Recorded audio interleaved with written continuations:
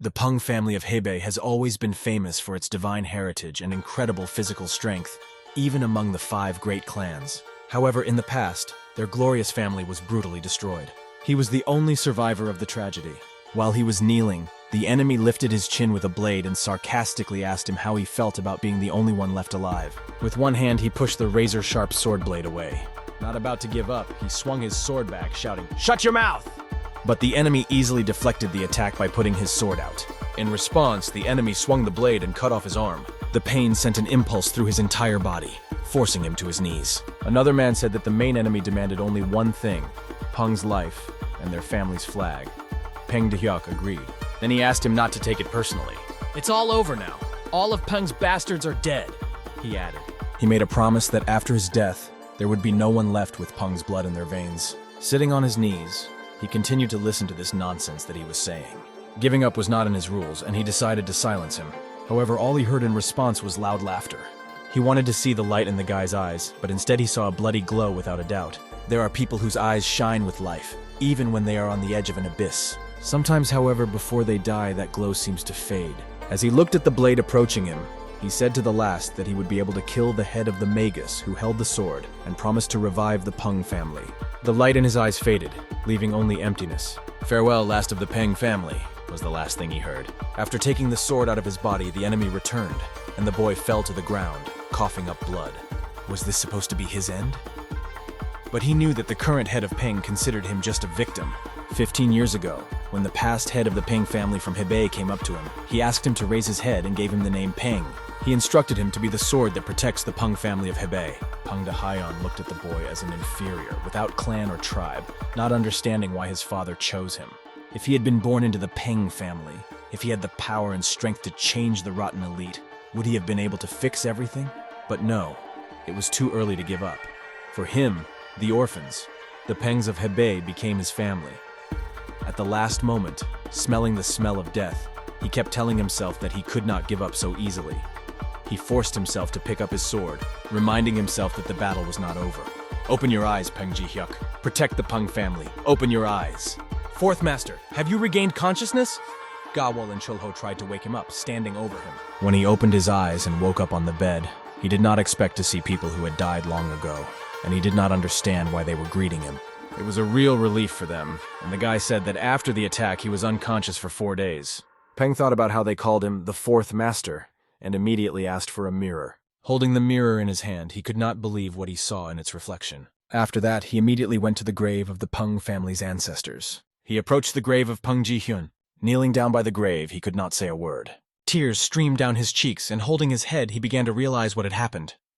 He realized that it was all extremely strange, because he had gone back in time and for some reason found himself in the body of Peng Mu-son, who had died during the attack. Seeing his bad condition, the guys immediately picked him up and began to carry him. However, he broke free and pushed them away. As he approached one of the tombs, he whispered, "How could this happen?" and hit it with his hand. He could not understand whether he was destined to see the destruction of the Peng family again. At that moment, Peng Dehyun, the elder master of the Peng family from Hebei, appeared. Sun considered him a traitor and immediately clenched his fist tightly. But Peng Dehyun put his hand on his shoulder. He noted that Song had not yet fully recovered and looked weak. Then he asked if he was worried about the attackers. Hugging him, Peng Dehyun asked him not to be afraid and added that he had already given orders to look into the matter, so it would soon be known who attacked him. He also noted that it was a pity that Sun was so weak in spirit. "You should have thought more about your health instead of rushing to the grave," Peng Dehyun said. At that moment, Song began to recall moments from the past, which rolled in like flashbacks. The sword at his neck, the cuts on his cheek, the pleas of his elder master, who repeatedly reminded him of his worthlessness. He constantly pointed out to him that he had no roots. Standing by the grave, he believed that he had died a worthless man, without bringing any benefit. A young man who died miserably, unable to properly protect Sun and his master. Sun repeated this over and over again, lifting his leg while standing next to the grave. Kicking the grave, he destroyed the flower that was lying on it, saying, "The name of the Peng family did not suit me." After that, Peng Dehyun turned to Sun, adding that there was nothing to take from him, because he himself was not much different from the deceased. "You were born with the name Pen, but you don't even know martial arts," Peng Dehyun said. After that, he called him a worm. Turning around, he started to walk away, asking him to take care of his health and calling him brother. Finally, he added that it would be good if both of them were dealt with. When Song was Peng Ji-hyun, his fate was determined by his ancestry, and now he had become the fool of the Peng family. Furious, he shouted, "Gawol Chulho!" thus calling them. They came running and immediately fell to their knees when they saw the fury in his eyes. He promised himself that this time he would be the head of the family. The boys immediately felt a new energy coming from him and wondered what kind of change it was. They realized that he was really going to fight for power with the other heirs. Gawol thought he was being too reckless, as the other heirs would not let him do that. Chulho also realized that the fourth master had little knowledge of martial arts and doubted his success in such a fight. Sung himself realized that he was weak now, and that this could put them all in danger. But he asked them again if they would follow him. "We'll follow you," came the response from Gawol, the girl, and Chulho, the boy. Pen Ji-hyuk is dead. He died in his past life as well as in this one. From now on, he is Peng Mu-sung, the youngest son of the Peng family from Hebei. A candle was burning, adding peace and comfort to the atmosphere. Meditating and filling himself with inner peace, he tried to realize what he had at the moment. He decided to start with martial arts techniques. It's a big secret, but Peng Mu-sung has always been afraid of sword and blood, so he didn't learn martial arts. Despite his superior physical and energy gifts, he wasn't the most respected member of the family, but he still had Peng's blood in him. I need to see if there is still hope, he decided. He focused all his energy on one point. The energy that began to flow out of him was fierce. The wind spread throughout the room, and his body shone with chi energy. After a while, a whole month had already passed on the 4-column training field. Everyone noticed that he had changed beyond recognition. However, the girl wondered why he suddenly wanted to become the head of the family. It meant that he was going to participate in the competition for the election of the head. In the competition for the selection of the head, the sons of the Peng family take part in official fights to determine the next leader. They are judged on martial arts skills, integrity, wisdom, and courage. Even image affects the distribution of power. The boys didn't understand why he didn't strive for it from the beginning and decided to become the leader so late. Some wondered if he had started striving for this goal too late. But only a month has passed, and he has already started to look impressive. When people saw him in the office, they couldn't understand what he was doing here, because he rarely left the house before. However, rumors were already spreading that he had been training regularly lately, as if he was going to practice martial arts again. People wondered why he was doing it now, since the competition was coming up. Peng asked Young-ho to wait here while he went to the 3rd floor. He couldn't understand how this was possible, because only the direct heirs of the family and those who had received special permission from the head could go up to the 3rd floor, because all the secret techniques of the Peng family were kept there. He thought he wasn't strong enough to learn the techniques there now. As he climbed the stairs, Sun felt that they became easier for him. In his past life, everything was different. These stairs seemed insurmountably high to him. Previously, he had only watched others climb them, and he was able to get up there only once, when the Magi had taken over the entire Murem. This is the difference between direct descendants and everyone else. Right in front of the entrance, there were 2 swords in front of Sun, and he was asked to stop. It was explained to him that it was ordered not to let in those who did not have sufficient knowledge of martial arts. Sung decided not to be nice to them and said that if they did not retreat, there was nothing he could do. He grabbed one of the wooden swords and squeezed it tightly. "What kind of power is this?" the guards asked themselves as he squeezed harder and harder. His energy was unrecognizable, and no one had ever expected anything like this from him before. As they flew apart, the guards asked themselves once again, where does the 4th heir get this inner energy from? They asked him how he managed to use the best spiritual technique of the family. He was not going to explain anything to them. He just decided to go through if they didn't mind. Soon he was inside the room. Now that he had this book in his hands, he knew exactly where this technique was hidden.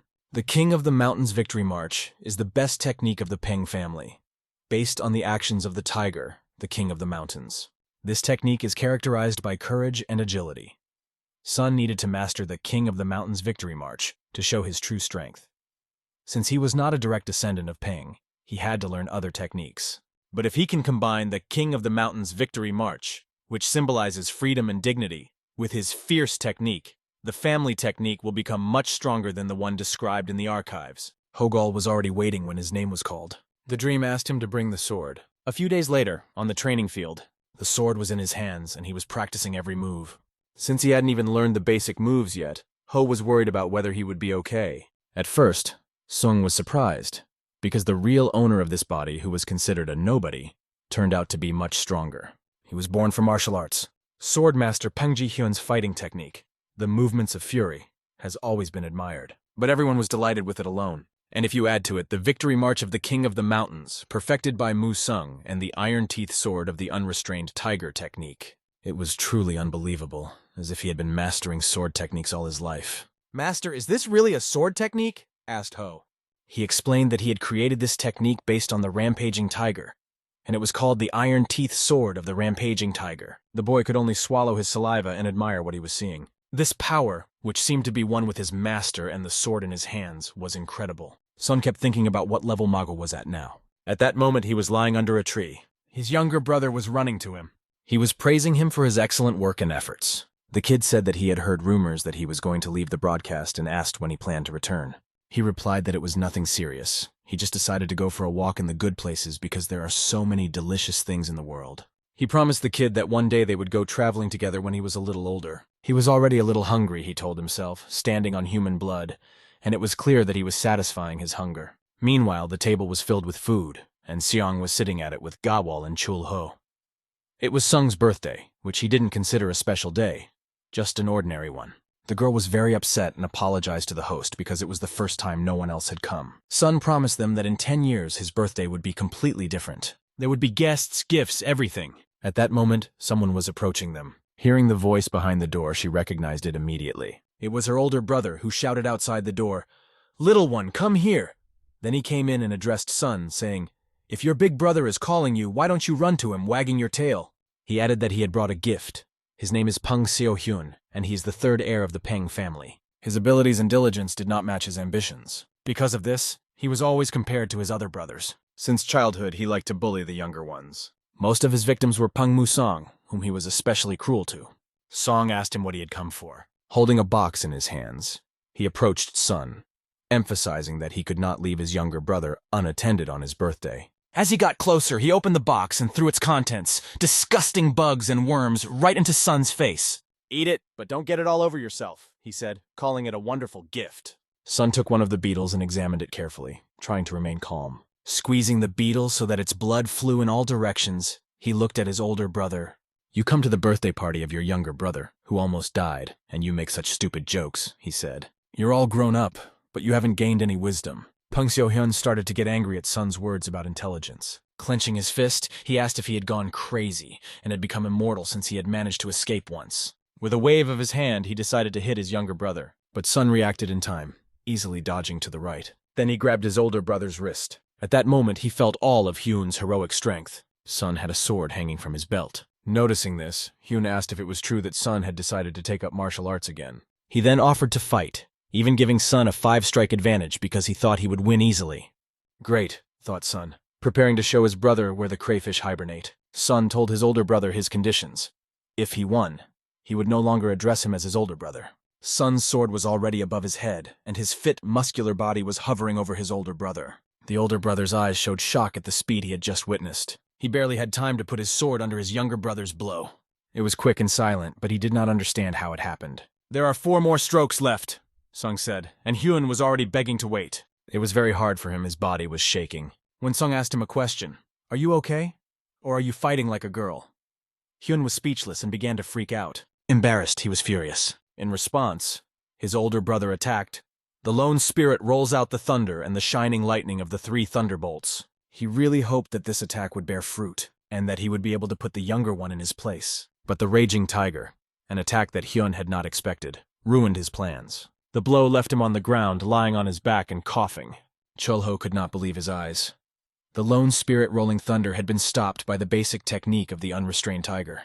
It seemed that they had switched roles. The dream made it clear that if you can't make fun of your older brothers, you shouldn't pick on your younger ones, and that people like Hyun have no right to be called big brothers. After that, he punched his brother in the nose pretty hard, making him think. After that, in the house of the head of the family, Peng, Hyun's hand was on his knee, trembling, and he had no strength at all. Sun came up to him and greeted him. Peng Jin-young, the current head of the Peng family, was coughing with his hand over his mouth. "How are you feeling?" asked Song, to which the head replied that he was doing quite well. Sun was very eager to see the family head, and it was a pity that he came at a time when he was already sick, to get the family off its knees. Peng Jin-young tried to perfect the lone spirit rolling thunder technique, and this eventually led to his current state. The head had already heard that Song had beaten Seo-hyuk. He asked him if it was true. Sung was confused, and there was a moment of silence between them. Then he bowed low in front of the leader and apologized. But the head laughed and explained that he did not blame him, because brothers always fight. He was just a little surprised to hear that it was not the older one who had beaten the younger one, but the other way around. At that moment, Sun thought about how good it was that he had returned to the past and could see the head of the family again. The head noticed that Sun's energy had changed a lot, and when he looked at him, he remembered the late Ji-hyuk. He then explained how much he cared for Ji-hyuk, who was like a son to him. Despite the opposition of the family, who did not want to accept him and give him their surname, the head made him a member of the family. Ji-hyuk always aspired to become a weapon with which the leader could protect Peng. He remembered how much the kid loved their family like no other. The loss of Ji-hyuk was a great pain for him, and listening to this, Sung couldn't hold back his tears. Sung did not hold back and promised that he would fulfill Peng Ji-hyuk's dreams and will. That's all the leader wanted to hear from Sun and asked him to do his best. In the past, he had appointed Ji-hyuk as Musung's bodyguard, so that his younger brother could look up to him as an example. After that, he thanked Sung and told him he could go get some rest. Finally, the leader mistakenly called Sun Ji-hyuk, thanked him, and apologized for not being able to protect him. The monthly meeting of the main persons of the Peng family is a gathering held every month. It is attended by Peng Yong-hu, the younger brother of Peng Jin-young, who is the deputy head, Peng Seo-hyun, the third heir apparent, and Peng Chui-hyun, the second heir apparent, and Peng Dai-hyuk, who is the first heir. Only the direct descendants of the Peng family, and those officially appointed to leadership positions, can attend this meeting. Everyone is finally there, and this time the head of the family is absent again. As soon as the conversation began, the door opened and the fourth heir entered, unexpectedly ready to attend the monthly meeting. Chul-ho was working with metal when a girl came in and asked him where the heir had gone. He replied that he had met with the head. After that, he immediately went to the monthly meeting. While pouring water on the metal, Chul-ho heard the girl ask why the heir would go there. Looking at the finished sword, he told her that it was time. Meanwhile, in the assembly hall, all the family members were sitting in their seats. Some of them, having been beaten by their younger brother, were furious, while others were calmly drinking tea from a cup. Sun listened attentively to the question addressed to him. They asked when the aura of the weak younger brother had changed so much. The deputy head announced the beginning of the meeting. The head of the overseers was ready to report on today's report, which concerned the investigation into the attack on the fourth heir. He noted that all the participants were caught and tied up on the spot. It turned out that they were warriors who held a grudge against the Peng family. They chose the fourth heir because they thought he and his bodyguard were the weakest among the others. That's a lie, thought Sun. In his past life, when Sun was killed, it was proven that the third heir, Hyuk, was behind it. Because of this, Hyuk lost his influence and was unable to claim the place of the next head. Later, of course, it turned out that this was a mistake, but it happened after the new chairman was elected. Sun wanted to add something. He explained that although he was not the main heir, he was also almost killed, and the family did not say a word about it. He asked if anyone was obstructing the case. It was an insidious plan to kill two heirs at the same time. Sun realized who actually organized this murder, and that culprit was Peng Dae-hyuk. Song then stood up from his chair and said that this incident made him realize many things. I, the fourth heir of Peng Mu-song, will compete to become the new head of the family. These words caused a storm of emotions in the third heir. Some people were very interested in them. Song continued and asked to be given a chance to show his abilities, as there has been a serial killer wreaking havoc in Hebei lately. This is the White Yin Demon, who has already killed 7 girls with yin energy. According to rumors, he is a master of his craft. No one knows his exact location, and that's why Sun asked me to entrust him with this task. He promised that he would definitely catch him and bring him back. The third heir couldn't hold back and started to get up from his chair. He grabbed Sun by his clothes and called him a bastard. Seo-hyun said that he was tracking down the White Yin Demon himself and asked Sun not to interfere. Sun turned to his third brother. That's why I'm telling you, third brother, that I'm taking this case. He asked if it was because of him that Seo-hyun was in such a miserable state. Seong said that he had a duty to take responsibility for beating him. The second heir approached Song and said that he had not seen such decisive action from him for a long time and said that he supported the fourth heir's wishes. The head of the military did not hide his desire for this to happen. Everyone started asking the deputy head to give Sun this chance. The deputy head reasoned that the second heir had always protected the younger one, so it was expected. But the head of the military had always maintained neutrality, and now he suddenly decided to intervene. This noise was due to Musong's changing aura. He didn't understand why he was surprised, because a tiger gives birth to a cub. Then the first heir also spoke up, saying that Musong was part of their bloodline and should be given this chance. Song knew that the first heir would do just that, because once he left the estate, it would be easier for the first to get rid of him. At that moment, The third heir jumped up again and asked everyone what had gotten into them, because Sun had never shown any interest in family or martial arts. They began to calm him down, but Xiong put his hand on his shoulder and explained that Xiaohyun's current condition might be related to the white yin demon, and suggested that he would try to catch it himself. Then he leaned down to his ear and suggested that he go to training again. On behalf of the head, who could not attend, the deputy announced that the fourth heir was allowed to catch the white yin demon to prove his worthiness to compete for the next head. After this decision, a smile appeared on the faces of the other family members. Song thanked them for this chance and promised to catch the white yin demon. The first heir had a very interesting question, which he asked. How did Song manage to locate the criminal, and where will he be next? After all, no one knows how Yin chooses his next victims. Sun explained that, according to the information he had gathered so far, the next target is the Twin Ghost Mountains, where a small family's fortress is located. The second daughter of the head of this family is the next victim. After a while, they were already traveling through the ghostly mountains, and a servant asked Song if the white yin demon had really appeared here. Song replied that he had learned something important. All the victims had one thing in common. They all have moles on their necks. Since this detail seems insignificant, everyone missed it. Of course, without the memories from his past life, he wouldn't have been able to realize this. In his past life, Peng Hyuk always missed the white yin demon, and the number of victims only increased. An interesting question arose. How did Song find out about the mole on the neck of the second daughter of the fortress, Sarin? He explained that he had acted in the same way as the white demon Yin. Rumors that wander here and there can tell a lot. Ho apologized to Sun, but he mustered up the courage to say that he hadn't been like himself lately. Even his manner of speech had changed a lot. As a warrior, he really wanted to know from Sun how he trained, how he got this energy and sword technique. A slight smile appeared on Sun's face. He told Ho that it was Peng Ji Hyuk who showed him. At that moment, they quickly grabbed their weapons when they heard sounds that caught their attention. It was very foggy around them, and it was hard to see anything. They thought it might be an imagination and let go of their weapons. They still had a long way to go, so they decided to move faster. Did they really see me? Thought Go Wall. Among the fragrant flowers in the courtyard of Sarin Fortress, a little girl sat, inhaling the magical scent. Gently stroking the flowers, she knew how to find joy in life. She always noticed the beauty of the world in the simplest things. But Yin, the rascal, was sitting on a branch nearby, watching her intently. Yin, the white demon, was hunting her, the second daughter of the fortress's lord, Sarin. In a moment of despair, he grabbed his throat and screamed, "Mom!" At the same moment, the girl also felt a sharp pain. She whispered a word. Dirt. He clutched his throat with all his might, trying to muffle his own scream. After that, traces of dirt remained on his neck. He jumped to the ground from the branch he had been sitting on and found himself even closer to the girl. A moment later, his feet stepped on the flowers, crushing them. The dirt was everywhere on his hands and clothes, all over him. After a while, Yin's shadow fell on the girl lying on the bed. His hand slowly reached out to her. He was ready to grab her with his claws, just one step away. But suddenly, Sun appeared behind him and asked Yin if he had noticed that the mole had disappeared. "Who the hell are you?" asked Yin, shocked to see someone here. Sun only replied that Yin did not need to know. He asked Yin if he was really the Ice Demon's disciple. Yin White Demon. Sun grabbed his sword and began to approach Yin closer and closer. Yin warned him that it was not too late to retreat, and anger burst out of him, changing his face. But Sun looked absolutely calm, and a smile played on his face. Together they jumped out of the room through the window, deciding that they would find another place to continue the fight. Yin was concentrating all his energy on his hand, which had long, sharp claws shining at the tips. Sun was preparing his sword to parry the coming blows. But the blows were so powerful that it was almost impossible to hold the sword in his hands. However, a swing of the sword allowed him to push the demon back. Yin demonstrated impressive acrobatics, doing 2 backflips and maintaining his balance perfectly. Calling Sun a bastard, Yin warned him that he would turn him into an ice statue.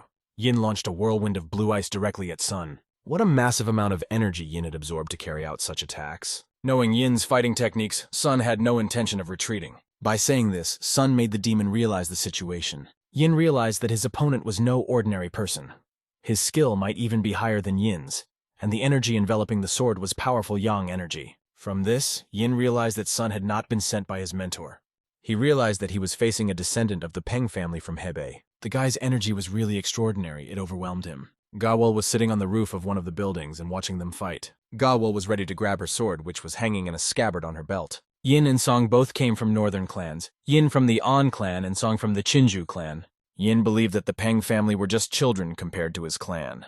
This was quite a loud statement on his part. The iron teeth sword of the indomitable tiger. A powerful tiger strike that made the trees tremble. These two attacks silenced the demon and made him pay for his words with the loss of his arm. He finally saw the real power in front of him. The dream looked powerful. His gaze was confident, his face was serious, and his soul was eager to punish the offender. A moment later, Yin was sitting in the middle of the flowers, unable to contain his emotions from the pain. He curled up in a ball and knelt down. Suddenly, Sun began to feel something strange. His body did not obey itself, and a sharp pain appeared in his head. Could it be energy paralysis? Why? If Sun hadn't lost much energy. Could it be the Peng family's big secret? Was Song afraid of swords and the sight of blood? Heaven had given him the body of a tiger and the heart of a deer. Would he be able to plunge his sword into a human being now that the enemy had suddenly rushed at him, grabbing him by the neck? Feeling superior due to Sun's inability to kill him, Yin began to shout, "Die!" while holding his neck. At that moment, Sun's hand trembled and reached for the hilt of his sword, but the sword slipped and fell on the beautiful flowers that were growing right under their feet. In his predicament, Sun began to pull Yin's arm away from his neck. This was followed by a powerful right hook to the head, which made his opponent's legs stagger. Drops of blood began to fly out of Yin's mouth. "That's enough!"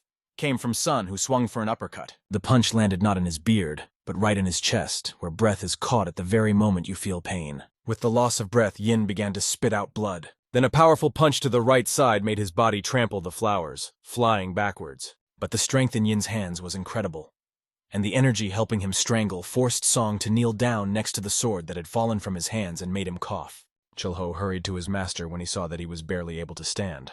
But Sung raised his hand and asked him not to interfere, signaling him to wait. After a suffocating moment, Sun reached for his sword. Now Yin will deal with him alone, without wasting time to help. The one-armed demon got up even after such strong blows, but taijutsu will not harm this enemy. After all, in his arsenal, in addition to a strong body, there are many more attacks that he begins to use. Although the body belongs to Pengmu Sun, the soul inside belongs to someone else, and the owner of this soul is good with a sword. This gives him the opportunity to win, and perhaps he is already winning. The victory march of the King of the Mountains is the next attack he used. Yin no longer knew what to do and how to restrain such strong attacks from Song, but the attacks came one after another as if Sun had unlimited energy. One more swing of the sword, and the enemy lost his other arm and was left armless. Sun honorably fulfilled his task, leaving the enemy no chance. Meanwhile, the daughter of the second man was sobbing with emotion, shouting, "Dirt! I didn't want you," she said, crying bitterly. In her mind, she grabbed the white demon Yin by the neck, but in reality, as if hearing these words, he knelt down without hands and asked, "Am I the mud?" These were his last words, and he kept asking again and again, "Am I dirt?" It was the last thing he said before he fell to the ground among the luxuriant flowers that shimmered brightly under the glow of the night moon. Ho, terrified, immediately rushed to his master. He noticed with alarm that the white demon Yin was lying unconscious, as if lost in his own thoughts. Sleep had sealed his martial techniques, closing off the energy flows and leaving him defenseless. The man wondered why the cruelty was directed at innocent girls and why he clung to those moles so much. But the dream warned him not to ask questions he didn't want to know the answers to, and not to delve into the darkness of another's soul. The softness can confuse the blade of your sword. Yet he listened to this and did not understand anything, as if he had lost the thread of understanding. The master's martial arts skills in this fight were not inferior to those of the best swordsman, it was obvious. But there was one something he could not yet overcome, and that was the fear of blood and battle. Now Ho was sure that his master would become the next head, and the day when his fame would spread around the world was not far off. After that, Dawn told the man that he would now have to finish everything here and do something else before returning home. The man did not understand and asked what exactly the dream meant. Without answering, the dreamer silently began to walk away, and the man asked where he was going. "To the top of the Phantom Mountain," replied the dreamer. The cleft of the twin Phantom Mountains, impressive in its scale, the crevasse was surrounded by tree roots that hugged the rocks all along the slope. Dream was approaching them. He stood in front of the trees, and with one swing of his sword cut them down because they were blocking the way. They prevented them from going to the cave, which was hidden under the roots. Once upon a time, the white demon Yin was fleeing from the pursuit of Peng Seo-hyuk. By chance, he found this cave near the gap between two peaks.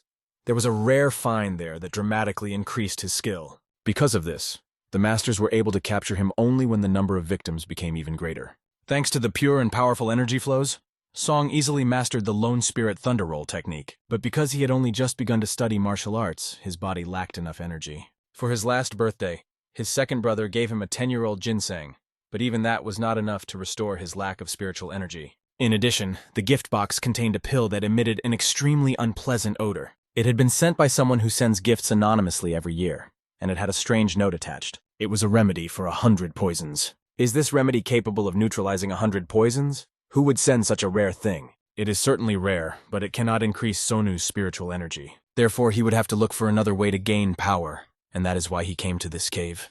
Who would have thought that the May ice flower grows here? It is certainly very valuable, but it only increases yin energy. For the white yin demon who used techniques based on it, it might be useful, but for Sun, who uses yang energy, this find is useless. But suddenly he remembered something, namely, that there was someone who might need this flower. He thought that he would have to go to distant lands, but now he was lucky, because thanks to the flower he didn't have to worry about money. After picking the flower, Sun left the cave. Standing on a stone, he said that he did not even think that she would pursue him, because he had felt her long before. He asked her to come out and said that at first he was not sure, but now he could see her. He reminded her that he had ordered her to wait for them in the fortress. Gawal reached for her sword, which already had traces of blood on it. She pulled out her blade and realized that her master knew about her presence. He had sensed her from the moment he left the Peng family home and told her that she must be an assassin sent by her older brother.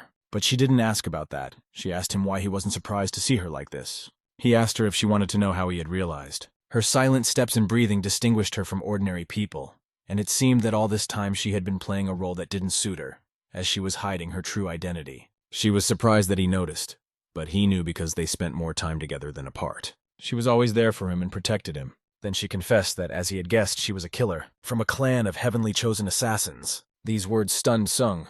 He did not expect such a confession and was very surprised. Is Gawal really from the same clan where the head is the king of assassins and is one of the top 10 mercenaries? Her clan is one of the 3 main mercenary clans in Murim, and she's one of the best there. She threatened Sun, saying that even he would have a hard time avoiding death if she decided to act. Maybe, Sung replied and asked what she wanted. In response, he heard that he needed to give up the competition. At that moment, he realized that she had been hired by Hyuk and said that he couldn't give up, so he refused. Her speed was incredible, and she rushed at Song with lightning speed with a blade. We can recall how she used to take the lady's hand. There were tears in her eyes that she could not hold back. She begged to be called sister for the last time, like in the good old days. Even on her knees to the last, she wished for the mistress to live and asked for her son Musung to be protected. Her life ended like the last drop of water that dried up in a lake that had asked for nothing in return all its life, but only gave its water to the birds and fish that lived in it. Her pain was unbearable, and she fell on the sheet that covered her and cried. And now her blades were pointed directly at Sun's throat. He said to her, "You can't do this. You won't succeed." "I don't know about the others, but you won't betray me," Sung said right in her face, knowing that she would do nothing because her emotions had already gotten the better of her. "Why the hell?" she asked, and dropped the knife from his hand. Grabbing his clothes, she began to ask him why he was choosing the most dangerous path, and in her mind she apologized to her sister for having to protect her master, and now it seemed she would not be able to be there for him. He took her tender hands and apologized for making her worry, but said he could not change his mind. Even her eyes pleading with him could not make him change his mind. At that moment, she brought up the subject of his late mother. She was the only daughter of a clan leader, and Peng Musun's mother was the daughter of the King of Killers, which means that Sun's grandfather was the same King of Killers. The girl began to explain that Peng's family was very famous, so it was impossible to reveal the fact that the lady came from the assassin clan. Sun could not believe it. Was the antidote he had recently received as a gift from his grandfather, and all the other gifts were also from his grandfather? It seemed impossible. Sun knew the truth about Gawal being a murderer from his past life.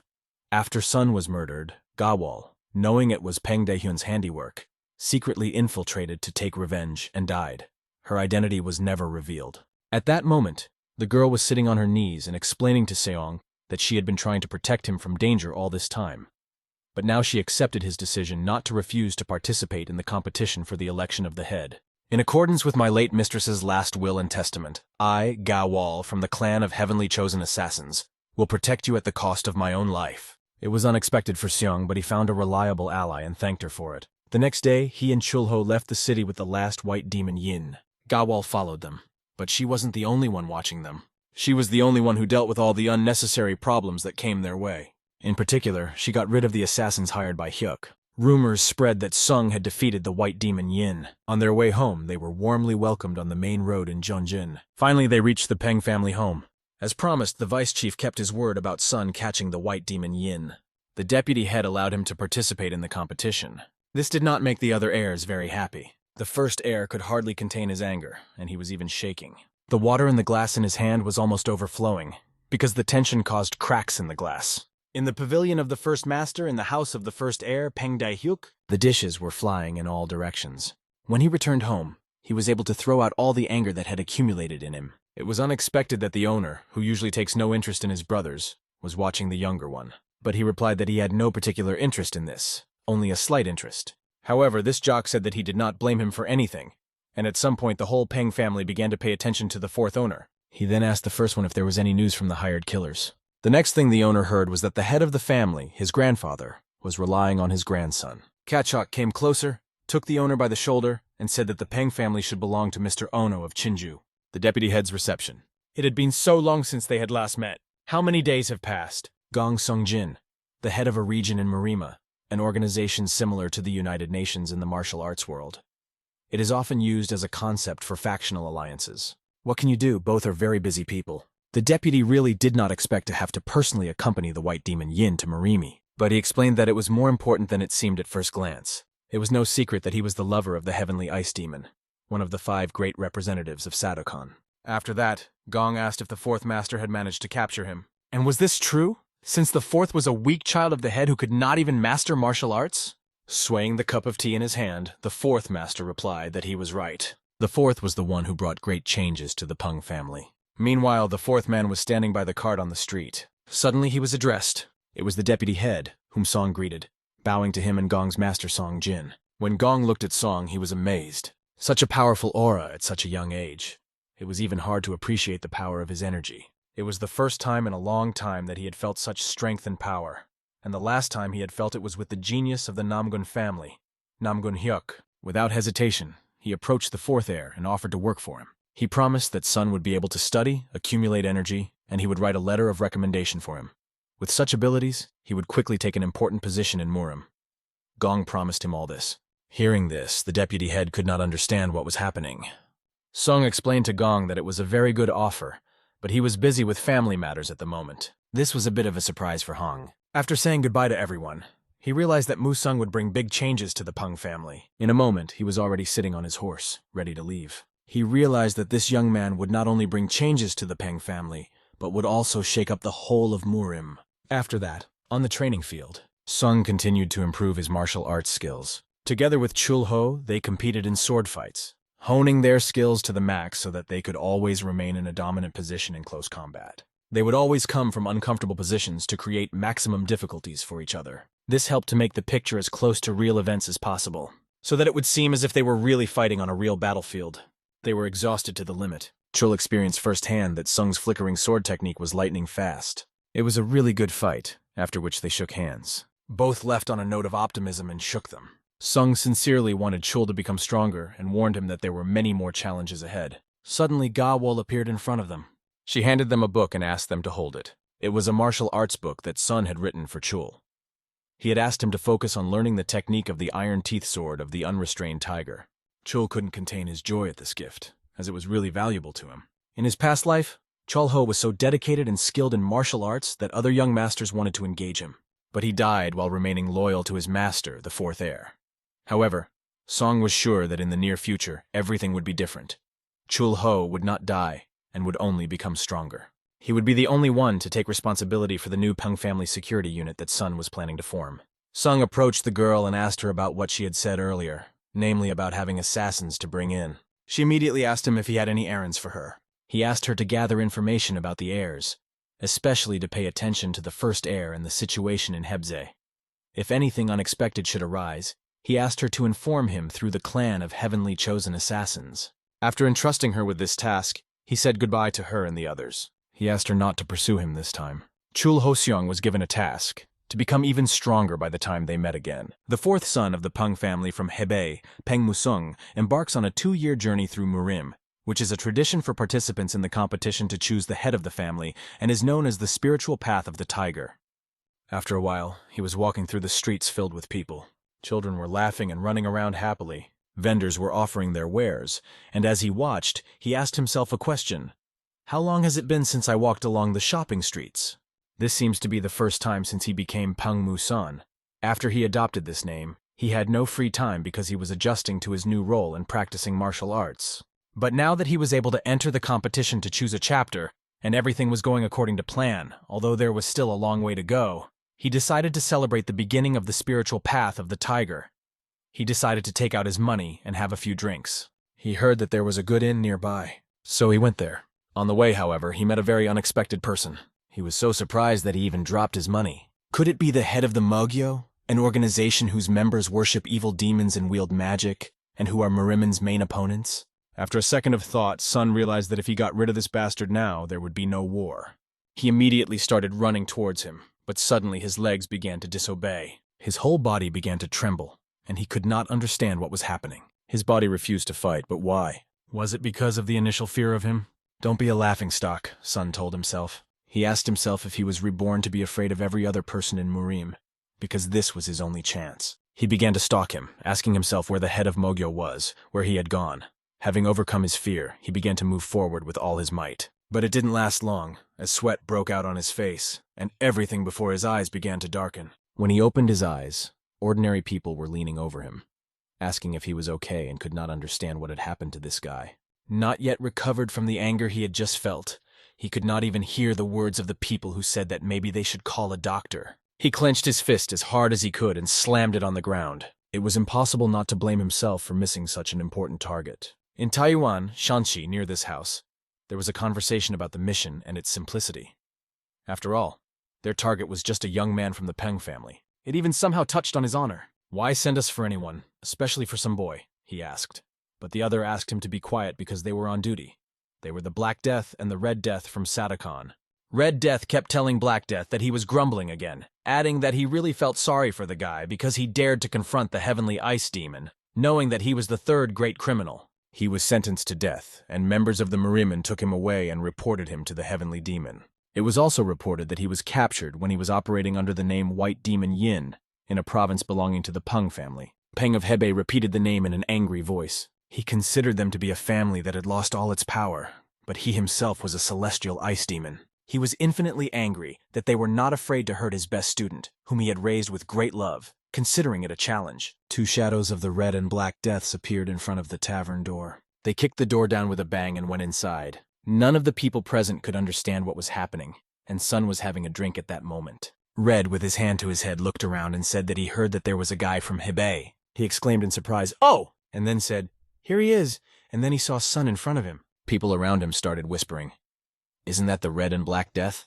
They are partners known for their strength even among the Sapa warriors. Their martial arts are extraordinary, and alone they are terrifying. But when they attack in pairs, it is a real terror. People have even heard that many great masters have left this world because of them." They told everyone present that if they didn't want to die, they'd better leave this place as soon as possible. Soon, screaming, all the people left the room. Red's hand was already on Sun's shoulder, and he asked if he was the son of the Peng family. He looked at the bowl of food in front of Sun and noticed that he hadn't even touched it. "You're so young, but you eat like an old man," he said. Taking the noodles, he started eating, laughing and saying how delicious it was, suggesting that Black eat here when they were done with their work. After all, they hadn't even had lunch yet. Sung told them that he had searched the entire neighborhood, but hadn't found the head of the Mogyo. He had already realized that they had been sent by the Heavenly Ice Demon. They were also famous partners in his past life. Sun thought to himself that he could not be defeated by such scoundrels as them. The silence from Sun angered Red. Sun decided not to be silent and told them that he believed they had been sent by the Heavenly Ice Demon, but they had come at the wrong time because he was in a very bad mood. He asked Red for permission to give him a drink and poured water directly on his head. "I want to give him a drink so that he doesn't suffer in the afterlife for not even drinking before he died," he added. Sun hit Red in the chest with his knee, which is the most effective technique against those who take away someone else's food. Black immediately grabbed his sword when he saw his comrade thrown to the side, and with his sword, he rushed straight at Sun, trying to attack him from behind. But he didn't hit him in the back, only in the void, as Sun skillfully dodged the attack, concentrated his energy on his arm, and swung straight at Black Death's head. Black Death flew into the wall, grinding the floor on his way. Feeling the wave that came from Black Death hitting the wall, Red Death sat on his knees and looked at his opponent. He urged Black Death not to pretend and to get up quickly because he saw Sun, whose energy exceeded all possible limits, forming a field of power around him. Red Death took out his whip and realized that this mission would not be easy. The Red Death offered to fight in earnest, noting that the blow was in view of the fact that he had yielded to him as a junior. After that, he swung his whip right at the place where Sun was standing. But with incredible speed, Sun easily dodged this blow. He reached for his sword, which he had with him, and was almost at Red Death's side. The Red Death tried to do something, pulling out his whip, thinking that he could now punish Sun. A whip, compared to a sword, is a weapon for longer-range combat, and you need very high speed to get through the whip's blows that can tear the skin. The Black Death only had time to warn the Red that the dream was above his head. Sun showed real skill with his sword and was already close to the enemy. Red Death was lucky that Black jumped up in time. He wondered what kind of power Sun had. Before that, they hadn't even considered him a serious opponent. But it was only after they got their asses handed to them that they realized he had such a perfect skill. Phew, Sung finally exhaled. I just have to clean up this mess. He thought to himself that this was a complete failure. At first, he made a few winning moves, but, as expected, it was a tough bet, because Sun's inner strength was less than the amount of energy they had accumulated over their lives. In the best-case scenario, he will survive 3 more clashes. But if the battle drags on, Sun will be finished. Without giving up, the opponents immediately rushed at him, releasing all their energy outward. Am I really going to lose? Sun asked himself, looking at the 2 bullets flying at him in the form of opponents who had now become super fast. One with a sword like lightning, and the other with a whip and even in a jump. Both of them were shouting the same thing, their desire for him to die quickly. With one hand, Sun defended himself against the whip, and with the other hand he deflected the sword. But the whip wrapped itself around the sword's blade. Behind him, the Black Death decided to attack from the rear. Sun, with great effort, put his hand directly under the blade, putting all his energy into this point so that the blade would not cut through his hand. It was difficult to even move, because one hand was occupied with the sword to which the whip was tied, and the other was holding the sword. But his 2 legs remained free, and he lifted one of them up. Then, kicking it to the floor, he released energy that threw both opponents back. Black Death barely stayed on his feet, and Red Death flew backwards, flying over the boxes that were in his way. This attack took a lot of strength from Sun, and blood flew out of his mouth. The internal injuries caused by the reverse energy flow were serious. He could only hope that he would hold out, but it was very risky. You're losing shape, Red Death said. He added that it seemed that the young master from a famous family was at the end of his rope, as it was obvious how hard he was having a hard time even in this battle. Black Death reminded Red Death that complacency was forbidden, but he asked him not to grumble, which he usually does, and said he would quickly finish Song off by throwing himself at him. Song realized that he couldn't die so stupidly right there, since he hadn't even started his business yet. He remembered his family who were killed in his past life. He had not yet fulfilled his mission of revenge for that day. The whip cut through the air again, making loud pops. Sun, with a gaze colder than the ice of Antarctica, looked at his opponents. Looking at them, he felt no pity. He had finished with the Red Death first. The Black Death saw it with his own eyes and could not believe it, but Sun's ruthless and cold gaze now turned to Black Death. The sword whistled in the air. All the power was directed to this strike. The sword passed from top to bottom, and in its path was Black Death, whose blood flew in all directions. His body was cut into 2 parts. This surge of power and energy used by Sun took a lot of strength. He spent all his energy in this seemingly simple battle. With such strength, not only would he not be able to become the head of the family, but he would not be able to deal with the head of Mogyo. He remembered the words of the monk who had asked him if he had heard of a fate worthy of the name Buddha of Shanxi province, and he realized that, as he had thought, he needed to go there. He held a bag of money and put it on the bar, apologizing to the owner for the mess. The owner, meanwhile, was hiding behind the counter from the bloody battle that was taking place there. On the floor, there were only traces of 2 deaths, red and black, which were ruthlessly dealt with by Sun. Shanxi Province, Datong is a city in Shanxi Province, China. Yonggang Rock Cave is a Buddhist temple in Datong. It was in the vicinity of this place that Song was wandering. Next to him was a man who was carving a sculpture out of stone. He turned his head and saw Sun. At that time, Sun was walking toward a nearby cave. When he entered it, he saw a giant statue of Buddha made of stone. Sun bowed down to the Buddha with Amitabha, which is an exclamation in Buddhism that is uttered when praying to the Buddha. Sun apologized and said he would make some noise. He then concentrated all his energy in his fist and swung. The bright red glow of this energy illuminated the statue. Sun struck it with all his power right in front of him. Shanxi Province, the center of Taiwan, the streets remained as lively as ever. Meanwhile, in the Songhang Inn, beautiful music was playing, and the girl was completely immersed in it. The guests were drinking delicious teas that completely soothed their bodies. A nervous man opened the door. It was clear that he wanted to say something, but he couldn't. The girl immediately greeted him. "Hello, long time no see." He answered, stammering, "A long time." She asked him if he wanted a Comtech as usual, and suggested going up to the 3rd floor. He followed her, and she led him to the 3rd floor. Opening the door, she greeted him again. She was quite surprised by his visit, as she had not seen him for a long time. When she asked how he was doing, the man asked her not to ask. He told her that recently there had been a big fight in his guest house. She realized from his tone that the damage was serious. He said that there was not a single intact bowl left and put a bag on the table. He explained that he had paid generously for the damage. Is this really what I think it is? The girl thought.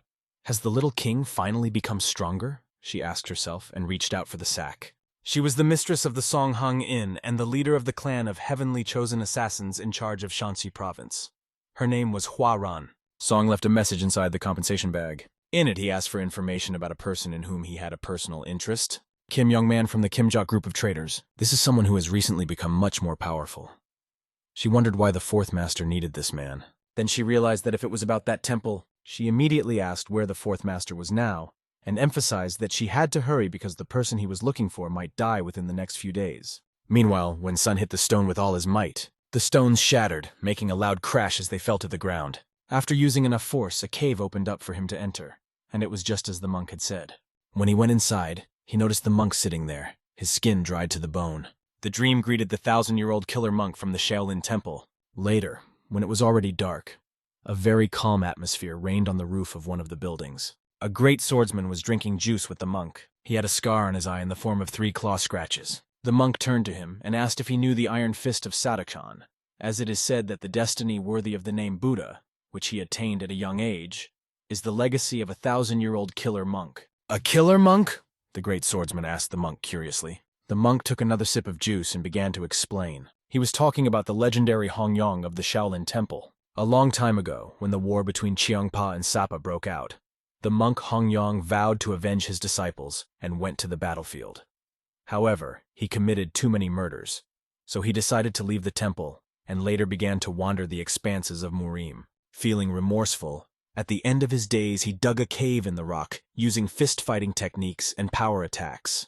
In the process, a certain truth was revealed to him. This truth was later described in a very valuable manuscript. In his past life, this manuscript was given to Sapa, and Sun could do nothing but be angry with that monk. As soon as Sun reached for the manuscript, he was distracted by sounds behind him. Turning his head, he noticed a man who was pumped up. It was the eldest heir to Sadojong, the Iron Fist, Cholmu Ryong. But why did he come here right now? Asked Sung. I've heard about the 1,000-year-old killer monk, so I've often looked into Yonghang Cave, said Iron Fist. He added that he hadn't expected to find a place like this. He laughed and asked Song how he found the place. He replied that Sun had simply sensed the place and asked him to back off, explaining that the manuscript had nothing to do with Sapa. But Iron Fist tightened his fist with all his might and told Sun that it seemed they had the same goal. He then suggested that they use their skills to determine the true master of destiny, the one worthy of being called a Buddha. Sun realized that this was a tough competition, because the Iron Fist was very strong, and the monk could not overcome it even once. But sometimes there are moments in life when there is no retreat. Song knew this better than anyone else and told him who he was, namely the 4th heir of the Peng family from Hebei, Peng Musong. The man working with the stone got up from the stone he was sitting on and finally waited for them to arrive. The one who could fulfill the cherished wish of the monk observer had arrived, the one whose strength is amazing. The battle between them began. They looked at each other with greedy eyes and rushed into battle. Iron Fist put all his strength into his fist, gathering all the energy there. Sun held his sword in his hands, which had no less energy. Luck was not on Sun's side this time. He was in a lot of pain, but the opponent still did not expect Sun to last so long. He noted that these skills did not look like those of a person of such a young age. Sun began to look for strength in himself and found it to get up at least one leg. He then said that he never liked and would never like to be distracted by chatter during a fight, gathered his strength, got to his feet, and picked up his sword. He promised to break Iron Fist into small pieces so that he could never return to martial arts again. The enemy took this with the hope that it was not a bluff, and he was the first to rush at Sun. A moment later, he was already standing and breathing heavily. He watched as Sun's hand tried to reach for the sword lying on the ground, and Sun's body was next to the sword. The difference in energy seemed to be too great, and Sun had not yet recovered from the battle with the Red and Black Death. After that, the Iron Fist decided that the winner was already determined, and he would get the manuscript. But suddenly, the sound of Sun's energy reached Iron Fist's ear again. Once again, Sun was able to rise, demonstrating his willpower. It seemed to Iron Fist that he would resist until he died. However, his thirst for victory was enormous, and he asked Sun to accept that the fight was over. Again, like a bolt of lightning in the sky, he thrust his fist towards Sun's body. It was amazing how Sun dodged it. But it wasn't over yet. This fighter still had a lot of strength. The blows were so loud that they could be heard even outside the cave. Who are you? Asked Iron Fist when something unexpected happened. This man grabbed his fist in flight as if it were a flake of fluff. He introduced himself as the one who was protecting the cherished wish of the monk observer, and he asked in return who they were to make a ruckus here. Does the 1,000-year-old killer monk have a descendant? Iron Fist wondered, and said that he was the Iron Fist of Sudojin, Cheol Mu Ryong. Song also bowed and introduced himself as the fourth heir of the Ping family. The monk's descendant noticed that if we compare the time of arrival at the cave, Song was the first to arrive here, and said so. He then said that the wooden chest should be given to the person who first arrived at the cave. But if that person dies, won't that change the conditions? Asked Iron Fist. Sun only looked him in the eye and remained silent, waiting for the next words from his descendant. The monk's descendant immediately noticed the cruelty and did not hide it, saying that it was clear that Iron Fist was a member of the Sapa. He asked him if he had decided to make a play on words. He didn't deny it and asked, "What if it is? A 1,000-year-old killer monk is the man who brutally murdered our soldiers from Sadakon a long time ago." He added that it was impossible to count all the victims who fell at his hands, and his manuscript was not a way to atone for the wars before the soldiers of Sudojin. He then declared that he could now take what was rightfully his. These words sent the elder into a rage, and Seong tried to bring him back to his senses, shouting, "Come to your senses!" Without waiting, Sun picked up his sword again, let his energy flow freely, and rushed straight at Iron Fist with his sword. The force in the blow was incredible. Iron Fist was very lucky to dodge such an attack. He hit a rock, which broke into small pieces. Iron Fist couldn't understand where so much energy came from in a man who had just recently been on the verge of death. "Do you remember the cherished wish of Monk Hong Yun?" asked Song, and added that this manuscript was really meant for the Sadochan soldiers who brutally killed the monk's disciples. At this point, let's return to the monk's conversation with the great swordsman about how Kiyomu broke his promise, studied everything himself, and then simply burned the manuscript. He didn't want to pass on Monk Hong Yun's knowledge to the Qianpa members, which made the monk think he was a damn bastard. He knew that the monk wanted only one thing: to pass on the knowledge of the Shaolin martial arts, the knowledge to which he had devoted his entire life. Because of his sinful soul, the monk could not return alone, and wanted at least the manuscript to reach the temple. The dreamer shouted that the place where the manuscript should return is Mount Sun Shan, where the Shaolin temple is located. He continued to ask his descendant if the monk hadn't been longing for the embrace of the Shaolin temple all his life. The descendant was even more amazed, not understanding how Song knew all this. Then Song asked him if he really thought that this henchman of Sapa, pointing to Iron Fist, would sincerely fulfill the wishes of Monk Hong Yong. At that moment, Iron Fist charged at him with his sword. He had already channeled all of his energy into his fist, and called Song's words a lie.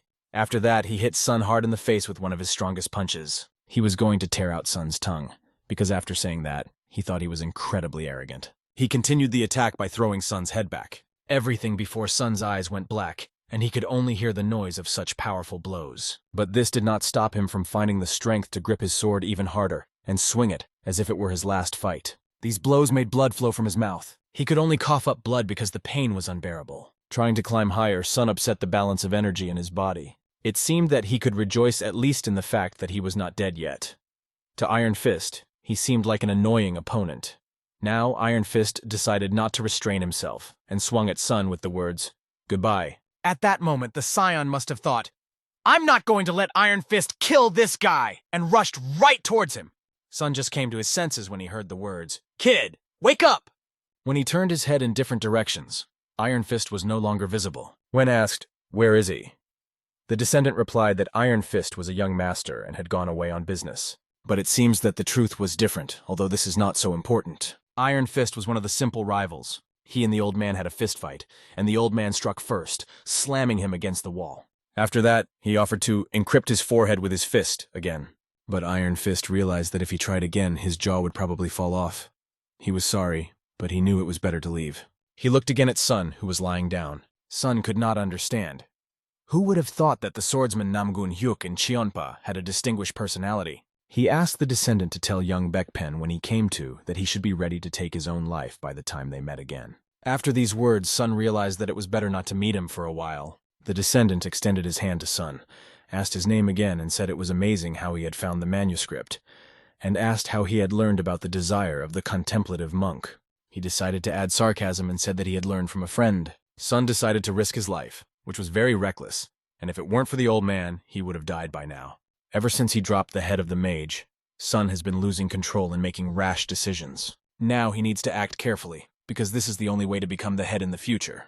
Meanwhile, the old man asked Sun to come over to him. He knelt down on one knee next to the withered monk. The old man began to explain that the contemplative monk was like a father to him. He raised him and taught him to perfect every movement. All his life he had watched the monk suffer from guilt. He even refused to have a funeral, saying that he would repent even after death, and that's why his body is here now. After that, the old man reached for the box. He handed it to Sun and asked him to open it. Sun pressed the lock on the box, opened it, and inside was a small box and a note. For many years I made vows in front of the Buddha, but the burden of such a sin as murder hung like a dead weight on me. In the end, I was unable to return to Mount Sunshine. Lord of Fate, who reads this letter, I give you the Dawandan from this box. In return, I ask you to give this manuscript to the Shaolin Temple. This is the least I can do to atone for my guilt before those who swore to believe in me and wait for me. This is what was written in the letter. The monk could have passed it on to the descendant, but he did not, choosing to trust fate. After that, Sun opened the box, which contained a very interesting thing. It was a Dawandan containing pure Shaolin water, which purifies the energy and blood and increases chi energy many times over. Now Sun had this thing. He told the descendant about it and asked him for one more favor if he would go to take the manuscript. He asked him to tell him that the monk did not find peace after his death. The descendant said with tears in his eyes. The dream would definitely fulfill this request. He made this promise to the descendant in front of the Buddha. It was a dark night outside, and a few dry trees stood among the stone cliffs. Sun sat down to meditate, letting go of his thoughts. But he couldn't, because he was thinking about Dawandan, which is rarely available even to students of the Shaolin Temple. Who would have thought that it would end up in the hands of Song, a divine power that enjoys overwhelming authority even among the most powerful? This power changes the contents and liquid of the bowl containing chi energy. The body that takes this medicine will have strong blood vessels and unearthly strength, and for Sun, who was severely lacking in chi energy, it was a lifesaver. Even if you try to control fear, it will not be as effective as Dawandan. With this newly acquired energy, he could easily cope with fear, risking his life and achieving a state of explosive power that he had only partially achieved in his previous life. This power is known as the Gate of Life and Death. If he is able to awaken the power given by the Dawandan, he will be able to resist the head of the Magus. After thinking about this scoundrel, Sun had a strange feeling that the head of the Magi was close by. He remembered how the bastard had stabbed him in the body with his sword, how he fell face first to the ground. The head stood over the fallen body with a wound incompatible with life and only laughed. The dreamer asked the head how he got here, but he said that this is the sky of the day you died, and asked, "Doesn't it look familiar to you?" The bastard did nothing but repeat the cries of everyone in his family who asked for salvation. It was very hard to listen to. He said he had killed every single one of the Pens, everyone he cared about, even his friends and Sun himself. Sape, the first of the 8 detachments of Sungnara's army during the Joseon dynasty. Afterward, the leader asked him, "Why didn't you follow me then?" He asked, "Why didn't you follow me then?" But Sun grabbed the king's hand and thanked him, saying that thanks to him he had realized something. He realized that thanks to him, he had almost succumbed to his inner demon, and if he had overcome it, the head of the Magi would not have known that he was a great swordsman. "I can't stand you!" he said, and he focused his energy and decided to push those thoughts out of his mind. After that, he looked at that wasteland as if the head had just really come to him and asked him to wait a little while. At that moment, he promised himself that when he overcame all the difficulties, he would face him again and would definitely defeat him. This is the first gateway to the state of explosive power. Now the question arose, where to go now? It would probably be better to go to the Shaolin Temple right away to hand over the manuscript. But he remembered something else and reached into his inside pocket. He took out a box and told himself that there was something more important. Suddenly he heard sounds and turned his head. He saw several well-trained people, a whole group. Thanks to the opening of the gate, Winter can sense energy flows over long distances. Judging by their movements, they were well-trained assassins. Did Hyuk send them? But it wasn't. It was the Gawul of the Shadows, the heavenly chosen assassins who greeted Sun. They called him the Younger King, which made him wonder why. One of them said that he was the only heir to the head of the Assassin King. Since this was quite unexpected, another girl asked him not to push them away. She introduced herself as Quoran, the person in charge of Shanxi province. To begin with, she handed him a golden plate and asked him to accept it, as the head had given it to him. It gives Sun the right to dispose of the mercenaries of their clan, and now all their services are free for him. Only 10 people whom the clan considers the most worthy have such plates. Sun did not refuse, thanked her, and asked her to convey his gratitude to his grandfather. But why did they suddenly decide to visit him, he thought, and asked them about it. Then he came up with an idea himself. He asked, "Did something happen to the person I asked to find?" It was true, although it is not known how he realized it. That person was really in danger, the matter was urgent, so he decided to tell all the details on the way. It was very strange because the events unfolded earlier than in his past life. A few days later, near Taiwan Shanxi province, the flag read Kimjok Traders Group. Kim Wol-il, the head of the group, did not know what to do, even though the trip had been successful. But he hadn't managed to get the thing, and he didn't even think that he would be able to find it on the black market, where you can buy anything for a lot of money. Under such circumstances, his son might not have lasted long. Because of this, the pain in his chest was very severe. Others tried to convince him to stay calm. The head of security, Homujin, explained that the North Sea Ice Palace would have what he was looking for. He had already sent a message for them. Their conversation was suddenly interrupted by arrows flying directly in their direction. The horses were very frightened and began to stomp on the ground in fear. Luckily, this guy had a great reaction and pulled out his sword in time to cut through the arrows flying in their direction. "Who is there?" he shouted at the top of his voice. But people with spears and knives were already flying at them. Blood was flying in all directions. A real bloodthirsty fight broke out. Carts with horses were overturned, and blood was flying everywhere near the flag. Something happened, and many people's heads were flying off. No one could understand what was happening because it was hard to even see. He appeared and asked them not to hope that they would return home. But behind him was the mercenary Heil Rando. "Isn't this the best of my acquaintances?" the head thought, and remembered what he had heard about Heil, that people like him could be counted on one hand. They met face to face. The leader tried to negotiate and said he would give them as much money as they wanted in exchange for their release. He said this in fear of Heil's eyes, but he explained that he was not here for the coins. The leader was intrigued by what he meant, but Heil did not explain anything and immediately attacked the criminal. The criminal couldn't believe what was happening because Heil was too fast for his size. The sword he was holding had sharpened teeth that could cut through enemies. He quickly dealt with his target. One stroke was enough to put an end to Mujin. In one fell swoop, he killed him, and the head could not believe it. The mercenary explained that it would have been better to stay in the market. That's when they could have avoided such a fate, and greed leads to such consequences. He asked them to go to the next world, and slashed his sword straight at the ground, creating a crack. The man screamed loudly as he saw the crack approaching him. The crack, like lightning, went along the ground right to his feet. It was stopped by Sun, who appeared like a savior. "He stopped my equipment with his bare hands," thought the mercenary, not realizing what was happening and who this monster was standing in front of him. Sun ran like crazy and was very tired. He asked the mercenary if there was a Jokryon clan in Shanxi, and if he was the adopted younger brother of the head of Heol Rando. The leader had even more questions. Why would the Jokryon clan attack them? Rumors from his past life said that this Randu had almost exterminated all the members of the Gimjok. But this time Sun was going to go ahead with his plan and told him that not only he, but his entire clan would go to the next world today. Rand stood with his men in front of Sun, on a field covered in blood. Where did this asshole come from? Rand wondered. Judging by the fact that he had deflected his sword energy with his bare hands, Rand concluded that the enemy was not simple. Was he hiding his energy?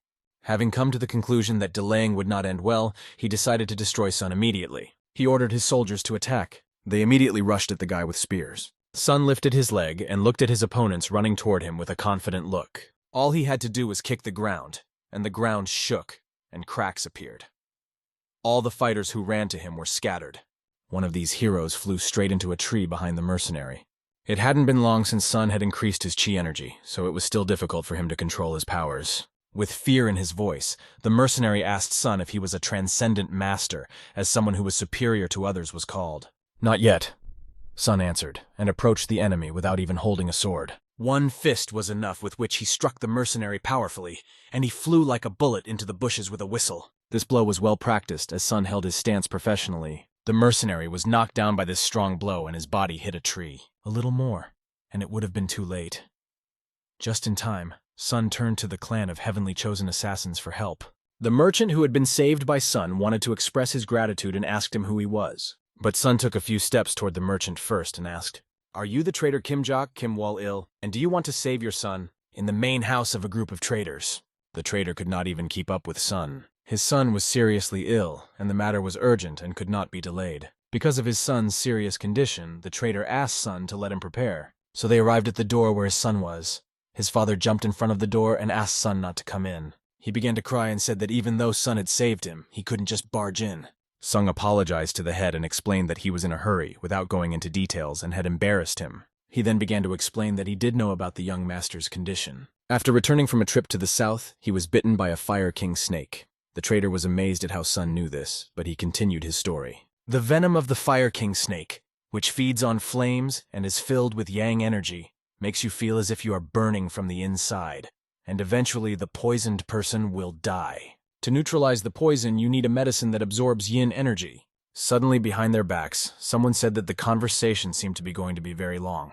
His son asked not to keep the guests on the doorstep and said he was fine, inviting everyone inside. Mang had already heard from the messenger his father had sent earlier that he was meeting the fourth young master of the Peng family. First of all, he expressed his gratitude for saving his father from the sudden attack. He introduced himself as Kim Yongman, the son of the head of the Kimjok group of traders. This is the same man who later became famous as the King of Gold. He was an inventive genius who was able to lead a small trading family to prosperity, a master of Murim, and even the imperial family desperately tried to establish relations with him. However, at this time, Kim Yongman lost his father and almost died of grief and illness because of Rondeau. Sung thought that it would be great if man could regain his health faster than in his past life and become his ally. At that moment, the man asked Sun to sit down. He said that his guess that he had been bitten by the Fire King's snake and the venom had spread throughout his body was true, and he lifted up his sleeve. His father was shocked to see what was under his sleeve. Man explained that for his sake, his father had been searching everywhere for a medicine with the properties of yin energy. It is said that the ice crystal, which is located in the North Sea Ice Palace, or the 1,000-year-old snow ginseng, are effective medicines. But the North Sea Ice Palace does not sell its crystals, and the location of the 1,000-year-old snow ginseng has not been found. Although he tries to be treated with other medicines, if things continue like this, death will sooner or later be inevitable. Without thinking twice, Song listened to this and took out a box and put it on the table next to Man. He explained that inside the box was the May Ice Flower. The father and son's eyes nearly fell out when they saw the May Ice Flower, and they both exclaimed, "Really? This is a medicine filled with yin energy that suppresses the venom of the Fire King snake. It is not inferior to the ice crystal and the 1,000-year-old snow ginseng." It was good that Sun remembered Mana in time. Although he was going to make contact with him anyway, luck was on his side. The help of the King of Gold would be necessary in the war with the Magi that would happen in the future. After that, Sun said that he was giving them the flower, but in return, he asked for their help. Since he was going to become the next head of Pen, he would need the wisdom of his master to restore his family to its former glory. Before he could say the word master, the merchant grabbed his arm. He began to express words of gratitude that he could not put into words. Man will now become a man of sun. He now has a medicine in front of him that will save his life. It was really hard for him to believe it, and he could not express all his gratitude. But he said he could not accept this gift. But his father could not understand why his son refused. Man believed that he shouldn't be in a financial debt to Sun because his father's life was priceless, and he was just giving this medicine away without any demands in return. The reason for his refusal was his distrust of Sun, and he did not hide it by saying so directly. Suspicions were raised that Sun had learned about his condition, because only a narrow circle of people knew about it, and it seemed that he had known about the Jokrion clan's attack in advance. He added, however, that he did not think Song was a bad person. However, he didn't believe in so many coincidences, so he apologized to Seong and asked him to take the thing and just leave. This really hit Sun hard because Man had put his life on the line to avoid making a deal with unknown terms, which was worth mentioning from the King of Gold. Sun apologized, stood up and said that he had disrespected him. He explained that his grandfather was an assassin king from a clan of heavenly chosen assassins. Man could not hide his surprise when he heard this. Song went on to say that he had been lucky enough to get the ice flower in May, and since he didn't need it himself, he decided to find someone to give it to. He also said that he learned not only about the trouble that happened to Man, but also about the attack that was planned for the near future. That's how Sung learned that the clan was behind it all, planning an attack on the traders. He concluded by explaining that, regarding his family on his mother's side, he had to keep it a secret, so unfortunately he hid his source of information from him, apologizing for the misunderstanding. Although Sung had learned about it from a past life, he barely lied when he said that his maternal clan had told him. He wanted to keep this secret, and he even refused Huaran's offer to accompany him to Taiwan to do so. However, in order to gain the trust of the Gold King, Song had to keep his true intentions hidden. Sung waited to see what decision Man would make, but Man said that he now had reason to trust him, but he still didn't understand one thing. Why me? What did you see in me that made you decide to invest in me, when I'm just the son of the head of a small group of traders? Sun also knew the phrase that Man often repeated, "A merchant must know the price of everything." Sun added that he had heard Man repeat this phrase often. Rumor has it that he was the reason the street vendors were able to become a prosperous group, and today was the chance to see for myself. The dream continued, addressing the young owner, calling him someone who carefully thinks through every step and acts wisely despite his illness. He extended his hand to him and said that he could not help but notice his potential. Sun asked him what he thought of himself. "Am I worthy of your trust and cooperation?" These words made Man think hard. Man told Sung that he was exaggerating, but added that he still had the strength to think straight. Shaking hands, Man said that maybe Sung was the person he had been waiting for. My father, crossing his arms, just prayed that Man would agree. That was the end of the conversation.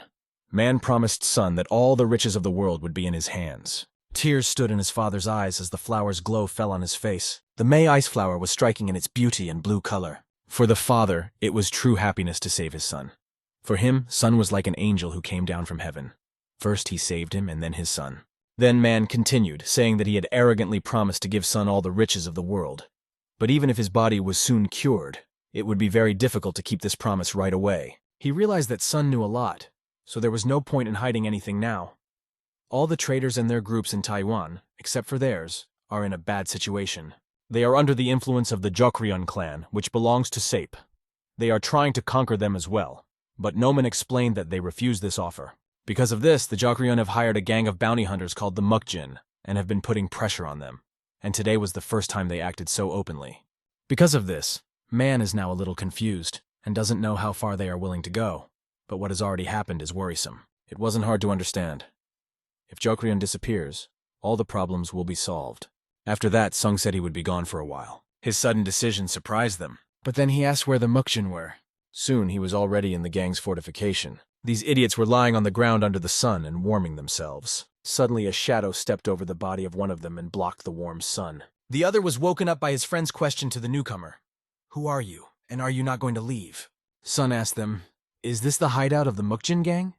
They were immediately outraged that a boy with milk on his lips was calling them a gang. One of the idiots asked Sun, "What are you going to do if we are the gang?" Sun lit up with joy, smiled right into his face, and realized that he was right. Meanwhile, these people had no other entertainment than to drink sake in the barracks and make these stupid jokes one after another. They were talking all kinds of gibberish while drunk, and this was called their vacation. Sun helped them to lie down by flying into this barracks, opening the door with the body of one of the fools who was outside.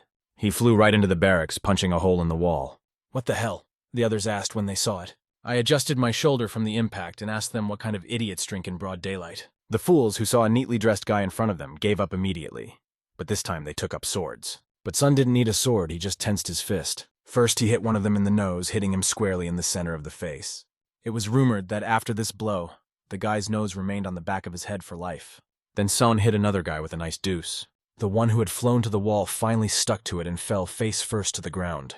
The others noticed this monstrous power with fear and asked Sun who he was. He took the bottle in his hand and said that they did not need to know. "But if you are really curious," Sun added, "I'd advise you to go to the other side and ask Hyul Rando." How does he know Rando? Neither of them understood. At this point, Sung tipped the bottle and took a few sips. The sake flowed over his lips, and in this state, he had much more fun dealing with idiots. Since he didn't have much time, he intended to send the entire Jokryon clan to the next world today. So less words and more action. He invited the others to attack him, saying that this was a ticket to heaven, or in their case, hell. The reception of the Jokryon clan. The head of the clan, Doc Ando, was worried about Rando because he hadn't heard from him yet. He was asked not to worry, but without any news, it was hard not to worry. They believed that the clan leader's foster brother would sort everything out and return safely. He told them that he did not ask them to yap, but ordered them to send people there immediately. He reminded them that he was in a bad mood and did not want to hear excuses. He warned them that if they didn't deal with Kimjok this time, their lives would be at risk. One of his henchmen came running in, screaming in panic, and reported the problem. He asked him to go outside immediately. When he went outside, he did not understand what had happened, and could only guess that perhaps news had come from Randu. One of his beaten men was lying on the ground. "What happened?" he asked the other. The victim's hand grabbed the bearskin draped over the head, and sobbing, he told the head that someone had come to their hiding place. It was unclear who he was. He called Sun a monster, saying, "The monster has come." This angered the leader, and he clenched his teeth hard. He then ordered everyone to immediately call the Red Sword Squad. Meanwhile, in the center of Taiyuan City, the best warriors of the Jokryon clan, the Red Sword Squad, were walking. Ordinary people noticed them and realized that there would be trouble because they attracted these psychos who were obsessed with murder.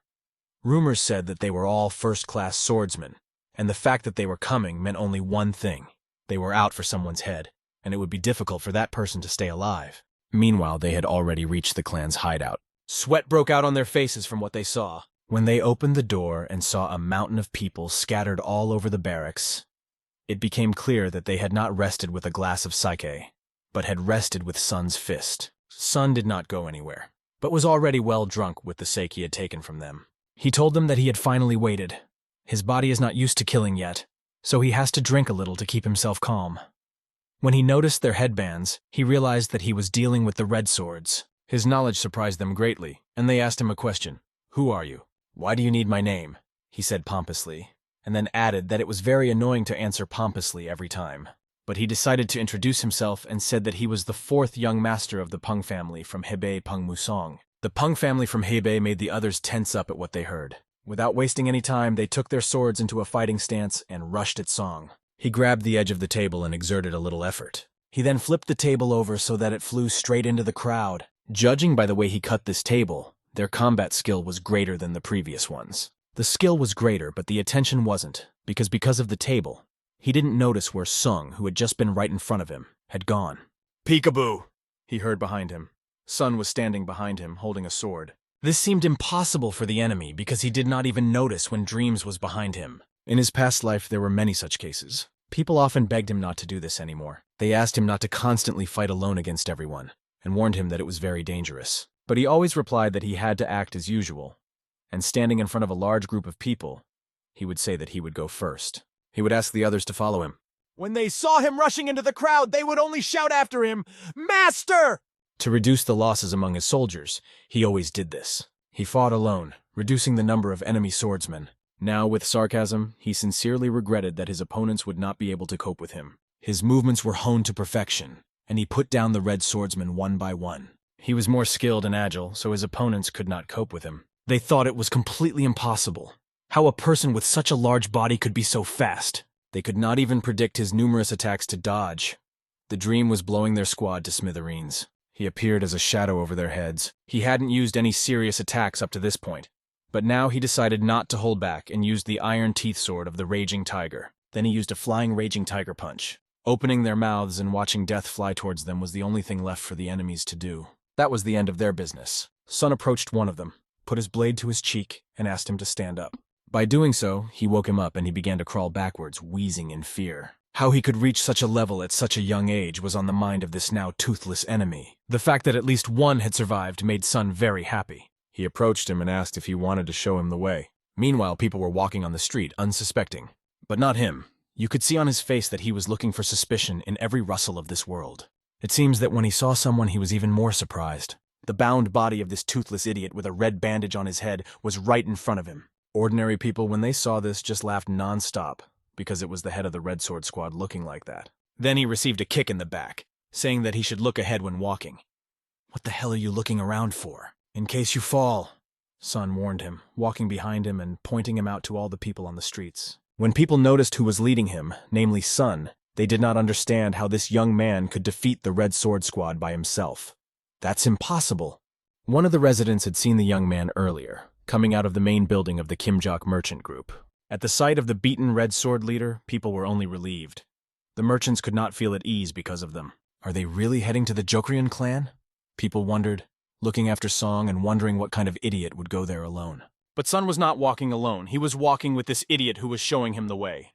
After that, Sun no longer needed the toothless man, and he threw him aside. Sun was not the kind of person who enjoyed senseless killing. He had only deprived him of the opportunity to practice martial arts, and now he would not be able to harm people, for which he was grateful to Sun for not killing him. But he warned him that if he caught him again, he would tear off all his limbs and asked him to live like a dead mouse. After that, he ran away from Sun, squeaking, waving the rope behind him like a mouse's tail. Indeed, a senseless murder was not what Sun needed. Looking down at his hand, he noticed that the trembling was not as bad as when he had fought the White Yin demon, but the fear had not yet been completely overcome. However, his condition had improved to some extent since the battle with the Black and Red Death or Chilmyung. If his body gets used to fighting, it will become even stronger someday. Now, standing in front of the door, Sung was ready to enter. Holding the sword in his hands, he was already on their territory and assessed the situation through the feeling of energy. He was surprised that they all came out to greet him.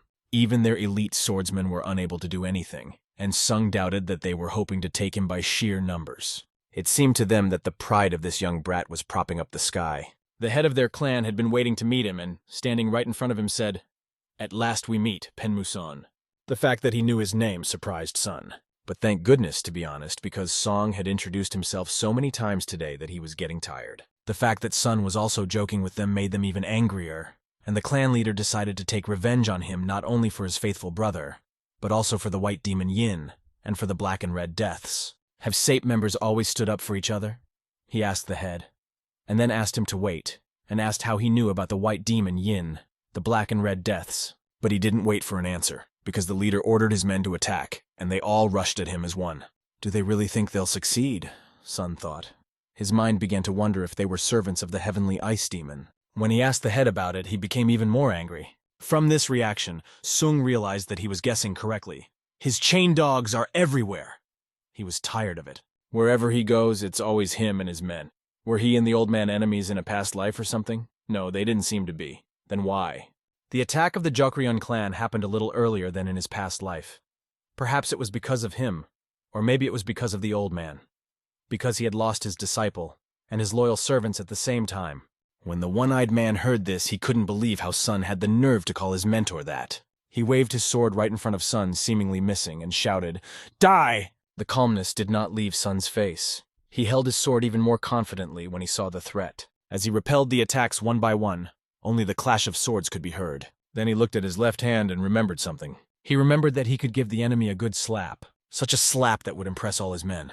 And then he would slap him again so that he could taste his cheek with the tip of his tongue. Since he was from SAPE, he should have been in his own Satachan, not here. Then maybe he wouldn't be crying right now, sitting on my lap because of those 2 slaps. But no, he dared to come to Cheonpa's territory. And not only did they get to Hebei, but they got to Taiwan as well. Having said all this, Song addressed all those present. Don't think about returning safely. Their leader screamed loudly, his eyes filled with red blood. It was running down his teeth, and he was ready to tear everything and everyone apart. He was screaming so loudly that the waves around him broke. What happened? Sun wondered, because the enemy's internal energy had increased dramatically. Is this really the same technique? The hidden bloody explosion technique that was in his arsenal? Now Sun will have a hard time, as he will have to withstand the enemy's very strong attacks. The blows even make the ground shake. Previously, Sun had heard that this technique is like a deal with the devil. It takes all the energy forever. In return, it only repeatedly increases its initial amount for a while. This means that the opponent has put his life on the line. But the power is so impressive that when he kicks off the ground with his foot, he even throws away stones. What annoyed the clan leader the most was that Sun despised him, saying, "How can you insult me?" Even if it cost him his life, he was ready to send Sun to hell. Sun needed to stay calm and act concretely, which he did. But because of the lightning speed that the enemy had acquired, it was difficult to even keep track of him.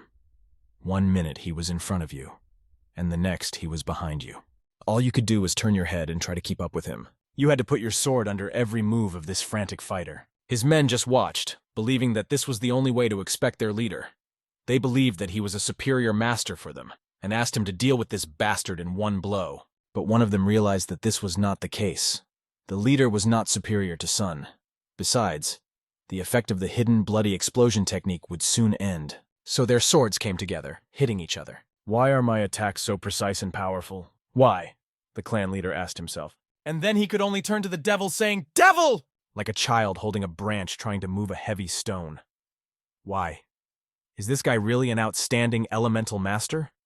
The opponent was thinking, seeing Sun's incredible accounting. Song addressed him. "Hey, clan leader, why are you lounging around?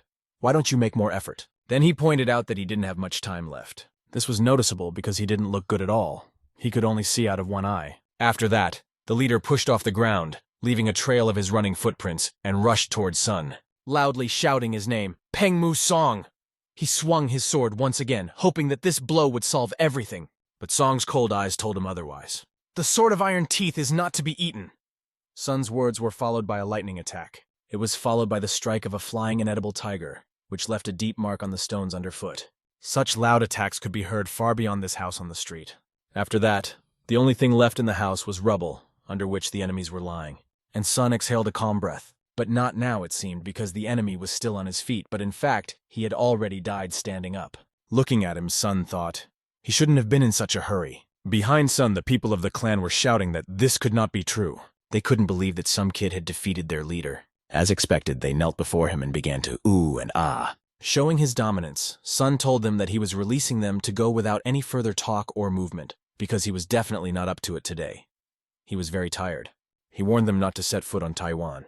He asked them to tell the heavenly ice demon that he would soon come for his head. Just let him wait a bit, he added. After that, he went to the main house of the Peng family. He could not believe what he was told, that the fourth heir had personally defeated the head of the Jokryon clan.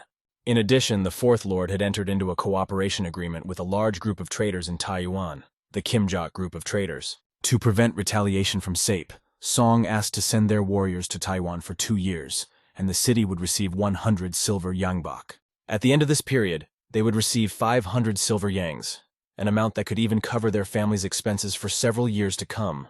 The deputy head, hearing all this from the messenger, almost fainted. How did this guy's son do the impossible? Meanwhile, a week or so had passed. Sun was being fed very well and treated to good alcohol. He already wanted to ask to stay with them for a long time as a breadwinner, laughing and adding sarcasm to the conversation. Man said that they would be only too happy to do so, as Song was their benefactor who had saved their father, Man himself, and the whole of Taiwan. He added that he would not have enough life to thank him. But anyway, Song himself was happy that Man recovered, and it was thanks to the May ice flower that Song gave him. His father even started to cry because sometimes he thought that Man would never recover, and he was so scared by these thoughts. Then, after wiping away his tears, he reached into his inside pocket and said that he had forgotten something. He handed Sonu an interesting thing and asked him to take it. It was an iron plate with the inscription, Heavenly Dragon Vault. Sun said he didn't even think Man would think of such a thing, and added that he was out of money, so he would take it without a problem. Man added that he would definitely keep his promise to give Sun all the riches in the world. In the future, the Kimjoks, united with other Taiwan merchants who have freed themselves from the oppression of the Jokryon clan, will be able to extend their influence to the entire Zhongyuan. The 500 silver yangs were just the beginning, and they promised generous support for the Peng family of Hebei and Song himself in the future. They shook hands. Song also promised them that he would become the head of the Peng family, which would be the sword of their group of traders in the future. And where are you going now? They asked Sun. He answered without hesitation that he was going to Luoyang, although he was very late. He remembered that girl and said that he wanted to keep the promise he made 10 years ago. Everyone in the restaurant was delighted with the meat dishes, which were very tasty. And then they ordered dumplings. But the waiter could not bring them because the ingredients for their preparation had already run out. The girl apologized and asked what he meant. The waiter replied that all their dumplings were already sold out. Sun was listening to their conversation and heard them reply to the waiter, "No way!" She fell to her knees because she hadn't put even a small piece of food in her mouth since the morning. She was very hungry, and then she was told that there were no dumplings at all. Sun came up to her, apologized, and asked why she was sitting on her knees. He told her that he had ordered a lot of food, and if she wanted to join him, she could. "Oh, this popularity of mine," she said to herself. She didn't know who this man was in front of her, but he was more than ever on time, and he seemed to be offering it without any intention. "I'll take it," she said, but Sun did not understand the meaning of this word. He had 2 whole servings of dumplings, the same dumplings she had heard so much about. "Bon appétit," she wished Sun, smiling and unable to contain her joy. And so, dumpling after dumpling, she threw them into her mouth. "Oh my God, it was delicious," she said, and Sun looked at her and thought, she is still the same. In her past life, she was his sister. Even in that life, she always wanted to go to that restaurant and eat dumplings, and there was alcohol there, she added. But in the last life, he couldn't save her and kept her dead, sitting on his knees in a pool of blood. And in this life, he couldn't stop watching her smack her lips as she tossed dumplings at herself. He couldn't help but look at her. Tears streamed down his cheeks from his beautiful blue eyes. "Why did you cry so suddenly?" she asked, and thought it was because she had eaten everything. She said that was no reason to cry. Sun replied that something just got into his eye and continued to wipe his tears with his left hand. Then he said that there was so much dust. She put down the chopsticks she had been eating with and apologized for not even introducing herself. And he bought her a meal. "My name is Dan Hua Ryong from the Dan family of Sichuan. It's nice to meet you." It was strange for Sun to hear her voice again. But how could he not know her? Because in his past life they were called Sape because they were inseparable friends. After she introduced herself, she asked him if he was the 4th master of the Peng family from Hebei. When he asked how she knew, she replied that it was impossible not to recognize the Peng family's form, and he was quite a popular figure among the young masters of Cheongpa. The victory over the white demon Yin, the defeat of the red and black deaths, and even the incident with the Jokryon clan. After that, she told him that his travels were very interesting, and he was even called the perfect tiger blade, which he did not expect to hear. She began to tell him that they even say that he looks like a brave tiger when he performs techniques. Looking at his physique, she wondered if everyone in Peng's family was so well built. She also wondered what kind of energy he had, and if he was hiding his strength because he couldn't feel it. But she was sure that this guy was definitely not ordinary. Then, although it was not polite, she asked him to show her his skills. at least to have a look. After that, she asked him why he had come to Luoyang. He explained that he liked to go to restaurants where the food was good, and this one was famous. One of the employees of this restaurant looked at Sun and thought that this guest had been sitting here since the morning for several days. Hasn't he been waiting all this time for this girl sitting across from him? He and his aunt laughed, saying, "Oh, that youth." After that, the girl told Sun that her purpose for coming to Luoyang was to participate in a black market auction. It was good that things hadn't changed much. Sun smiled to himself and said that if we are talking about the black market, this is the place where you can buy anything for money. Auctions are held there regularly, and all items are very rare. Only those guests who have previously used black market goods are invited. This is a good opportunity to get a rare weapon, a valuable manuscript, or a miracle cure. Sun wanted to go with her, and then she invited him herself, and said that she could get him an invitation. But she had one condition. What condition? He asked her, and did not notice how he had already found himself in a field planted with ears of grain. He was very surprised by her desire to fight him. "Let's get started," she told him, and asked him to fight with his full strength. Her face was full of positive emotions and a smile that was striking in its beauty. She was just as he remembered her: poisons, delicious food, and martial arts. Hua-Ryong had her own unique tastes, and he was overjoyed to experience a day like this with her again. She warned him that her weapon was not poisoned to reassure him and threw herself at him. This wonderful day was already over, and night had fallen outside. This guy was told that there were no more dumplings, and he thought about it. Others looked at him and thought he seemed like a rich heir. His appearance aroused their interest because they thought they could get rich off him. But it didn't take long for them to beg for mercy. He was not going to spare them, and he squeezed the face of one of these easy money seekers with his hand so hard that coins almost fell out of his pockets. As he squeezed harder and harder, he wondered where to eat in Luoyang, and decided to go to a restaurant nearby because they had spicy chicken. "We'll have chicken for dinner tonight." Her attacks were so ferocious that he could not even give in to her. All he could do was to deflect her blows with his sword. She acted so quickly that even the dream could not find the moment to strike. But at that moment, the dream chose a very interesting option. She looked around and could not understand where he had disappeared. As soon as she raised her head, she saw the dream with the sword flying at her. But there were already shurikens between her fingers. She threw them right at the dream, and they flew, creating a whistling sound in the air. "Is this really happening?" she thought as she looked at the dream. It was a triple flip technique that he performed, dodging the shurikens and landing. He guessed that the Dan family's secret weapon was a fusion of small fish scales, because their shape resembled fish scales. The Dan family, experts in secret weapons and poisons, consider this weapon, made in the image of fish scales, to be deadly and very difficult to use. It is said that in the hands of a master, even fish scales become dragon scales. Now it became clear to him that she had been able to use this weapon all along. This meant that he could not just stand there and watch the victorious march of the King of the Mountains. When did he manage? She thought, seeing his face right in front of her. But at the right moment, she miraculously managed to defend herself from the sword. In fact, she was pleased that the dream had shown its true face, as he was fast and strong. It was foolish to compete with a warrior from the Peng family. She warned him that he should now prepare for a serious battle as she began to use the ferocious dragon scale storm technique. There was nowhere to hide, but the dream held the sword in its hand. There was only one solution left: take the sword and be ready for battle. The girl expected that nothing would help against this technique in the open. The scales would catch the enemy, and the dream would feel them everywhere. She wondered how he would react. As if with an all-seeing eye, he deflected every scale that flew at lightning speed. Impossible. He calculates the trajectory of each individual scale. How did it happen that such a young master became famous only now? She asked herself. After the attack was over, he complimented her, saying that it was not bad, and acknowledged that there was a real threat of turning into a hedgehog. When asked to continue, she refused, saying that she had lost because the secret weapon had failed, and she had no chance of winning in close combat. But the dream said that she won because she did not use poison. "What would I be like if I used poison in a fair fight?" she added.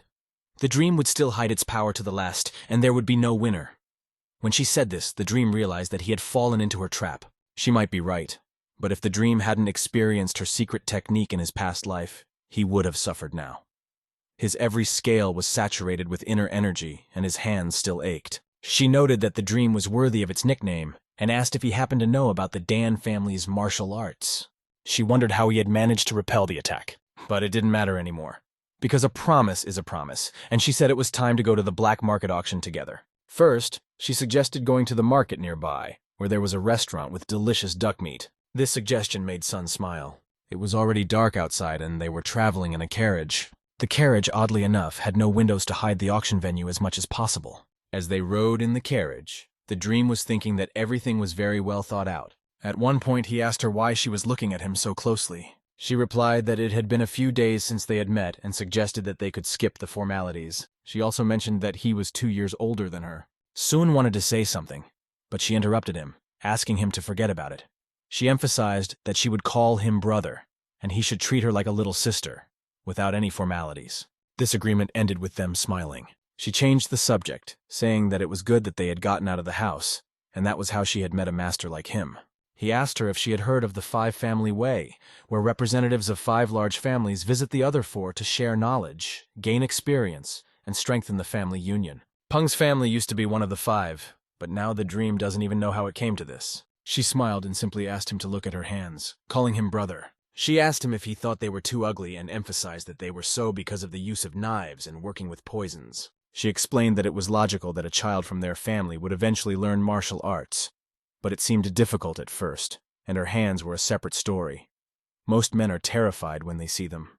Sun took her hands and began to examine them closely, saying that if you look at them as the hands of a warrior, he said that there are no more beautiful hands in the world. At first she blushed and could not find the right words. Then she laughed, asked if it was true, thanked him for the compliment, and called him brother again. "What's wrong with me? I told a person I've known for only a few days everything I could think of," she thought, blushing and not realizing what emotions were overwhelming her. Then she asked him if they had met before, during the fight, because she thought they had known each other for a long time. He only replied that they had already arrived.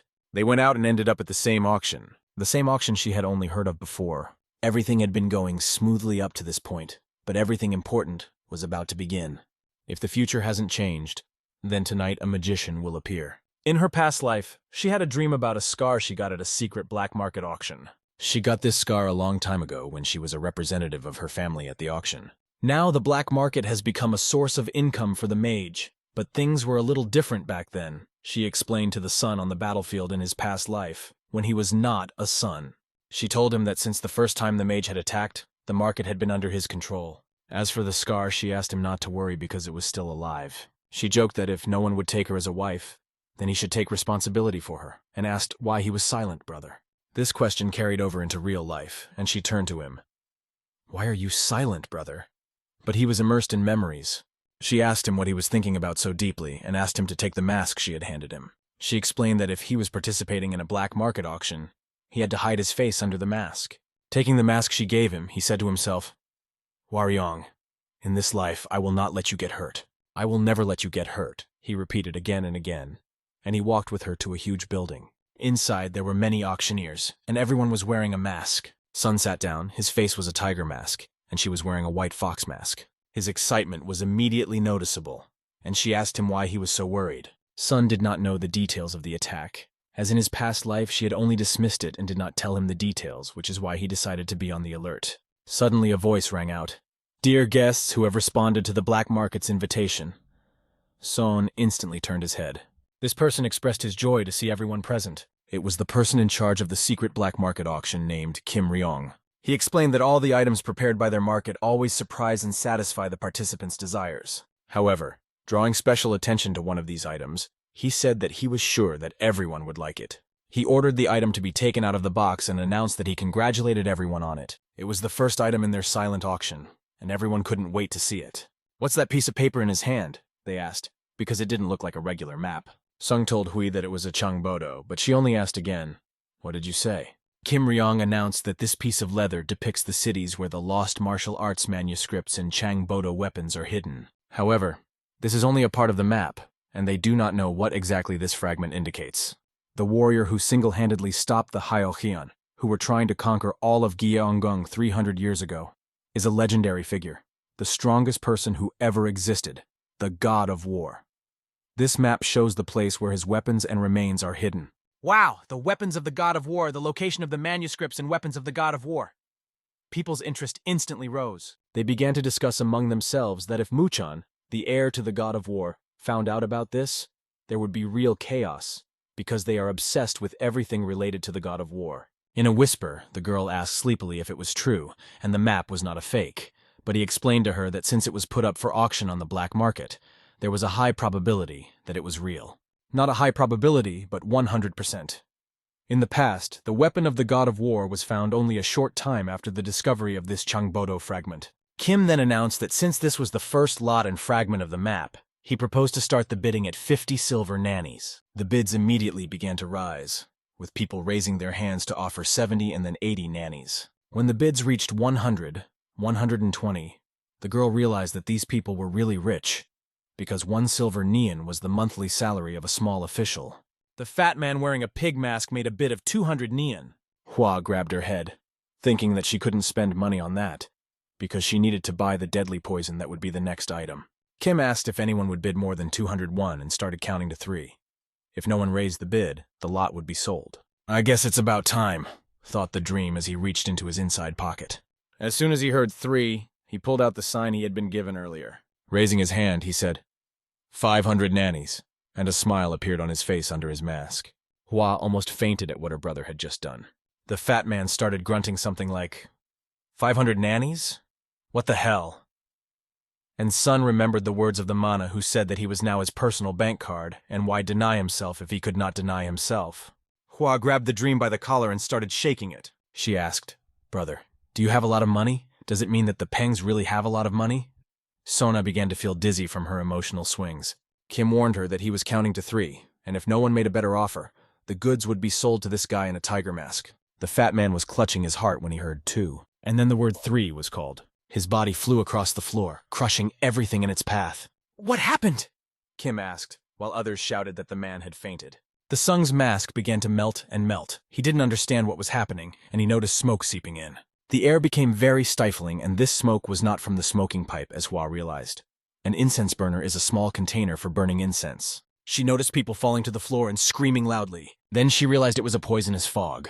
Chaos broke out at the auction. The building began to shake, and people inside could barely keep their balance from the shaking of the building. They could barely keep from being poisoned by this poisonous smoke. A question sounded in my head. What the hell, can it be like this? He thought he had everything under control, but he was wrong.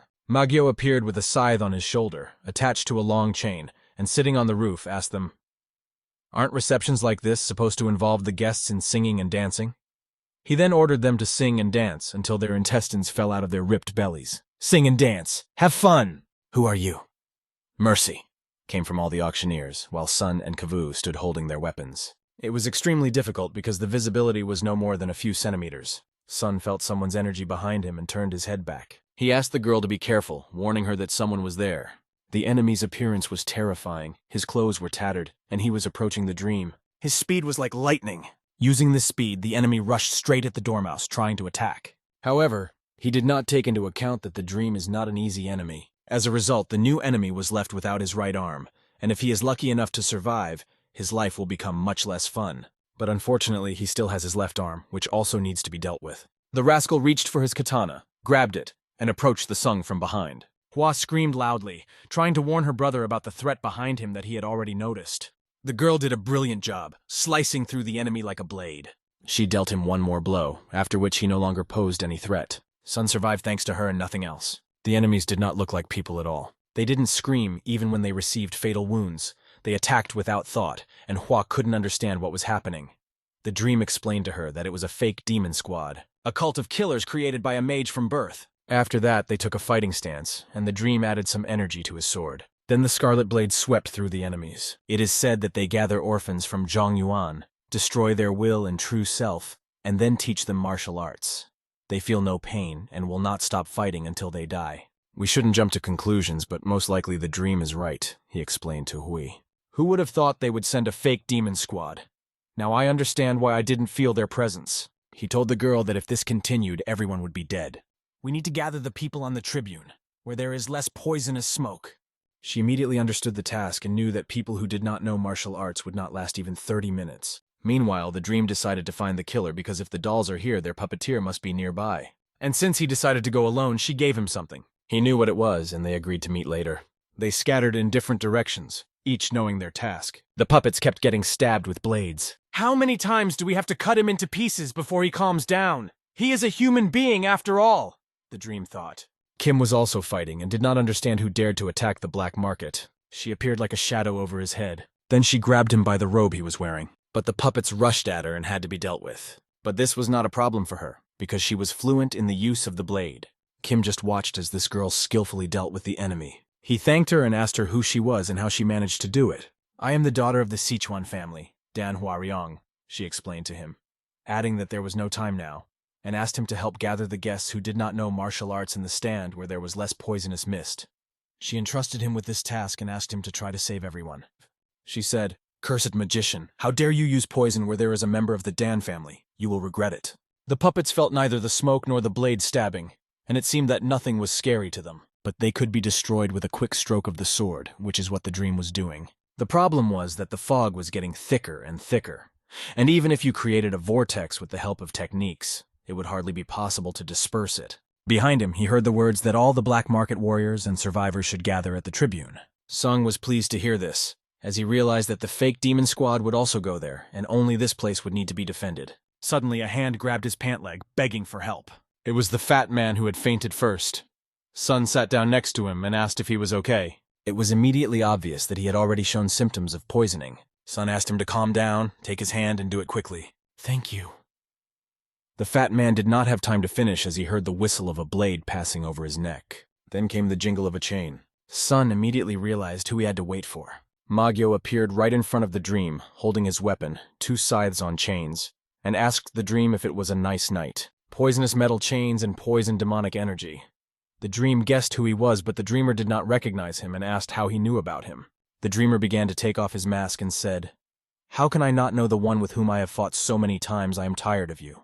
Picking up the mask, he said, "Long time no see, you poisonous demon family," calling him a dirty henchman of the Magus. It was strange to him that after a decade out of elementary school, and from the Muramus, he asked for an explanation of how the dream had learned about his connection to the poisonous demon seed. The dream set a condition that he could find out only after defeating it. He accepted the challenge and began to twist the scythe in his hands. Then he threw it straight at the dream. The sound of the sword hitting the scythe was heard and it flew away. This attack did not satisfy the Dormos at all, and he said that if he wanted to learn everything, he had to fight in a real fight. The enemy laughed and squeezed the scythe even harder. He confirmed his confidence by saying that even the absence of limbs would not prevent the dreamer from speaking. He asked him not to die, calling him a baby. Meanwhile, the auction participants who could fought against the enemies, but not everyone was doing well. Hua wanted to save everyone, but she was not enough. She did everything she could, everything in her power. She left behind traces of blood that covered the floor of the mansion. Kim held the line against the 2 enemies flying at him. It seemed to him that he would have to say goodbye to his life, as he was 300% exhausted. He was doing his best when Hua appeared next to him. He explained to her that he was doing his best. Noticing her, he was surprised that this young girl was doing as much as was expected of a member of the Dan family. They had to act. There was no time for hesitation, let alone thinking about who could do what. It was the energy that Hua felt that motivated them to act. She told Kim that it looked like her friend had found the killer. Hua held the dragon scales between her fingers, feeling the dream still lingering. She threw the scales at one of the puppets. It clearly hit the puppet's body, piercing it through. Then she explained to Kim that Brother Peng is very strong and seems to have almost reached the level of a mysterious master. She offered to deal with the current situation and then help him. "But how long will we last in this poisonous fog?" Kim asked. She replied that he seemed to have forgotten who she was. "The Dan family of Sichuan will not allow their comrades to suffer from any poison." Meanwhile, the dream fought against its opponent. He repeated his attacks, swinging his scythes one after the other. Suddenly, the tip of one of the scythes came right up to the pupil of the dream's eye. He barely managed to dodge the attack, saving his eyesight. The enemy continued to wave and swing this scythe on a chain. It was said that this chain could withstand more than 1,000,000 tons, and such was the fame that preceded it. The chain was very strong, and its advantage was that it was flexible and could twist around the one it was attacking. This time, it was a dream. He held the chain around his neck as best he could, pulling it away with his hands. The problem was that there was another scythe at the other end of the chain. There was almost no time to think. The situation was critically dangerous. Sun decided to pull the chain in one motion quickly and hard, because it would not work otherwise. With his left elbow, he felt the enemy's beard and made him taste the lower jaw on his tongue. This attack was furious and forced both fighters to act at the limit of their strength and show each other everything they could do. Sun decided to continue using his sword, holding it in his hand. The enemy was surprised by Sun's fighting skills, which was a separate topic of conversation for him. He noticed that the poisonous fog had no effect on the Dormus and asked why. The Dormus immediately noticed his curiosity. It was strange that being so curious, he hadn't even scouted out who was going to participate in the auction today. When it comes to poisons, there is one family that the mage boys don't even try to compete with. Hua made this antidote herself and then gave it to her son. She explained to him that one such pill neutralizes the effect of absolutely all poisonous fogs. The girl asked the dragon to win. The enemy believed that simply drinking the antidote would not help the dormouse win. The dream agreed with him, saying that victory depends only on the ability to fight, and rushed at the enemy. He cut the enemy with his sword, and the enemy flew away like an illusion. However, the dream realized that even the antidote that the girl gave him had a limit, and he wondered how long it would last, as the fog grew thicker and the poison stronger. His current immunity to such tricks lies not only in the girl's antidote, but also in the 100 poisons potion given to him by his maternal grandfather, the King of Assassins. Devandon was also involved. The scythe took on a different color, its energy changed, and it began to fly faster. Sun did not notice how the enemy was behind him. Spinning the scythe, he hit him right in the back of the sleeper. The blow was very strong and painful, but Sleep found the strength to use the energy on his sword. He stabbed the enemy again, but the enemy dispersed again, like an illusion. With a cut on his back, the dream heard a question coming out of thin air. "How do you like it?" It seemed as if the fog had just stroked him. He had already withstood the 3 strongest poisons of the enemy's organization, and the enemy was surprised that he was still standing. But how long would the sleep last? There was no way out. And even though it was dangerous even for the dreamer himself, he realized that he had no choice but to take the risk. The enemy had the most disgusting laugh, like a chuckle. He laughed so hard when he saw that the dream could not even move in his eyes. But his curiosity about how the dream knew about him kept him from killing the dream right away. He wanted to ask everything, but first he decided to cut off one of its arms. The ringing of metal resounded in the air, and the scythe flew off in the other direction. This was definitely not part of the enemy's plans. "Is it an accident?" he asked, not understanding anything. Because according to his calculations, the scythe should have already cut off the dreamer's arm. And then the dream disappeared from before his eyes. As if it had quickly emerged from under the ice in winter, the dream appeared under the enemy. The sword clashed with the scythe, and they froze in one place, trying to see who would overpower the other. The enemy pulled as hard as he could, his hand even trembling with effort. What annoyed him even more was that he was doing it with his eyes closed. This made the enemy jump back with his scythes. He took up a fighting stance and thought about what to do next, watching the sand right in front of him. He decided to abandon sight and fight, relying only on the feeling of energy. The art of controlling the energy of the sun was a real miracle for the enemy. But he continued to believe that Sleep can lose its head at any time. Sleep did not open his eyes for a second, was completely immersed in concentration, and dodged the enemy's weapons as if he could see them. However, he did not avoid the last attack from below, which hit him in the leg and cut it. The enemy asked the sun, "Well, what are you going to do with your body, which will wither from the poison? Will you wait until death overtakes you?" The dream was silent and did not answer. But he was not silent with everyone. He told himself that it was time to end it. The iron teeth sword of the inedible tiger is a martial technique belonging to the great swordsman Peng Ji-hyuk. Not being the first descendant of the Peng family, he was unable to learn higher martial arts, so he only developed his skills, repeatedly repelling the attacks of death that tried to take his life using only his sword skills. His desire to protect the Peng family carried him to the grave. But the question remained, was that why it happened? Hyuk was standing face to face with the enemy, barely holding his sword because of the wound on his arm. The enemy was strong enough to pierce his body with the blade. At that moment, the dream stopped breathing. But he did not stop living. He believed that he could defeat the enemy. Despite the fact that his wound was incompatible with life, he carried the sword through the enemy's body. Everyone watching could not understand whether this guy was a human being or some kind of creature. Hyuk could have died at any moment, and no one would have been surprised. His sword technique was practiced in extreme conditions. Over time, it got better and better. He did not dodge or block the attacks. The enemy's sword pierced his body once again, completely cutting through his chest. Hyuk cut, pierced, and cut again. Although he had almost no strength left, blood was flowing from his mouth. There is a phenomenon. The closer you are to death, the more you want to avoid it. And after that, the second wind opens, and internal reserves are released. This is the essence of his technique, the sword of the iron teeth of the ravenous tiger. Sun's aura at that moment changed beyond recognition. His sword skills became many times, hundreds of times better. The enemy did not even have time to blink when the dream appeared behind him. He was devilishly fast, and the enemy only asked questions. "Where are you going?" But once behind the enemy's back, the dream ran into his scythes, which pierced his body several times. The dream was open to attack, blood was flying from his body. The enemy said that he was going to let the dream live, but now he was very sorry. He promised the dream that he would die, but the dream did not feel pain. His eyes were cold and eager for the enemy's death. He cut the chain, which was considered to be powerful, with a sword. Before the eyes of the enemy, the weapons that had been passed down from generation to generation were shattered into pieces. Now the time has come for the enemy to be like a chain that has kept the dog tied up all his life, not giving him freedom. The enemy did not allow the nature of humanity to act for good. It had to be broken into pieces. The enemy called the sun a crazy bastard as he flew at him and tried to dodge, believing that he could still deal with him with a scythe. But the dream used the iron teeth sword of the inedible tiger technique, which the enemy could not handle. This put an end to this battle, an end that would forever take the enemy's life. Sun used the 5 claws of the inedible tiger, and everything around him turned red from the energy that devoured the enemy upon impact. This battle took all the strength he had.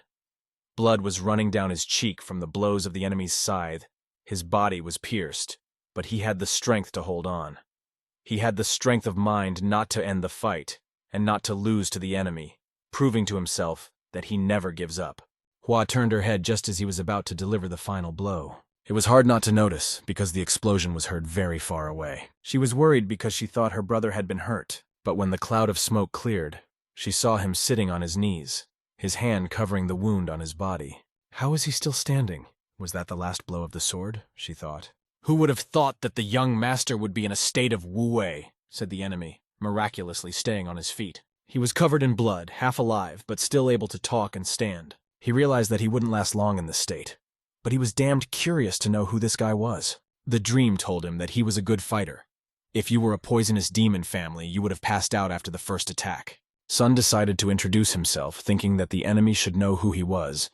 My name is Peng Mu Song. I am the 4th heir of the Peng family. Revealing his identity would be called respecting the master, which is why he said who he was. The enemy asked him to remember that he was a representative of the demonic Hosayan family. He promised that their organization would destroy the Peng family one by one, and asked Sung to believe that it wouldn't take long. There was a very dangerous thing in the enemy's stomach that started to act. He rushed at Sun and promised that he would die with him. The dream barely had enough strength to dodge him. It seemed that the dream had already spoken before, that he knew all their techniques so well that he was tired of them.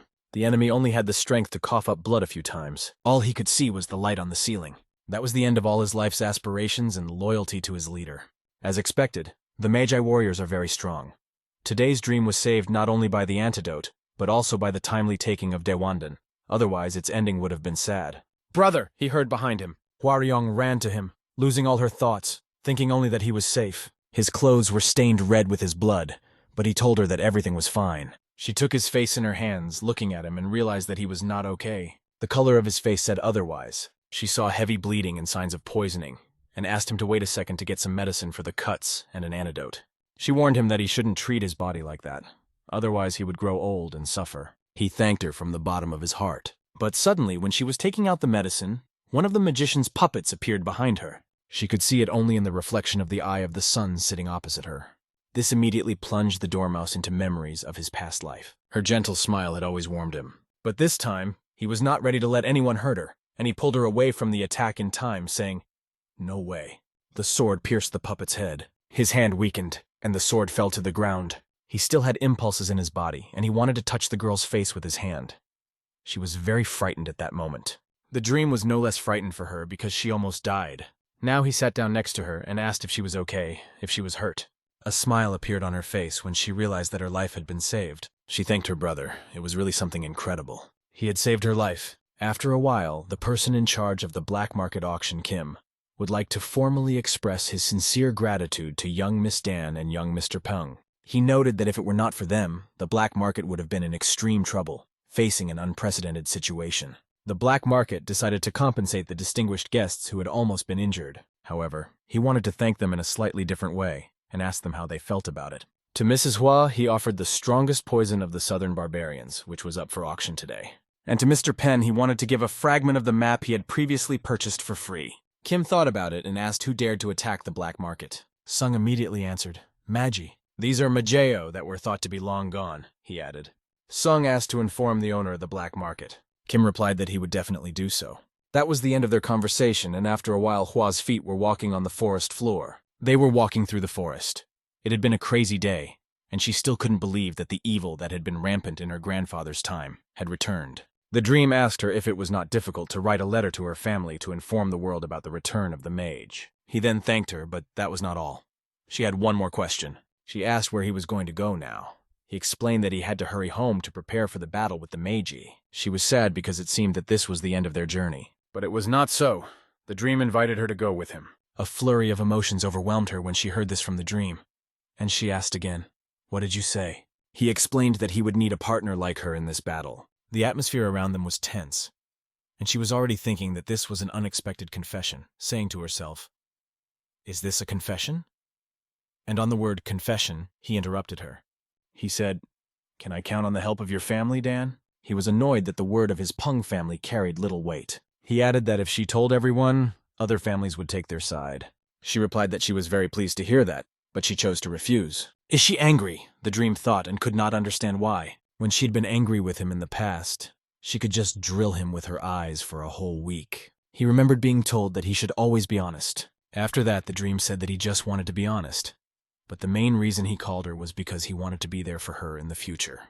These words were much more pleasant for her. The last phrase was so touching that they shook hands and she agreed to go with him. After that, they found themselves on Mount Shunshan, where there was a Shaolin temple. The children in this temple worked hard to learn martial arts. The coaches never spared the students and ordered them to work even harder. During one of their training sessions, Sun came and greeted the coach. He apologized for being a distraction and told the monk that he just wanted to meet the head monk of the Shaolin temple. The head monk of the Shaolin temple, Hyunjin, sat quietly and waited for nothing. Suddenly, a guy ran in and started shouting that something unusual had happened. "What's all the fuss about?" asked Hyunjin. He started mumbling something about a 1,000-year-old monk. Then he said that a man with the will of the late monk Hong Yong had appeared. A young master from the Peng family, Mu Song, has just arrived in Shaolin with a manuscript left by the monks, the guy went on to explain. The head monk ordered him to bring Song to him immediately. A moment later, the son was sitting at the table opposite him, and they were talking. That's how it was written in the postcard, that he missed Shaolin to death. The head monk folded his hands near his beard and prayed. Then he told Master Peng that he had done a great thing and thanked him. The monk asked if he had taken the Dawandan that the monk had. Sun replied that he had. The monk was only glad that it had happened, and that the Shaolin temple had been able to help Kang Ho's new achievement. At first glance, the monk thought the dream was a natural warrior and a straightforward person. The monk was eager to find out what the future held for him. The appearance of this young man in Shaolin was probably the great will of the Buddha himself, and he wondered if it would be right to send him back so easily. The monk then warned him that it would be unexpected, but he suggested that he stay for a few more days, since he, as the leader of Shaolin, could make such an offer. If he didn't mind, the monk offered to help him with his studies. This meant that the dreamer would now be able to learn the martial art of Shaolin, the temple with the longest history in Murim. Given his past life experiences, the mage would probably be quiet for a while, and that is why Sun should take this opportunity to improve his martial skills and level up. Sun thanked him for the opportunity and said that he could not refuse. The master was pleased to hear such words from the young man. Then the master said that he would like to ask him one more thing. "Since I am the only one who can compare to you," the monk said. The monk then slammed the box in which he had placed the manuscript. He said that this man would be the owner of this manuscript. At a young age, he has profound martial arts skills, and Shaolin has high hopes for him. But he is a real daredevil, not knowing the limits of heaven. His training always takes place in extreme conditions. When he puts his fist to a rock, he just needs to move it 3 centimeters to the rock, and the following happens. The rock shatters into pieces. That's who he is, this guy. Monk Jin asked if sleep could pacify this young man. Meanwhile, Hua, humming a song, walked across the bridge and looked around. Suddenly, a voice came. "There you are!" It was the dream, which apologized and asked if she'd been waiting long. She replied that no, that the time had passed quickly and she hadn't even noticed how it had passed so quickly. He then explained that he had decided to stay, and she did not hold back her emotions because she was also very interested in expanding her knowledge. What a blessing that she is interested in martial arts. But before that, she needs to meet someone, he went on to explain. The monk was amazed to hear this and asked the son, "Have you really decided to meet him now?" "But what's the problem?" the dreamer asked. He explained that he would have to face some difficulties in any case. He added that he wanted to apologize in advance, which sounded rather strange. Then the monk explained that the man they were going to see was a psycho. Sun recalled his past life and realized that people's opinion of him was the same as in his past life. He asked them not to worry, as he was already used to this type of people, although he did not think that they would meet in this way. They went to meet their old friend, as the dream called him. There were sounds coming from the cave, which was destroyed. It was him sleeping and snoring, his body pumped up to such a figure that it was scary to look at in a word, an ideal. Hearing the sound of someone coming, he began to rise. "Who are you?" he asked when he saw the people in front of him. The dreamer immediately apologized for interrupting his training. Then he asked if he was the promising student of Shaolin. Mugak was the name that fell to him. He was a friend of Sun's in a previous life. But Gak asked them to introduce themselves and asked them again who they were. Sun was indeed a little late with his greeting. He then greeted them, said his name, and explained that he was from the Peng family of Hebei, and introduced the girl who came with him. He explained that the head monk had asked to meet him and called him a talented Shaolin martial artist. Mugak's teacher called him an idiot in an angry voice and asked him if he wanted to introduce himself. He smiled and apologized to the older man for not introducing himself. Then, doing something incomprehensible, he hit a stone and jumped. Everyone braced themselves because they did not know what to expect from him next. He threw a few stones up and jumped after them. In the air, he began to shout loudly. He spun around and hit one of the stones, then the second, then the third, and so on. The stones flew straight at the dormouse, aiming for his head. This idiot thought he could just overpower the dormouse. The son had to use some of his energy to deflect the stones that were flying right at him. You could easily see the excitement that the opponent felt in his eyes. He sent even more stones in the direction of the dreamer. Everything was flying at him. But the dreamer decided to grab his sword and act more seriously. He began to cut every stone that came at him. The teacher became angry, very angry. He asked Mugak, "What are you doing?" And he asked him not to interfere. He said that he was going to teach the guests politeness. His eyes seemed to be sleeping heavily, and this was primarily a challenge for Hawk. Hua watched and did not understand what was happening. Who else needs to be taught politeness? Hawk explained that, first of all, they were spying on his training and disturbing him. And most of all, he was outraged by the fact that the son had a cheeky look. Yes, he really is everyone, Hua said to herself. And the older monk only agreed with her words. Hook decided to use the highest spiritual technique of Shaolin, the power of wisdom. Sun did not even think that this guy had been so rude from his earliest years. In his past life, they had fought badly as soon as they met. But the dream knew that to make friends with him, he had to show his skills. The dream accepted this challenge with excitement, and he saw only positive things in this battle. It was even interesting to him. Hook's punch was so strong that the counterattack created a large wave crater in the ground, which spread apart. This is the 72 techniques of the Shaolin martial arts school, the ultimate power of wisdom. Hua shouted when she saw this punch. She told herself that she had done the right thing when she followed the dormouse. Who would have thought that she would see with her own eyes the martial arts that she had only heard about in legends? Then she shouted a question: who will win if the secret weapon of the Tang family and the martial arts of the Shaolin temple collide? His hand, as he struck the ground, created cracks so strong that they went in different directions. It looks like this madman is really trying to kill Song. Gak! This is the guy with the iron fists, the Buddha's best disciple! But even Sun himself doubts that he can defeat him. Great is the power of wisdom. To comprehend this Shaolin martial art, one must excel not only in combat but also in Dharma. There are only two people who have mastered this martial art. One of them is the teacher of the young warriors, Marima, the Buddha. And the other is now rushing at Sun with his fists, screaming with rage. He moves so fast that it is impossible to notice him. The lonely spirit of thunder and the great power of wisdom clashed in battle. The girl realized that it was better not to interfere. She realized that it was better not to interfere, and she remembered the words of her teacher Hook, who also said that he did not trust his swords. The one who had always been full of discontent and anger could not believe that he saw him so happy. My brother really looks happy, Hua thought. He's excited, like a child who has met a friend after a long time apart, and they are behaving in a way that he can't even intervene. After losing his parents and warrior friends, Sape met his teacher and became part of the Buddha. It was through blood, through the loss of his dearest people, that he became who he is. When he was young, he tried his best to prove his strength. It was extremely difficult for him to find his place in this world then. Anger and sadness over the unjust death of his family forced Guak to study Buddhist sutras, master martial arts, and finally get rid of these feelings. However, the stronger he became, the deeper he felt lonely because he did not want to deal with the weak and lazy. He needed an opponent who could fight him on equal terms. And finally, he met someone who was able to answer all the questions he had been accumulating, risking his life. That's why he is happy now, fighting with Sun. When the teacher saw the stance Hook took, he immediately realized that he was preparing for decisive action. Once again, he accelerated like a bullet and flew at Sun. The 72nd skill of the Shaolin martial arts school is 18 palm strikes. But Sun was not going to be silent. He prepared for the iron teeth sword of the unrestrained tiger strike. And after that, the great tiger shaking the trees strike. Like fire and water, they merged together, raising a huge cloud of dust. When the dust began to settle, a laugh came from behind it, a silhouette of a muscular guy laughing loudly. Hook said that no matter what he thought, his eyes were right. He was liking Sun more and more. But Sun was only thinking about how much strength this crazy monk had already taken from him. His fists were filled with such powerful energy that it was impossible not to notice it. The energy was so strong that the stones lying nearby began to rise into the air. The chakra grew larger and larger, enveloping his fist in a yellow glow that grew brighter and brighter. The girl thought it was a trick, because he had already used the 70-second skill of the Shaolin martial arts school so many times. But the teacher explained that this is why he is called a monster. His endurance and strength are admirable. Caught up in the excitement of the battle, he began to attack again, shouting to Sun, "Can you withstand this?" and hit the wall with all his might with the divine fist of the Archete.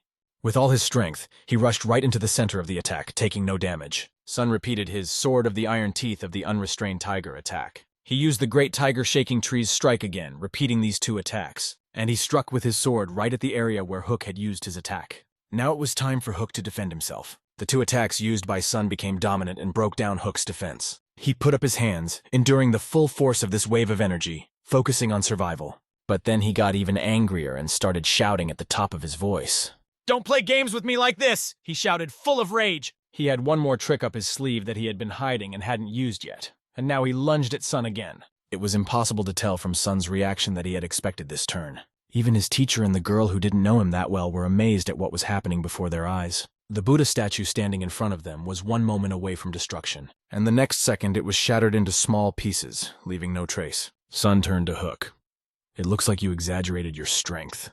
Huck was in great shock, not knowing what to do because he realized the consequences. "The consequences will not be long in coming. The teacher will kill me," said Hook, full of fear. A bird landed on one of the pieces of rubble and suddenly began to sing. Later, when the time came, Sun was immersed in training, and it was at this point that he meditated. However, his meditation began to be distracted by laughter from next to him. "What are you doing here, brothers?" One of the monks came over and asked them. Many beaten monks were lying on the ground, and only one stood over them, laughing. They had been forced to get up immediately, saying that they had asked for more power, but now only those who could try to get up, saying that they had not asked for it. Thanks to Sun, who had come along with an older Shaolin monk, they watched Hook, who was in a great mood. Jin noticed that since Sun's arrival, a smile had not left Hook's face. Afterwards, they greeted each other. Sung explained that he was training, and the head monk allowed him to learn the martial arts of Monk Hongyon. Then Jin immediately took a stance and started kicking. Sun's arms were pumped up strong and strong. He put his hands under this kick. The kick was so powerful that even smoke rose from his hands as they made contact with Jin's leg. It was a test as the powerful kick stopped a millimeter away from Sun's face, but he managed to hold it back. Jin noticed that the skin of his entire body was getting harder and harder. This martial art, contained in an ancient monk's manuscript, is called Iron Tiger Skin. The head monk said that he wanted Sun to name the technique, and Sun named it out of necessity. He was grateful to him for allowing him to study this technique. Jin added that even the right decision by the head monk could not fully repay Seong for the kindness he had shown in carrying out the will of the late monk Hongyon. "There you are, Mugak," a voice said next to them. "Are you ready?" asked Hua, approaching him with her blade in hand. She had promised herself to win today, and someone asked who she was. He replied that she was Miss Tan, who had lost to him yesterday. He then asked her if she would accept her defeat, because in the last few months he had won 12 games and she had 8 losses. But she promised that today would be different, and she wanted to put a stabilizing agent on those overly pumped muscles. However, he did not believe that she would be able to pierce his iron hide with what he considered to be an insignificant weapon. Sun watched and realized that her weapon was poisoned, but Mugak, like Mr. Peng, had mastered the Iron Tiger Skin technique and was very excited. Jin noticed that someone who had already reached great heights was rising to an even higher level and thanked Song, thinking it was thanks to him and Madame Tang. But Sun said that he was the one who should be thanking, because by training with the Shaolin students, they all became much stronger.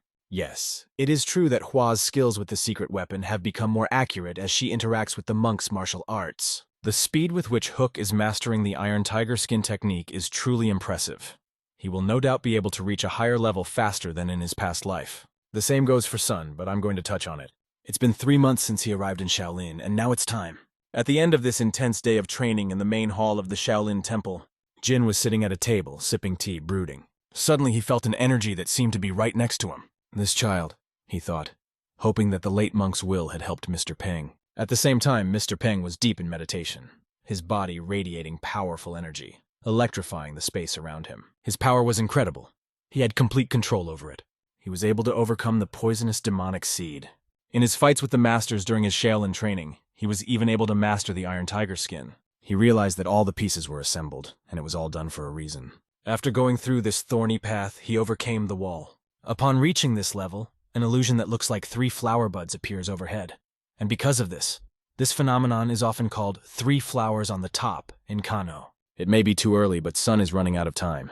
If not now, then never. After a long meditation, he went outside and looked at the moon shining in front of him. Had he ever felt like this before? So peaceful? Hua appeared next to him and said that he had beaten her to the punch. Sun didn't even notice that his sister and Hak were there, and asked them how long they had been here. He was holding a bottle of wine and said that he had been holding it for a long time, offering to drink it together. Wine is alcohol. What else could you expect from a crazy monk? Like a true fearless adventurer, he suggested that we get drunk tonight. It was a warm evening, and the three of them sat on a bench drinking wine. Hook congratulated Sun on reaching the 3 flowers at the top level. They raised their glasses and he said, "This is not just breaking the wall, but reaching the level of a transcendent master." Damn, who did that? Was the question in the house. Hook was holding one of the elders by the neck and asking if he was responsible for what had happened. The girl explained that she had heard him receive a message from his teacher, Buljong, who said, "You have committed a crime. Come to the place of silence." The place of silence is a cave where Bodhidharma practiced continuous contemplation of a stone wall in sitting meditation. In other words, this is forced training as punishment. How did a person who is currently in closed training know that Hook broke a Buddha statue and drank rice wine on his knees? This question was a mystery to him. "That's a blessing from the Buddha himself," said Sung. Hua asked him if he had also received a letter from home, and he replied in the affirmative. The deputy head of the family allowed Seung to attend a celebration of 100 families, where the secret activity of Magyo was to be revealed, where all Marim's families would gather. "Great," she said, adding that she had been told the same thing. After that, Jin approached them and asked if they had finished their preparations. Jin came over with the head monk. They expressed their regret that Sung and the girl were leaving, but the young warriors thanked them for everything they had learned, and the girl jokingly exclaimed that she would come back to eat with the girl. Jin was proud that they had grown up in Shaolin and hoped they would use their power to save people. Afterward, Jin put his hand on Sun's shoulder. He noticed that his shoulders looked heavy. He went on to say that although he didn't know all the details, if Sun tried to do it alone, he might get sick, and asked him to take care of himself. Bowing before the head monk, Sun said he would remember these words. Hook came up to them and, holding back tears, asked how he would live now, because it would be very boring when they left. But the girl came up to him and assured him that they would come back, and asked him to hide the wine well. Sun asked him to practice, and not to get caught with wine again next time. Hak promised that next time he would win the fight and go unnoticed. In response, Sung and Hua gave him a warm smile. They shook hands and agreed to see each other again soon. After that, they traveled to Hebei Jinju. The local food with poppy seeds impressed the girl, and she bought as much of it as she could. It looks like it was the first time she had ever eaten tanghula, because it is hard to find in Sichuan. After the 100 families celebrated, they decided to go to local restaurants together. Then they went to Ong's family in Jinju. She was finishing the last of the candied fruit she had bought earlier. Before entering, she admitted that she was very scared. The thought that they had spent several months together, and now they would have to leave, was frightening. "Indeed," Sun replied thoughtfully, pausing for a moment. He planned to explain the whole situation with Maggie as soon as he met his family, and asked her to convey it to them as well. They then said goodbye, promising to meet again later. One man apologized to Sun and asked if he was Peng from Hebei, and told him that he would take him to the house where Peng's family was receiving guests at the request of his relatives. Walking with him, Sun looked around, noticing how big the place really was. It looks like they collected a lot of taxes in the past, he thought. In a past life, members of the An family, Peng's maternal relatives, had betrayed the Cheongpa alliance. They had even attacked the Peng family, and meanwhile, the young warriors had already met the fourth master. They all bowed to him and said, "Welcome." Sun went up to them and asked how things were at home, but they explained that it was a little noisy because he was away. They asked him to tell them about the spiritual path of the tiger, and asked if it was true that he had defeated the Jokryun clan. They also said that they had heard that he had stayed in Shaolin for a long time. After that, the first heir appeared and said, "I thought that something serious had caused such a fuss, but it was just the junior who arrived." The appearance of Pen de Hayek inside the song caused a storm of emotions. However, he couldn't show it. So Song greeted and congratulated the first heir, but he just laughed and said that he didn't need to be so formal because they were brothers. After that, he approached Sun from the side and put his hand on his shoulder. He remarked that they hadn't had a heart-to-heart for a long time, although it was quite strange coming from him. Then looking at Sun, he said, "You don't seem to like it." He kept calling him his little brother. He added that if Sun wanted to survive, he should obey his older brother. It was all quite strange. And after that, he took his hand off Sun's shoulder and walked forward. To the others, Sun told them that he was sorry, but he couldn't explain anything right now and promised to talk about it later. Sun immediately noticed that the first heir had become stronger. The tables almost broke under the weight of the food, which was plentiful. He was treated very generously, considering that it must have been very difficult for him. At least those were the words of the first heir, who then brought up the topic of the Sapa alliance, noting that Sung continued to mess up relations with them and that it could affect their family. He also noted that the conflict with the celestial ice demon was problematic and asked Song if the Moran clan was not in Hangbei. He explained that now was not the time for their family to target Kong Ho and asked Song to temporarily refrain from confrontation. However, Sun only laughed in response. He apologized and explained that he had no choice but to do so.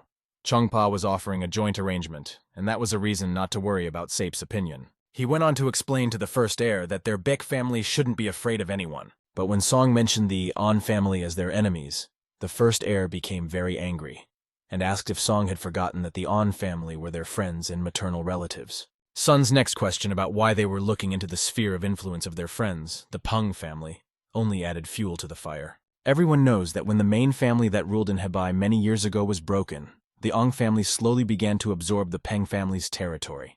When Song continued and asked if it was true that even members of the main family were being replaced by those closer to Jinju, the first heir slammed the table and asked where Song had heard such a lie. Sometimes I'm even confused. Are you a person from the Peng family or the An family? Continued Song. The heir was very outraged and said a lot of things in Sun's direction, but Sun decided to get up and just walk in the other direction. The first heir thought he was being too arrogant. He realized that when it came to this rascal, it was becoming difficult for him to control his emotions, and he wondered why this was happening. Meanwhile, Iron Fist was walking down the hall. The first heir explained that he wanted to lure Sun to his side, but it seemed that nothing would work. He asked for an opinion, and was told that he was halfway to becoming a transcendent master. Is he really stronger than me? The first heir thought. However, he was weaker than the future head of the An family, the Dragon Fist. He asked if it was true that there would be a small martial arts competition during the 100 Families celebration, and suggested asking the head to smash the younger man to smithereens. As expected from Sun, he did the right thing by hiding his martial arts skill level. The Dragon Fist realized that they had set the table for Sun. All that was left was to eat. The vice chairman was handed the Iron Tiger skin technique and asked him to take it. He couldn't believe that he was holding a secret manuscript of a 1,000-year-old Buddha obtained from Shaolin. Song asked to give this manuscript to the head of the military, as it would be a good help to the soldiers, to ensure that all members of the Peng family, regardless of their direct or sideline affiliation, would see it.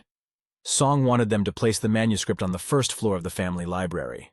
Song intended to raise the skill level of the entire Peng family, and this made the vice chairman realize that the junior's feelings ran very deep. The vice chairman immediately understood Song's desire and told him so. He then asked if Song had had a run-in with Ma Guo. The evidence was not enough, but Song had sensed Ma Guo's characteristic dark energy coming from the demon from the poisonous demon family that led the group. He recognized it and explained the situation.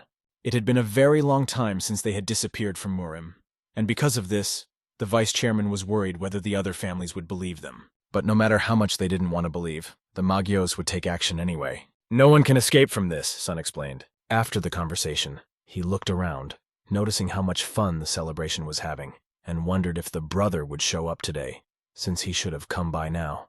A young man approached him and asked him if he was Mr. Peng Monsoon. When Seung said yes, the young man lit up with joy, saying that he thought so. He introduced himself as Seok Jung-ho of the Seok family of sword warriors, and said that he had heard a lot about the fame of the perfect tiger blade. People nearby also heard these words. Like fans, they ran up to him and asked if they could meet him. They were all from different families, but each of them was honored to meet Song. His fame among the young masters was so great that their blood boiled when they heard the story of how Song defeated the Jokryun clan. Some of them stood aside, thinking that these people were being too fawning in front of someone from a fallen family. Hua walked by them, nudged one of them with her shoulder, and apologized. Mrs. Tan was incredible. It was impossible not to notice her because her appearance impressed everyone. In the eyes of others, she was an incomparable beauty. She came up to Sun, stood in front of him, and said that she had been looking for him for a long time. Grasping the edge of her dress with 2 fingers, he pulled her closer and said that he had wanted to see this face for a long time. Standing opposite each other, very close, feeling each other's warmth, she said, "Let's go, brother." After they greeted each other, rumors began to circulate among others. Could the perfect tiger blade and young Madame Tang be close? They said they had spent several months together in Shaolin and trained together. Are these two really dating? People wondered. Meanwhile, they were left alone. She thought that Song would stay within the 4 walls, but he decided to take part in the celebration, even though he thought it would be better to just sleep. His popularity was impressive, and she asked him how he felt about it. He replied that it was nice to be recognized for his achievements, but it was a bit confusing, and even added that it was a bit burdensome. She explained that he would have to get used to it because he would be in the spotlight at tomorrow's competition. They talked some more, and that was the end of the day. Sleep was in his room and enjoyed the peace of sleep. He was finally able to rest properly. Suddenly, his eyes opened wide. He felt as if someone was calling out to him, and he sat up, sitting on the bed. A moment later, he was outside, where someone was waiting for him. However, this man said, "I was looking forward to one child, but another came. Son came here just in case, and just as he thought, it was him. Peng Musong of the Peng family from Hebei," he said, punching his fist to introduce himself. And in front of him stood the head of the On family of Jinju and the 10th Murim Master, Fist King Ongahu. Fist King Ongahu is an evil Jinju personality who hides his power under a shell, keeping it in his hands even after he leaves the post of the head of the family. Afterward, he told Sun that he had heard a lot about him. He had heard about him from his grandson, Dae Hyuk, because he is the grandfather of the first heir on his mother's side.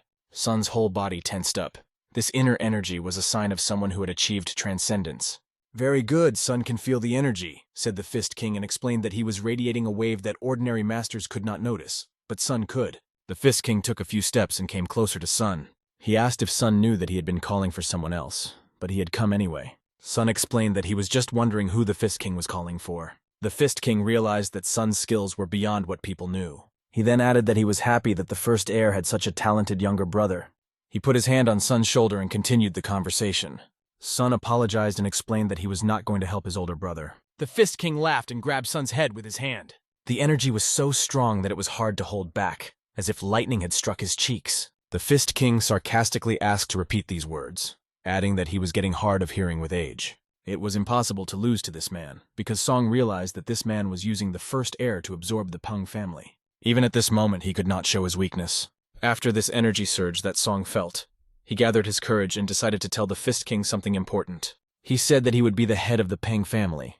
The fact that Sun was able to repel his attack impressed the Fist King. He felt as if he were watching the brightness achieved by a thousandfold spell. The Fist King felt sorry to give away such natural abilities to the Peng family, and he thought that it would be better if this guy was of his own blood. However, he decided not to leave any cause for concern and immediately rushed at Song. But then someone else appeared who said he was a little late because of his slow pace and didn't think the atmosphere would be so tense. It was the heir of the Namgun family, Namgun Hyuk, who greeted the King of Fists. Song was happy to see the unsurpassed swordsman Namgun Hyuk, a genius who would later be called the best. He was also the eldest of their 4 Sapes. Namgun Hyuk approached the King of Fists and said that he thought the elders of all the families had gone to meet the sunrise and noticed that he had not joined them. The Fist King replied that he did not like places where there were many people. He then turned to Sun and said that he had joked a bit by calling him a baby. In the presence of the Namgun family, the Fist King could not use his skills so recklessly and considered Sun lucky. He went first and added that the morning exercise was very hard. The guy asked Sun to be careful. Then he asked him if he was okay, and Sun replied that he was fine. In Hyuk's eyes, Sun was a young master who was no match for the King of Fists. A moment later, a flask appeared next to Sung's head. "Would you like to have a drink with me?" Hyuk invited him. After a while, they drank, discussing Monk Gak and how funny he was. Hyuk remarked that Gak would fit the role of a madman and would love to meet him one day. Sung said he thought it would happen soon, raising the glass of juice in his hand. They poured another one. And Hyuk was very interested in hearing stories about Tiger's spiritual path from Seong personally. When Seong addressed him by name, Hyuk asked him not to be so formal and just call him brother. He will turn 30 this year, and he doesn't consider himself a young master, but he wants to build a closer relationship with Sun, so he asked to be called that. He asked Sung if he could call him younger brother, and Sung replied, "Yes, brother." People who like to talk say that Hyuk will become the best swordsman in the future, and Hyuk himself believes that he will become the best in the world. Afterwards, he stood up, stretched, and said that he realized something when he saw Sun fight the King of Fists. He realized that he might become the best swordsman in the future, but he would not be better than Sun. In response, Song said that no one knows what the future holds. However, Hyuk thought this was modesty on Sun's part, and asked if he would participate in the upcoming event. Soon the event started and people gathered around the tatami. Everyone was waiting for the person they were rooting for. Hua asked Sung if he knew what kind of prize was offered for winning. She told him that the winner would receive a Sosondan that had been absorbing chi energy for 20 years. This is a great opportunity to improve your inner energy. However, while listening to all this, Sun cast his eyes on one person. It was a man with a pumped-up and very strong body. This person was the future head of the An family of Jinju, the Dragon Fist O Tai-gyun. He looked at Sung and realized that this was the guy that the first heir asked him to take care of. The thirst for battle immediately arose in his blood, and he was eager to see what this young man was capable of. Meanwhile, the other participants took to the tatami and began to fight. Their skills were quite good, and Sung estimated that the guy with the spear would win. Hua remembered that those young masters who had pretended to know Sun yesterday were now participating in the battle. Sung asked her if it was true that everyone could participate in this competition. Yes, anyone can enter, she replied. She explained the rules. The loser leaves the site and the winner waits for the next participant. The battle continues until there is no one left. As Sun expected, the guy with the spear won. After this battle ended, Hua said she would go next. Sun did not expect anything else. But suddenly he heard the words on the tatami. I refuse to continue. The guy with the spear was afraid to participate against this red-haired big man. This person was Huangbo Seun of the Huangbo family, one of the 5 great families. Dragon Fist! He started shouting loudly when he got on the tatami. He asked Sung if he wasn't bored just watching it and asked to go up on the platform. Hua was outraged that he had stolen her opponent from her and said that no one could stop the two from fighting. Sun asked her what she meant, and she explained. She explained that among the young masters of Yonbong Chinja, those with outstanding abilities are given the nicknames Dragon and Phoenix. Now Cheonpa has 5 dragons, and among them, the Dragon of the Fist is the name of the heir and future head of the On family, On Taegyun. Now, Sun began to realize that this nickname had belonged to the Huanbo family for generations. But recently, members of the On family from Jinju have been called the Dragons of the Fist. Perhaps this competition was organized for their duel. The Fist Dragon remarked that if he received the prize prepared by the On family, it would be amazing. He told his opponent that even if he won, he could take the Sosendan for himself. But the red-haired man would gladly accept his gift, and even the nickname 13th Heavenly Royal Fist, and immediately launched an attack. But the Fist King put him down with a single punch. The screams from the audience and their shock left everyone stunned. To put someone from a big family down with one punch, who would have thought there was such a big difference between them? Others said it was completely predictable.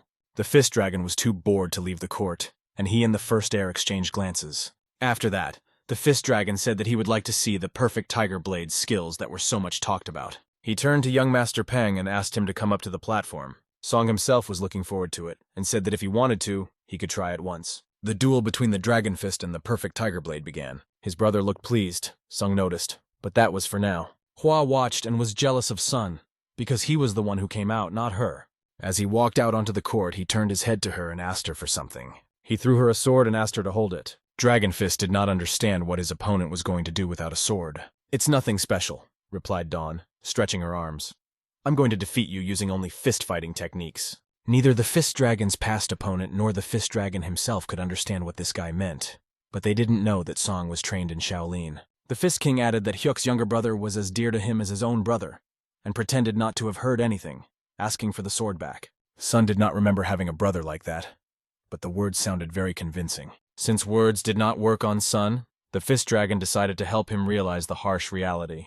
However, he saw a shadow in front of him and thought he could easily attack it. He decided to show Sun what it meant to be one of the 5 dragons and threw himself at him with his fists. The blow was so strong that Sun's feet came off the tatami. At first, the Fist King thought he had hit him too hard and wondered if he had overdone it. But then he heard the words, "Your fist is slow." Sun simply skillfully dodged and made it look like he had been hit to cheer up the audience. The Dragon Fist was so close that it barely touched the hairs on Sun's head. The Dragon Fist realized that something had to change and stepped back. He broke the distance to think about what to do next. However, he wasn't going to think for long, and he threw his fists at Sun again to end the fight as soon as possible. But every punch flew by because Sun was so fast that his fists seemed invisible. What kind of technique has this kid mastered? Everyone wondered. Hua watched this and told herself that her brother's Iron Tiger Skin technique level was already quite high, and it would be difficult for the enemy to hit Sun. Her brother had studied fist fighting and swordsmanship with Shaolin masters, and with the genius hook. In the battle against the Dragon Fist, Sun was only dizzy, and he told the enemy that his skills were worthless. When Sun realized that he had entertained the audience enough, he decided to strike out himself. "I am disappointed, Dragon of the Fist," said Sun. He said this as he stopped his fist a few centimeters from Fist Dragon's nose, which was already bleeding. Turning around, he told his opponent that he could leave the site. The Fist Dragon was very angry that he had been humiliated in front of the audience. The fact that he decided to attack Sun from behind was a fatal mistake. "Stop, Dragon Fist!" came a voice from the audience. Namgun appeared and inserted his sword right next to the Fist Dragon's neck, explaining that if he was unable to accept the result and was going to deliver a fatal blow in an official competition, then he should be ashamed as one of the 5 dragons. After that, he solemnly announced that the perfect Tiger Blade had won this duel. Their location changed, and now he was sitting at the table, raising a glass of wine, congratulating everyone on the victory of the perfect Tiger Blade. Everyone, in unison, raised their cups, enjoying the delicious appetizer, and congratulated Sun on his triumph. Drinking was not a problem. Everyone did it with pleasure, savoring every sip. It was a bit unusual for Namgun to participate in the feast after such a long break, but he couldn't help but pour his brother some wine on such an important day.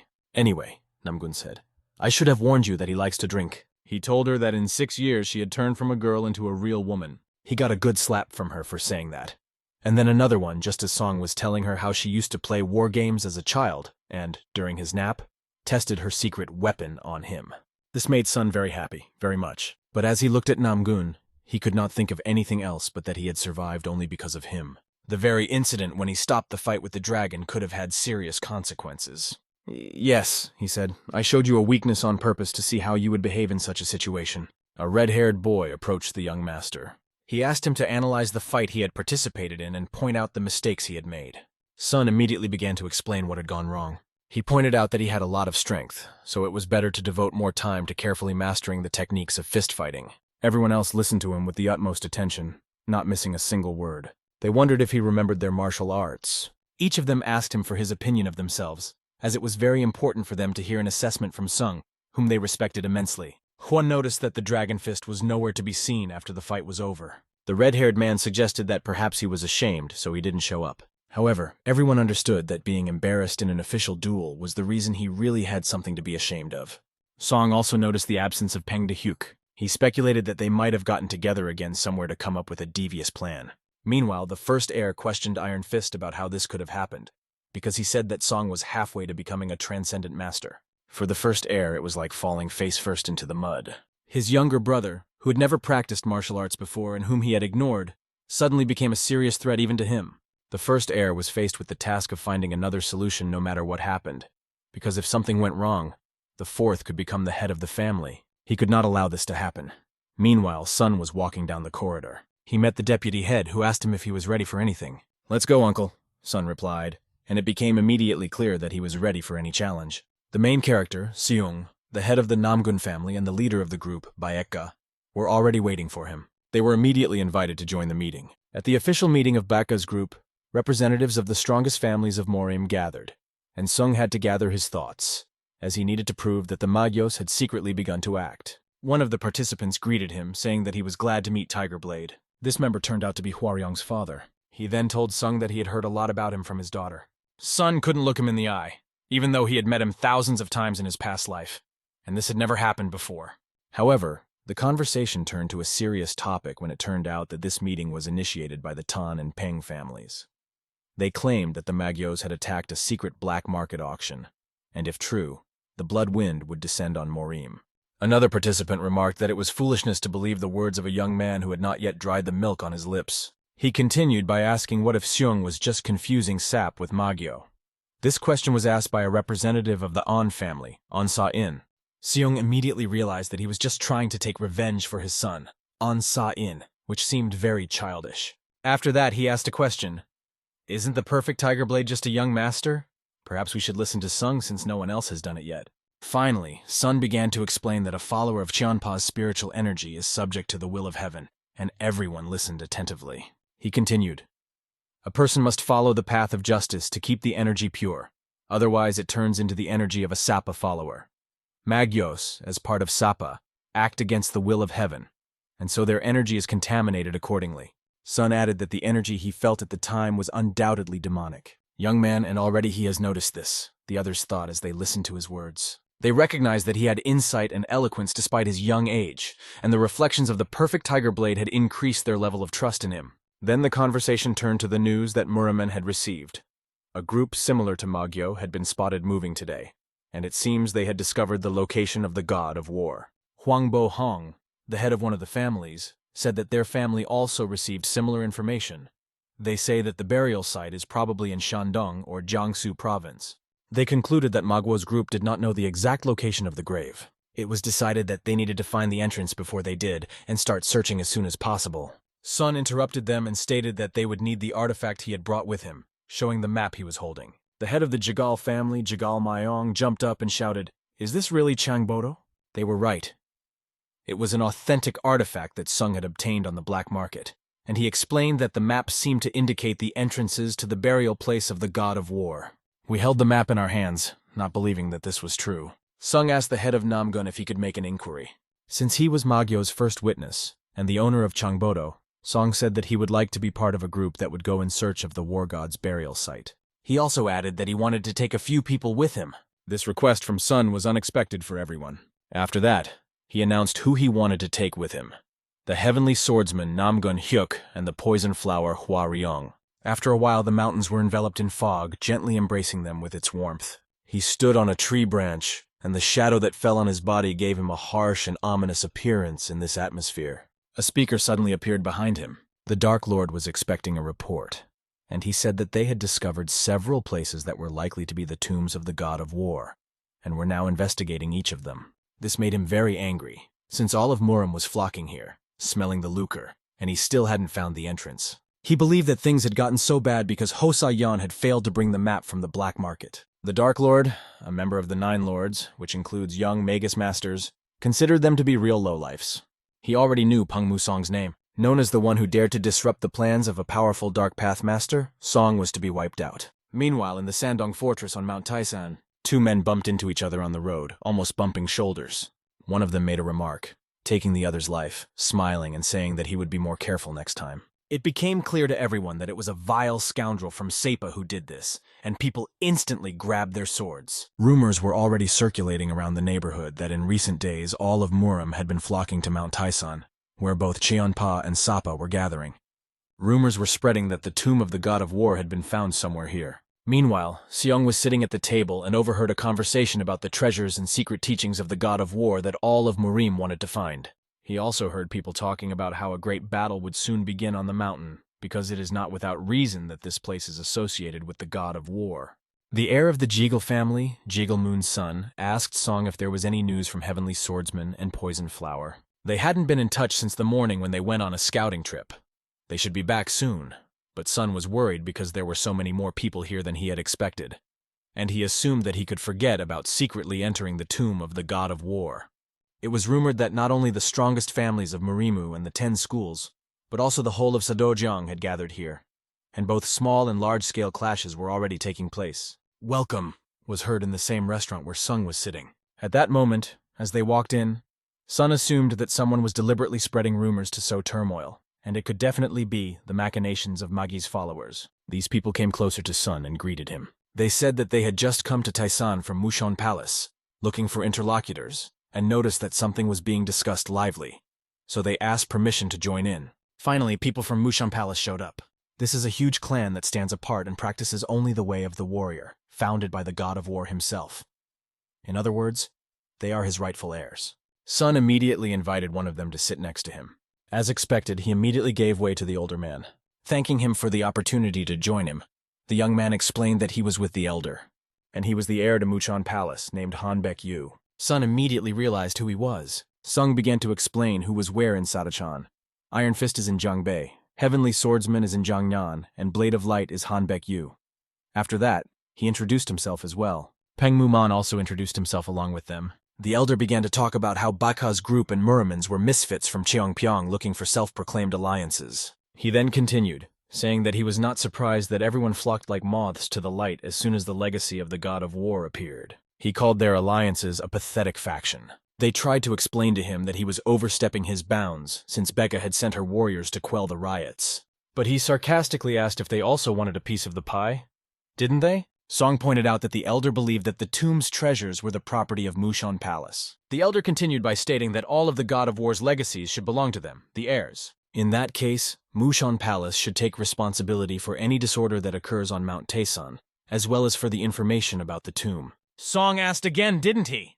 Are they planning to seize the treasures without even thinking about the rivers of spilled blood? The elder indignantly asked how Sun dared to put the responsibility on them. At that moment, Hanbaek Yu laughed. He agreed with Warrior Peng, saying that although they considered themselves the heirs of the god of war, they had arrived too late and had no right to claim the tomb.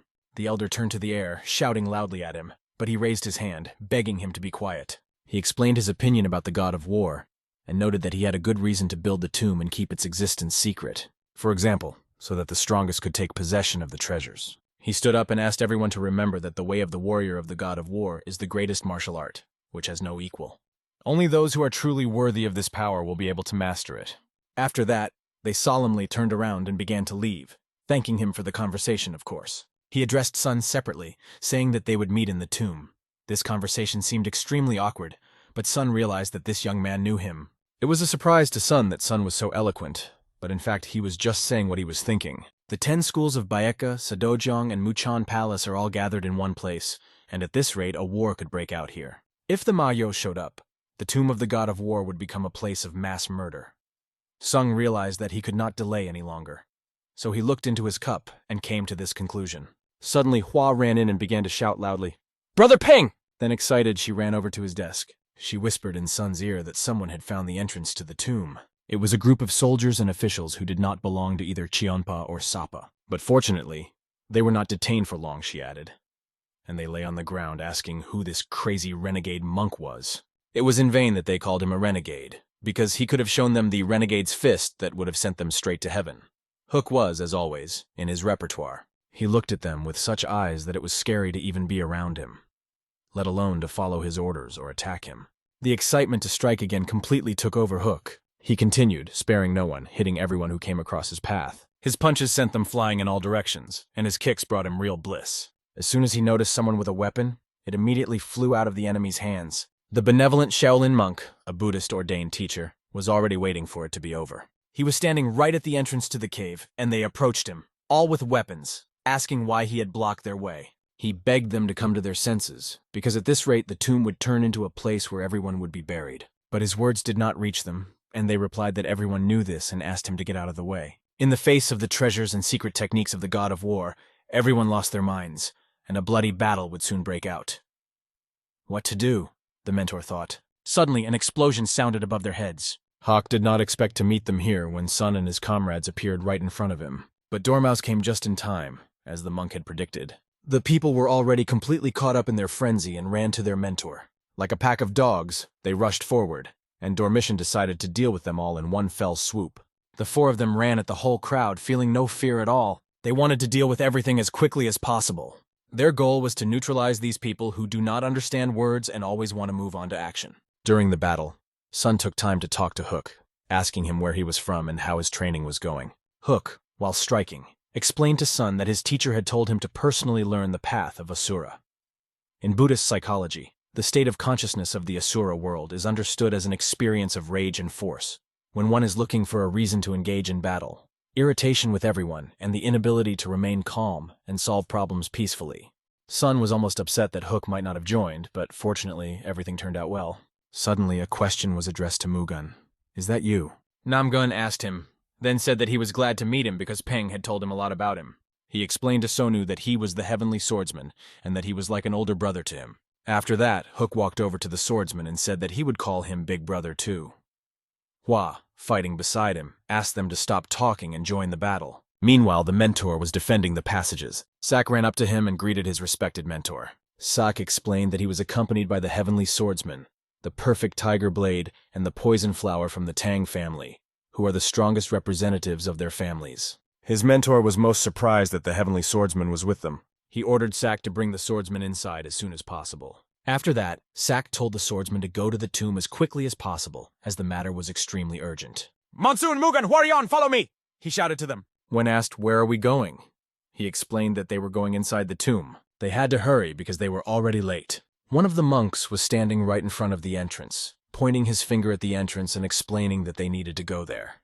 They ran as fast as they could, trying to get inside as quickly as possible. But something made them stop and prepare their swords for battle. Hua was already behind them, running with them. Both fighters focused their energy around the swords to give them more power. There was a loud explosion, and dust rose around them. In this way, they decided to fight their way forward. The mentor heard this, and realized that these boys were smart enough, so now he could be calm. He silently asked them to put things in order in Murama. After they went inside, Hua asked them to look up because there were pearls shining. One such pearl is worth a fabulous amount of money, and the tomb of the god of war really deserves the attention of all of Murimu, she thought. So maybe it's worth taking a couple. Hook didn't have a single scratch on him because no one could pierce his iron tiger skin. Finally, we're all together, Sun thought as he looked at his friends. They had become really close friends, and as Hua and Hook looked at those pearls, preparing to tear them apart, Namgun tried his best to stop them. Watching this, Sung just smiled, admiring them. Hua noticed this radiant smile on his face and asked him what was wrong. Did something good happen? Sung replied that it was nothing special. Then he added that it was time to move on, and they all immediately set off together. But there was an unpleasant surprise on their way. They came across a pile of corpses lying right in front of them.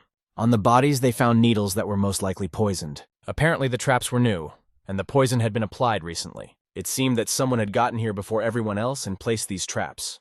Sung immediately asked if it was possible that the Magyos had arrived before them. Namgun suggested checking it out for themselves, and where there was the most glow, he assumed that was the entrance. When they got there, they could not believe their eyes. About 50 people were lying with swords in their bodies. The words were heard. Did we really think that we had already killed everyone, and here are new guests? The bloody old man was sitting soullessly on a stone. Baek Sang-gom was standing with his sword in his hand. Dragonhead Blade was crouching with his sword slung over his shoulder, and Hyun Hongguan was standing in the foreground. Namgun knew them all and couldn't believe his eyes that he was seeing them here. What the hell happened here? He asked himself, not understanding why Champa had joined Sapa in such a matter. The bloody old man guessed without a soul that the sons of the 5 great families and a Shaolin disciple were standing before him, judging by their appearance. Baek Sang-gom was glad to meet the great swordsman, because he had not seen him for a long time. To think that the valiant warriors of Cheongpa are now allied with Sapa, he said ironically. Is this senseless massacre also their doing? He added. However, this is a dangerous battle for them, and the way to take possession of the tomb's treasures, according to Gom, makes sense only if they force others to renounce wealth. But the old man said that children from rich families would not be able to understand what they understood. Sun, not understanding one thing, asked if someone had already gone on. Why did they stay here? The old man explained that there was no point in confronting Sadojin and Mushan Palace at the same time. They would kill each other anyway, and they could wait for them at the exit. According to the map fragment, there is only one way out of the tomb. So they would have to come back here. And from what the Heavenly Sword didn't say, the old man realized that if the fight happened, one of them would definitely die. After that, he suggested that Sun's team put aside their rivalry and team up. He asked them not to worry about the rumors and promised to destroy anyone who could defile their name. Listening to this old man was getting tiring, and Sung told Namgun that there was no time to waste here. The great swordsman began to draw his sword and offered to deal with the situation quickly. Hook noticed that only scoundrels had come here and decided to break his vow not to kill in order to finish off these idiots. Hua also took a fighting stance, ready for battle. That's why young people annoy me so much, the old man said. Then he shouted loudly and ordered his team, "Kill them all!" At the old man's order, they immediately charged, shouting loudly and swinging their weapons. Sun's team was in full combat readiness, and Hook was already straining his fist to the maximum. One punch, and the enemy's blood flew in all directions. The windpipe was not only punctured, but completely knocked out. One opponent was smart enough to come at Hook from behind, but he didn't expect that Hook's lightning-like speed would allow him to turn around in time to punish his opponent. To punish him so that he would never want to come in from behind again in his life. It's not adult-like. With his face, he tasted the floor. Like lightning, the girl flew between them, dealing with 3 opponents at once. She didn't even notice them in her path because she was determined to end this battle as quickly as possible. The old man was thinking about how to minimize his losses because otherwise he would have to fight Sadojin or Mushan Palace. He realized that this young man next to Namgun Hyuk was unpredictable, and the main thing was to disable them both, and then the battle would be won. The old man said, Baek Sang-gom, Hyuk Hongguan, the heavenly swordsman, against the 3 of us. Dragonhead Blade then began to receive orders, but quickly interrupted the old man, saying that he knew what to do. The great swordsman told Sun that he was taking on the main opponents and rushed to attack. The old man had long claws that could easily inflict serious damage, and he flew at the sky swordsman with them. The other opponents approached Song, called him a young man, and said they were curious to see how he wielded the sword. The Dragonhead Blade offered him to fight like a master swordsman. For Sun, this was not a problem. On the contrary, it only made him smile. Such an interesting offer could not but please him. Meanwhile, the great swordsman was fighting an old man who turned out to be a difficult opponent. In addition to the old man, there were 2 others attacking him from behind, but his gaze was so piercing that he noticed everything. Namgun saw right through them. Clenching the hilt of his sword, he spun 360 degrees, not allowing his opponents to get any closer. Then he decided that he was done joking with them and formed a blue chakra around himself. This energy did not give his opponents a single chance, only one, to lose their blood. The old man watched and could only say one word: incredible. After all, the great swordsman was standing alone against 3 opponents who had attained the transcendental master level. The great swordsman was not even out of breath.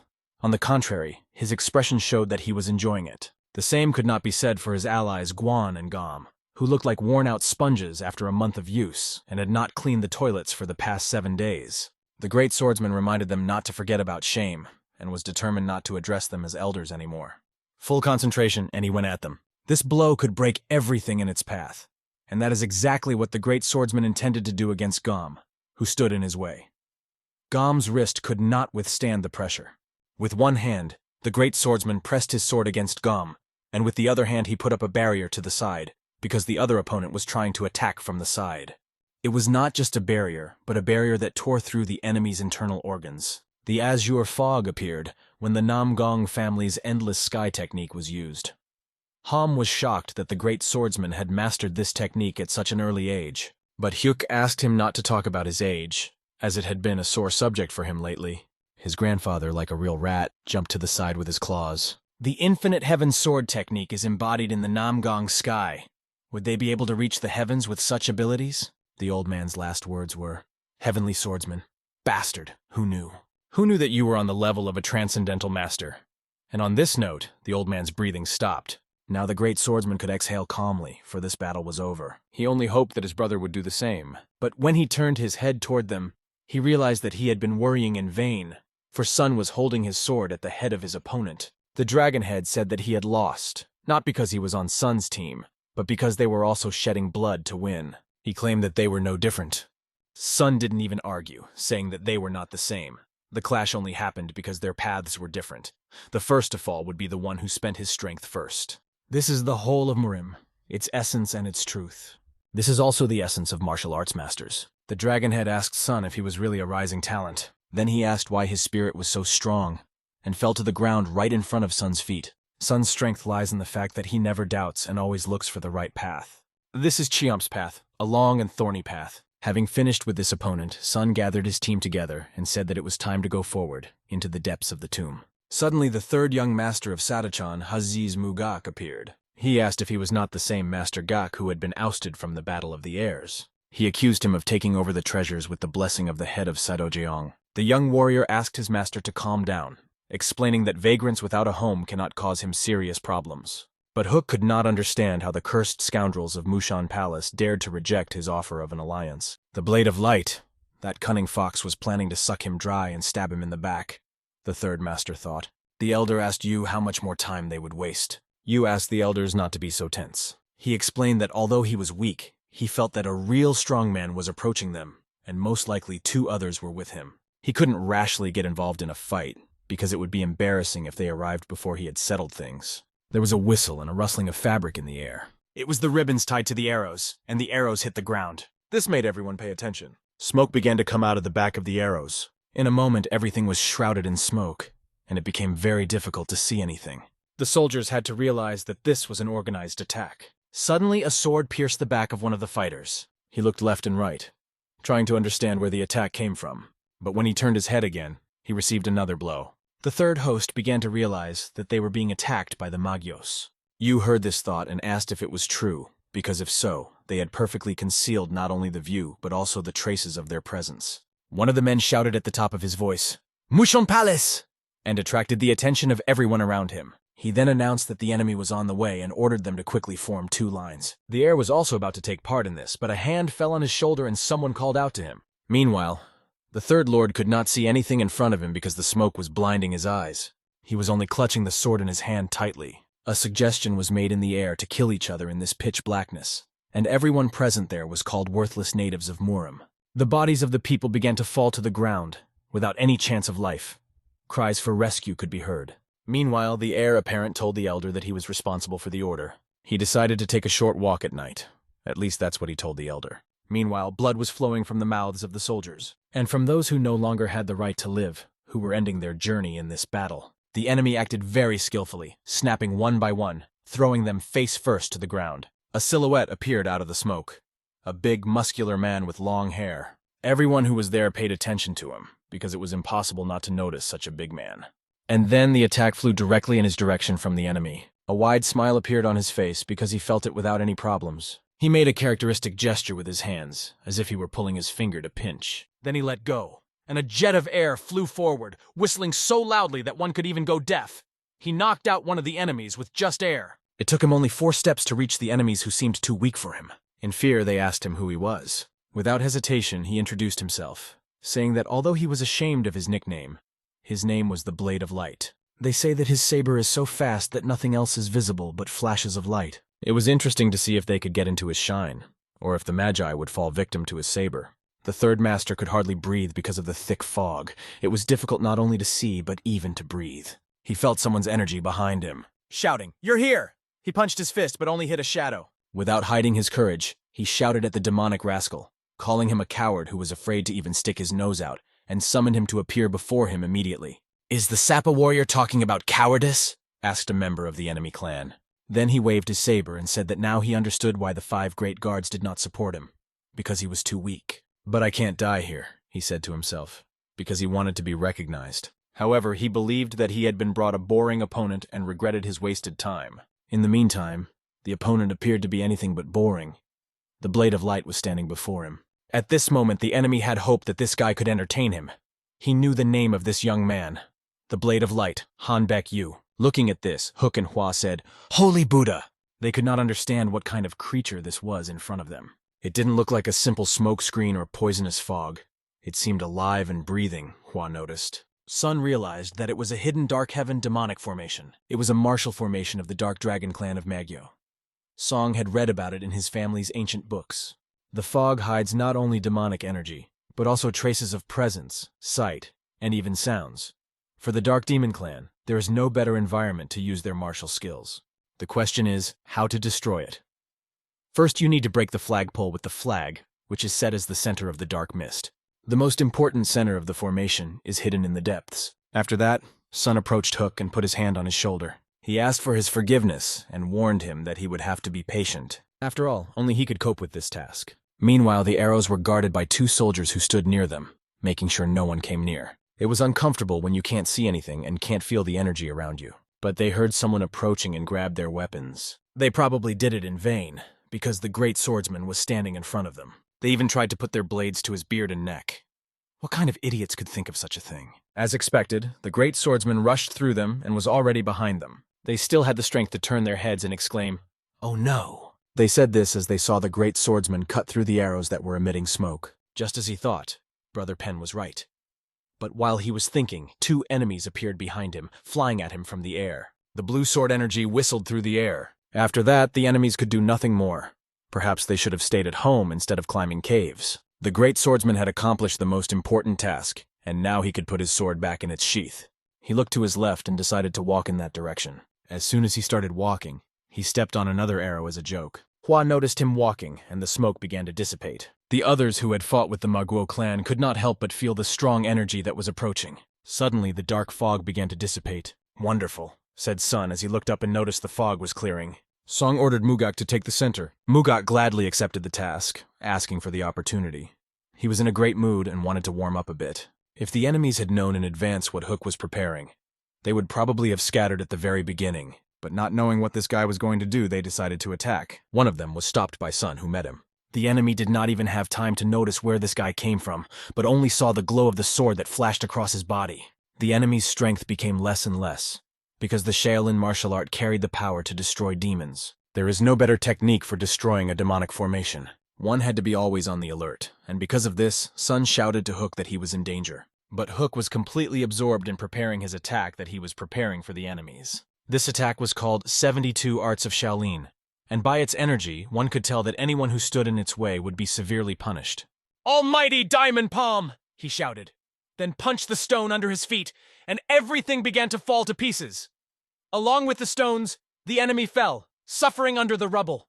And at that moment, even my mother could not help them. The man swung his sword, hoping to destroy his enemy. But when his strike hit the villain, only a shadow remained on the spot. He realized that his attempt had failed again. The young man asked if he was surprised by the disappearance of the blow, since they were fighting on equal terms in the middle of the demonic Dark Heaven formation. The perimeter of their battle was engulfed in dark energy. The warriors could not make up their minds because of the enemy's strange fighting techniques and thought for a long time about how to act. The demon rejoiced at their confused faces, deciding to put an end to it. At that moment, a bright light came on in the distance. The man noticed that on one side was the center of a formation, and one could only assume that it was the world of Shaolin. The 72nd Shaolin art rushed towards the battle, and Mugak struck a gingerbread man at the warriors. The all-powerful diamond palm brought down the ground on the glassy terrain where the warriors stood, and one by one they began to fall into the abyss.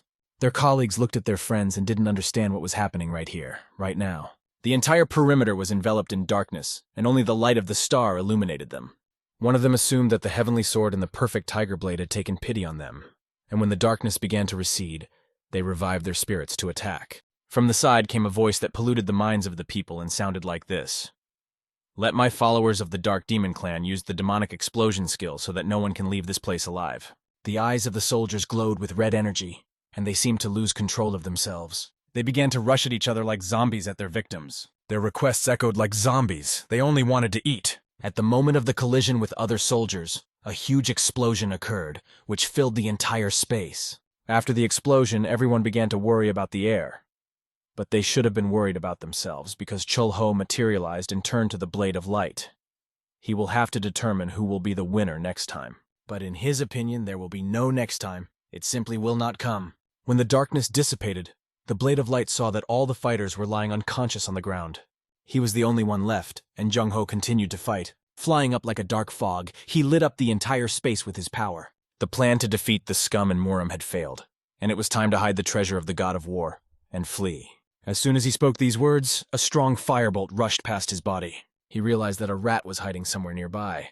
Acting in favor of the enemy, Monsoon came out of the explosion unharmed, and he approached Chul-Ho saying that the leader of the Dark Demon Clan was himself, the Dark Lord, and offered to talk to him. The Dark Lord, looking at the boy who survived such a violent explosion, thought, "What the hell?" There were heavy losses on the battlefield, and the survivor wanted to help the wounded. The most important thing was to save the survivors. The guy runs to Sergeant Major Ka and asks if he is okay. The petty officer was leaning against a rock and was unconscious, but he had no serious injuries. After a while, a young man in excellent shape, the swordsman, who had not seen the Blade of Light for a long time, emerges from the darkness. They have dealt with all the followers of magic in the area, so he doesn't have to worry. The Blade of Light has spotted the swordsman with a huge number of techniques, but they use a technique that provokes an explosion. If you destroy their Dantian, you can prevent this explosion. A special agent told him about it, but who is this guy? Soon the battle gained new momentum when the two legendary warriors locked eyes. The Dark Demon felt that his opponent was much stronger than he was. His strength was equal to the Mad Lord's. If there are still strong warriors like in Bonchija in martial arts, then in magic there are 9 young masters, 9 powers. Here, only the strongest survive, and natural selection reigns supreme. Warriors and magicians were born and raised following the unquestionable mottos. They are the 9 Avengers. From the age of 5, they began killing an endless number of competitors to take their place in the sun. However, this young man with such power, who is he to look at the Dark Emperor with such eyes? Has he experienced more chaos than they have? The Dark Knight deflects his blow and tries to move as far away as possible. Having gained enough distance, he didn't expect this guy to be one of the young masters, because only the Heavenly Swordsman, Blade of Light, and Iron Fist could fight him. The way this scoundrel struck such strong blows, his sword techniques, were simply stunning. His power demolished everything in its path. Running up to the villain, the guy strains his arm to hit him with all his might. His tactics were flawless. He deflects the enemy's blows with his sword and hits the Dantian, the guy's inner chakra, with his hand. A strong blow pierced the Dark Knight so much that blood began to flow from his mouth. Stopping and gathering his strength, coughing a little, the Dark Knight wanted to breathe in. Looking up, he saw the boy in front of him again and asked who he was. The boy approached him and answered with confidence. "Have you heard the news? If I say that I stopped you on the black market, will it be accepted in society?" The Dark Knight was shocked to hear these words. This wasn't just anyone. This was the guy who was legendary, the perfect Tiger Blade Peng Musong. He could have hidden the format, but now he was admitting his defeat before it. However, he had one more trick up his sleeve, and at that moment his hand began to accumulate incredible energy. The flawless blade, seeing this power, did not even hesitate or blink an eye. The Dark Knight declared that he would not go to the other world alone, because the existence of this guy was a great obstacle for magicians. The young master noticed this technique, but the demonic explosion did not frighten him. In an incredible way, this guy's technique moved to the Dark Knight himself. All of this was meaningless against our hero. He simply subdued the energy of the Dantian, knowing that it was going to be used against him. The Dark Knight realizes that the counterattack was very successful. He did a good job, but now he can't do anything but stare at the flawless blade, feeling that this is his last breath in life. The flawless blade pointed his hand at him and ordered him to disappear from his sight, never to be seen again. The battle was over, and red blood was spilled on the ground. The warriors were scattered all over it. How senseless is this war that stains the earth red and takes away the young warriors of the Murim. The flawless blade stood completely unharmed. He thought it would be harder to fight, but everything turned out to be easy. The survivors saw the young master of the flawless blade. To them he was just Brother Peng. They ran up to him and began to wonder if he was okay. But when they got close to him, they saw an amazing scene. Brother Peng had dealt with a demonic follower that even he had found difficult to fight. After seeing his brother's strength, he wanted to see the greatness of the Tiger Blade. Looking at the dead demonic follower, his brother realized that this man was a real villain, and Brother Peng had done a good job of defeating him. There was no need to fight anymore. They decided it was time to go back. When the old man regained consciousness, he said one thing: "The battle is not over yet." Now they had to choose the true owner of the tomb of the god of war, and everyone was surprised by these words, except for the flawless blade. The elder began to shout that they had better retreat if they had not yet reached their goal, because they could save more of Murim's followers. Muga could not stand the old man's ravings and discovered that he had already gone mad. He expressed this by saying that they had all poured blood on the table together, and he was going to eat it all.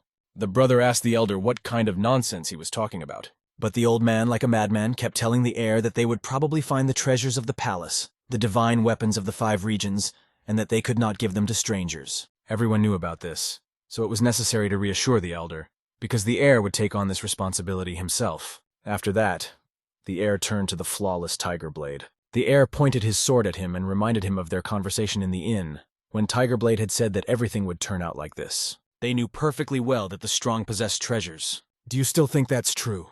he asked, offering to compete and arrange a duel. Instead of the impeccable tiger, his brother comes out holding a sword. He asks his brother to rest, as this matter cannot be resolved with words. The swordsmen, seeing this scene, began to approach from behind to protect the heir. They all created tension in the space, looking at each other as rivals rather than allies. One of them shouted out, "What do you think about this?" Apparently, the Council of 100 Families wants to prevent bloodshed and disorder. Just as Elder Ka said, their goal has already been achieved, so they are giving up the treasures of the tomb of the god of war. It was a strong statement, and even the fellow soldiers of the flawless Tiger Blade were impressed by his words. Everyone just opened their mouths and listened to the conversation. He stated that there is a Buddhist monk among them who will stay here and rest the souls of the dead. The heir realizes that this is a great shame for his family. He expresses his gratitude to the heir to Meekin Palace and asks them to accept his gratitude. They will not forget the favor he has shown them. It seemed that the conflict was closed, but words appeared that added fuel to the fire. The conflict was lost, and the heir and the elder had to leave. As he was leaving, the heir looked into the eyes of the flawless Tiger Blade and promised that they would see each other again. Looking at it, he realized that it was not just an ordinary person. This was a bird of high flight who would surpass them all. The Buddhist monk, seeing these scoundrels go ahead, leaving him without treasure, began to tremble. He did not understand his brother for such a stupid act. If he had cooked this porridge, why was he giving it to a nasty dog? The sisters supported the Buddhist. They had come all this way for what? The tension did not subside. One brother decided to protect the Tiger Blade by asking them not to attack him. If they got the treasure, their relationship with the Meekin Palace would be ruined, and Brother Peng had foreseen this moment. Peng had been watching his brother's reactions the whole time and noticed that one of them was very shrewd. He remembered that in his past life, the alliance of the Meekin Palace and the Murim had been defeated and lost a great war due to a senseless psychological war. The map showed that there was the last platform ahead, and that the treasure was probably hidden there. However, when he accidentally set fire to the back of the map, he unexpectedly discovered a secret passage. His fellows were amazed by this news. If this is true, even more exciting opportunities open up for them. Now the true treasures of the tomb of the god of war could be in their hands. These treasures are the divine weapons of the 5 regions. In addition to the yellow dragon armor already in Meekin Palace, 4 items had long been hidden from view and from the hands of others. Brother Peng approached the stone and placed his hand on it as it was supposed to be the opening of a secret path. As soon as he offered these 4 divine weapons at the edge of God's tomb to Elder Ka, he remembered that there were more than just things resting there. They went down the secret path for a long time, and then, when they finally arrived, they noticed something mysterious in the darkness. A green ray of sunlight was falling on the water, and the water refracted this light and illuminated a chest on the rock. They quickly hurried to open the chest, and soon their hands were scooping up what was in it. They opened their mouths wide as the bright light of the treasure shone on their faces. This chest contained more than just an object. It contained secret sword training. Secret sword, saber, fist, and flying training. They found divine battle techniques that contained the heavenly martial arts. In their past lives, mages had obtained everything from divine weapons of the 5 regions to secret techniques. When he picked up this item, he was sure that the head of the mages had seen them too. At that moment, they turned their attention to the Buddha, who wanted to say something, but their sister Tan Hua Ren began to accumulate energy while sitting in the lotus position. Peng realized that they had to keep the teachings they had found secret and promised each other that now everyone could learn them. The magicians had lost both their treasure and their army. Their strategy had failed forever, and now they would gain the upper hand. Soon, a few weeks later, on the training grounds of the main residence of the Peng family, the commander ordered the swordsmen to keep their legs wider from the beginning and repeat the training. One of the soldiers approached the place of his training. The soldiers were practicing their strokes because there were many new recruits in the army and the teachers did not have time to teach them. One of the masters noticed that one of the new recruits sighed during the training, and he was about to punish him. But when he turned his face, he noticed a young master who had personally come to check on the training. Peng walked up to Chulho, whom he hadn't seen for a long time, and greeted him warmly. He told him that he had finally returned safe and sound, just as he had promised. Soon after, the two men met for a cup of aromatic drink. Zhang Sung was informed that young Master Peng had distinguished himself in the battle of the God of War, saved the followers of Murim, and even destroyed the people of the magicians. Our hero said nothing to these words, just sipped his glass in silence. The master praised him, proud of this guy. He didn't think that one of the legitimate sons of the Peng family would complete Tiger's spiritual path so quickly. But Peng decided to answer that the reason he had hurried to return was worth hearing. The master bowed his head, realizing that the heir had learned of the circumstances. The elder brother had been left without his energy while honing his martial skills and had fallen into unconsciousness.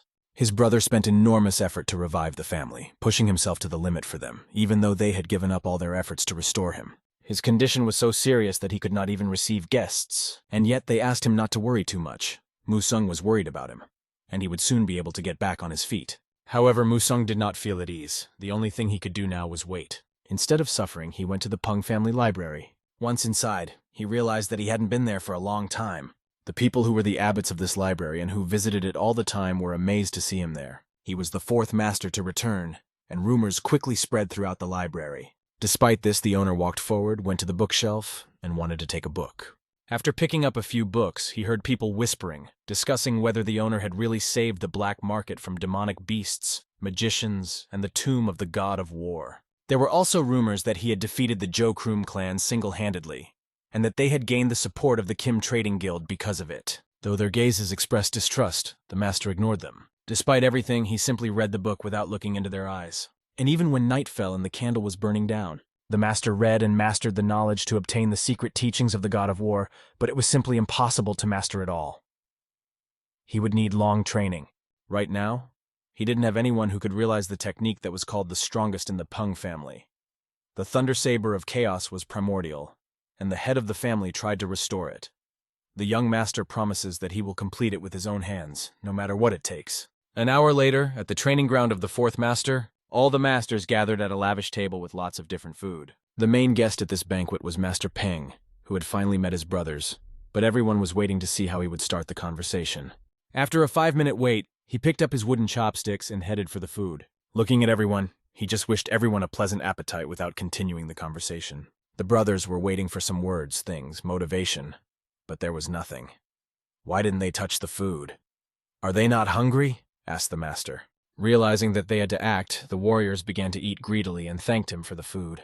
They were still hoping that the master would say something, but it was even more terrible than a few words. The master looked at the soldiers and noticed several familiar faces from the Peng family that he had seen in his past life. He focused his gaze on one of the boys who was pouring himself a glass of alcohol. He began to recall this young man from his previous life and saw a familiar picture before him. While he was thinking, his attention was interrupted by a man who addressed the young host. Introducing himself as Xionghu, he asked to fill his glass with fine alcohol, if he did not mind. It was clear that Xionghu was nervous, feeling uncertain about his actions. Looking into his eyes, Master Peng came up with an idea. He grabbed the bottle of alcohol from his hands, saying that it was not necessary, he had not realized. Master Peng would fill the glasses himself, and the soldiers loved the news. Soon all the glasses were filled, and the soldiers were laughing out loud. After drinking his glass, one of the warriors just sat there looking at his empty glass. The master approached him and said that he would pour him a glass. But this guy surprised everyone by expressing his disrespect for the master, by taking the bottle himself and pouring it for himself. It was a gross violation, but he simply said that if the fourth master wanted to become the head of the family so badly, the first thing he would do in the family would be to change the rules. Obviously, that would leave the Peng family weak. Hearing this, the warriors fell to their knees, realizing the consequences. This was a serious violation of table etiquette, and the warriors began to apologize to the host for their friend, explaining that he was drunk. But this warrior was kicking and not letting himself be broken. He simply said that he was telling the truth and was not drunk. In his previous life, the young master had experienced this situation in his head. At the moment when Doxin was lying on the ground, dying, he turned to his commander. He had a deep wound and he was lying on the ground dropping his sword. Master Peng was by his side. He was holding the hand of the dying Doxin, who had sacrificed his life for him. The master could not console with his words and did not say a single word of comfort to this man, because the situation was quite difficult. Returning back to reality, at the moment when Doxin was being packed by his friends, the master recognized that they were weak now, and the boy was right. Their family was not capable of great things.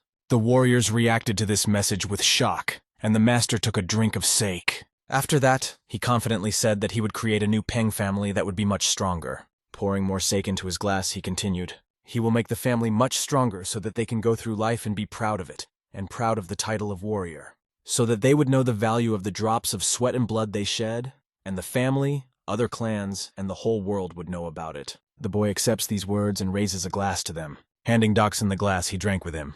Doxin, in turn, supported his words, because he must keep his word. After drinking the glass, Doxin hit the table. He felt warmed by the young master's words. He turned to the fourth master with a promise to follow him for the rest of his life. The young master saw in these words his directness and his influence on them. But this guy was just drunk. That was the end of his dialogue, and Doxin fell face first into the salad, losing consciousness. After dinner, the young master went to the building. He was drinking with his family, and they were just talking about Doxin, who was still drunk, and yet he was having a hard time. Master Peng admitted that he thought the drink was weaker than it seemed. Then his brother asked, "What's the reason, though?" He did not distinguish between their ranks and backgrounds, gathering all the capable men with the will to fight. Master Peng said that he liked them. It was enough to look at their love for the Peng family, their talent and character. If he had time, the master would sometimes drop by to watch them practice. His sister had been watching him closely all evening and looked at him strangely. Lifting his arm, she checked to see if he was hurt anywhere. Noticing that she was worried, Master Peng was more interested in whether she was okay. Frowning and closing her eyes, she admitted that it seemed that the senior master had studied her surroundings. When asked what environment meant, she replied that she thought he knew she was in danger, and it was still hard to believe. He became close to the H-Bai clan, the Blood Tier clan. Hearing this legendary clan name, one of the people present strained his gaze. Master Peng didn't believe in their superiority, calling them just a bunch of killers who couldn't harm them. But the girl realized that these enemies were not so simple and not so easy to get rid of. Hearing this, Master Peng felt anxious for his family. After all, not only the life of the fourth master was in danger. These murderers were also traveling in their caravan to commit unworthy deeds. Next, we will find out what they will do in general. Thank you for watching. Let's continue. The tiger moves through the bamboo forest surrounding one of the most magnificent tombs that grace this mysterious landscape. Musang completed his spiritual journey like the bright star in Bonchije that rose in the sky.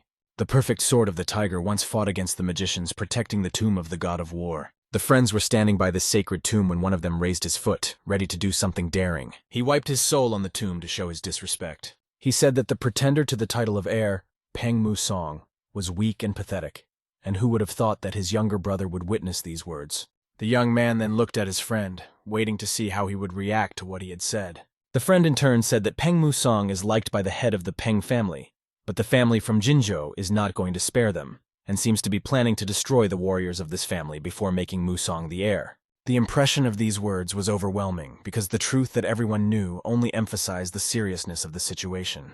A young man with brown hair asked Jiguan what he should do, because he felt that all his efforts were going to waste. The tiger moves through the bamboo forest surrounding one of the most magnificent tombs that adorn this mysterious landscape. Musang completed his spiritual journey like the bright star in Bonjie, which rose in the sky. The perfect sword of the tiger once fought against the magicians, protecting the tomb of the god of war. The friends were standing by the sacred tomb when one of them raised his foot, ready to do something daring. He wiped his soul on the tomb to show his disrespect.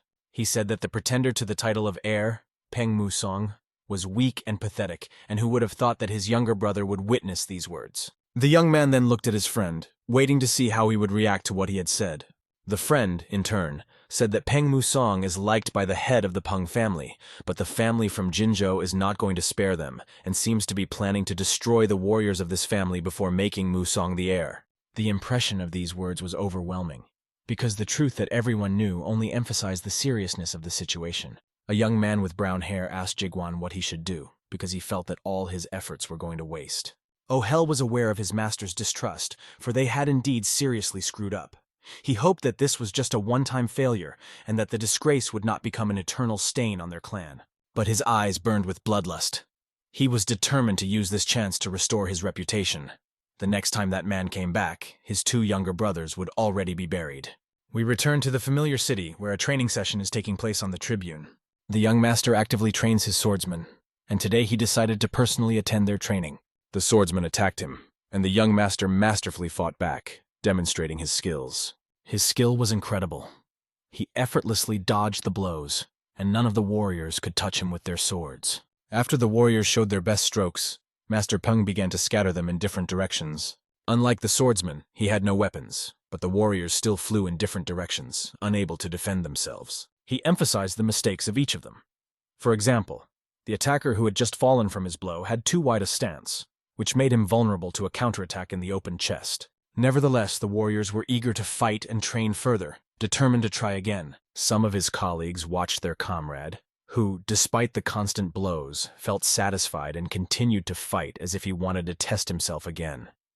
The young man tensed his muscles and brought his arms forward, ready for another challenge. The young master, watching all this, realized that a month had passed since his return, and there were already some results that showed progress. He listened intently to the shouts of the soldiers and the sound of metal sabers clashing in a fierce battle. During this time, he trained the warriors who were to become the backbone of the Peng family's army during the day. And at night, he honed his fighting skills that would come in handy in future battles. Night was a new day for him as he practiced his sword, perfecting his movements on training dummies. Testing the strength of his stroke, the young man focused all his efforts on perfecting each movement.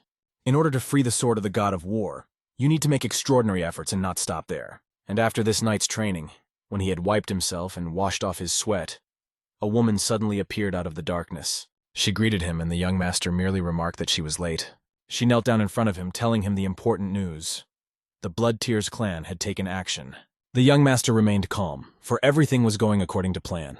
They will be one step ahead too. We are transported to the inn in Changzhou, where one of the Peng brothers was writing something for a long time by candlelight. He was irritated because nothing was coming out. Someone had brazenly misappropriated his money again. But what to do next?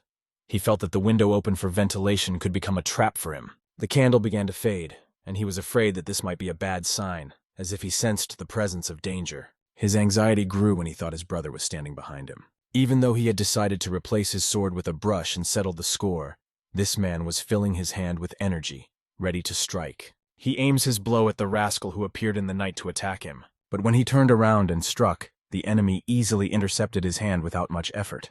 The brother looked closely into the eyes of his attacker, and was surprised to see that it was his brother Musong, who was clearly furious. Musong asked if his brother had stopped his fun with women and his addiction to alcohol, or if he had perhaps decided to delve into the trade. His brother explained that he had had enough and was looking for something new. However, his brother's activities confused Musong so much that he felt afraid of his brother's excessive activity, which he was already tired of. Musong was tired of having to work all the time because of his brother's antics. In any case, even if his brother struck him, it would not hurt him, because Musong has an unrivaled martial art. His brother asked him irritably why Musong had come to bother him in the first place. Musong looked at his brother and realized that he was acting like a real fool. He had come for a reason to save this idiot from certain death. When they asked what kind of nonsense this was, they heard the cries of battle coming from the side of the building where they were staying. The corridor where the young master's guards used to stand was now empty. Only the bloody bodies of the guards were lying on the floor. They had not expected such a sudden attack. The soldiers, dressed in black suits and armed with sharp swords, moved forward, and there were many of them. Looking out of his room, the brother saw that the villains were about to attack.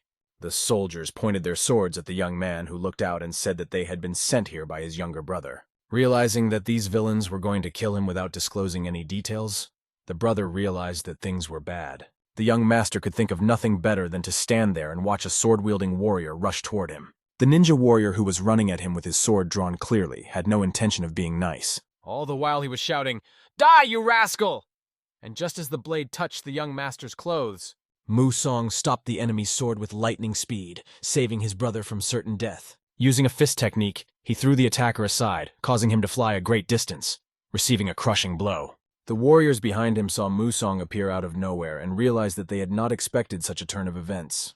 My brother at that moment opened his mouth in surprise, unable to say or understand anything. He was not even able to answer Musong's question whether he was really his younger brother. Musong turned to the soldiers, clearly furious that they dared to attack the two sons of the Musong family. Looking at them, he gripped his sword even tighter, and although he could have praised their courage, his gaze remained cold. Pointing the sword at his enemies, he reminded them of their foolishness, for only he could beat his brother. With a smile on his face, he joked, addressing not only the soldiers but also his defenseless brother, who stood there not knowing what to do. The battle did not last long, and the formidable ninjas were already lying on the floor, having gone to uncharted lands forever. Their leader had been defeated and was holding his head, realizing that this was his end. Musong approached him, sarcastically asking him how he was doing, because this sight was pathetic and was proof that they should not have come here, even if the three great clans in Hebei are considered the best. But they chose the wrong enemy, and Musong strikes the scoundrel's jaw with his fist. He emphasizes that the Blood Tears clan was created by Peng Dehek, right? After all, Peng Dehyuk is the very villain who must suffer a just reckoning. With the leader of the assassins in his hands, Musong heard his brother behind him muttering something and decided to ask him if he was surprised. Of course, his level of surprise knew no bounds, because he was one of those who could stab someone in the back with a smile on his face, and this man was exactly that. The ninja who was in the hands of the young master asked why Musong decided to come here. Musong replied that it would have been better if the ninja had shut up and just answered a simple question by stabbing him in the liver. Musong realized that it would have been better to just finish off this scoundrel at that moment. Remembering his past life, he realized that these people were the ones who had tried to kill him before. The ninja continued to insist that now Musong would definitely die at their hands, because the entire Blood Tears clan would come after him. Musong looked into the eyes of the killer until the very last moment, but did not have time to finish him off. After all, the assassin had deliberately killed himself, using the poison he had in his mouth to prevent him from revealing any more secrets. Musong threw his soulless body aside and walked forward. He told his brother that there would be no more ambushes and that they should return home. When his brother asked him to explain everything in more detail, Musong did not answer. The brother was interested in why Musong was here and why Peng Dehyuk was trying to kill him. Musong realized that there was little evidence yet, but he believed that they were being framed to get rid of them both in one fell swoop. His brother tried to justify himself by saying that no matter how much he loved Musong, he had no intention of killing him, and that was why Musong saved him, because he understood that. The brothers started shouting in the whole courtyard that the Blood Tears clan and those behind them were complete scoundrels, and that they would get rid of them with their own hands. But Musong, seeing this performance, told his brother to stop standing out, because they needed to be on the lookout. Musong firmly stated that he would take care of everything himself, to which his brother reacted with indignation, not believing that his younger brother would dare to say such words. He asked what Musong was going to accomplish on his own. Musong confidently replied that no one said he would act alone, because only murderers should deal with murderers. He went to one of the walls of their fortress, where a girl he knew who was a professional assassin was already waiting for him. Gawal, as agreed, came to the meeting. Sitting on the roof of one of the houses, she asked about the third master and was told that he was safe. They approached the Blood Tears clan estate and, looking at the huge buildings, realized that the scale was amazing. After a detailed inspection of the territory, Gawal concluded that these scoundrels had set many traps outside, and an ordinary martial artist would die as soon as he approached them. And of course they were already surrounded by warriors on all sides. The heavenly chosen assassins flawlessly fulfill their tasks, and they appear out of the darkness in front of the young master. They show their respect by greeting him with honor and devotion. Musong is not yet used to such courtesy from these people, but when he looks at his soldiers, he realizes that they are ready for any scenario. He focuses his gaze on the top of the building and realizes that the night will begin sooner than they think. Blood will be shed this night, and the assassins will face their enemies.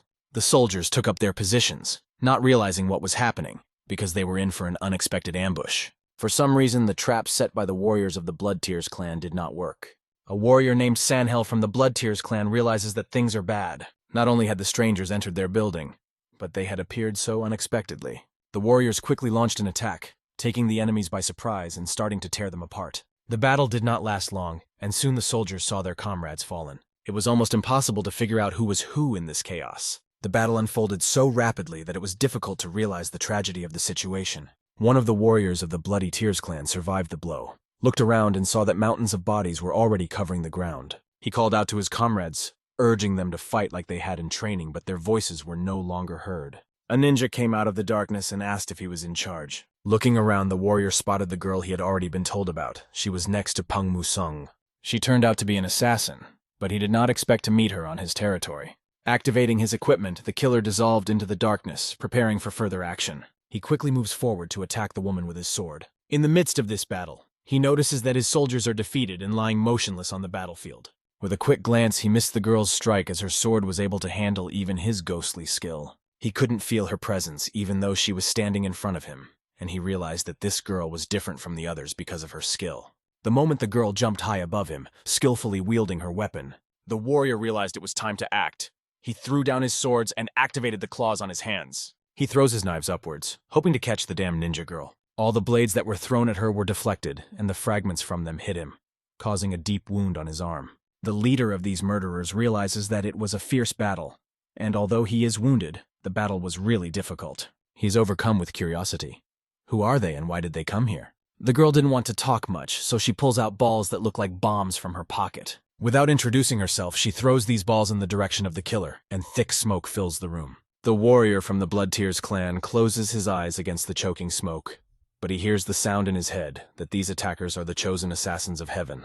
When he finally opens his eyes, he sees only the last movements before his death. The girl, having dealt him a fatal blow, passes by and destroys him, saying that they are reapers who will lead the Bloodstar clan to destruction. They have invaded their master's territory, and now it is their duty to get even with them. The remaining warriors see the smoke clearing and realize that these enemies are superior in every way. At the same time, the celestial assassins put them in imminent danger. Seeing that their leader had been killed, Sanhel was overthrown and lay on the ground.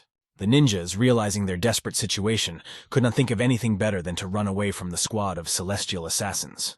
Young Master Musong was in the center of this squad, and although he expected difficulties, he did not think that the difference between the squads would be so great.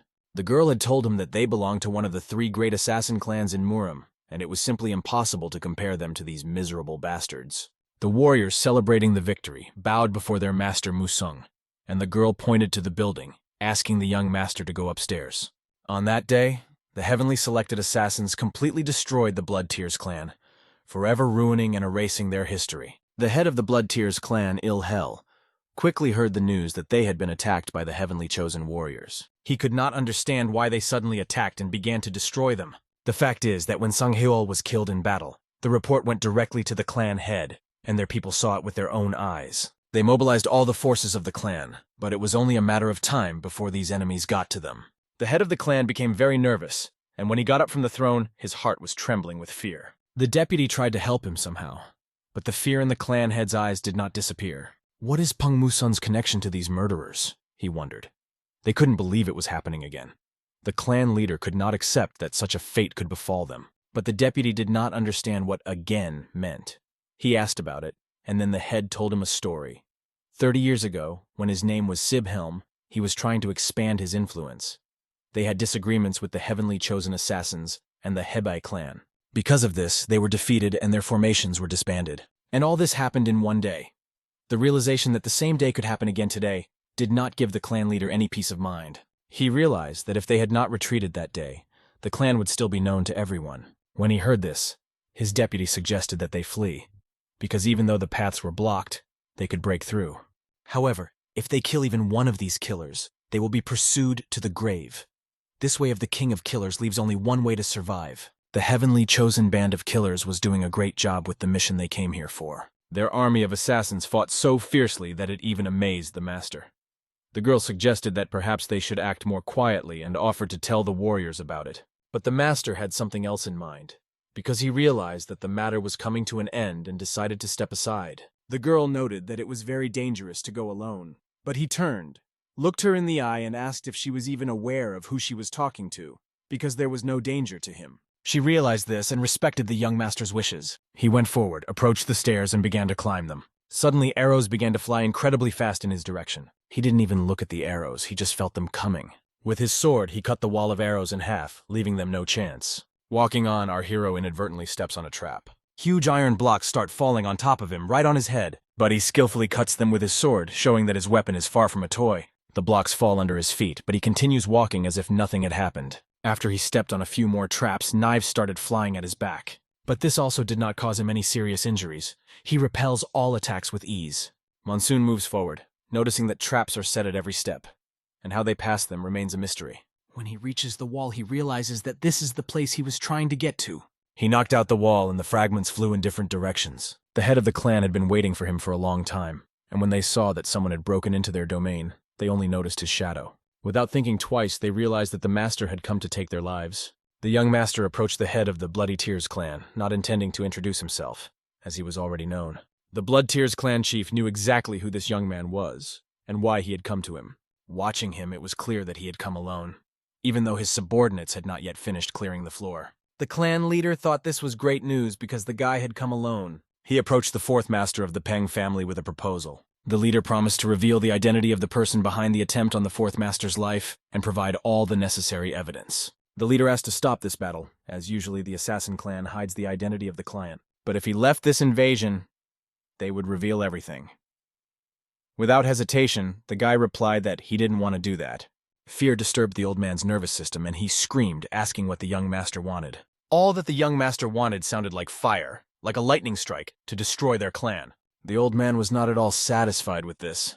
How could this young man dare to go so far? But there was an important reason why Musong stood in front of the head, looking him in the eye. The reason was that he had hurt the Peng family members without any fear. This was enough to destroy and wipe out their clan. The clan leader and his deputy prepared for battle. They were afraid of the chosen celestial assassins, but what was their unity? But fighting him personally was worth it. Suddenly, the roof was pierced by ninjas who began to sharpen their blades on our hero. Landing right in front of him, they surrounded him, hoping for a surprise attack. But the young master quickly destroyed these warriors with one swing of his sword, not even waiting for them to land. Some of them, despite the loss of their comrades, still kept their blades ready, despite their diminished strength. But the moment they approached Musong, their actions suddenly stopped. Musong felt the excitement of this duel, catching all the daggers with his hand, knowing full well that the attack would be unexpected. With the hand he used to catch the daggers, he began to break them apart, scattering the pieces with ease. The clan leader and his henchmen, looking at this, realized that the situation is completely out of control. After Musong had dealt with all the scoundrels in front of him, he stuck his sword into the floor. With his bare hands, he slowly approached the bastards, asking if they were such great masters and called themselves the best in all of Hebei. Why were they such losers? While kneading his hands, the guy emphasized that maybe they deserved to be destroyed. And if he was wrong, let them say at least one word against it. Kavarin, having coped with the task perfectly, walked across the floor, which was now covered with the blood of her enemies. She approached the young master, who had by now finished his work and put his swords on the floor. He sat on the throne, all red as if he had fainted. But when she approached, he opened his eyes because he was tired of pretending to be asleep. She paid her respects to her master and apologized for keeping him waiting, but told him that they had gotten rid of all the members of the Blood Tears clan. Stretching after his nap, the young master was pleased, for it was a job well done. It was clear that all the enemies had been defeated, and the only question left was what to do with the large amount of money and other valuables found in the warehouse. However, the books were written in a mysterious language, and it would take time to decipher them. The young owner briefly replied that this was fine and instructed Gawal to complete all the cleaning and dealing with these issues. However, that was not all. When they went down to the basement, they found the children who were being trained to become assassins. All of these children were exhausted and had probably been kidnapped for this purpose. Musong, standing by the throne, felt no pity for this clan of miserable bastards and said that he would meet the children himself. As he walked forward, all of his enemies could be seen in the background, scattered on the floor like garbage. As he walked forward and looked back at this chaos, the young master turned to Peng Jihak, asking him about the meaning of his life. Holding all his hatred in his hand, he carried out his revenge for them. Suddenly, a huge explosion rang out throughout the building. The young master had blown a huge hole in the wall of the building, symbolizing the end of the Blood Tears clan. Looking ahead at the moonlit night, he vowed that the next person he would deal with would be Peng Dehek. As the Blood Tears clan left, they set fire to everything around them to burn this ominous place to the ground. After the young master visited the basement, he noticed the poor unfortunate children who were there. The children were scared and did not expect anyone to come to rescue them. They thought it was another test or some new task for them. Gawal noticed that these children had been kidnapped, and it was obvious that they had already participated in real battles. The young master approached one of the boys, and he automatically began to beg for mercy. The children were so frightened and devoid of hope for the future that, looking at them, Musung realized that he had once been the same. The boy begged for mercy, promising that if the master needed anything, they were ready to do whatever he wanted. Musong asked the children what they wanted. These children did not ask for much. They just wanted hot water. Some of them dreamed of seeing their mother, or at least sleeping all day, playing with their friends.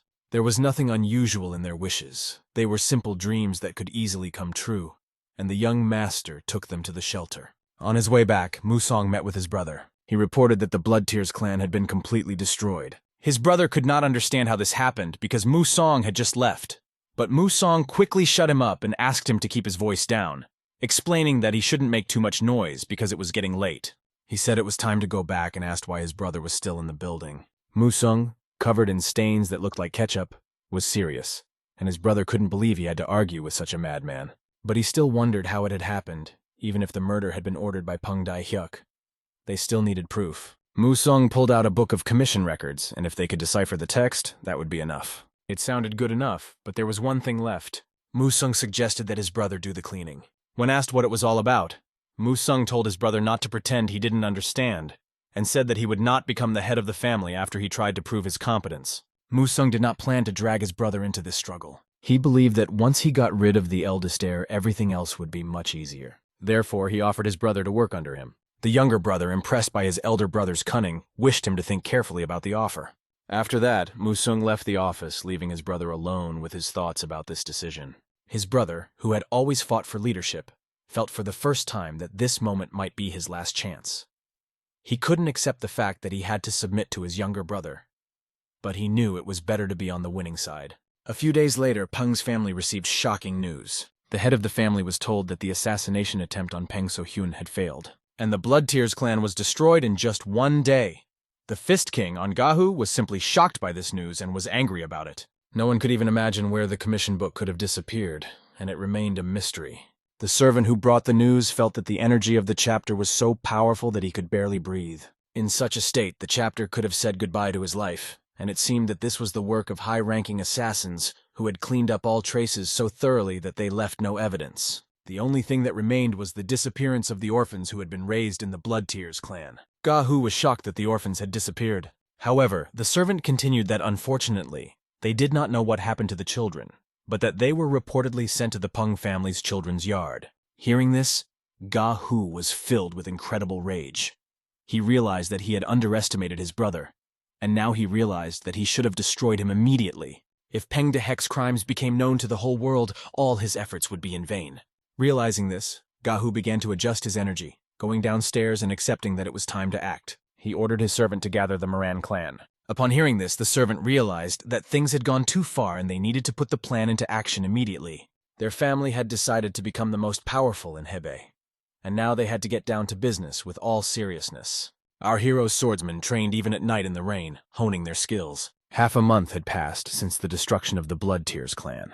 Life was going on as usual, but there was one but. The decoding of the secret language is almost complete, and soon they will have irrefutable proof in their hands. Peng Dai-hyuk had probably already made a move, but nothing was known about it yet. Musung felt that something was wrong, and he found it hard to believe that his brother would stay away. He realized that his brother could not give up so easily. Soon a young messenger came running to the master. This messenger brought urgent news and said that he was summoned to the pavilion. He had to leave immediately, because such calls and news do not come just like that. Arriving at the pavilion, he went inside and saw all the representatives. The atmosphere was tense and far from the best. Apologizing for his tardiness, he took his seat. Upon entering, he immediately noticed his brother staring at him. They exchanged glances, and his brother's jealousy was felt even through the silence as he muttered to himself, staring maniacally at Musung, as if to hint that now they couldn't even hold a meeting without him. Chairman Jiang Ho began his speech by reminding everyone that everyone knows about the three great families, including the Peng family, and the Moran clan, who are called wolves in the world of the seas. However, a few days ago they began to perform strange actions, as if combing the territory of the Peng family. The Hingren serves as the border between them and the Moran clan, the head said, unfolding the map.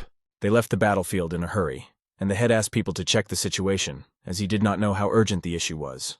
However, he noted that the Moran clan was provoking them, and now they needed to use this opportunity to deal with the situation. Hearing these words from Musun, the advisors began to reject his proposal, because a clash with the Moran clan could lead to war, and the Peng family would be at a disadvantage. Realizing that in his previous life, Musong had faced wolves constantly looking for weaknesses in their defenses and harming the Peng family. He decided to act. His brother raises his hand, stating that the advisors are going to do nothing and just watch. They have 3 profitable businesses in Hingren, and he asks if they want the Moran clan to have it. The more he listens to this senseless talk, the more he feels indignant. He declares that their family has the right to defend what is rightfully theirs. He supports his brother, the 3rd owner, and people begin to realize that they cannot leave things as they are. They cannot back down. They must stand their ground. The brother looks at Musong carefully to see his reaction. Musong understands the situation and accepts his brother's point of view, seeing that he is on his side. Looking at his rival Peng Dae-hyuk, the only question left is what he's going to do next. With a heavy sigh, he accepts this point of view and prepares for further action. Musong realizes that the majority is not on his side, and if he doesn't want to lose his reputation, he has to agree. He turns to his 4th brother, saying that although he has outstanding fighting skills, he should be sent along with the squad to reduce possible losses and speed things up.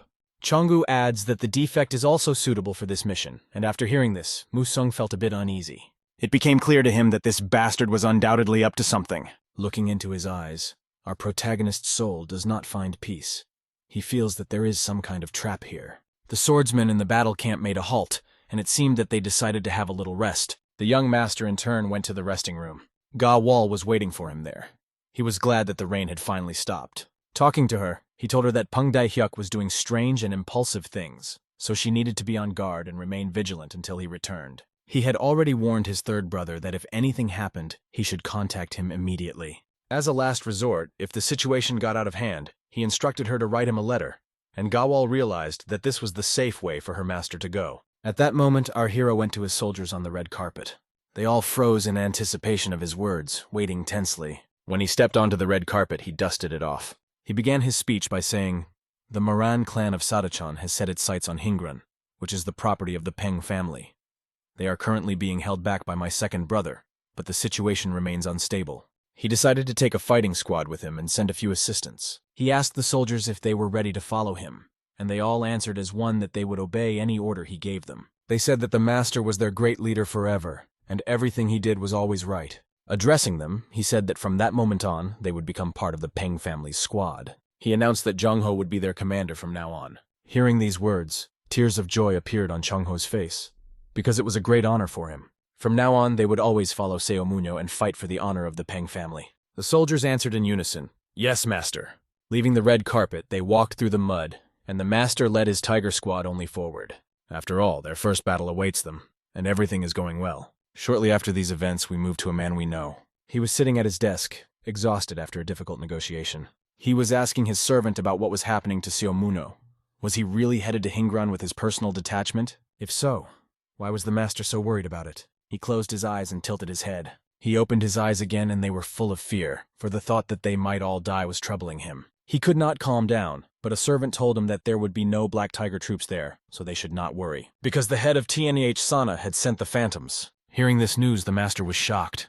If the Phantom Squad and the On family intervened, then it was a different story. Gritting his teeth and keeping his hand ready, he realized that he could not retreat, because this was their last chance. He must seize the opportunity and destroy Musong so that he can eliminate the entire Peng family of heirs. A few days later, we moved to Hingren, to Habuk. The soldiers were lying on the ground, many of them seriously wounded. A doctor was trying his best to help these soldiers by closing their wounds. This was Habuk, the 2nd son of the Peng family. Chun Hek, the warrior he was helping to heal the wound, asked him to be more careful. Habuk apologized for his slowness, but explained that it was necessary to avoid festering of the wound. Soon they were interrupted with news from the main court. They received a letter that reinforcements would arrive tomorrow morning. But if the Moran clan ambushed them, they would have a hard time. The warriors began to doubt their abilities, losing faith that they would be able to save their family, because last year they had avoided a clash with the Moran clan. Chun Hyuk thought that if he had known what was going to happen, he would have taken more soldiers with him. Giving up the Peng family on a platter was too heavy a burden for his soul. After that, Chun Hek resolutely gets up and goes forward. He urges his soldiers not to think about the consequences and not to worry, because if reinforcements arrive, they will 100% defeat the Moran clan. But suddenly an unfamiliar voice pierces their ears, and someone nearby shouts that their family will never abandon them. Pengchuk turns around, but he can't make out who it is that has come to visit them. A man appears on the horizon, looking quite menacing. He was walking along with his big henchman in dark clothes, mocking the boy, wondering how he could stay so calm. He said that his motivation was overwhelming him. When he saw the Black Squad, the main Black Wave Squad, invading their territory, Chun Hyuk hesitated. Could they allow it? But a stranger approached the young master, offering him time so that they could get their family out and leave the place. Realizing the shameful situation for their family, the boy thought about it. They had the numerical advantage, and his soldiers were wounded and bleeding, but they still held their swords. The man continued to intimidate them, saying that their master was about to appear, and if they believed in victory, death would be much worse than defeat. However, he asks Chun Hyuk not to be stubborn and not to act as usual. Power begins to fill Chun Hyuk, and he cannot stand this kind of neglect. Reaching for his sword, he decides to show the enemy what the Peng family is all about. He will always act according to the laws and rules of his family, not backing down.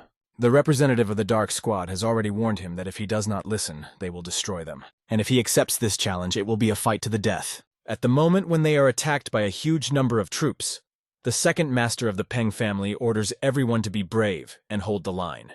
The first warrior who dared to attack him receives a slashing blow to discourage him from being so confident. Chun Hyuk's skill was impressive, but even he could make a mistake. Looking ahead, he wonders how to prevent his squad from suffering heavy losses. Taking his sword forward, Chun Hyuk began to strike at the enemies of the 7th Squad, demonstrating his determination. The enemies noticed how incredible the sword power of the second son of the Peng family was. Known for his heavy blows, he surprised them by how quickly and skillfully he maneuvered such a heavy sword. Looking at his performance, they realized that he was indeed a strong young man.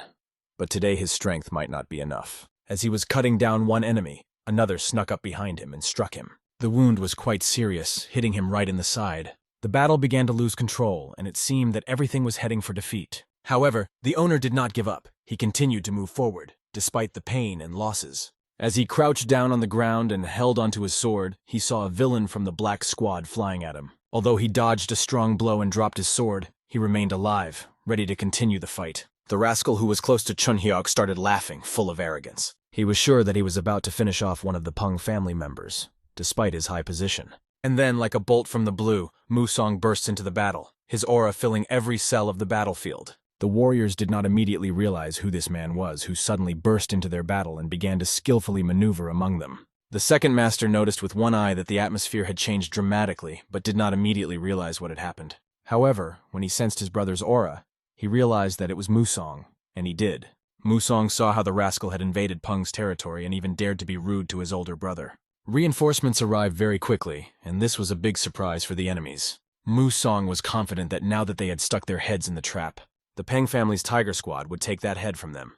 He ordered his squad to attack. The battle began, and all the villains who invaded their territory were crushed. The swordsmen ruthlessly slaughtered the Dark Squad, leaving them no chance to hold their ground or continue the attack. Their commander, watching the defeat of his Dark Squad, is at a loss to understand who this mysterious warrior is who has ruined their plans. The warrior, introducing himself as a member of the Peng Tiger family's special squad, expresses his desire to see if this opponent can prove worthy of his sword. As the main force of the Peng family, holding the sword on his shoulder, Monsoon confidently approaches his opponent, ready to strike. Staring at Monsoon, the commander of the Dark Squad finally realizes that he is facing none other than the leader of the swordsmen. This is the very perfect blade of the tiger, whose warriors fight with the fury of real predators, taking the lives of everyone who stands in their way. The screams of one of the warriors of the Dark Squad attracted the attention of the commander, who looks at the battlefield. Monsoon realizes that only in a real battle will the true power of his squad be revealed. All the hard training has not been in vain. It has paid off at this moment. One of the members of the Dark Squad suggests that the perfect tiger blade begin negotiations in an attempt to avoid further bloodshed. He warns that their master will arrive soon, and if they kill him, it will not bring any benefits. If they seek to start a war with the Moran clan, it could have disastrous consequences. But the young master has no desire to negotiate with him. He is sure that he will only talk to his main enemy, and despite the chance, plans to destroy him without mercy. Pushing off the ground with incredible force, he creates cracks in it, showing his strength and determination. The young master decisively rejects the doubts in the mind of the commander of the Dark Squad, activating the technique, Royal March of the Mountain, which threatens to completely destroy the enemy. Where the monsoon rushed through, a path of mud and broken stones remained, testifying to its relentless power. The young master was sure that he had let his guard down and thought that the soldiers of the Dark Squad would be able to take advantage of his weakness.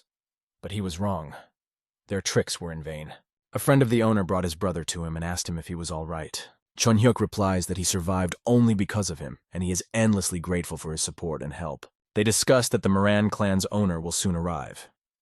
The young master wonders what will happen if they kill the squad leader, and how the Moran clan will react, as they are already sending reinforcements. In response to these actions, the Peng family's squad moves forward, ready for another battle. The Tiger's squad, known for its ruthlessness, warns the enemies.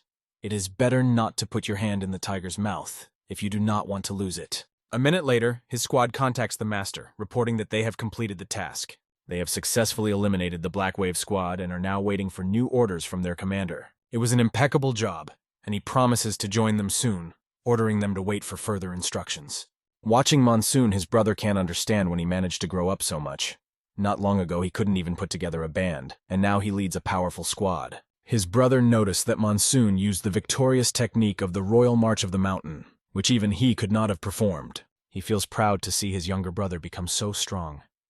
He never thought that the rumors about his younger brother would be true, but it seems that Sun has become a real warrior. Meanwhile, the action shifts to the Hingran border forest, where battles are raging. People in red clothes are talking, not realizing what is happening around them. Among them are the young master of the Moran clan and the commander of the detachment. They notice that they were attacked by the Peng family's tiger squad. Confident in their abilities, they prepare for battle, hoping for a numerical advantage that can ensure their victory. But Jong Ho-moon noticed an important detail. Something was wrong. The Peng family warriors are not attacking, only watching closely, as if waiting for something or someone. Something is clearly wrong, and he cannot believe that the Peng family could react so quickly to their attack. The reality is very different from the host's words. He thought that now would be the best time to capture the Peng family, but events are not developing as expected. Seeing how confident the Peng soldiers are, Jung Ho-moon can't believe that such a chance could be lost because of the overly hasty actions his father pushed for. Although the soldiers of the Tiger Squad were outnumbered by the Marin family's army, they held their ground with unbending determination. The Moran warriors wanted to quickly finish off these renegades, but the Peng family waited patiently for their enemies to make the first move, preparing for battle. Finally, Jung Ho-moon could not stand the long tension and ordered his soldiers to attack. And Tiger's squad immediately sprang into action, attacking from all sides and surrounding the Moran warriors, creating chaos in their ranks. The Peng warriors rushed into the battle like a whirlwind, as if it were their natural element, enjoying every blow. One of the warriors, swinging his sword, looked intently into the eyes of his opponent, ready for the decisive blow. The opponent could not believe his eyes. Such power and technique were something incredible for him, something he had never seen before. The Moran warrior's sword began to crack under the pressure of his opponent's strength, and soon the fragments of the weapon fell on his face. All he could say at the last moment was, "Bastard, this is just goodbye." However, the battle was not so successful for the Tiger clan. Suddenly, someone stabbed the master in the back, but his fellow soldier managed to cover him, losing his arm to save his master from certain death. The scoundrel who dared to stab him in the back was immediately punished, as Tiger's squad acted in concert as a single unit. They fought with all their might, and although they were outnumbered, their unity and determination gave them the upper hand. As one of the warriors rolled over with the trappers who had arrived in time, he apologized for being late, recognizing the importance of every second in battle. Master Chehan began to assemble the entire Tiger squad, preparing for a decisive offensive. Despite their numerical superiority, they decided to attack the Moran warriors, regardless of their losses. "Bid farewell to your heads!" the master shouted, and these words made the Moran warriors nervous, feeling the approach of inevitable defeat. Fear gripped their souls, and they could not understand how it happened so quickly and inevitably. Some of them even began to retreat, and at that moment one of the masters rushed to their aid, promising to return soon. The heir to the Moran clan was left alone, not realizing what was happening around him. But as soon as his assistant left him, the sword of Master Monsoon was at his throat, turning his fear into terror. Monsoon approached him with all courtesy, holding the knife to his neck, showing that fate was now in his hands. After greeting him, he sarcastically asked how he was doing. The Moran clan leader almost fainted from shock, because he hadn't even heard this scoundrel approach him. However, this young man, our hero, tells him that he is Peng Monsoon, a famous name that causes awe and horror. He is the fourth son of the Peng family of Hebei, the very perfect blade that is the stuff of legend. Monsoon whispers in the ear of the Moran clan's heir, offering him a choice. Either he will lose his head after using it, or he can earn a chance to survive. And of course, Jung Ho-moon decides that the chance to survive is much better than certain death. Soon, Tiger's squad wins, and Moran's warriors find themselves in a real hell.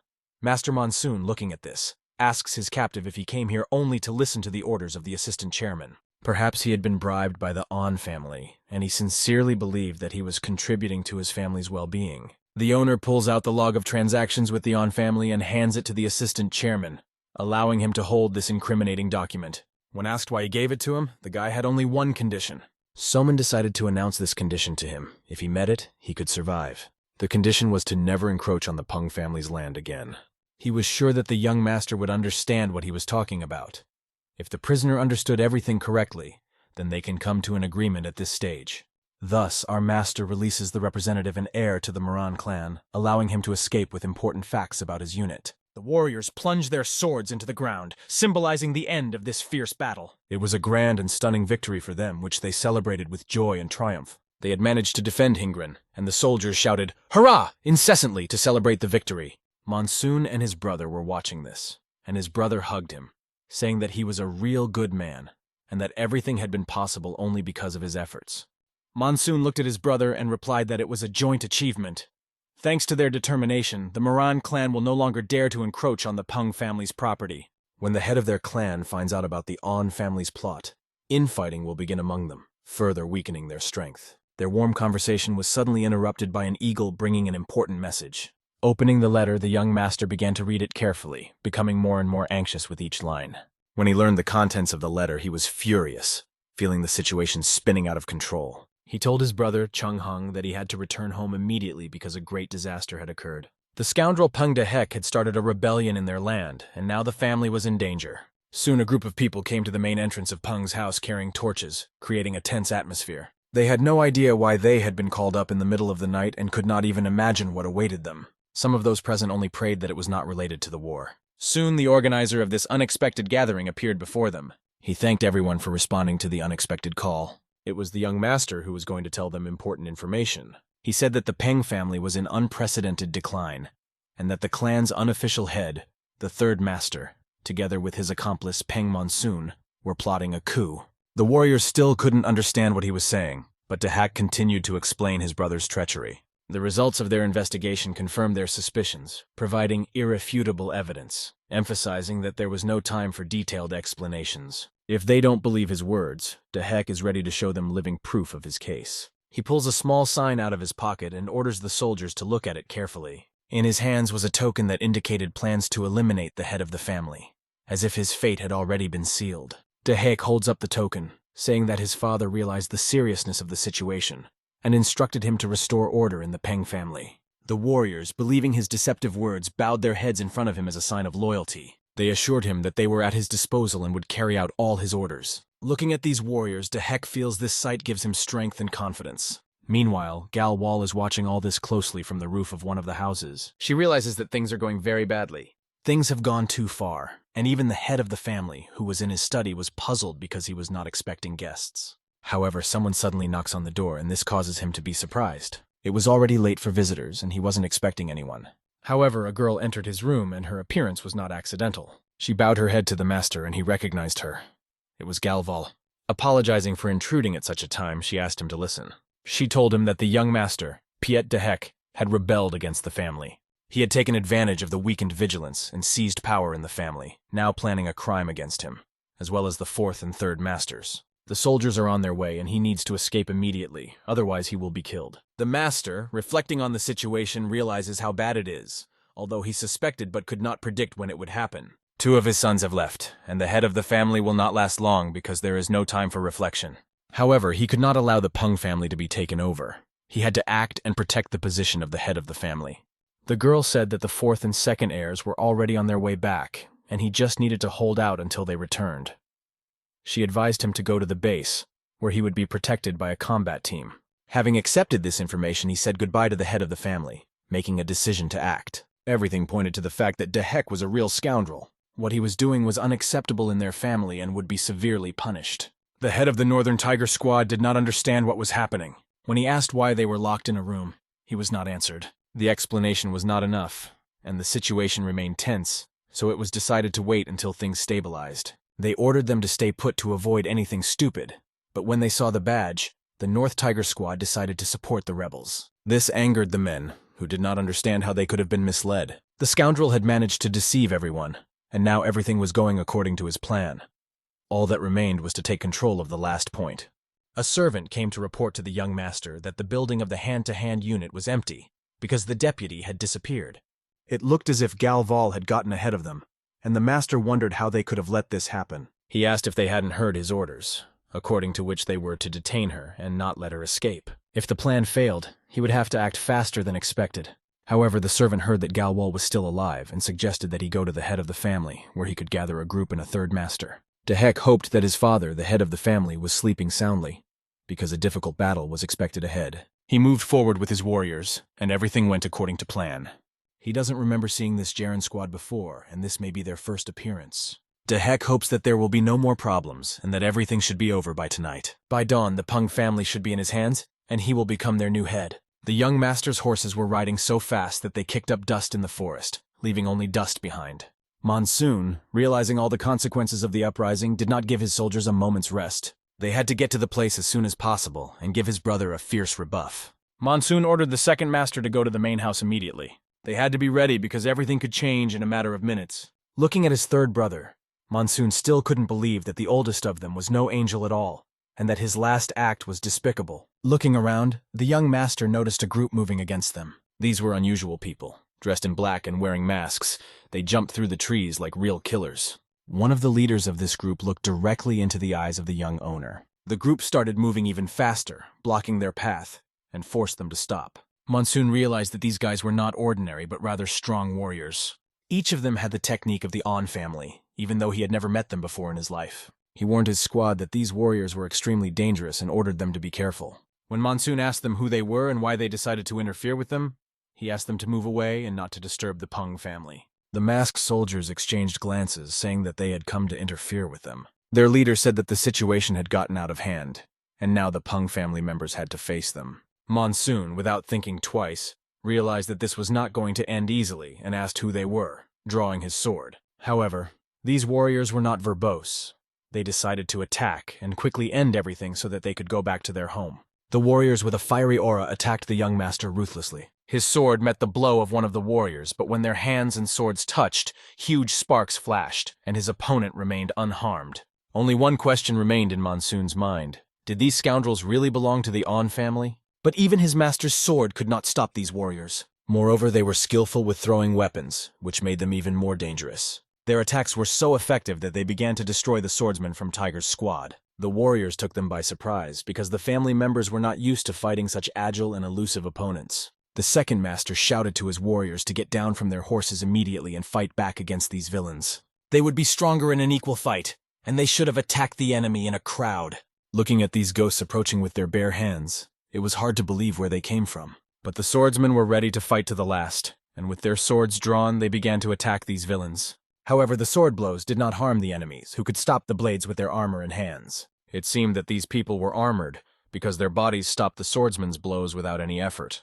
Monsoon fought non-stop, even though he had never met such enemies in his life. This did not stop him from taking away what they valued most, their limbs, leaving his enemies unarmed. He promised his brother that he would stop them while he was doing other things. Everyone, following Monsoon's order, began to group up and tried to repel these attacks. But the young master moved forward, destroying everything in his path. Even these warriors fell one by one under his sword. He led his swordsmen forward, and only their leader stood in his way. This masked old man realized that the battle would be quite serious and difficult. As the young master approached him, a powerful explosion sounded. The old man was not an easy opponent and blocked the young master's punch with his own hands. Although the young man's strength was so great that he could have cut through anything, the old man remained unmoved. In addition, Monsoon used another technique that began to create clones of his attacks from all directions. The old man noticed that the young man he was fighting now was not just a random warrior. He had heard of this young man, but he did not believe that his skills were really that high. The old man realized that this guy would not be easy to deal with, and it became obvious. After all, every punch of Monsoon's could be the old man's last. Soon the old man decides to dodge, bending down to avoid the young man's next punch. He was planning to strike from below, kissing right into Monsoon's face. His fist flew straight into Monsoon's head. But this was not enough. This blow was followed by a whole stream of crushing fists aimed at Monsoon. The young man deftly blocked all these blows with his heavy and cold sword. Nevertheless, some of them still reached their target, showing that the old man is not just an opponent. I wonder if he even knows Monsoon's name. After numerous crushing blows, the boy still stood up, and this impressed the old man. Dust rose over the battlefield as the battle gained momentum, and it seemed that this chaos was only getting worse. Everything stopped when the young master struck the old man, and blood flowed from his hand. This moment of silence was broken by the old man asking how long Monsoon had been serving the Peng family, and what his sword technique was called. Monsoon looked at him, wondering if the old man knew about the Iron Tiger Skin technique, or perhaps he wanted to know how this technique could take his life. Realizing the full power of this technique, and the words that Monsoon has spoken, the old man realizes that he is facing a real opponent. They will see who will take whose life, because the well-being of the family is at stake, and our hero cannot afford to lose. Meanwhile, terrible things happened in the Peng clan that night. The guard of the family head refused to let his brother, who decided to get together and rebel in the clan so foolishly, to the head. In response, Peng Daihyun could not stand his steadfastness and destroyed him with his sword, saying that loyalty is meaningless, and that one should not pretend to be a loyal dog. This made him very angry, and when they went inside, they saw the people they had come for. Peng Daihyun admitted that it was not easy. All this time he was looking for where all the rats were hiding, and finally found them. One of the clan leaders, in a voice choked with indignation, asked how the heir could betray his own family by organizing a coup. Peng Daihyun pointed his sword at his uncle, emphasizing that he was no longer a boy and should not be told off. The uncle shouted that he knew who was behind all these dirty deeds in the family, and that he, Peng Daihyun, was the real traitor. He warned that if the heir hoped to destroy the top with the help of these scoundrels, and the rest would meekly submit, he was deeply mistaken. Nevertheless, Père de Heck was confident in his actions, because he was holding a token that misled the soldiers. One of them began to applaud, standing, and said that he should not even try to pretend to be normal. He had always known that Père de Heck was a real scoundrel. Nevertheless, he decided to give him a chance. Don't be afraid, third brother. I will spare you if you obey me, because you may still be needed. Perhaps this guy had already gone completely mad. Père de Heck, looking at all these rats, thought that they were all talking too much. And so, when the time came, it was time to start the battle. He ordered that the Peng family's 0 squad guard the main house. A great battle broke out between them again. The clan was collapsing before our eyes, torn apart by internal disputes. In this battle, a lot of blood was shed by brothers betrayed by their own families. Père de Heck is watching his elite unit, Unit 0, created to protect the head of the family. He could not even imagine how long they would be able to hold out when this elite unit bursts onto the battlefield. The top of the clan is watching all this and realizes that they will have a hard time dealing with the third master. A girl named Gal Wall thinks about the young master she is waiting for and prays that he will hurry. At this moment, an extremely fierce battle is taking place on the battlefield among the Tiger Swordsmen. Some warriors of the On clan die, while others continue to fight without giving up.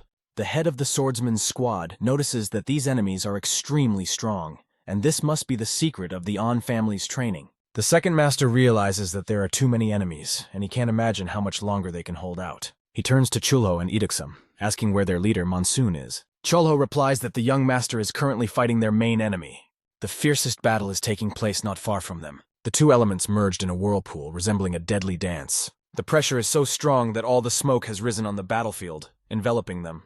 The purple aura belongs to the old man, and the red aura belongs to our hero. They fight to the death, crossing their techniques, each trying to defeat the other. At one point our hero missed, and the old man walked past him, hoping for his victory. But at the moment when the old man thought everything was fine, he saw that his arm was cut off by the young man. The young master, looking at the old man, realizes that his time is up. The head of the On clan notices that Monsoon does not look like an ordinary young warrior, and wonders how he has reached such a level of skill. He takes off his armor and prepares for the last battle. Monsoon, in turn, wonders how this old man has such power, surpassing all the famous warriors, and he doesn't even know his name. Monsoon wonders who the hell this old man is. The old man laughed in response, because no one had ever been interested in him before. He had usually just destroyed everyone by this point. He also said that even now, when he is fighting his own brother, it is not too late to stop everything. There are rumors that the younger brother will never defeat the older one, and it is true. The old man takes off his mask, revealing his face so that the boy can see his possible future. Standing in front of him was On Shahan, On Gahu's younger brother. Going back to the story of this old man, when he was young, he fought with his older brother, and the latter left him with a scar across his face. After the fight, his older brother approached him and asked why he had become so quiet. Wasn't he disappointed with his defeat and started crying like a girl? Taking off the mask from his face, the older brother looked at On Gahu with contempt, as if he were a loser. He threw him this mask and told him to choose. Does he want to die now? Or perhaps he would prefer to choose the life of a ghost. And this mask became his first artifact. Of course, young On Shahan did not want to die and chose the life of a ghost. Since then, his heart has been filled with endless discontent. which has grown more and more intense with each passing day. Perhaps the old man's words awakened some memories in Monsoon, because he thought for a moment. Our hero looks at his opponent and realizes that his skill is quite unsurpassed.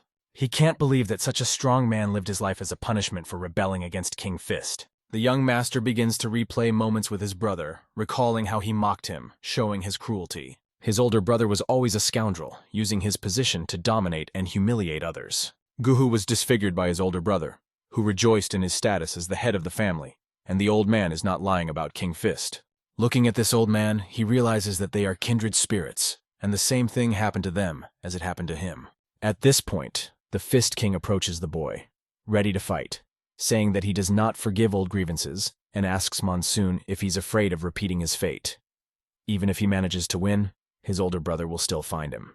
Monsoon, looking at his opponent, declares that he has no intention of running away, and would rather behead King Fist himself. Hearing these words, the old man laughed, because no one in the world has ever managed to do this. If he was going to behead King Fist, his courage was admirable. The battle broke out with renewed vigor, each warrior wanting to prove that he was the best. The old man struck his powerful blows like thousands of hands at the same time, and mockingly asked the boy if he thought his strength was not enough. He also ridiculed all the words that Monsoon spoke in his direction, considering them childish nonsense. The confrontation was difficult, and Monsoon felt how difficult it was for him to defeat this opponent. The old man's blows were so powerful that the young master began to literally push the ground under him.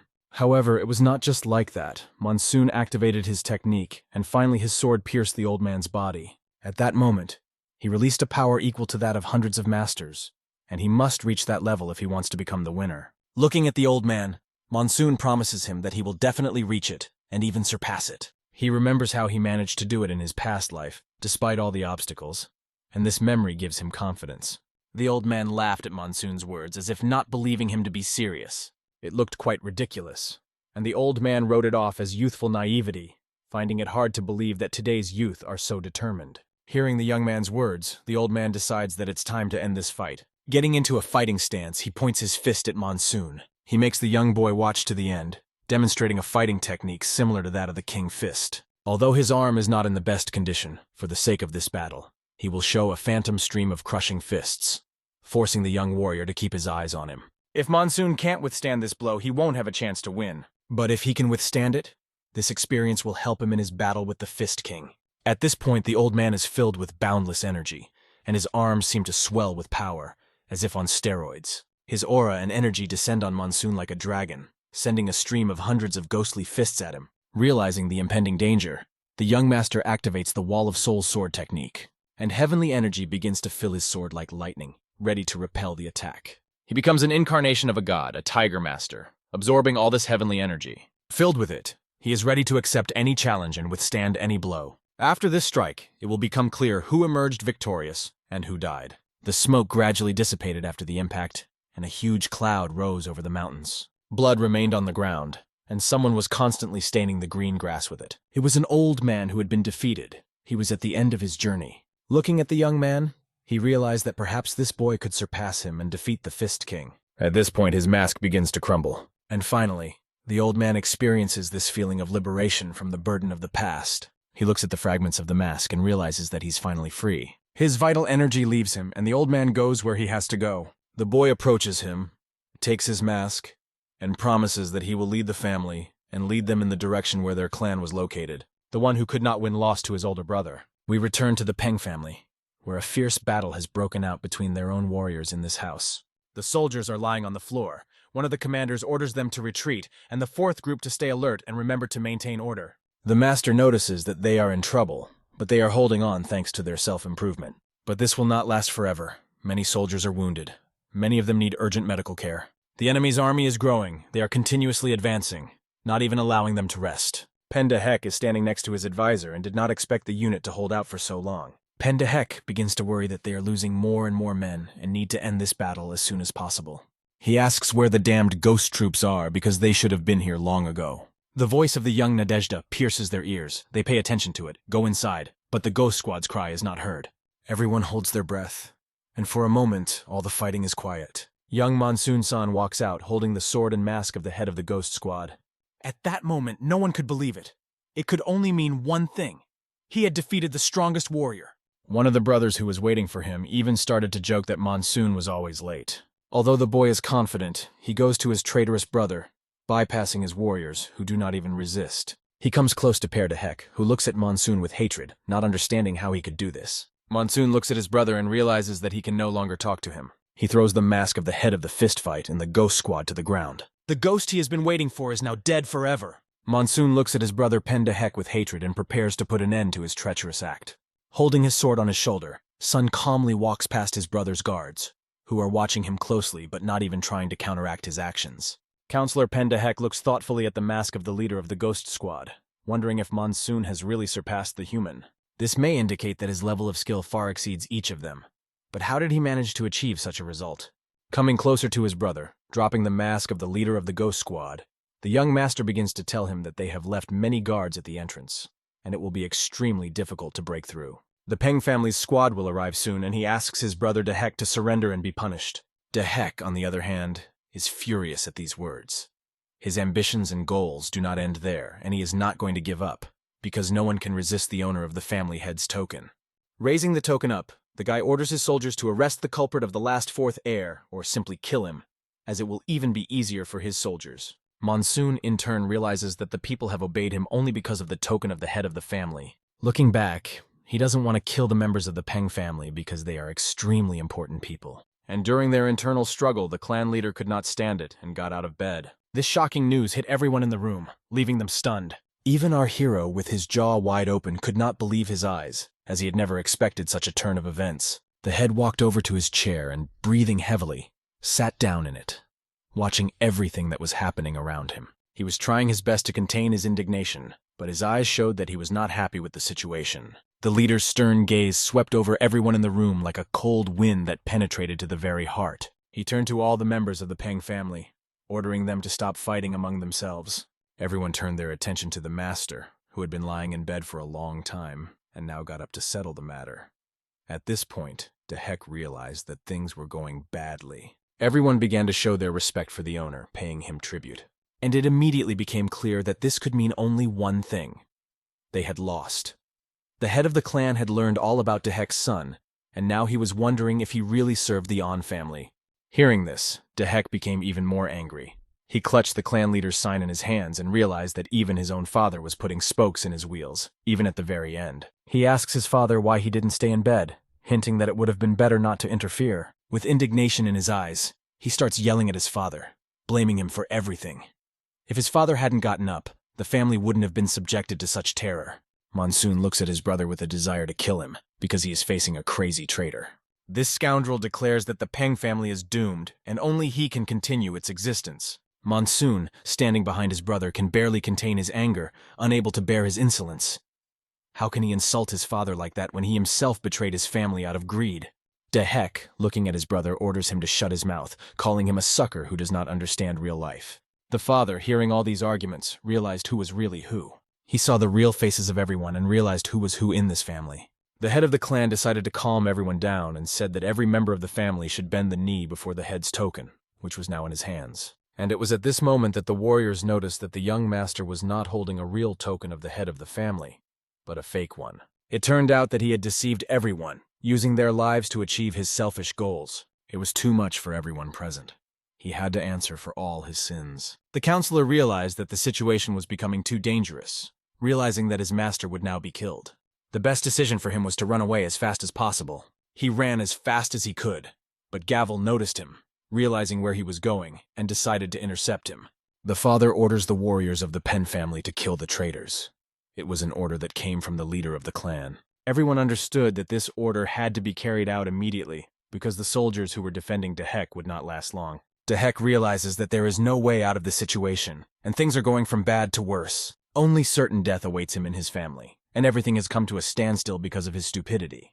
When he sees the swordsmen pointing their blades at him, he realizes that this will be the last thing he sees in his life. As the warriors continued to fight for their master, the battle was approaching its climax. He had already said goodbye to his life and thrown the sign, realizing that his chances of survival were almost zero. When he conceived this plan, he could not even imagine that everything would turn out so tragically. His younger brother, a famous fool in the neighborhood, took everything from him and ruined his life. The warriors of the head of the Peng clan fiercely fought these red bastards, not giving them a single chance. Monsoon had only one question left. Why did his brother choose the An family? Although his mother was from the An family, he was the master of the Peng family. How could he betray them like that? It was all just a cover. The mask behind his brother's soldiers hid the truth. They fought and died for only one purpose. The young master neglected the Peng family, putting only the An family first. He endowed his body with an aura in preparation for the final battle. He gathered all his strength and rushed at his brother, wanting to finish him off once and for all. Realizing this, Monsoon decides that he understands his brother's ambitions and, clutching his sword, decides to put an end to these criminal ties. With one powerful stroke of his sword, he strikes his brother Dehek, who has acted unworthily by betraying his family. Monsoon wanted to cut off the traitor's head, but decided only to cut off his arm, leaving his brother humiliated and defenseless. This is the end of their criminal relationship.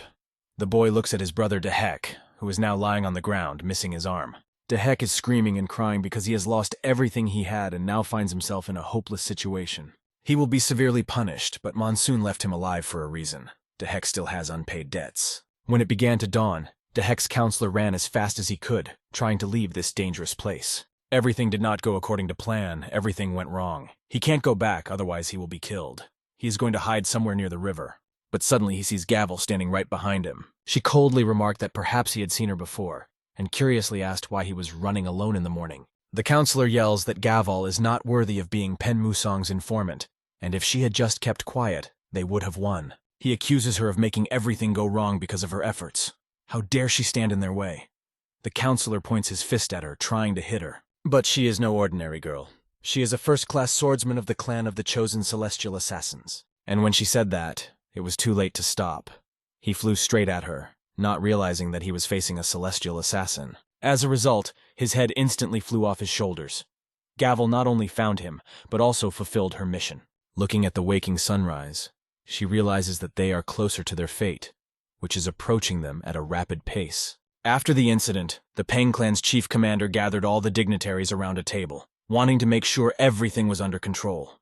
However, most were concerned about the state of the chief himself, as he had recently gotten out of bed, and everyone feared that he might be overworked. To this, the leader confidently replied that he was fine, and that he could not stay in bed when such important events were taking place. Even though the Peng clan leader looked exhausted, he still started the meeting, showing his determination. He started with Monsoon, who had conducted an independent investigation and shared his findings. The medicine left behind by the Bloodtear clan was evidence of their previous attempts at attack, and after using the antidote on the third host, it became clear that they wanted to kill him. One of those present at the meeting shouted out that the Bloodslime clan had been defeated by the fourth host, and the rumor proved to be true.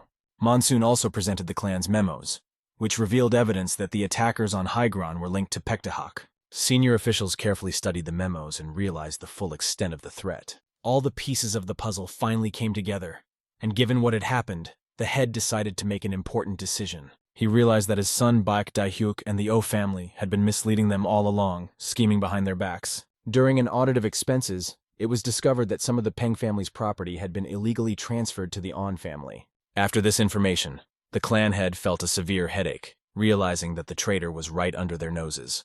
Monsoon watched his father and saw how difficult it was for him to make such a difficult decision. Monsoon said that the Peng family was rotten to the core, but they had the opportunity to pull out the cause by the roots and cleanse the clan of this rot. The head asked his son Monsoon what he thought about this and what they should do first. Since his father asked him about the problem that was of paramount importance and significance, Monsoon replied that they should start with the most rotten place. The young master went to the basement where his bound brother, Dehek, was being held. Dehek was tied to the wall. One arm was missing, the other was tied, and the smile on his face had long since disappeared, leaving only pain and hopelessness. When Monsoon got closer, his brother's greedy eyes, full of hatred, met his gaze. Dehek was completely broken and disfigured, but he did not retreat from his goal. He coldly asked why his brother had come to him. Monsoon only looked at him sternly with contempt and disdain, not hiding his feelings. The anger in his soul raged, and he sharply asked how much money Dehek had taken from the family, and how much wealth he had spent on his nefarious plans. At this point, Dehek starts laughing, realizing that his deception has been exposed and all the secrets have been revealed. But laughter will not save him, because the punishment is inevitable and has been chosen for him personally, without the right to pardon. To prevent any future attempts at rebellion, Dehek will lose the ability to fight, because his limbs will be deprived of veins. And if he thinks that's all, he's deeply mistaken. His brother, Dehek, a miserable traitor, will rot behind bars for the rest of his days, and Monsoon will constantly come to him, forcing him to listen to his accusations. Dehek started screaming at the top of his lungs, saying that he would never believe Monsoon and would not obey him no matter what. But there were words that sounded like salt in the wound. When Monsoon becomes the head of the family, the Peng family will be reborn from the ashes and return to the strong five in the Murim. Then he will become the true head, and I will personally come to him to tell him about my achievements, he continued with bitter mockery. Dehek will forever regret betraying his family, choosing the wrong path over the family that gave him everything. And when he realizes his loss, when Monsoon gets what everyone dreamed of, he will feel humiliated, asking himself, how will he feel when his younger brother, whom he considered unworthy of respect, surpasses him? This will force him to accept eternal imprisonment, and the suffering of realizing this will be even worse than the physical pain. Imagining this, Dehek began to beat his head against the wooden bars, promising that he would kill his brother. The fact that Monsoon dared to humiliate him was unacceptable to him, causing him to become uncontrollably angry. But the young master stretched out his hand to the scoundrel and said, I am now the senior heir of the Peng family of Hebei. And a strong blow of energy fell on the traitor, striking him with extraordinary force. Dehek flew to the side, breaking the wall beneath him, and the young master, not feeling satisfied, thought that this punishment was not enough. The traitor, thrown back by the force of the blow, hit the wall, leaving a huge dent that symbolized his final collapse. As Monsoon began to walk away, the traitor began to laugh, calling him an arrogant bastard, not hiding his hatred. He said that if Monsoon thought that the Peng family would just stand by and watch him rot in prison, he was wrong. Because soon they would come, free him, and destroy the Peng family. As he was leaving, our hero paused for a moment, remembering that he had forgotten to tell Daehyuk something, and returned to remind him. He informed him that he had already sent a letter to Beck's group detailing all the atrocities of the Peng family. Dehek was shocked by this news, as it could seriously undermine his family's reputation and cause a scandal. However, Monsoon noted that in Murim, all secrets sooner or later become apparent, and sometimes everything that was hidden comes to the surface. Monsoon was intent on destroying the On family in response to recent events, and if that happens, they could lose their place among the 5 strongest families. His brother can only endure in prison, because his punishment has already begun, and will continue until the end of his days. A great pain pierced Dehek's heart when he realized that everything he lived for was destroyed, and his despicable actions destroyed everything he had. We move on to one of the messengers who is on his way to meet the king to deliver this important letter that could change everything. The messenger was holding a huge scroll that needed to be delivered urgently, as its contents could change the course of events. The soldiers noticed that the messenger ran so fast that he almost knocked them down, demonstrating his determination. Although they had not yet heard about the conflict between the On and Peng families, he now intended to tell them all the details. They didn't understand why one of the strongest families was staging a coup in the weaker house. It was a great shame, and such a clan did not deserve to be called noble. The Murimen and the Beka group made their verdict. The On family has lost its honor, proclaimed the head of the On clan. He gathered all the high-ranking members of the On clan to deliver this bitter news and discuss further actions. The head of the On family, Sa Ying, asked his father for advice in this difficult situation. Given that they have incontrovertible evidence against them, it will be very difficult for them to deny their involvement in the Peng family's uprising. The Peng family was one step ahead, and they couldn't believe that the Peng family had reported it so quickly and gathered all the necessary evidence. And now even the 9 sectors are condemning the On family, who are trying to find a way to pay off and settle the situation with Peng and Monsoon. The head of the On family realized that the situation had gone too far and was becoming increasingly confusing, causing him to become anxious. They also found out that Peng's family had stripped the traitor of his ability to fight. But they didn't care what happened to this jerk. They had enough other problems, such as the death of the Ghost Squad. The head ordered that On Chahan's body be brought to the meeting room. Although their family had lost respect in the eyes of the people, it had not yet been completely trampled. The clan members wondered what this could mean. The fact was that if the On family pleaded guilty, they could avoid problems with the Murimen. My father left the main meeting he was holding feeling immensely ashamed, as he hadn't felt in years. He realized that the rascal Peng Monsoon would have a chance to prepare this year, and once they ascended to these lands, the Peng family would be finished. Meanwhile, the Peng brothers gathered at a round table, just the 3 of them, to celebrate the Peng family's victory. The second host offered a drink, recognizing that it was a great job and deserved to be celebrated. The 4th host, however, grit his teeth and refused to eat or drink, feeling deeply troubled and doubtful inside.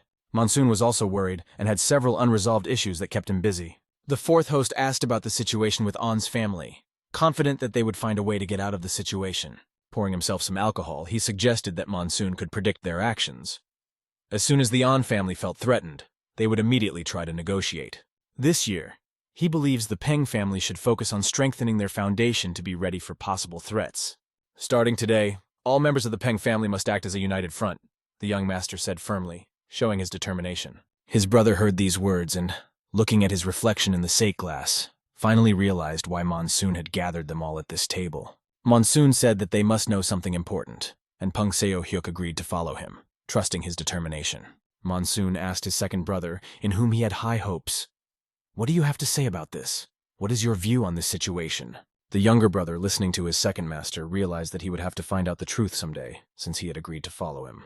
It was important for him to see how his brother would react to this and whether he thought that a new head should be elected to strengthen the family. The second owner turned his attention to the third brother and was surprised to see that he suddenly sided with the youngest brother. However, the third brother just ate and hid his anger, realizing that it was better to be on the side of the winner. At this point, the second master decided that the best way to decide who should take the throne was to fight, although he was not as interested in the position of head of the family as he was in martial arts, which had always been his passion. Monsoon completely agreed with him, because the second heir was known for his exceptional skill in combat. He was so skilled and talented that even Pendahek avoided competing with him. The second lord could not allow his younger brother to simply take over, because frankly the third lord was not really worthy of the position. Enraged, the second owner broke the glass in his hand, but immediately apologized for his outburst, claiming that he had not intended to offend the third brother. Despite everything that had happened, Monsoon decided that it was necessary to follow the traditions and rules of their family. Thus, it was decided to hold a competition to determine who would become the head of the family. The second owner challenged his younger brother to a fight, saying that if he wanted to become the head of the family, he had to defeat him in a fair fight. To win the title, Monsoon had to defeat his older brother, and when asked if he was ready for the battle, he answered firmly, "Absolutely." "Tomorrow you must come here to this place," the second master announced. "This will be the last battle for the position of head." The next day everyone gathered to see this majestic spectacle, a grand event for the Peng clan. A huge crowd had gathered to see who would become the new head of the family, and everything depended on this battle. Last night, they contacted all the members of the Peng family, and in one corner sat the third master, who congratulated his brother. Monsoon exchanged greetings with him as well, showing that he was keeping his cool before the important competition. Soon after, the second master appeared and greeted his younger brother with a respectful salute, showing his readiness for battle. Together with his bodyguards, the second master approached the arena, amazed at how many people had gathered to witness this fight. But he knew that it didn't matter, because it would be a great fight, and let the entire Peng clan gather to see him triumph. When they finally faced each other, the second master said that it would be an interesting fight, and advised his younger brother to be ready for anything.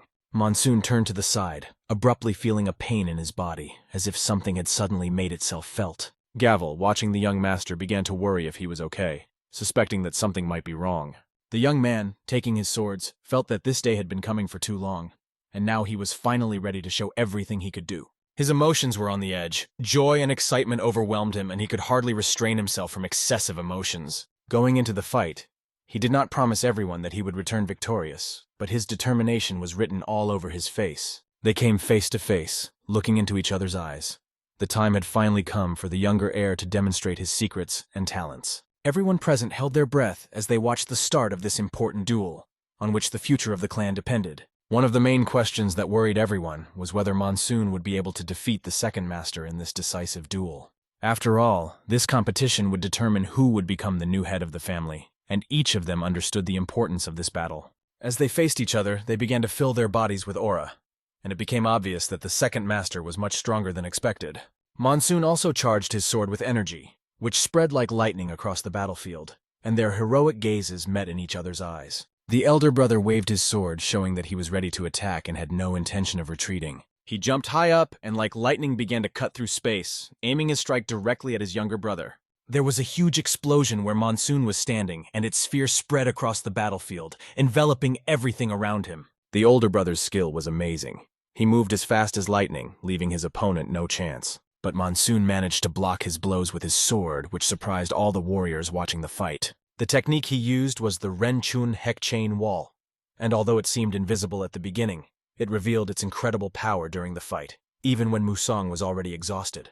His movements were so sharp and fast that the second master's skill could only be compared to the lightning of Hinabek Baklimka from the bright palace of Muchon. At that moment, their swords clashed face to face, sparks flying all around. Using the unrestrained tiger technique, the young master released 5 claws of a true tiger, which rushed straight at his brother, who was not expecting such a powerful blow. The older brother tried to deflect the blow with his sword, but all his efforts were in vain. The force of the blow threw him to the side, and he fell to the ground.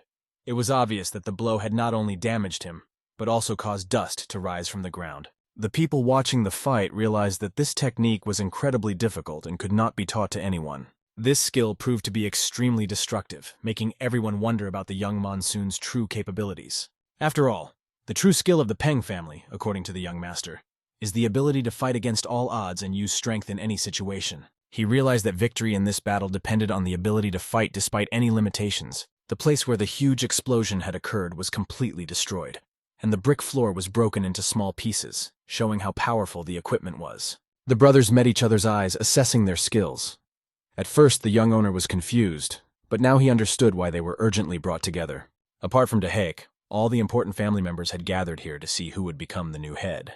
Yesterday at the table, they had agreed that uniting the Peng family members around one of the contenders would be a difficult task. Everyone had to follow whoever was chosen as a result of this competition. That is why today's fight was strongly initiated by the second master, who was already preparing for a possible defeat. The second master agreed with Monsoon's words, but the fight was not over yet, and he intended to fight with all his might. The fourth master took responsibility and promised his brother that he would show what he could do in this battle.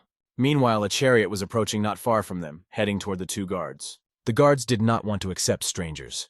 They were offended that while the third and fourth heirs were fighting, they were just standing in the sun. They did not understand what kind of trade caravan was approaching them, and why it was moving in their direction. The caravan was so long that it raised even more questions, because the guards were not expecting guests to arrive. They stopped the caravan and demanded that its members introduce themselves and explain who they were. One of the boys on horseback introduced himself, explaining that it was their first time. "I am a young master from the Gimchok Traders Guild, and my name is Gim Onaman," he added, confirming his affiliation with the Venerable Guild. The enormous energy ball formed by the clash of swords gave the competition an epic and grandiose feel. The brothers confronted each other at the highest possible level, demonstrating all their skills. The battlefield was filled with sword maneuvers that merged into a single dance of battle, impressing everyone present. People turned their attention to the fourth heir, noticing that his speed had increased significantly, and he was as fast as the second heir. His technique resembled the lightness of a feather. His shimmering sword and the iron-teeth sword of the Raging Tiger were classic Peng family techniques that aroused the admiration of the onlookers. The warriors could not even believe that one of them was so good at martial arts, demonstrating a skill that was on the verge of perfection. The high-ranking officials realized that these young men had mastered all the techniques of their family, and they were especially impressed by the fourth heir. The second brother landed a powerful blow that caused him to fly to the side, but he quickly regained his position. The distance between them was considerable, but they all continued to demonstrate impeccable skill in combat. It was not just an amazing fight, but a real legendary duel that will go down in the history of the Peng family. The second master had almost exhausted his strength, feeling it gradually leaving him. In contrast, his younger brother seemed completely untired, continuing the fight with the same determination. Monsoon looked at the second heir and realized that this was indeed the most legendary fight of his life. But suddenly, the second master stopped suddenly, declaring that it was enough. He said that he would not pretend anymore, and his fiery aura filled the entire space around him. Swinging his sword, which seemed to cut through everything around him like fire, he showed his true power. Incredible energy surrounded the second master, and he decided that he would end it all now. He gathered all his strength, trying to impress the audience and create an unforgettable sensation. His younger brother, seeing the initiative, supported him, and people watching these techniques could not believe that such things existed. One of them had just created the Stan Soul Power Sword. It was a young master who was also ignited with a new energy so powerful that it even heated the air around them. Their confrontation was so powerful that Monsoon's colleagues began to worry, sensing the danger of this duel. They recalled how the young master had used this technique to kill on Shahan, using the sword of Stan's soul power and a piercing red lightning strike. A sword capable of creating an entire wall of souls, and piercing it with red lightning was a true miracle. The young master, burning with energy, looked at his brother and promised that he would do his best to win. The second master had been looking forward to this moment, and even the asphalt under his feet was beginning to boil from the fiery energy he was radiating. And so they rushed at each other, ready to cross their swords in a decisive clash. Their fight shone with new colors, and the energy of their duel exploded, filling the entire battlefield. At this time, the head of the clan did not watch his children fight for the throne, but went to the cemetery, seeking peace. He stood by the grave and remembered how he used to walk with the boy who was everything in his life. He remembered that beautiful boy with a book and a thirst for knowledge, who was always there for him. But now there was only a brick plaque at that spot, testifying to a past that would never return. The clan leader asked his advisor if his sons were still fighting. This was incredible for the head. Who would have thought that the younger brother would someday claim the position of head? And all of this is happening because Jin Haik was protecting Monsoon. If you recall, they also once fought for the right to become the head, and now history seems to be repeating itself. It seemed like the defeat was quite recent, but so much time has passed since then. Every time it rains, he recalls his fight with his brother, feeling mixed emotions. The head also remembered the fight very well, and these memories permeated him, causing him to smile slightly. He thanked Enzuyu for doing all the work for him. But Yanhu, his advisor, responded by asking him to shut up and focus on getting better. But suddenly, the clear sunny day turned into stormy weather, and lightning from the fight cut through the sky. The head and his advisor looked in astonishment in the direction from which the lightning came. They were not imagining it. It was red lightning, and it was the same wall of souls that his grandfather had shown him as a child. The head knew that Monsoon was interested in ancient manuscripts, but now he wondered if his son was trying to achieve what his father had failed to do. The clan leader asked his advisor if his sons were still fighting. This was incredible for the head. Who would have thought that the younger brother would one day claim the position of head? And all of this is happening because Jin Haik was protecting Musang. If you recall, they also once fought for the right to become the head, and now history seems to be repeating itself. It seemed like the defeat was quite recent, but so much time has passed since then. Every time it rains, he recalls his fight with his brother, feeling mixed emotions. The head also remembered the fight very well, and these memories permeated him, causing him to smile slightly. He thanked Enzuyu for doing all the work for him. But Yanhu, his advisor, responded by asking him to shut up and focus on getting better. But suddenly, the clear sunny day turned into stormy weather, and lightning from the fight cut through the sky. The head and his advisor looked in astonishment in the direction from which the lightning came. They were not imagining it. It was red lightning, and it was the same wall of souls that his grandfather had shown him as a child. The head knew that Monsoon was interested in ancient manuscripts, but now he wondered if his son was trying to achieve what his father had failed to do. He was not far away when he heard about the duel, and he immediately rushed over. The young master was happy to see him. The guest asked how their merchants were doing. Everything was fine. The situation had stabilized, and they had decided to pay more attention to supporting the Peng family. He opened a box that he was going to give to the young owner. It contained bijutidans, rare artifacts, each of which can provide 10 years of inner energy. This man had heard that the young owner was trying to create an independent structure and decided to help him in this endeavor. Taking the box in his hands, Monsoon realized that it was a very valuable gift. He asked why he was receiving such a gift, promising to put it to good use. The trader was grateful to Monsoon for his kindness, and also brought several other things that could help in running the pavilion. The trader emphasized that he had remembered to check all these things and had heard about today's duel for the head position. This made him realize that the young owner had won, and the decision was made in favor of Monsoon. The merchant was happy to hear this, because now Monsoon was the head of the Peng family. Suddenly, the third owner runs in and exclaims with joy, "Little brother, where have you been? Share your joy with your big brother." He hadn't noticed that the young owner had visitors, but Monsoon decided to introduce them. "This is the young owner of the Kimjak Trading Group," he introduced the guest. Kimjak also introduced himself as Yongman from the trading group, and this immediately aroused his brother's interest. The fact is that the On family is in decline now. The influence of the Moran clan has weakened, and they want to take this chance to expand trade in North Hebei. This was a great idea for the merchant, and he could hardly believe that his older brother was interested in trading as well.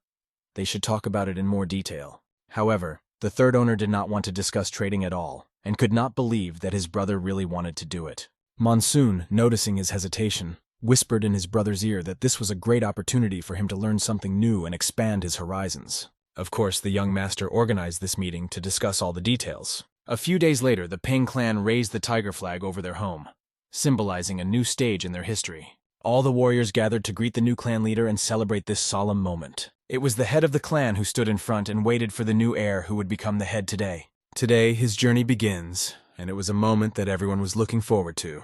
Monsoon walked along the high road, passing by all the legions of his army, accepting their tributes in confirmation of his leadership. The boy climbs the stairs to the pedestal, feeling the importance of each step. In his head, he hears words that sound like a bad dream. Warrior, answer me, who will be the last survivor? The words of the demon that haunts him. He recalls his path from the very beginning of his existence to this moment, and how many difficult trials he had to go through. Along the way, he recalls the moment when his father gave him the name Pen, making him part of the family. As he climbs up, the boy realizes that all his efforts were not in vain. The father looks at the young heir, at the boy who was just a child recently, and now will become the head. Is the fourth heir ready to take responsibility for the future of the Peng family? Monsoon promises to lead the family on a true and stable path, vowing to fulfill this duty. He vows to protect the Peng family even in the next life if necessary. The clan leader approves of his promises and hands him a symbol of power, a tadema. The box is held out to the boy, and he receives the tadema directly into his hand, feeling its weight and significance. As part of his inheritance, he is also given the Sword of the Air, a symbol of power and protection. The warriors watch this solemn moment closely, realizing its significance. Musin himself did not expect such a gift from his father, as it was a special honor. The family heirloom, a red bone blade, is a real jewel for their entire family. The head of the clan emphasizes that one should not be surprised. Along with the status of the head, Musin receives this sword. This blade is given to him to protect the Peng clan, as a symbol of responsibility and strength. With its help, it must become a sword that will protect the clan from all enemies. Monsoon felt a lump in his throat and almost burst into tears as he realized the greatness of this honor. His father put his hand on his shoulder, giving him support and confidence. He addresses everyone present, officially announcing Musan as the new head of the Peng family, and this moment will be remembered forever. The brothers accepted him, the warriors supported him, and everyone shouted with one voice, "Glory to the new head!" Feeling the weight of the sword in his hands, Monsoon realized that it had been used by the leaders of the Peng family, and this sword was extremely heavy, just like his new responsibility. Unusually for a young master, he raised this sword up and solemnly declared that from now on he would do his best. His goal is to make their family invincible, to make their clan prosperous, and to make the people in it live well. And this is only the beginning of his journey, not the end. A few days later, Monsoon was walking down one of the book streets to an important meeting. Inside, he was already met by many hosts who wanted him to join the council. Monsoon thanked his uncle for the invitation and expressed his gratitude to everyone for the honor of taking the seat of honor. He began with a report on the state of the army, noting all the key points. Later, he began his conference with the army chiefs, where he addressed important strategic issues. Monsoon asked a lot of smart questions that a head of a family has to solve. His advisor watched the young master and was impressed by his quick wit and ability to react quickly to all situations. Monsoon was able to easily manage both combat and words, setting the right tone for the discussion. The test was passed. He could be trusted with the family. The representative who was responsible for the army report waved his hand, recognizing that Monsoon was going to change the family's fighting traditions. He was amazed that the new head had decided to abandon some of the established practices to adapt the family to modern requirements. "Our family has been pushed out of the top 5 strongest, not only because of the Stand-Soul Sword of Power," said Monsoon. "We need to say goodbye to all the outdated techniques and replace them with ones that are in line with modern progress." The second host asked Musang what techniques he wanted to replace in the family's combat system. Monsoon replied that many Peng family warriors use cold steel, and he plans to remove the restrictions on access to the Yangsogak library, allowing even those without their blood to use all the resources. Even members of the Tan family will be able to use this knowledge depending on their bloodline. "If we don't get rid of this relic of the past, the Peng family will always be inferior to others," concluded Monsoon, emphasizing the need for change.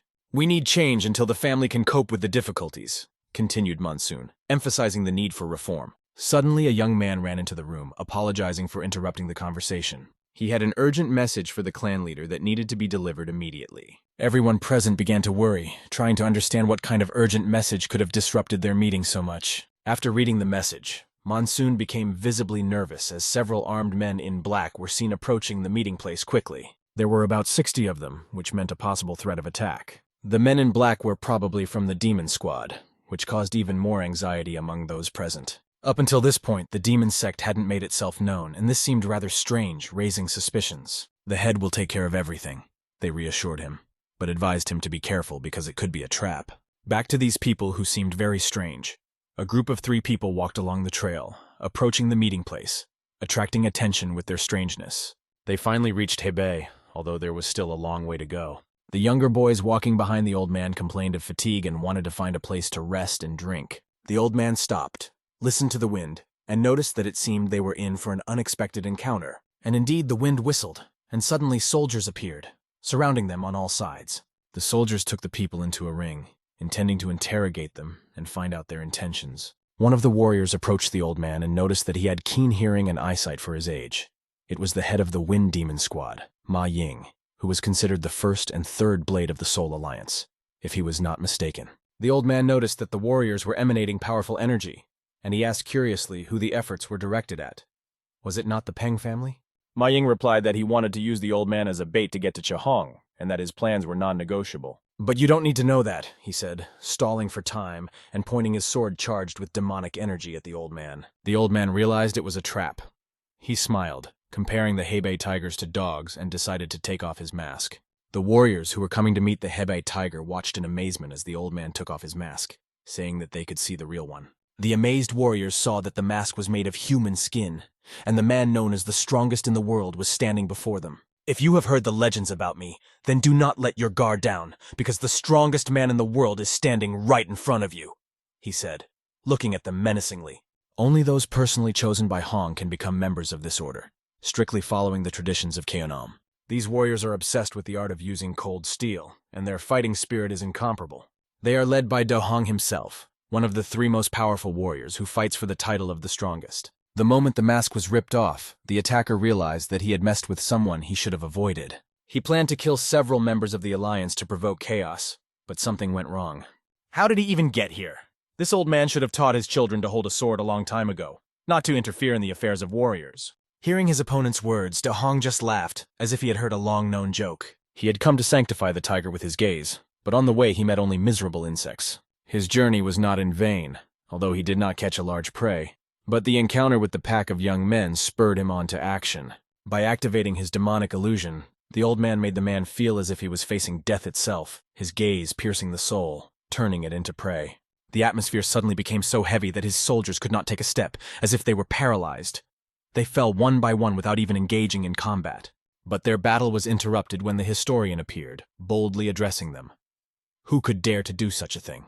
Suddenly a horse rode right into the battlefield, kicking up a cloud of dust. And it was the tiger himself in person.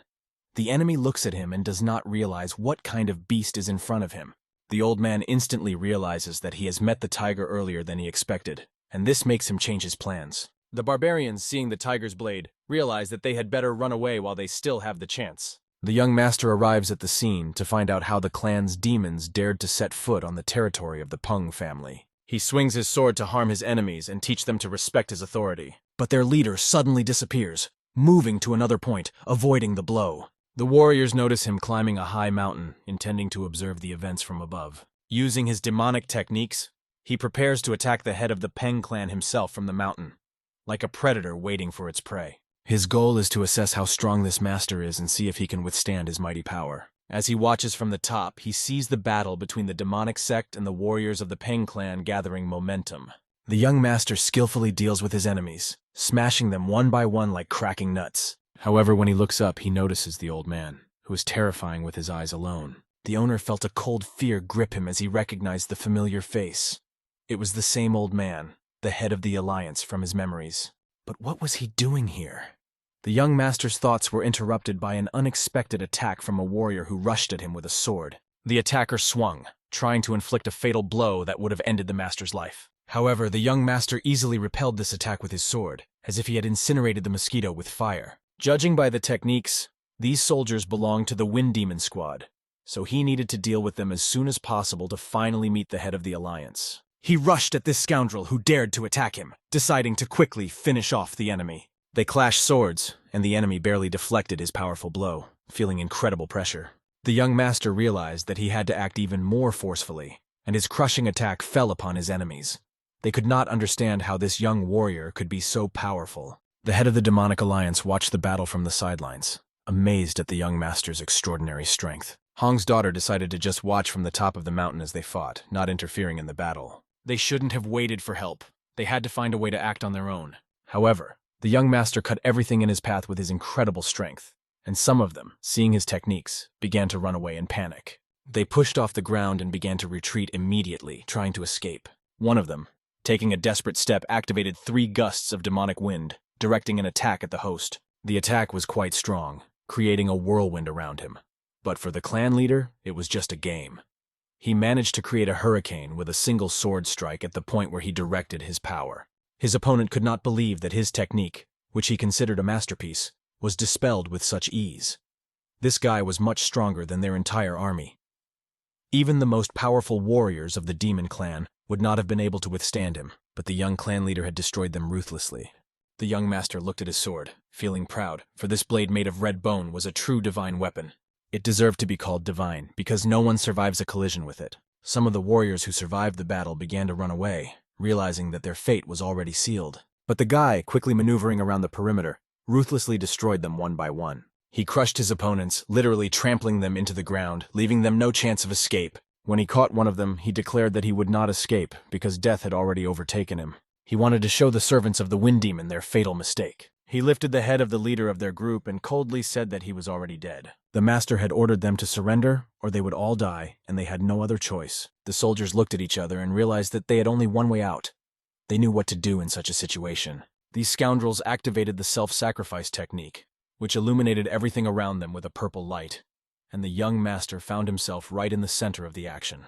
This technique meant that they were all about to explode, causing a huge explosion that could destroy everything around them. The master glanced towards his soldiers to warn them of the danger, because these scoundrels were about to explode and they had to retreat immediately. These traitors staged a mass suicide, which was an extreme form of madness. The head of the alliance was watching and realized that it would soon be over if they exploded. His old ears might not be able to take it. The warriors could not believe that it looked like this. The pinnacle of martial arts. But coming down from the top, Do Hong managed to prevent the explosion. The head of the Peng clan looked up and realized that it was still the same former head of the alliance. The young master then ordered the capture of all these cultists to learn more about their intentions. Soon after, he returned to his main center, pondering the events. He was not alone. He took with him the head of the alliance, who still could not forget these events. He said that the Wall of Souls was not that important, but he was very ashamed of everything that had happened. Yet, watching the head of the alliance, the young master realized that they knew each other. In his past life, the head of the alliance taught him many arts, and that's why he nicknamed him the King of the Sword. It is a great honor for our host to meet Do Hong again in this life. The former head of the Peng clan asked Do Hong what the purpose of his visit was. Was he here to visit his young master? And it turned out that he was, for the old man had not visited them for many years, and much had changed in that time, and the old man himself looked much stronger. The former head of the Peng clan invited the old man to feel at home, to recuperate and rest, and Monsoon would keep him company. Du Hong noticed that they were trying to keep him as a teacher, and he was interested. But having assessed the young man's skills, he realized that he could really use a teacher. Do Hong turned to Monsoon and ordered him to come along with him. The young man was shocked by this order, realizing that the master would teach him again. When he met Master Do Hong face to face, the young master was even a little shy, feeling the greatness of this warrior. The old man, taking up his sword, emphasized that as the head of the Peng clan, he must always be ready for anything. Pulling his sword out of its sheath, the old man decided to have a duel with the young man to test his strength. Without hesitation, Monsoon expressed his desire to attack first, and the old man led him, watching as the nimble boy swiftly rushed to attack. Noticing the spark of determination in Monsoon's eyes, the old man realized that he was looking at a real rebel, full of confidence. Do Hong skillfully dodges the young opponent's blow without losing his cool. He just wants to evaluate the skills of this young man, to find out what secrets he is hiding. Having dodged the first blow, the old man continues to masterfully avoid attacks, as if playing with his opponent. After the third unsuccessful attack by the young man, the old man crouches down, swings his stick, and points it toward the boy, demonstrating his superiority. The boy managed to deflect the unexpected blow of the master, trying to keep his defense, showing his endurance. His reaction was quite good, especially for a young man, but the old man quickly found himself behind him. Suddenly, the old man activates his terrible technique, and the power of his energy fills the fight with unprecedented intensity. The boy sees many blades moving directly toward him. Of course, he expected something like this from Do Hong. Dodging the attack, the young hero maneuvers with incredible agility, deciding to change his tactics since the old man has already figured out his previous techniques. The boy dodges the blows like the wind, twisting the opponent's technique, and filling his sword with energy, he shines like lightning, rushing at the old man. The old man likes such fights because he has always preferred strong opponents to weak ones. The warriors watched the fight from the sidelines, and the head of the alliance was in a great mood, not believing his eyes at how skillfully he fought the guy. Indeed, the head of the alliance skillfully maneuvered, dodging blows and moving like the wind past the young man's attacks. He warned him that he would now strike much faster and spun in the air like a spinning top, preparing for a lightning attack. Having accumulated his energy, the old man mastered his technique, and the sword flew out of the cloud and almost pierced the boy. The force of the blow was so powerful that the boy was thrown to the side as if from an explosion. It was the first time in a long time that he was thrown to the side like that, and he broke all the barriers on his way. The warriors watching this fight could not believe that the training could be so tough. The head of the Peng clan stood up, shook himself off, and noticed that the wall he had crashed into had cracked as if it had been hit by a bomb. He wiped the spittle and blood from his face, deciding that he would attack again despite his wounds. The old man, seeing his persistence and perseverance, was pleased and allowed the boy to attack as long as he had the strength. The boy decided that he would fight until the old man recognized his skills. The head of the alliance, not supporting with words but only with actions, taught in practice, not in theory. He imitated his opponent's martial art to recognize his weaknesses, and directed these shortcomings against him. The warriors, observing the boy, noticed that although he fought desperately, his strength was still insufficient. For his own amusement, the head of the alliance began to hit the boy on the head every time he made a mistake. The boy knelt down in front of the head of the alliance because the blow was quite painful. The old man warned him that they would start by punishing every mistake with this kind of retribution. The warriors, seeing the old man about to give another slap to Monsoon, realized that this blow to the forehead is quite severe. They watched as the old man gave him a shulban, and the boy fell over on his back from the force of the blow. From early in the morning they practiced until late in the evening, starting over again and again. The head of the alliance, Marim, made the boy repeat everything endlessly, despite his fatigue. Soon the sun began to set, and evening shadows fell on the battlefield. Our hero was lying on the ground, exhausted from the battle, with a big bump on his forehead. An old man asked him if he was okay. The guy was looking at the sunset, and everything was fine. But at that moment, he was immersed in memories of his past life. Suddenly, he disappears from this place and moves to the time when he was a student of the head of the alliance. Back then, the old man used to beat him almost to death to achieve results and temper his spirit. The old man noticed that the boy was the first to smile after being beaten, and he liked it because he was looking at a real warrior, persistent and strong. Approaching the boy, the old man ordered him to stay where he was, putting his hands on his forehead.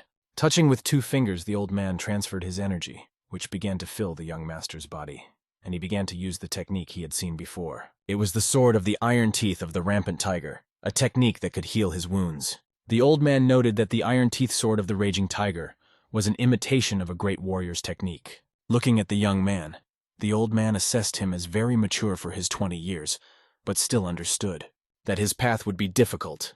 He should not boast, but walk this path steadily, and the old man knew what choice this young man would make. The old man stretches out his hand and hands the boy a tablet, emphasizing that he will have to establish a connection with the sword of the power of the walls of souls. If he fails, the tablet can be exchanged, as the head of the family also mentioned. The boy is grateful for the training, but realizes that this plate shows his affiliation with the Soul Blade Alliance. Having realized the value of this thing, the boy begins to rejoice, realizing that it opens up new prospects for him. He sincerely thanks the head of the Alliance, Muram, for such a generous gift. When the soldiers saw the golden badge, they began to envy the boy, because only a few people in the world managed to get it. They knew that the owner of this golden token could ask for anything, even from the head of the Alliance. The boy, realizing his situation, decides to take advantage of the opportunity and ask for one favor. Having noticed his trick, the old man realizes that he's a real hooligan with intelligence and wit. A few days later, the sign in the yard above the gate of Pendahek's pavilion was removed. The martial arts system that had been perfected was now available to all the squads training the Peng family's abilities. The traditional training path was systematized, and the elders continued their research. Il-Du and Du himself would be the teachers for the next 2 years, honing the martial art with the students. The old man, walking along with the boy, could not believe that this cunning young man had used the token for this very purpose. The boy asked the old man if he would be treated well here. The old man replied that we'll see next time, and he hoped that Monsoon would get fewer bumps when they met again. The young owner promised that the next time the old man came, he would be pleasantly surprised. After that, our hero went to the cave of the 5 tigers. It was time for a very important event in his life, and he put his hand to the stone gate. Activating his power, he sent an impulse to open the door. It was a place where only family heads and their heirs could enter. Everything in the cold cave was scattered. Books, including the Old Testament, were lying chaotically, giving the impression of an abandoned place. The owner, who was going his way, passed by this mess without stopping and continued to move forward. The walls of this cave were made entirely of black river stone, which gave the place a sense of gloom and mystery. There were sword marks on the walls, which not every intermediate-level master could do. This showed the incredible skill with weapons that had been passed down in the Peng family. He approached one of the walls and put his hand on it, as if trying to feel its hidden power. Recalling the old man's words about the need to unite himself with the sword of power, he realized that if the spirit of the wall did not respond, he should simply exchange that plate. Looking around him, he realizes that this place holds traces of the first head of the family's progress, and the insights he gained in the later years of his life. With the introduction of the 5 techniques, the number of possible options has increased to 10, and he begins to realize that this brings him closer to the Iron Teeth Sword of the Ravenous Tiger. The Iron Teeth Sword of the Raging Tiger will become the new technique of the Peng family, and Chulho will teach their warriors while the boy is in isolated training. And now in this cave he stands alone in front of a wall that seems to hide the key to his future path. Picking up his sword, he swung and performed a technique that shone with bright light. The energy rushed toward the wall, as if trying to reveal its secret. The boy noticed that there were no visible marks on the wall, and realized that this was not just an imitation.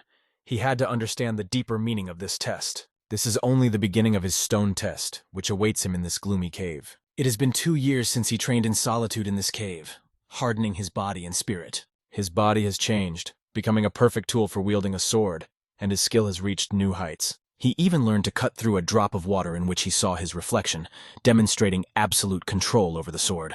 The tiger technique was breaking out, and it seemed as if the tigers that broke free from his sword were trying to attack him. The boy actively destroyed these illusions, proving his worthiness to the technique he had mastered. But standing in front of his own reflection, he realizes that this is still not enough to achieve perfection. He notices some old books lying untouched and sees that someone has left him a box, as if it were a clue to his future path. Picking up one of the scrolls, he decides to read it, believing that it might be an important letter with a hint or instruction.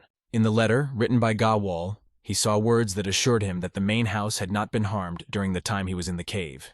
This news brought him great relief. Tang Hua Ren and Mugak from Shaolin said they would also join the isolated training, giving him more confidence in his own abilities. When he opened another scroll, he saw a letter from the head of the family, immediately recognizing the handwriting, which he knew well.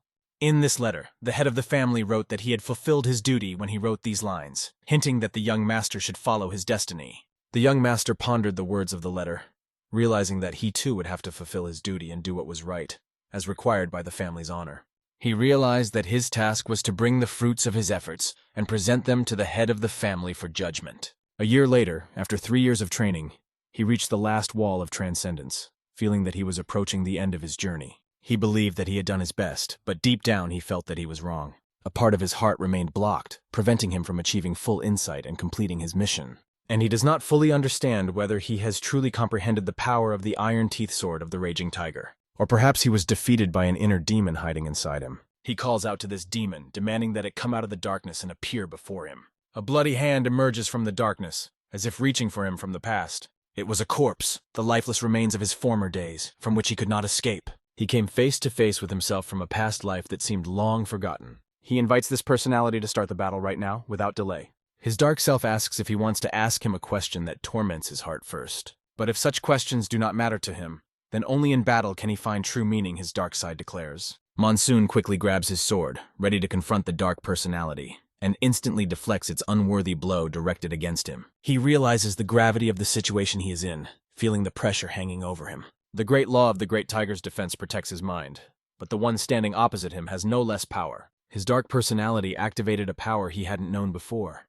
It was an incredible technique that had helped him in his past life. But can this technique help him in his battle with himself in this reality, where the stakes are much higher?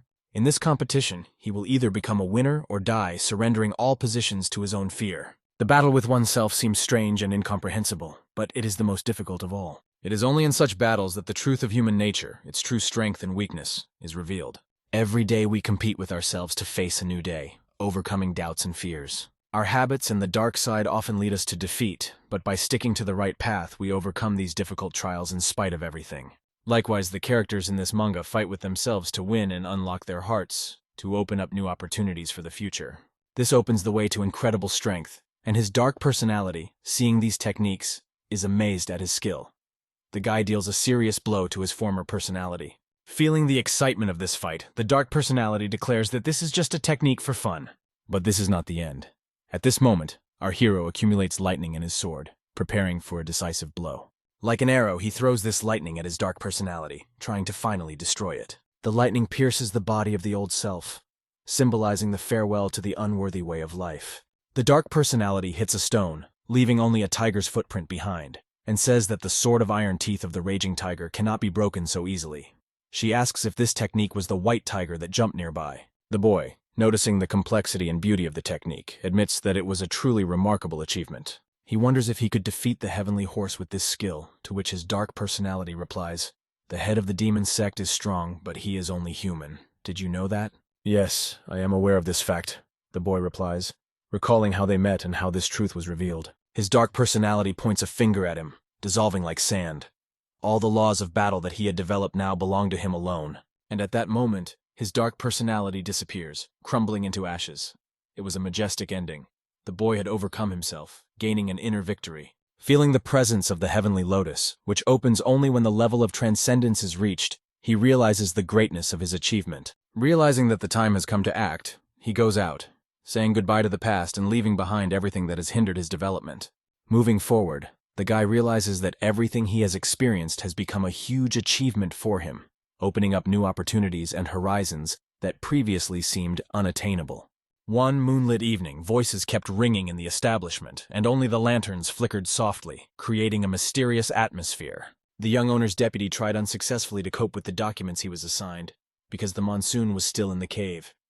Chun Hyuk was sent instead. Come to think of it, the young master of the Namhood family came to deliver a letter, and his name was Hek. He wanted to meet the young master in person, but when he learned about his training, he was disappointed. But that same moonlit night, the deputy received important news, but because it was late, he didn't want to hear it. But it was different, and it meant that the young master had finally returned. The deputy reacted quickly to this information. "If he is in the yard now, bring him here immediately." The young master was just climbing the stairs to the main house of the Peng clan.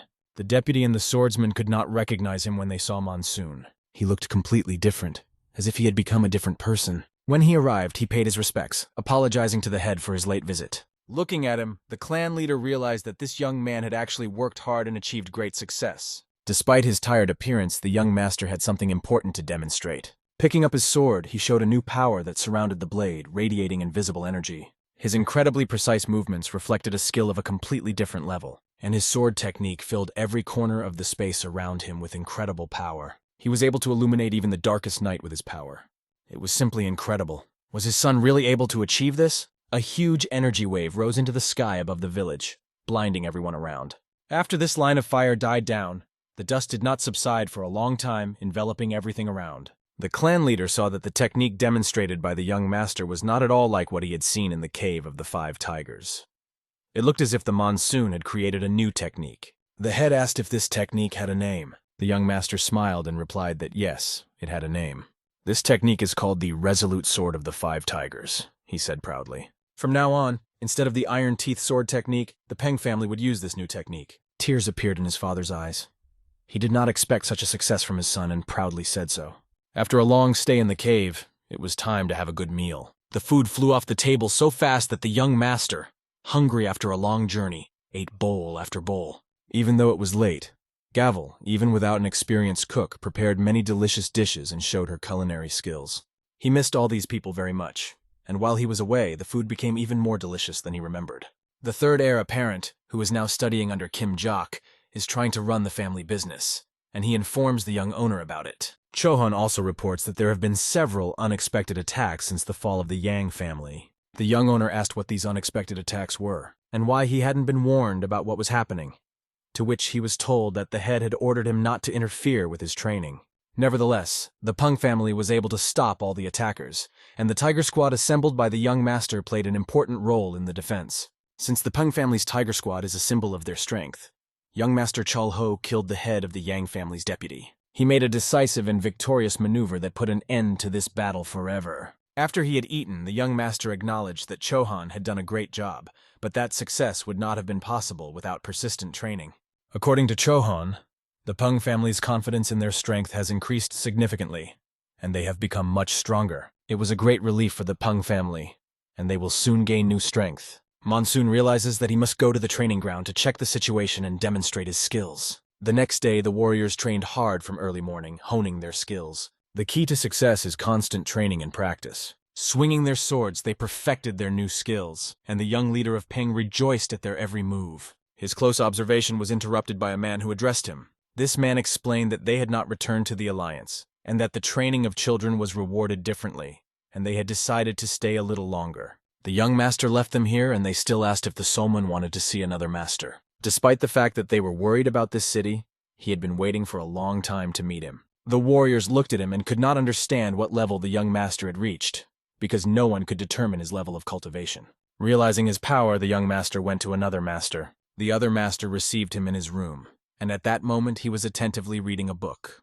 Together with his brother, they sat down at the table, and the other master opened the book. They both looked at it, trying to understand what it said. And yet, afterwards, Monsoon admitted that he had done well to leave the battle pavilion on them. If his brother trusts him, he will never let him down. But it's not over yet. There are still marks from the blows on the wall of the 5 game. If they can learn this technique, they will get a great result, and the second master began researching. Monsoon, on the other hand, is not worried because he has seen his brother put their battle pavilion back on its feet. However, he leaves his brother because he has to prepare to leave, and so he leaves. The brother understands his condition, because he has many responsibilities after his stay in the cave. The young owner asks his brother to take care of the house while he is gone. The second owner can handle this without any problems. The main thing that Monsoon has to do is to take care of himself. After a while, the young man went to a town called Naken. He passed by the shop where he used to walk with Hua Ren and felt that he had to be somewhere nearby. The soldiers around him began to bustle, sensing something important was coming. At that moment, the young master did not realize that he was being followed. One of the warriors ran up to his friend and told him that Monsoon had appeared here, and they had been looking for him all this time. But the moment they found him, the soldiers suddenly rushed to attack. All this time, Monsoon was unsuspecting, but suddenly he heard movement behind him. He turned around sharply, and it was then that a vase was thrown in his direction, which he caught with lightning speed. Someone wearing green boots approached him, loudly clomping on the sand. It was Namgun Haik, who was happy to meet his brother Monsoon, whom he had not seen for a long time. Next to him was the monk Mugak. Suddenly, a strong wind rose, and all the people around them began to fuss, trying to protect themselves from its sudden strength. The friends of our hero noticed that the monsoon had reached a new level, but they could not determine its power, even approximately. The young master felt that Namgun Hek would soon reach transcendence, as he had predicted. Soon the monk hurried to come between them. They were to go to Nakyang and then head to Sangcheon. Who would have thought that the battle would begin here? He stood between them, proclaiming, Amitabha. All this was interesting, but it was time to enjoy the food and go to the restaurant. The dumplings were divinely delicious, with a flavor that surpassed even the family recipe. Namgun Hek was grateful for such a satisfying meal. But all the host needed was satisfaction. They noticed that one of them had many bottles, but only one was non-alcoholic. They planned to drink the rest in Hanshin. This liquor is called airing. They poured it for the young master, and he liked it very much. Mugak didn't drink from a glass. He quickly took a drink directly from the bottle, wasting no time. Hek asked the young man if he had ever been to Manhua before. They both replied that they hadn't, and then the Namgun boy invited them to visit Mount Huangho together on their way to Sancheon, assuring them that it wouldn't take long. It was impossible to refuse such an offer because it was really very tempting. It is known that a master with incredible abilities lives on the mountain where the 24 Plum Blossom sword technique is trained, and that he also has a teenager living with him. We are transported to this place, where the warriors were marching one after the other, keeping in line. They followed the trail that pointed to the right place and decided to take turns entering the cave. Once inside, they felt the coldness of the cave and the darkness hanging over them. When they went further, they saw a terrible scene.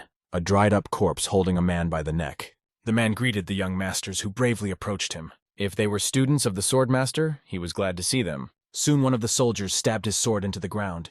He was the last one left alive. Thinking that he was the only survivor, his younger brother was able to escape, leaving him bewildered but hopeful that his brother would make it to the top.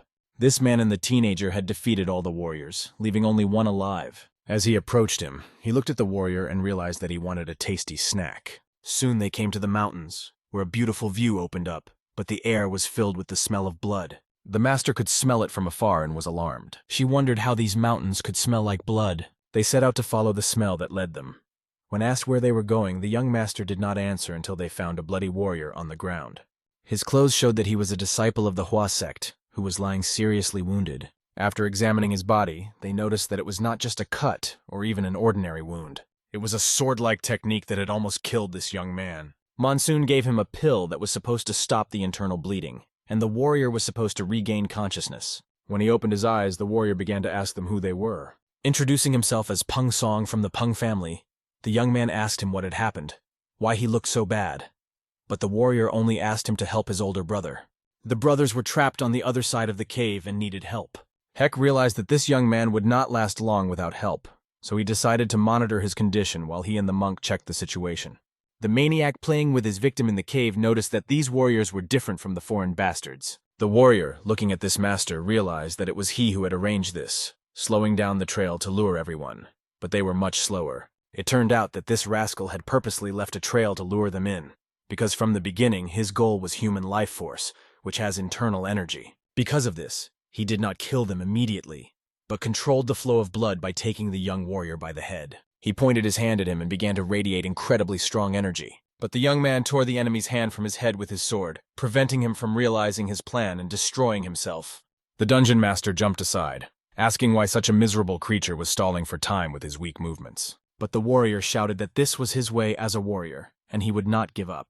Like the hua plum flower that blooms even during the harshest winter, he will fight for his sect and will not stop. The cave master was curious to see how his mouse was trying to escape from him, and he noticed that this warrior had a rather long tongue for such a weak person. But the young man attacked him with a technique of the plum family called the Flower of Swords. Pointing his sword, he tried to destroy the unworthy master with thousands of blows. However, this rascal repelled all his attacks, easily breaking each one and approaching the warrior. He asked him not to waste his energy, because he wanted to enjoy a delicious snack. Grabbing the warrior's neck again, he warned him not to waste any more energy so as not to reduce his meal. All these actions were aimed at luring the main prey that this master was waiting for out of the cave. He understood that if all 8 of his disciples disappeared, the sect's sword master would definitely come to deal with it. Holding the warrior's neck, the master was about to taste his intense inner energy. But suddenly the warrior began to charge his sword with internal energy, preparing to use it. The cave master was angry that the warrior was wasting his energy, making himself less tasty, and he threw him into the wall with all his strength, breaking the stone layer of the cave. Taking his disciple, he decided to postpone the meal, ordering the warriors to stop the bleeding and lock them in the dungeon.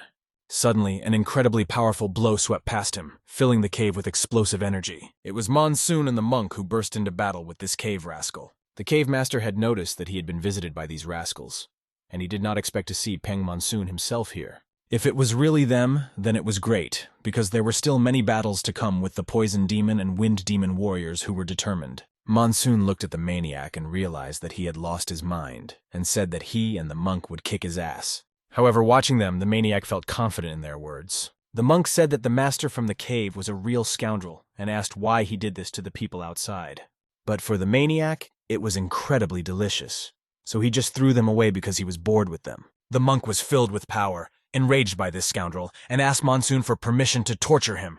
It would be difficult because this rascal looked quite strong. But despite this, the monk was ready to tear him to pieces. However, the maniac looked at the monk, seeing him as a great prey. The moment the monk filled with his energy and jumped over the maniac, he decided to wipe that desire and smile off his face forever. Mugak struck at the cave maniac, but he skillfully dodged, not believing that the monk was using such a deadly fist. He looked at the funny monk, who seemed incredibly tasty to him. The rascal slashed his claws at the monk, striking with demonic energy. Mugak felt blood start to flow from his hand and lacerations appeared on it. Landing on the ground, he grabbed his hand, feeling incredible pain. The rogue beast that had struck him began to lick his hands, stained with the monk's blood, noting that he was appetizing. Mugak realized that the enemy in front of him was a real crazy bastard. Despite his wounds, the monk decided to see how this cave scoundrel would laugh when he was torn to pieces. Monsoon stood aside and the warriors paid attention to him, feeling a huge pressure coming from him, which made them unable to even move.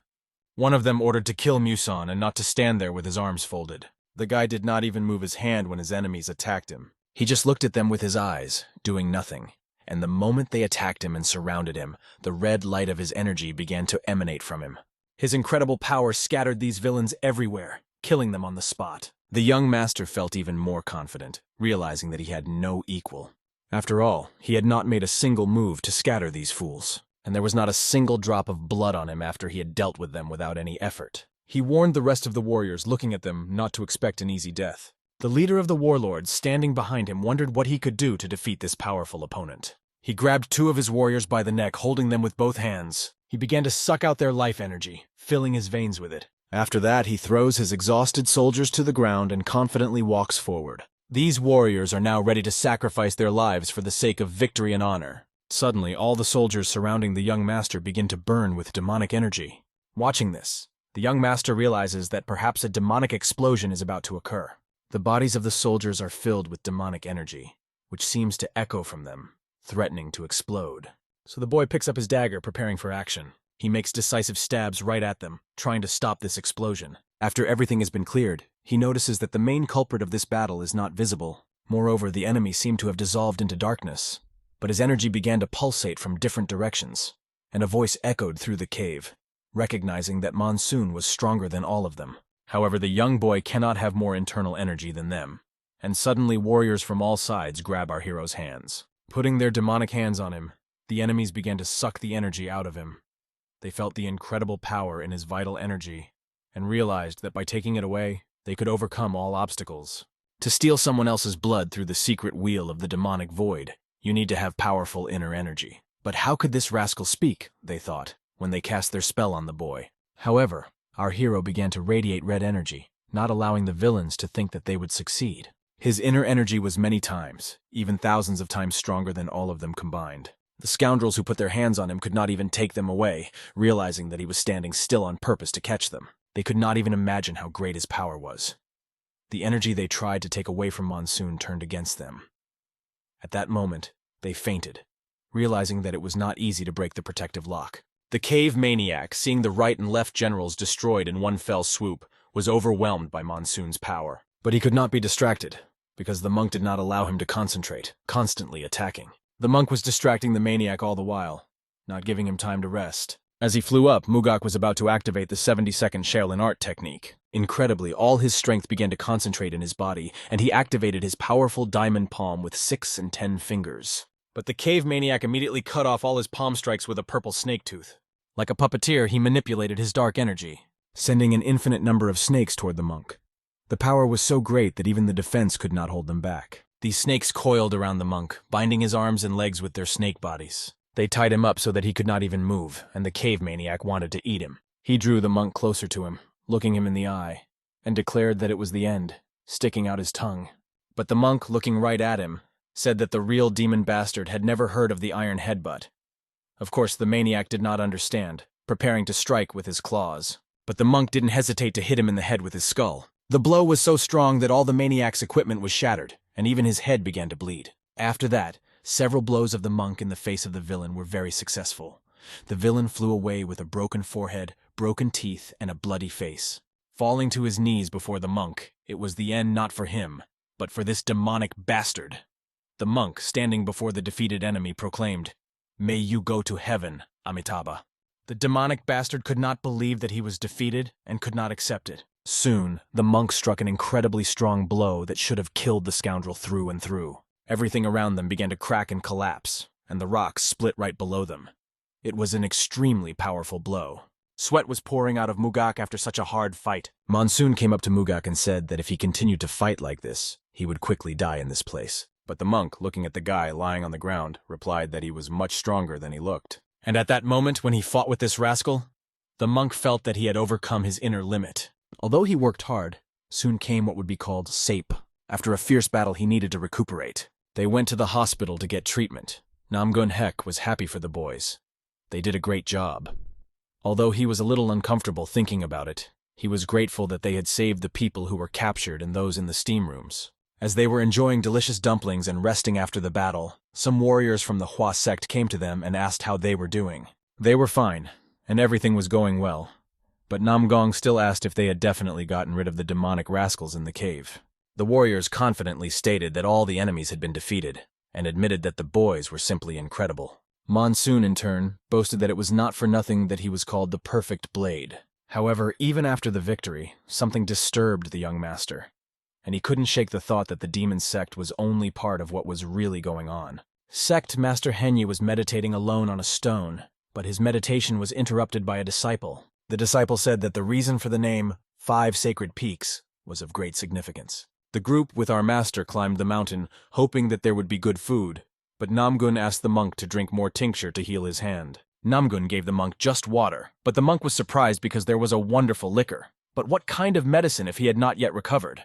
However, the monk didn't like this approach to treatment, and said that Namgun was wrong. He should drink the medicine right away. Suddenly, our heroes stopped, and the warriors behind them also stopped, because one of the masters was looking down at them. Monsoon noticed the tide of energy slowly approaching. As they approached the entrance, Namgun noticed that Monsoon was acting strangely. He decided not to give in to his feelings and proceed with caution. When the soldiers were the first to enter, our lord stayed behind them. In front of them stood one of the dignitaries, the head, whom everyone greeted with respect. His name was Hua Kunrin Jinying, and he greeted everyone there with joy. He expressed his gratitude to the people who had saved not only the sect's disciples, but also other people. Namgun and Monsoon admitted that they were a little embarrassed by the gratitude, and asked not to go so far in showing gratitude. However, the head noted that if they had not intervened, the damage would have been much greater, and he believes that their help is irreplaceable.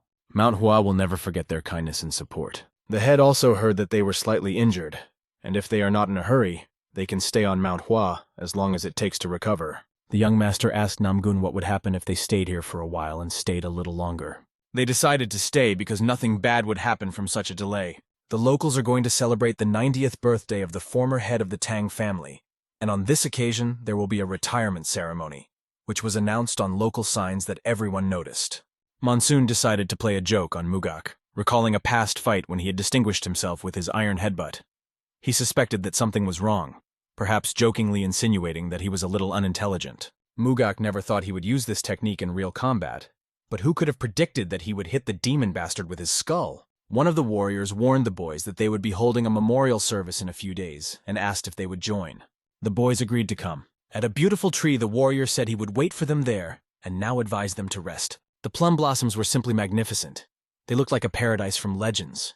They were just beginning to bloom, and the fruit was still far away. Monsoon felt that the holy sword was somewhere nearby, somewhere here.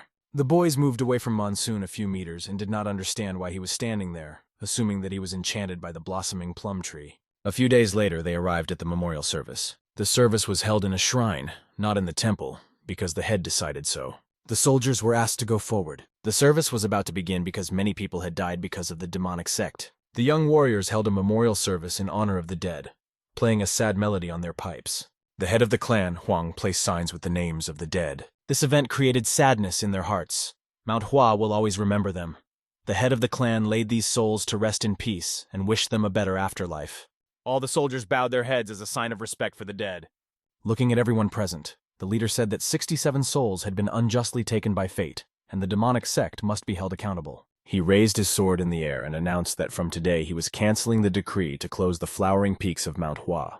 This was incredible news because it meant only one thing. The rescinding of the decree was tantamount to the sect resuming its usual activities. Evil has begun to rear its head again, and there are signs that a great upheaval is coming.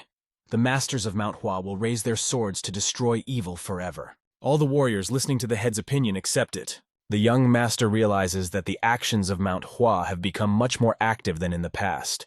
If the sect goes forward, they will gain a great advantage. A few days later, everything returned to normal. The monk, for example, began to eat much better. Namgun Hek trained with the soldiers, improving his skills, and the young master walked the streets of this beautiful place. One day, walking along the path, he hoped to meet the master today. He was sure that the master walked somewhere nearby every day, and this reassured him. Suddenly, an old man appeared in front of the young master, looking at him intently, and like the wind, he was right in front of him. The old man asked the young man what had attracted his attention so much.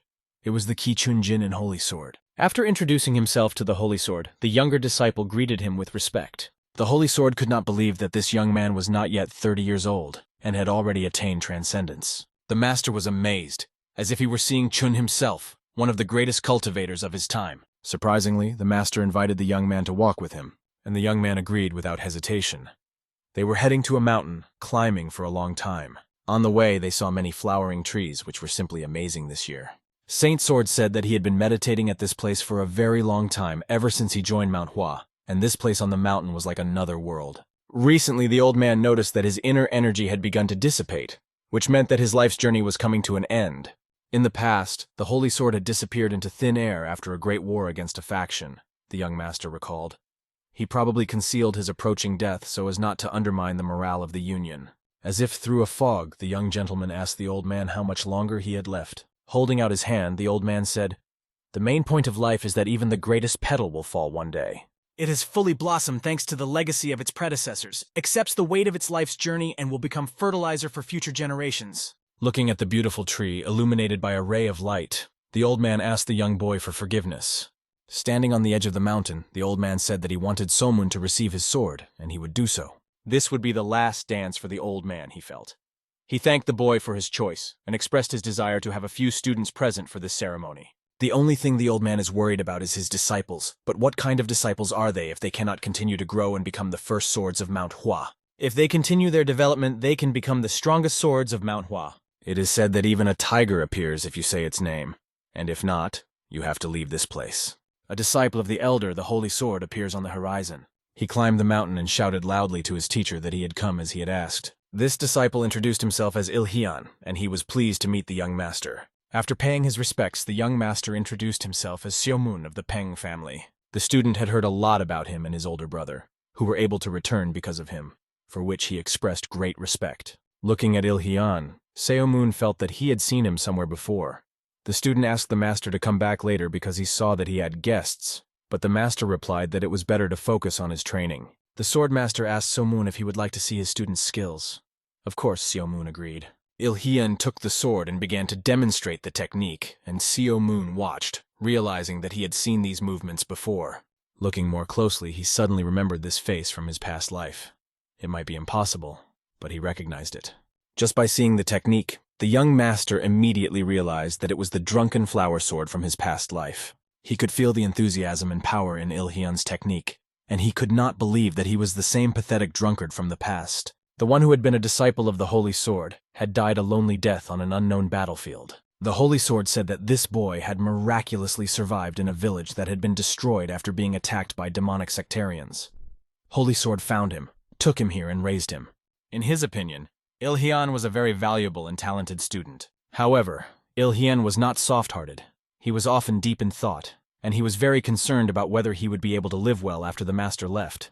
At a young age, Ilhian mastered complex sword techniques that other masters spend a lifetime practicing to reach a similar level. He is eager to prove his talent on his own, and his 24 words of the plumed swordsman technique is truly remarkable. This guy is a gifted person who is capable of incredible achievements. But instead of using his potential in his previous life, he wasted himself on alcohol. Now this young man looks completely different, full of hope.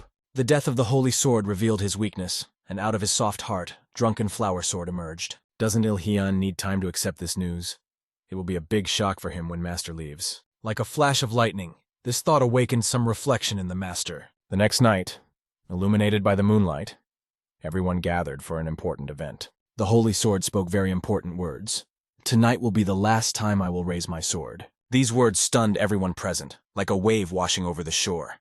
They sounded quite abrupt. Peng Monsoon stood right in front of him, knowing that this night he would receive the Holy Sword. The people around him knew little about this young man, but would Peng Monsoon be able to stand up to his teacher? Everyone present could watch, but it was decided that what would happen tonight would remain a secret. The warriors promised to keep it in memory, and the old man, holding his sword, decided to demonstrate his skills.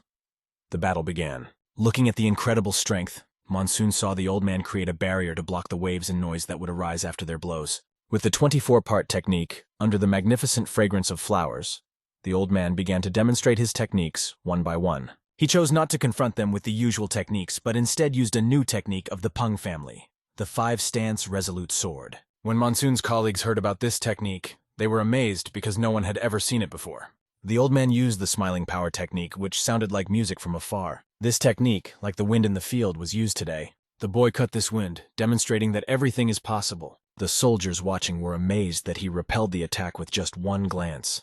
Monsoon's incredible speed was impressive in its effectiveness. He had reached a certain level through solitary meditation. The old man watching him used the blossoming plum technique and filled his sword with his aura. A sphere of pure energy exploded from his sword, and the plum blossom earth salt technique was flawless. Tension could be felt in the air as everything swirled with incredible power and headed towards Musen. Incredible technique filled the air, and the scent of plum blossoms was intoxicating.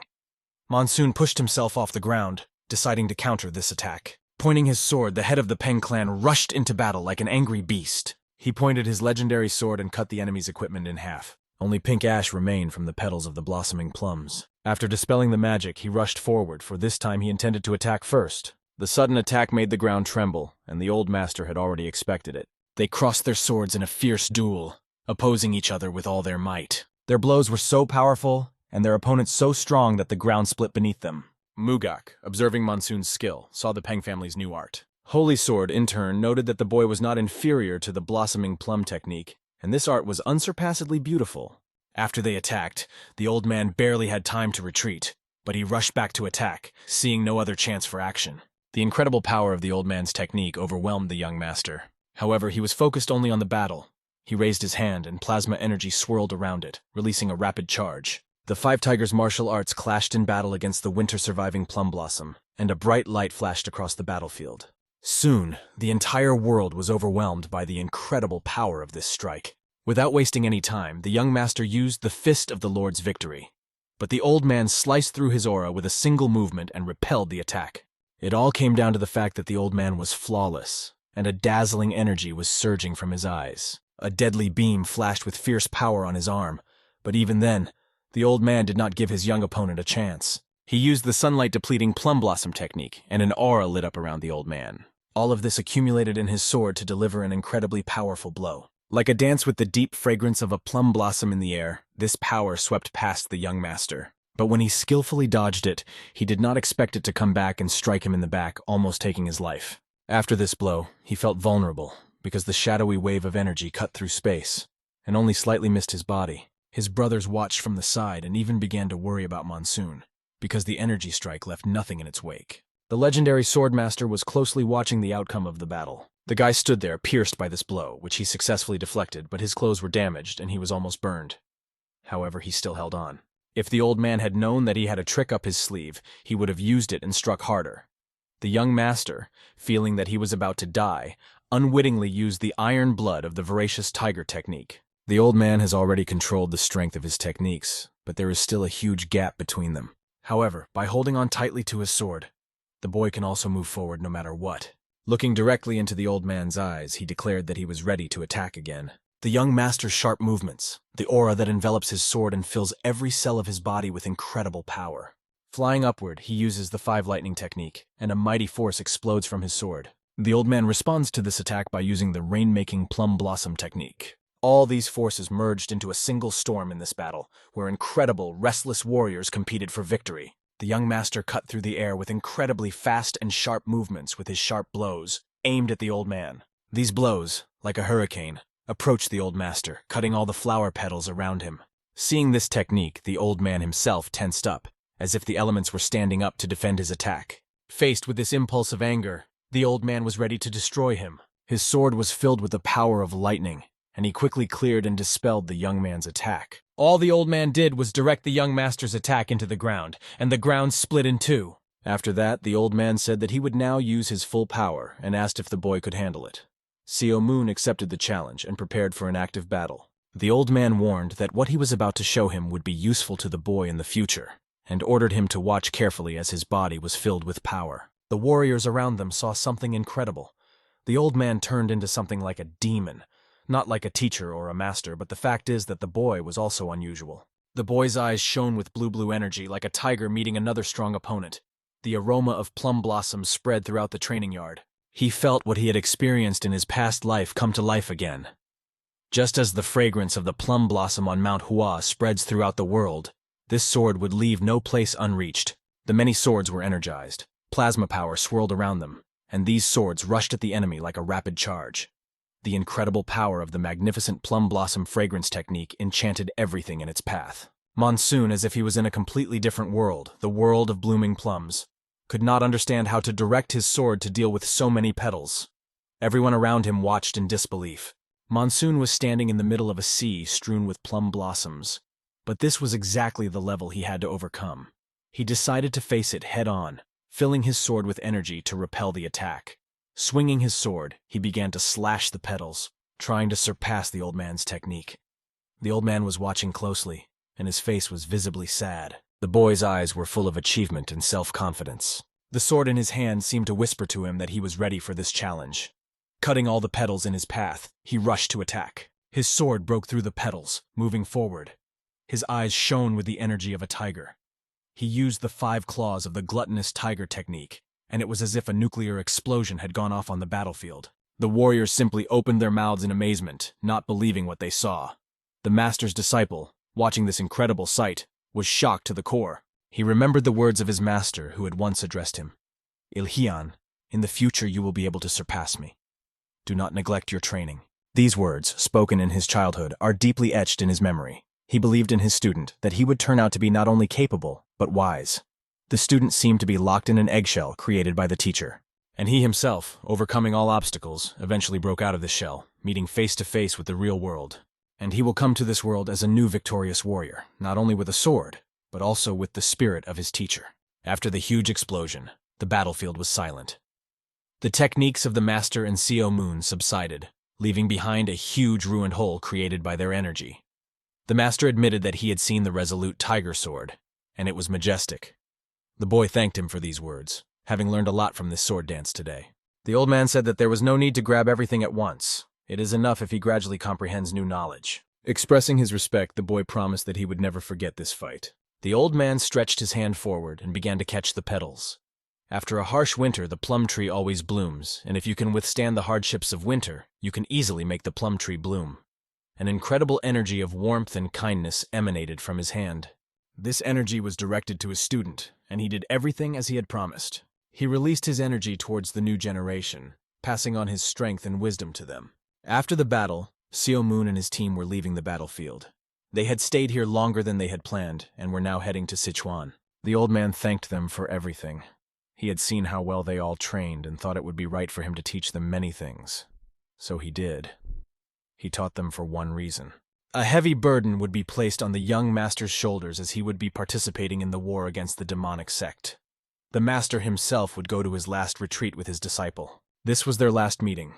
He leaves the future in the hands of the young master, and despite this, it is necessary to move forward. The old man's pride shone in his eyes as he looked at the young master.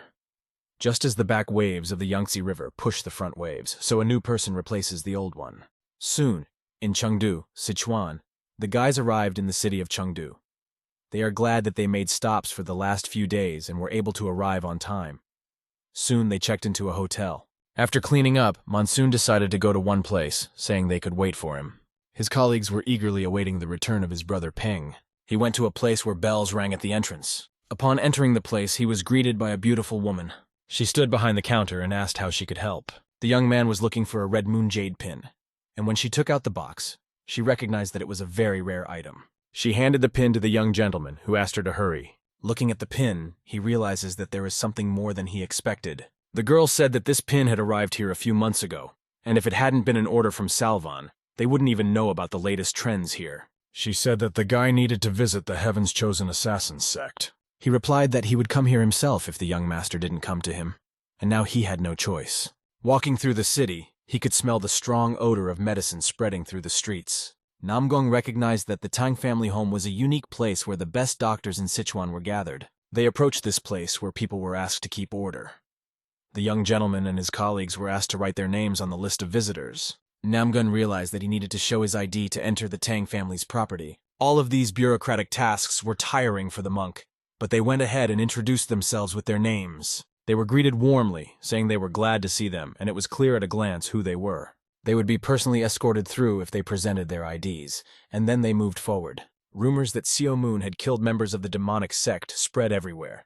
The young master's actions were considered incredible by everyone. As they continued walking, they heard a voice that was very familiar to them.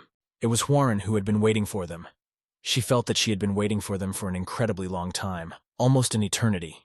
Seo Moon did not say anything in response, but looked at her for a long time without saying a word. He noticed one important thing. The girl had become stronger.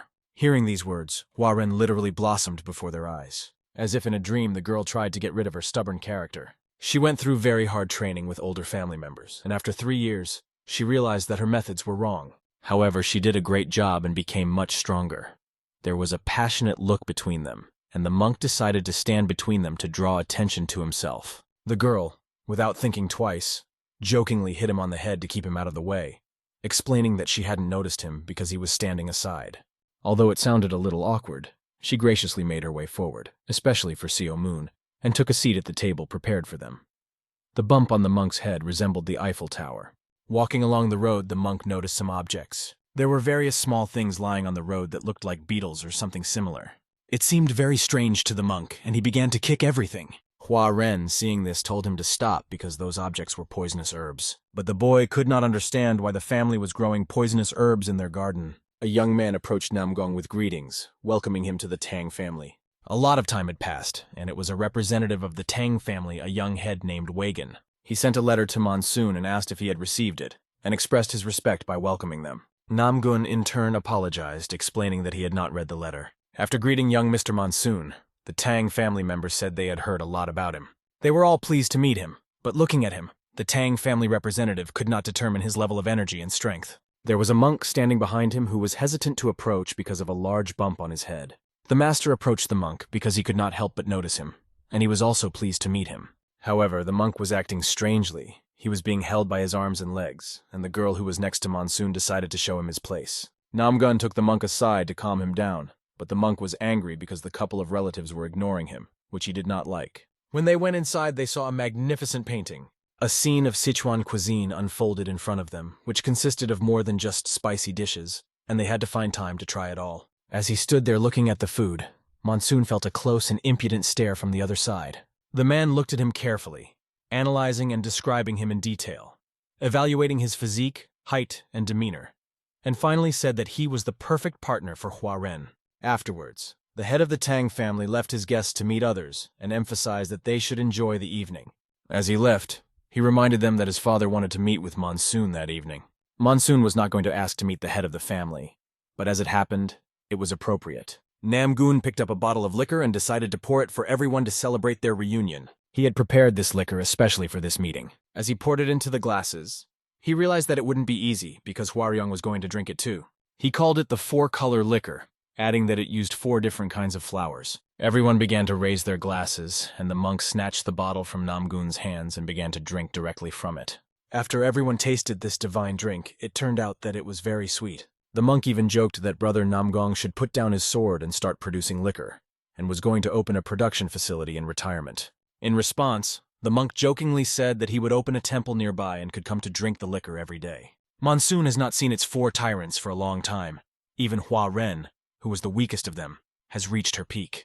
If they continue to grow like this, they will move to a whole new level that will surpass their achievements from their past lives. Monsoon realizes that they need to start with the poison sect, and it will be a good step if they focus on that area.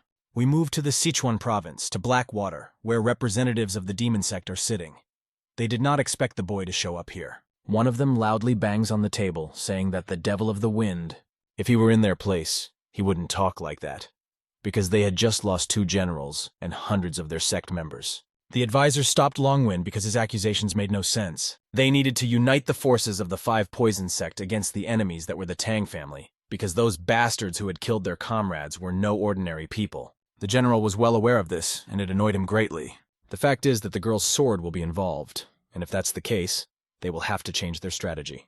Devil Sword is the shadow of the young sect leader, which means that the sect leader is interested in a guy named Monsoon. Among the 9 demons, Devil Sword's ranking is much higher than the others, and if such a person takes part in this operation, everything will change. They are confident that the guy named Monsoon who contacted them will end up getting what he deserves. One of them emphasizes that the old goblin has decided to use his last strength to take revenge on the Tang family and make a great contribution to the victory. The old goblin raises a glass of alcohol. He solemnly promises that he will personally take care of this matter and see it through. The next day, everything went on as usual and nothing portended trouble. The young owner and his team were sitting in one of the establishments. Suddenly, some soldiers came in, stomping loudly on their boots. They looked quite confident and stood together as a unit. When they approached the young master, they paid their respects, introducing themselves as John Jihan. This young man was from the Yimei family and sect. Looking at his appearance, the soldiers could not believe that this was Monsoon.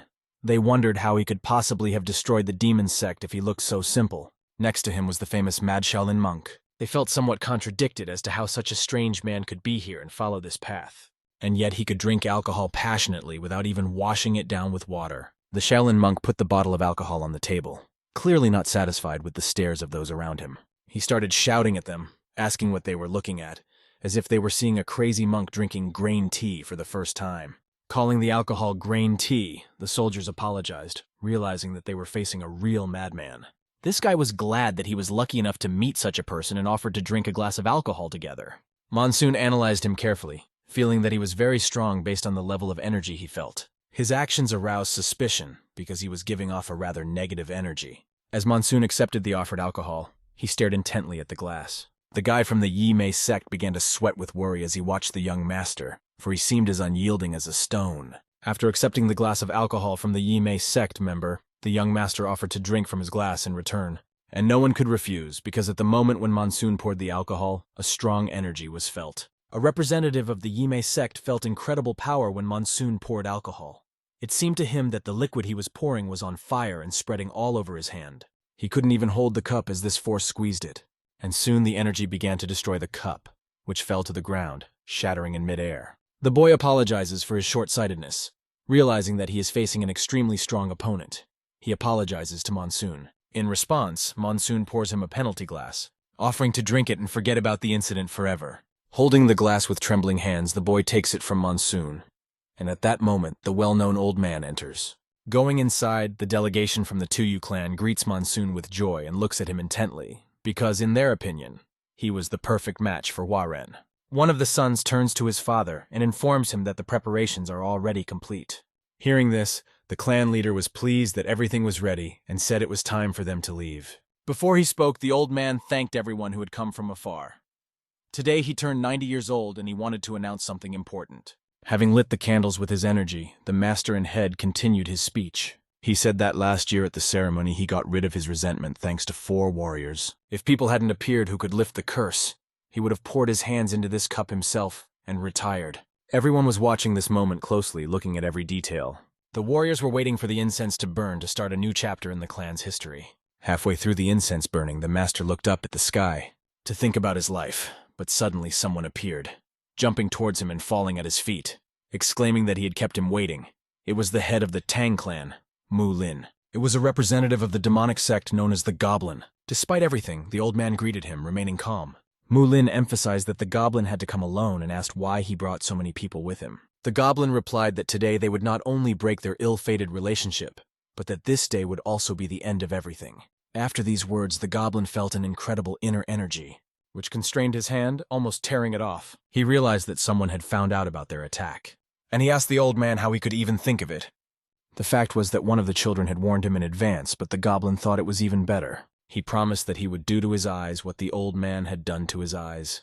His demonic energy filled his body, and he vowed to kill the old man, no matter what it took. Meanwhile, the demon squad, standing on the roof from afar, already suspected that the plan had almost failed. However, it didn't matter, because the more blood on the demon sect's swords, the better. And the demon sect's warriors began to rush in from all directions like mud. It was a special strike team affiliated with the 8 Demon Swordsmen anti-faction that began attacking the Tang family warriors from all directions. The courtyard was filled with blood as the warriors killed everyone in their path. However, this did not mean that they had won, because the opposition was extremely tough. The Tang family rushed into the battle from all sides, destroying the members of the demonic sect. One of the Tang family members shouted out where their armed forces were. His servant replied that they were fighting off the 5 Poison sect, and it was clear that the enemies had found a way through the gorges. Despite the preparations that had been made, the situation began to turn into a crisis. The demonic sect's warriors did not even stop, despite the fact that they had the senior masters of the Tang family in front of them. The people from the anti-faction were incredibly strong for their level, and the Tang family general began to doubt whether the Tang family would be able to withstand this onslaught. Monsoon, seeing that his intrigues had begun on this perimeter, began to act. Monsoon turned his attention to the roof where the demon sect members were standing. He instantly moved there, to the roof, to find out who this enemy was, who possessed such power. Before him stood one of the very first fist demons, whom his followers called the Fierce Demon King. Looking at him from one rooftop, Monsoon noticed that someone was looking at him from another rooftop as well. Demonic energy began to accumulate between them, creating the conditions for a new battle. Will our hero be able to survive? One of the representatives of the demonic sect scared everyone around him with his dangerous technique. He tried to destroy everyone with the demonic sword of the burning ghost, cutting and tearing his enemies apart. The warriors scattered in different directions, running for their lives in panic and terror. One of the warriors gritted his teeth, thinking he was doomed as the claws of this villain flew at him. But a light blue energy strike saved his life, breaking the demonic bonds. The demon was amazed to see who dared to resist his technique, and was horrified to find out that it was the flowing trap technique, which belongs to the Imperial Sword, cut through all his demonic actions. Filled with rage, the demon decided to destroy his opponent by pointing his claws in his direction. An incredibly strong demonic blow swept through the air, cutting through it with great speed. But despite the demon's best efforts, this guy was strong enough to resist it. At the moment when the demon ran at him, he did not lose a single drop of calm. They fought in a fierce battle, repelling each other's attacks. The demon turned to him, asking if he was really the heavenly swordsman, as he had guessed. And before him stood the devil of the sword, who had long dreamed of meeting him. His face showed surprise that their strength level was the same. They decide to end their talks and put an end to all this once and for all. Namgun-haek attacks this sword demon without paying attention to his words. A strong blow cut one of the Tang family warriors, who was also a demon general destroying someone else's family, and he became bored. He shouted, asking where this rascal Monsoon was hiding. At the moment the demon ran at him, he did not lose a bit of calm. They clashed in a fierce battle, repelling each other's attacks. The demon turned to him, asking if he was really the heavenly swordsman, as he had guessed. And before him stood the devil of the sword, who had long dreamed of meeting him. His face showed surprise that their strength level was the same. They decide to end their talks and put an end to all this once and for all. Namgun-haek attacks this sword demon without paying attention to his words. A strong blow cut one of the Tang family warriors, who was also a demon general destroying someone else's family, and he became bored. He shouted, asking where that rascal Monsoon was hiding. As they moved forward, they noticed that it would not be easy for them to go further. Their path was blocked as Hua Ren and her soldiers blocked their entrance. The demon was surprised to see this unexpected resistance, although he had a feeling that something like this might happen. Hua Ren, looking at the poisonous demon, was happy to see him, and the demon wondered how she knew him. She replied that it was obvious who else could have appeared here. She warned that these rascals would not advance more than a step, but the poisonous demon responded by warning that her madness was over and ordered his sex warriors to kill everyone. Hua Ren in turn ordered her soldiers to do the same. Kill all the rascals, every last one of them, and spare no one! All the warriors rushed into battle, regardless of the possible consequences, because today they had to protect the Tang family. Monsoon reacted intuitively, because he was facing one of the 4 demon kings, and it was a danger he had long been expecting. He was standing right in front of him and had been waiting for this encounter for a long time. This attack on the Tang family did not happen in his past life, and now the events are unfolding in a completely different way. Everyone is facing their opponents, and despite the changes, many have already overcome them. The ferocious demon looked at Monsoon and noticed something in his eyes that he hadn't seen before, a look similar to his own. Monsoon confirmed that their bodies and destinies were unusual. The demon wonders why Monsoon chose to act this way, even though he could have cleared the area in an instant. But his choice was the right one, and he decides that this time he will fight, showing Monsoon how to resist. The demon has heard that Monsoon has survived 3 times in battles against their sect, and now he will see his skills with his own eyes. At that moment, the stones torn from the ground began to fly towards Monsoon. But Monsoon skillfully slices them, turning them into pieces. Suddenly, however, a large explosion thundered nearby behind our hero. A fierce demon was controlling the stones like a thread, directing them into battle. He clenched his fist and straightened his hand again to activate the great power he had been gathering in his palm. This power flew like a blaster toward our hero. Faced with such a powerful energy, even the earth could have collapsed from the force of this blow. But our hero deflected this blow and escaped from the trap of the demon's technique, sending a counterattack in his direction. From this blow, Monsoon stumbled, but quickly pushed off the ground to avoid further danger. The fierce demon also pushed off the roof to face the young master. He accumulated incredible energy in his hand, filling it with chakra. Incredible power burst from his palm, creating a flash of purple light that turned into a shockwave that was meant to destroy his opponent. Monsoon, faced with this wave, still dodged it, even though it was very close. A passing stone turned out to be a good opportunity to push off from it and fly even faster. The moment Monsoon flashed in front of the angry demon, he tried to grab him. Their fists clashed with the sword, but Monsoon deflected the blow without even being injured. They approached each other, breathing into each other's chests. The ferocious demon wanted to kill him after playing around a bit, but saw that Monsoon was fighting well and decided that this was a great reason for all demon warriors to die. Because of this, the demon decides to quickly end the rascal. Demonic power fills the fierce demon's body, and he is confident that luck is on his side, and there is no time to waste. His power increases several times, and he directs it against the young master. When confronted with such a powerful opponent, Monsoon did not even expect such a strong blow. The ferocious demon recognizes that Monsoon is out of luck and directs his big, powerful punch at him. A giant wave of dark energy hits Monsoon, throwing him aside. We will find out what happens next in the next chapter. The battlefield was covered with blood. Incredibly fierce fighting covered the entire territory. Some of them did not even manage to escape. They begged for mercy, but the demon squad remained ruthless. One of the demons, holding his sword with blood glistening on it, attacked unarmed soldiers, or rather ordinary people. The people were unprotected, but this demon rider wanted to destroy them. One of the strong warriors concentrated his energy of green color And directed it towards this ninja from the demon squad, hitting him right in the back. In front of the people, he burned him to ashes. He asked if everyone was okay, and if this squad was a secret unit of the Sichuan Tang clan. Soon, the head of the Tang clan was informed of important information. The Black Shadow unit had just completed its mission on the eastern flank, and soon they would come for reinforcements. The members of the secret squad told him this, adding that everything was completed on the northern flank as well, and the soldiers were waiting for their assembly. The head was concerned about what had happened to the main house, and he was informed that the situation was very difficult. Demonic sects had broken through the defense line. He could not understand how this happened, because he had ordered his men to defend the city and prevent the killing of innocents. No wonder the leader was worried about the main house, and now he had to act as quickly as possible. A huge number of people were in the streets, the fighting was ongoing, and weapons were flying in all directions. Swords, shurikens, and bombs were used.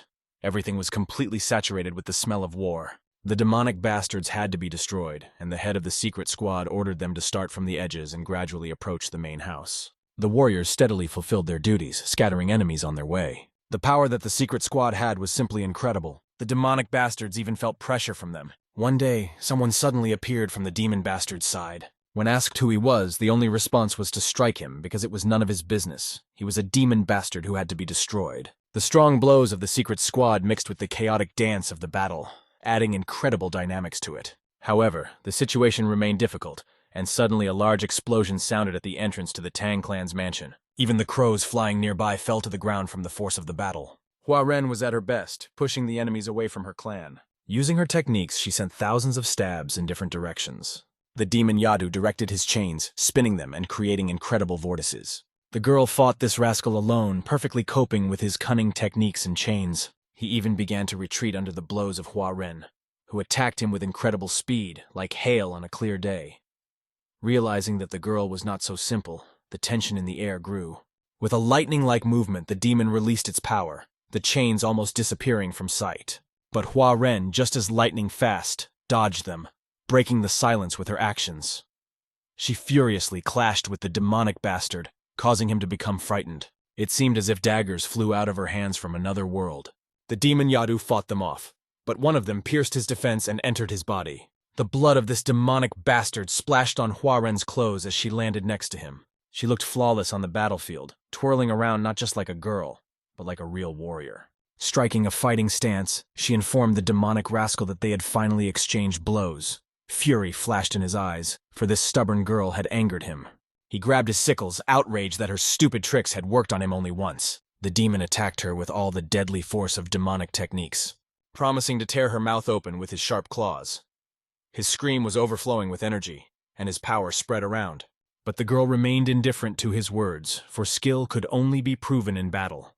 She stubbornly dodged his attacks, and the demon began to think that she was taking it like a child's game. But her tricks would no longer work on him, and he continued to attack.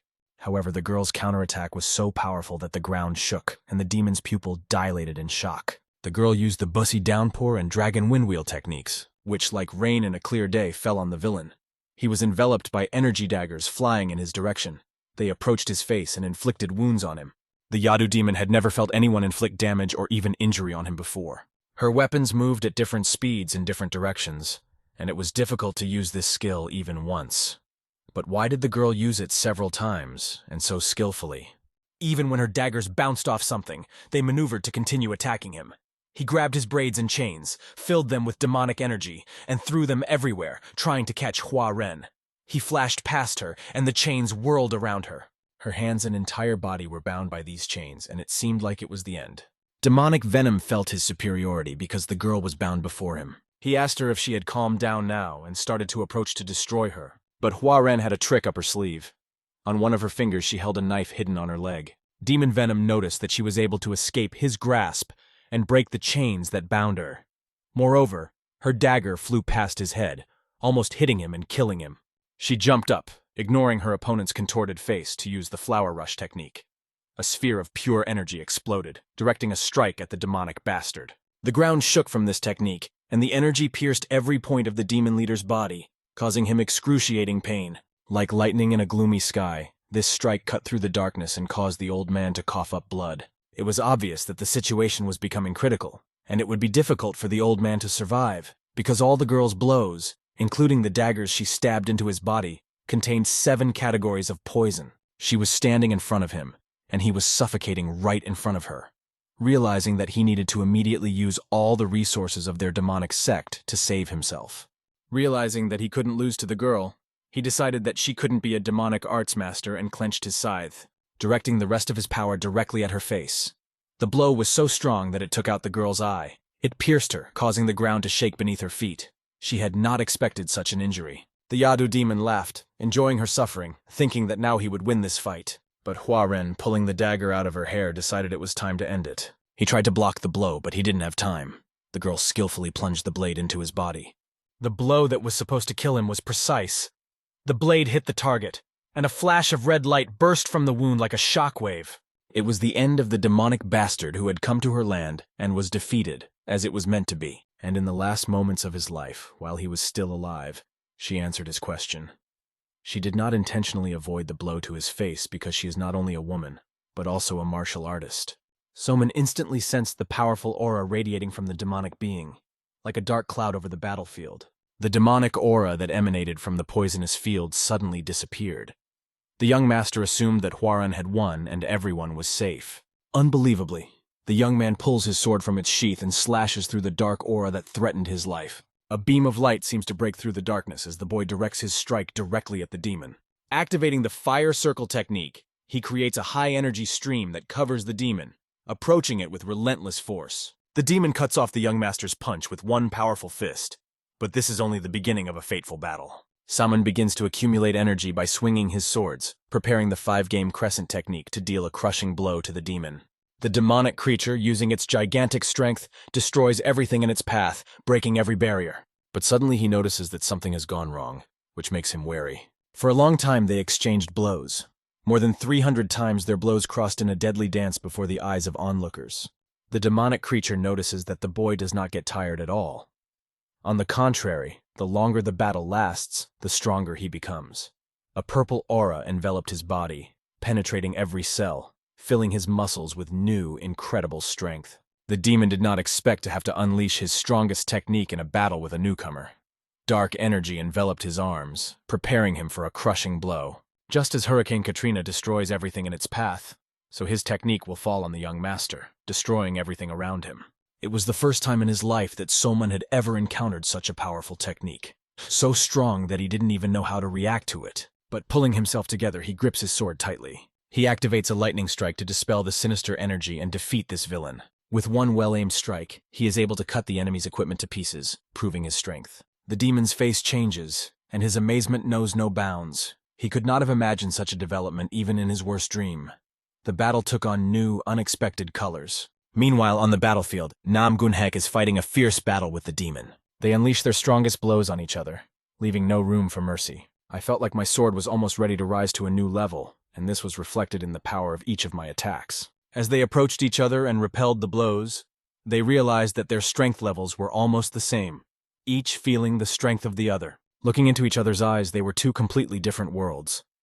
The demonic darkness and the pure world of the Namgong clan.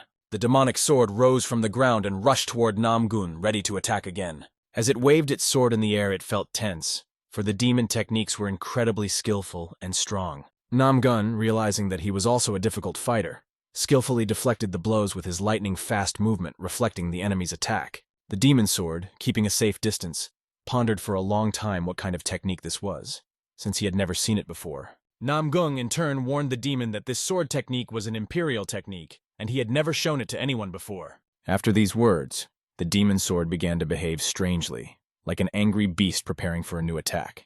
From its maneuvers, it was clear that it was trying to distract the young master by misleading him. The fierce jerk of his punch twisted the air, and the powerful energy was directed directly at the young master. Using the imperial technique, he skillfully dealt with the dark force that was coming at him. But this was only the beginning, and the battle only gained momentum, becoming more and more fierce. Namgong realized that the technique that was approaching him could not match the power of the 5 unrestrained monsoon tigers. He proudly held his sword and accepted this blow of darkness, ready for any development. With his imperial sword, he sliced through the darkness that was coming at him. His fierce strength filled everything around him. The power of his family was felt. He directs a powerful imperial blow directly at the demonic enemy. The demon can no longer withstand the power of the imperial sword, and looking at the young man, realizes that he is facing a meritorious warrior. The ghostly cry of the demon's sword and the emperor's technique had completely different characteristics, but their clash was epic. The sword devil tried to limit the enemy's field of vision by using strange movements that were almost impossible to recognize. However, Nam Gun Hyuk, despite the darkness that surrounded him, illuminated everything with his imperial sword, destroying the darkness and winning. The demon sword noticed that this guy's level was lower than his own, but after exchanging blows, he no longer felt that way. Anger gripped his heart, for he could not afford to lose to this young warrior. Holding his demon sword, the demon was filled with rage, and the dark energy flashed like a flame. But something went wrong, and he suddenly turned his eyes to the side. The monk who was fighting the demon sword's comrade suddenly attacked him, and with his kick, he passed through the enemy's face. When he looked at his comrade, he saw that his face had been shattered by the monk's blows. As his jaw dropped in shock and his amazement knew no bounds, a phrase was uttered: the infinitely blue sky. Namgong continued his attack, and it seems that the demonic sword succumbed to this ghostly cry, and the young warrior points his sword at it. Looking into each other's eyes, it was clear that the young warrior's strength was many times greater than his demonic opponent's. Their clash, full of fury and power, was instantaneous. The demon realized that his hope for victory was almost gone. Analyzing the situation, he realized that he had to look for a way to retreat. Raising his swords high, he summoned the darkness that enveloped the entire battle arena, and his hand was filled with demonic flames. Using the confusion of darkness technique, he released darkness that quickly spread around, enveloping everything around him. It covered the young master like a dark blanket, trying to suppress his light. His eyes reflected this darkness that enveloped him, and a sudden bright flash illuminated the battlefield. Namgung recalled that the imperial sword has tremendous power that can break any darkness, even if it cannot see anything. This sword contains a great dignity that cannot be compared to anything in the world.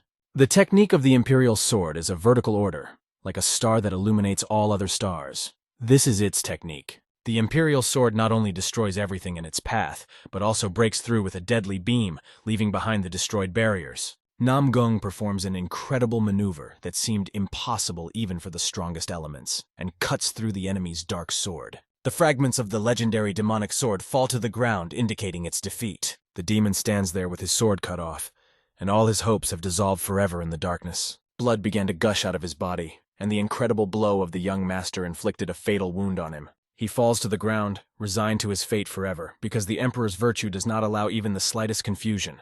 With these words, Namgun Hek defeated the legendary demonic villain. After the battle, an incredible aura reigned over the field, rising with Namgun's victory over the demon swordmaster. The demon looked at his blood running down his arm. It was a great shame for him, but despite all the resentment, he was grateful to Namgun because he had managed to do the impossible. This aura brought him to a new level, but the sword unfortunately was broken into small pieces. A giant hand filled with the fury of a demon manipulated in the air, about to make its final move. It lifted the demon swordmaster along with the sword fragments up. At the same time, her hand grabbed another defeated demon to take him with her. He stood on the roof, resting on it with all his powerful legs. Looking at the picture he had created, he could not believe his eyes. How could these rascals call themselves demons? It was a real shame. He saw that the giant scoundrel had finally gone mad and ordered him to leave the guy he was beating and get out of here. Instead, he decided to give the monk a little pipe cleaner and directed the sphere that had accumulated in his hand at the mad monk. The guy who dared to confront them watches as a huge blob of energy rushes right at him. He deftly dodges the blow like a bee, despite its incredible strength. But because the blow flew by and slightly hit him, the monk finds himself on the ground, looking at the demonic enemy. All the while, the huge beast is saying that these scoundrels will become martyrs, for they are the swordsmen of the wind demon, capable of destroying anything they wish. The giant creature addresses his warriors, ordering them to obey him, and they will do whatever he commands. Meanwhile, someone behind him is confidently walking forward, stopping at nothing. All this time, Monsoon has been looking for the demonic rascal, who reappeared here after escaping. Our hero approaches the wind demon and draws his sword in front of him, ready to attack if the enemy dares to attack. The demonic scoundrels rush into the attack with all their might, leaving no chance for a peaceful resolution. They didn't care who was standing in front of them, because it was their home, and they defended it to the last. Our hero, grabbing his sword, was not going to just stand by and watch his enemies. Surrounded by warriors on all sides, he quickly began to deal with them, leaving them no chance. His blows, like a sharp blade, destroyed the lives of these scoundrels, cutting their defenses to pieces. He looked at them like garbage, like an extra load that appeared on their land. He destroyed their aspirations for war, like a shadowy force of energy cutting through space. These scoundrels fell one by one under the strong blows of the young master. The warriors spotted a huge giant above, who had to be stopped. They realized that if they left him, the damage to their family would be catastrophic, and they would have to chase this demon, a master of transcendental techniques. Namgun Hyuk approached the young master, looking tired, but he felt great. After using powerful techniques, his whole body ached, but seeing his friend Namgun, who had won a clean victory over the enemy, he felt proud of him. Next to them, a monk lay holding his broken nose, answering questions about his health. The monk's internal organs were in terrible pain, as if they were being burned by fire. Everyone at the site looked exhausted from the battle. Hua Ren came in, not in the best shape, but with the realization that they had not spent this day in vain. Musung noticed the wound on her face and wanted to help, but she assured him that she was fine and that it would heal as soon as she applied the ointment from the main house. Looking at her and all the soldiers who fought with honor today, the young master felt proud. He realized that their unit, the 4 tyrants, had successfully defended the village and repelled the attack of the demons who thought they could attack innocent people so easily. After the battle, the demonic villains as usual hid in a cave to save their lives. One of the healthy warriors had a huge wound after the battle, which testified to the ferocity of the clash. Each of them was seriously injured and lost a battle that they had no right to lose while defending their honor. The demon swordmaster realized that the young sect leader in Marim was right when he spoke of the impressive potential hiding in the warriors. They had to confront it. Shortly after, the young demon master entered the cave and picked up the broken sword of the swordmaster, demonstrating his power. Everyone reacted with surprise at the appearance of this licked-up rascal, who caused them to have mixed feelings. Everyone was surprised that this was the young sect leader, but no one understood why he had come here. Despite this, everyone expressed their respect, but it was painful for the young leader to see the demon swordmaster in such a state. When asked by one of the sect members why the young sect master had not been to the Tang family's house, he replied, "I was there, but I watched from the outside because it was quite a sight to behold." The demon general was filled with rage when he heard these words, for this rascal had simply watched his soldiers die without understanding why. The head of their sect turned to the shadow demon, the gluttonous demon, and the poisonous demon, who were present with the wind demon. These 4 were the ones who could make a difference.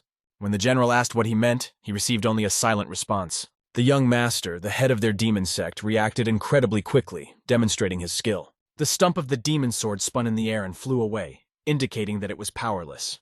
The sect leader looked the wind demon straight in the eye and warned him that he had chosen the wrong path. By looking him straight in the eye, he forced him to devote his insignificant life to the service of peace among demons.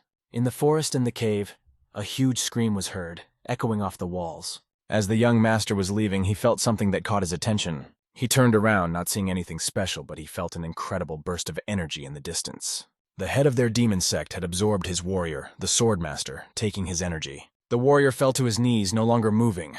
This was the punishment from the head of their organization. But the young master, our hero, sensed something wrong in the yard. He felt that there was a demon on the grounds. A demon whose power surpassed all other demons fighting on the battlefield. The next morning, in Sadokon, the elite Crimson Blood Squad was preparing to leave. They had to go towards Sichuan, their leader told them.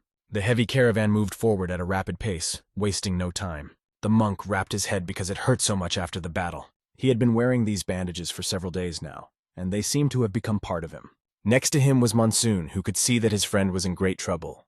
If not for the equipment, it was the first time Monk had ever met someone who blocked his punch using his own head. Despite all the difficulties, the fight was great.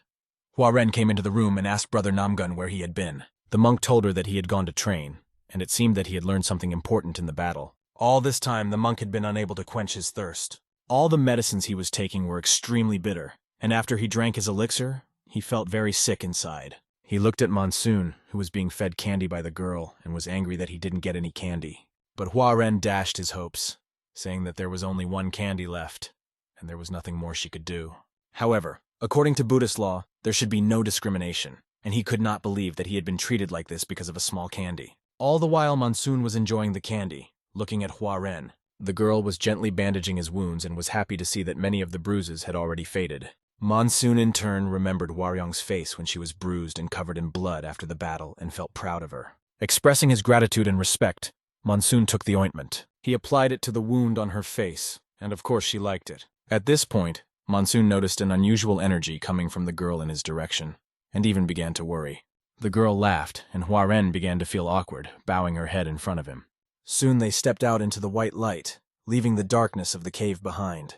Even though their bodies were wrapped in bandages, Monsoon still felt pain in his chest. He was glad to finally be able to move, even though it had been 3 days since the attack. His recovery rate had increased significantly, possibly due to the fact that he had created a natural shield. After leaving the cave, his body felt incredible strength that spread throughout his body. But as he was looking at the sun and thinking, a man approached him. He introduced himself as the head of the Tang family, and said that he held an important position in the family. However, Monsoon noticed that the man did not say his name. In response, Monsoon decided to say hello too and told him his name. Monsoon from the family, after which the man invited him to take a walk. While walking, he was thinking about the 4 demon kings who were extremely strong on the battlefield, and if there were 3 more like this fierce demon, they would have a very difficult time. Looking at him, Monsoon realized that despite his young age, his martial arts were even stronger than the head of the Tang family. He was one of the highest level masters that existed in this generation of the Tang family. But such a person did not prove himself during the war between the factions. Why was that? Monsoon asked him if the position of the head of the Tang family was unique. The man replied that it was just as he said, and he did not expect to meet the young heir of the Tang family if it were not for the serious crisis that hit their family. If not for this crisis, they would not have revealed their strength. Monsoon recalled that in the past, when the Tang family was wiped out, it was likely that this person would have died as well. As he walked, he noted that he was a little afraid. If he agreed to protect the Tang family from invasion, he could have a huge impact, but... Looking at him, Monsoon interrupted, saying, "If you stay with the Tang family in this position, it will be difficult for them to defend it. But if the young master who invited him for a walk protected Murim, it would be no different than protecting the Tang family." The young man replied that his position in the Tang family was unchanged, just as he had said. But Monsoon asked, "Are you willing to die for the Tang family?" At this point, the man tensed up and clenched his fist behind his back. He shouted out sharply that of course he was only living to protect the Tang family no matter what. Monsoon was glad to see a man who was not afraid of death. But he also pointed out that someone who is not afraid of death is afraid of discipline. This question broke off their dialogue like a bolt from the blue. The boy, being the head of the family, was shocked by such provocative questions. But Monsoon continued, noting that one person could not cope with the anti-faction, and asked him to think about how to achieve his goal. These words made the head of the Tang family think seriously. Walking forward, the young master did not notice that Hua Ren was standing behind him. She told him that she had been waiting for Monsoon alone for a long time, but he had not made any promises to her. The head of the Tang family jokingly said that the young master of the Peng family should hurry, because the poisonous flower had released its thorns, and it might not happen next time. Walking along with Hua Ren, Monsoon suggested that she go to the store and buy some cold dessert, but Hua Ren did not agree, saying that she was not a child to accept such suggestions. The head of the Tang family pondered over Monsoon's words for a long time, realizing their significance for all of Murim. He looked at his hand and felt his strength, but if he burned 100 demons and joined Murim, he would not be able to protect the Tang family. If he fought for Murim, then they would not be able to do anything against the Tang family. Incredible energy ignited in his hand, filling it with fiery power. He looked at the green flame of his chakra for a long time, and he decided that these words made sense. He needed to radically change his life. He went to the head of the Tang family because he had to meet with him urgently. Like an angry beast, he rushed to implement his decisive plans. People dressed in black, representatives of the Sichuan 5 Poison sect, gathered near the wall. Master Yu Heng asked when Sadajan's troops would arrive. "They passed through Sunpan last night and should be in this very place soon," replied Nam Seokiz, head of the Sichuan branch. "They don't know what these troops are planning to do." Master Yu Hyun could not believe that they would stay in Sadojong for a long time. The 5 Poison sect is an anti-faction, and this time the issue is the demon sect. If they attack quickly, they can win. Soon the cavalry arrived at their gate. The leader of the Crimson Blood Squad rode up on his horse and shouted, "Who is the anti-faction here?" Soktae, the head of the Sichuan division, came out and paid his respects. One of the riders introduced himself as Chonggun-san, the 5th elder of Sadojong. Looking into his eyes, Soktae began to analyze their behavior. They didn't like the fact that these arrogant newcomers rode in on their horses and thought they were important. Even their elder had come, which showed that Sadachan was serious about this matter. When asked if they could go back, the boys did not understand. When the sect leader asked what he was talking about, the rider replied that he seemed to have trouble understanding. The 5 Poison sect is an anti-faction, and because of this, Sadachan decided to take control of the situation. The head did not understand when the demon sect conspiracy happened, and why the 5 Poison sect suddenly became part of the association with Sadajan. But this rider didn't care. If Sadajon said to take care of it, then it would be done. However, the guys from the Five Poisons sect were not going to back down, as their leader loudly stated. At that moment, seeing the resistance with his own eyes, the rider swung his stick. He struck the head of the Five Poisons sect leader, but only lightly to scare him. Having suggested a fight for survival, he thought it would be fun to provoke each other from the start. It has been 10 years since this rider first wet his sword with the blood of hypocrites. One of the Five Poisons sect's warriors shouted, "Bastards, get off your horses, we're going to fight!" Suddenly the person they feared the most appeared. All of the leaders were shaking with fear, and even the smell of this man terrified them. The warriors on horseback who rode in trembled from the powerful energy they felt. "Who is this rascal who has disturbed their peace and come to destroy them?" they asked. Suddenly, one of the Sadakhan turned and shouted forward to the man who had come, demanding to know who he was and why he was radiating such energy. Monsoon calmly replied that he was the next head of the Peng family and told them who was in charge. The young master began to act at his own pace, swinging his leg. He kicked the ground with all his might, and even the ground trembled from the impact. It was clear that this was the same tiger that could destroy everything in its path, and its energy was simply off the charts. The rider saw that this person who had just appeared had single-handedly fought against one of the demonic sects. He felt such incredible power as if he were standing in front of a huge giant tiger. The rider could not believe that a human being could possess such incredible strength. But Monsoon's eyes were glowing, and soon everyone felt such energy that it was scary to even move. The horses began to stand up and lose control, and Monsoon, like an angry beast, was moving forward, scaring everyone in his path. The horses were running out of control, and the soldiers were falling off them, unable to hold on, even before they had entered the battle. The head of the sect did not understand how to cope with such an incredible force, and the tension on the perimeter only increased. The enraged beast approached the head without even engaging in combat, and the rider found himself on the ground, unable to resist the guy's strength. The rider started shouting and waving his hands so that the master of the Peng family could understand him, asking for mercy, because they are all human beings. He fell to his knees, begging for mercy, and asked the young master to restrain his strength so as not to hurt them before the battle. The young man agreed that this was true, and since they were on flat ground, why shouldn't the Crimson Blood Squad show off their strength? If they decide to join the vanguard, then the spirit of the Five Poisons sect will definitely be broken, and everyone agreed to this since they were sent on these horses for just that. They asked the boy to talk to them because they could no longer withstand his incredible energy. The horses were falling down, people were stunned, and could not even get up. And at that moment, the master gave his consent. The rider could not believe that he had to bow his head before this guy. One moonlit night, the young master and his team gathered to discuss the way forward. Nam Gong said that if it were not for him, blood would have been shed for no reason, and his presence brought great gratitude. It wasn't just a war of nerves. Monsoon was sure they were going after the Murim Alliance, and if the anti-faction sect made even a little bit of headway, it would attract attention. Nam Gun felt that this was not a good thing, but since there were those who opposed the demons, they should join the anti-faction forces. After the huge war of good and evil, no one expected the differences between the two sides to worsen. The great war of good and evil ended in an incredible way, and this complex theory has remained unsolved to this day. Nam Gun Hyuk never stopped praising Pan for making this decision, but he realizes that today their main goal is to defeat the head of Sadakhan. However, given his martial arts, strength, money, and respect, it won't be easy, because he has everything he needs to stand up to the demonic Sadakhan sect, and even sections of the Murimu Alliance. He realizes that everyone must unite, and this could not be ignored or put off. The next day, a huge number of soldiers stood at the gates of Sadojeong, and they probably already knew about their joining. They did not understand why the soldiers opposite them were so quiet, and the leader realized that if they were acting like this, then Sadojin had some kind of insidious plan. He approached the head and ordered him to begin. Raising his sword and banner, the soldiers were ordered to go forward, and at that moment, as they stood under siege and stormed the enemy's building, the lights of battle came on.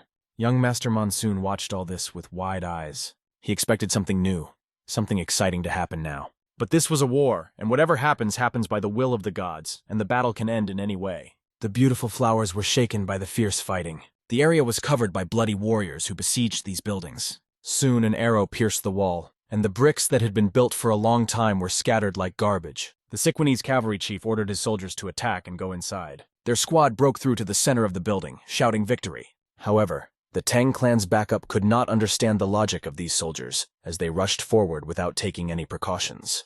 Like a huge horde of hungry orcs, these warriors ran into the poisonous fog that hung before them. Their leader realized that this fog came from the Five Poisons sect. When he turned back, he saw that the warriors had begun to lose consciousness, and some were being attacked by warriors with chains. Arrows and spears flew in their direction, aiming directly at their throats. They ruthlessly killed those who had run so fearlessly into their traps. One of the members of the demonic sect held sickles in his hands and skillfully threw them, striking at his enemies. Although they broke through the walls, it was completely useless. He looked directly into the eyes of the head of the Sichuan horseman. They had met many times before, and now it was time to fight.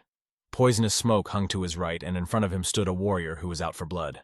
Suddenly, the horse began to buck uncontrollably and became afraid of the battle. Because of the poisonous oil fumes, all their troops could have died on the spot, for they could not move on because of the poison alone. The head recalled the words of the young master, who warned them that there might be traps inside, and that they should not attack hastily. But the head did not listen to them, thinking that everything would be fine. Realizing his mistake, the leader orders his soldiers to dismount.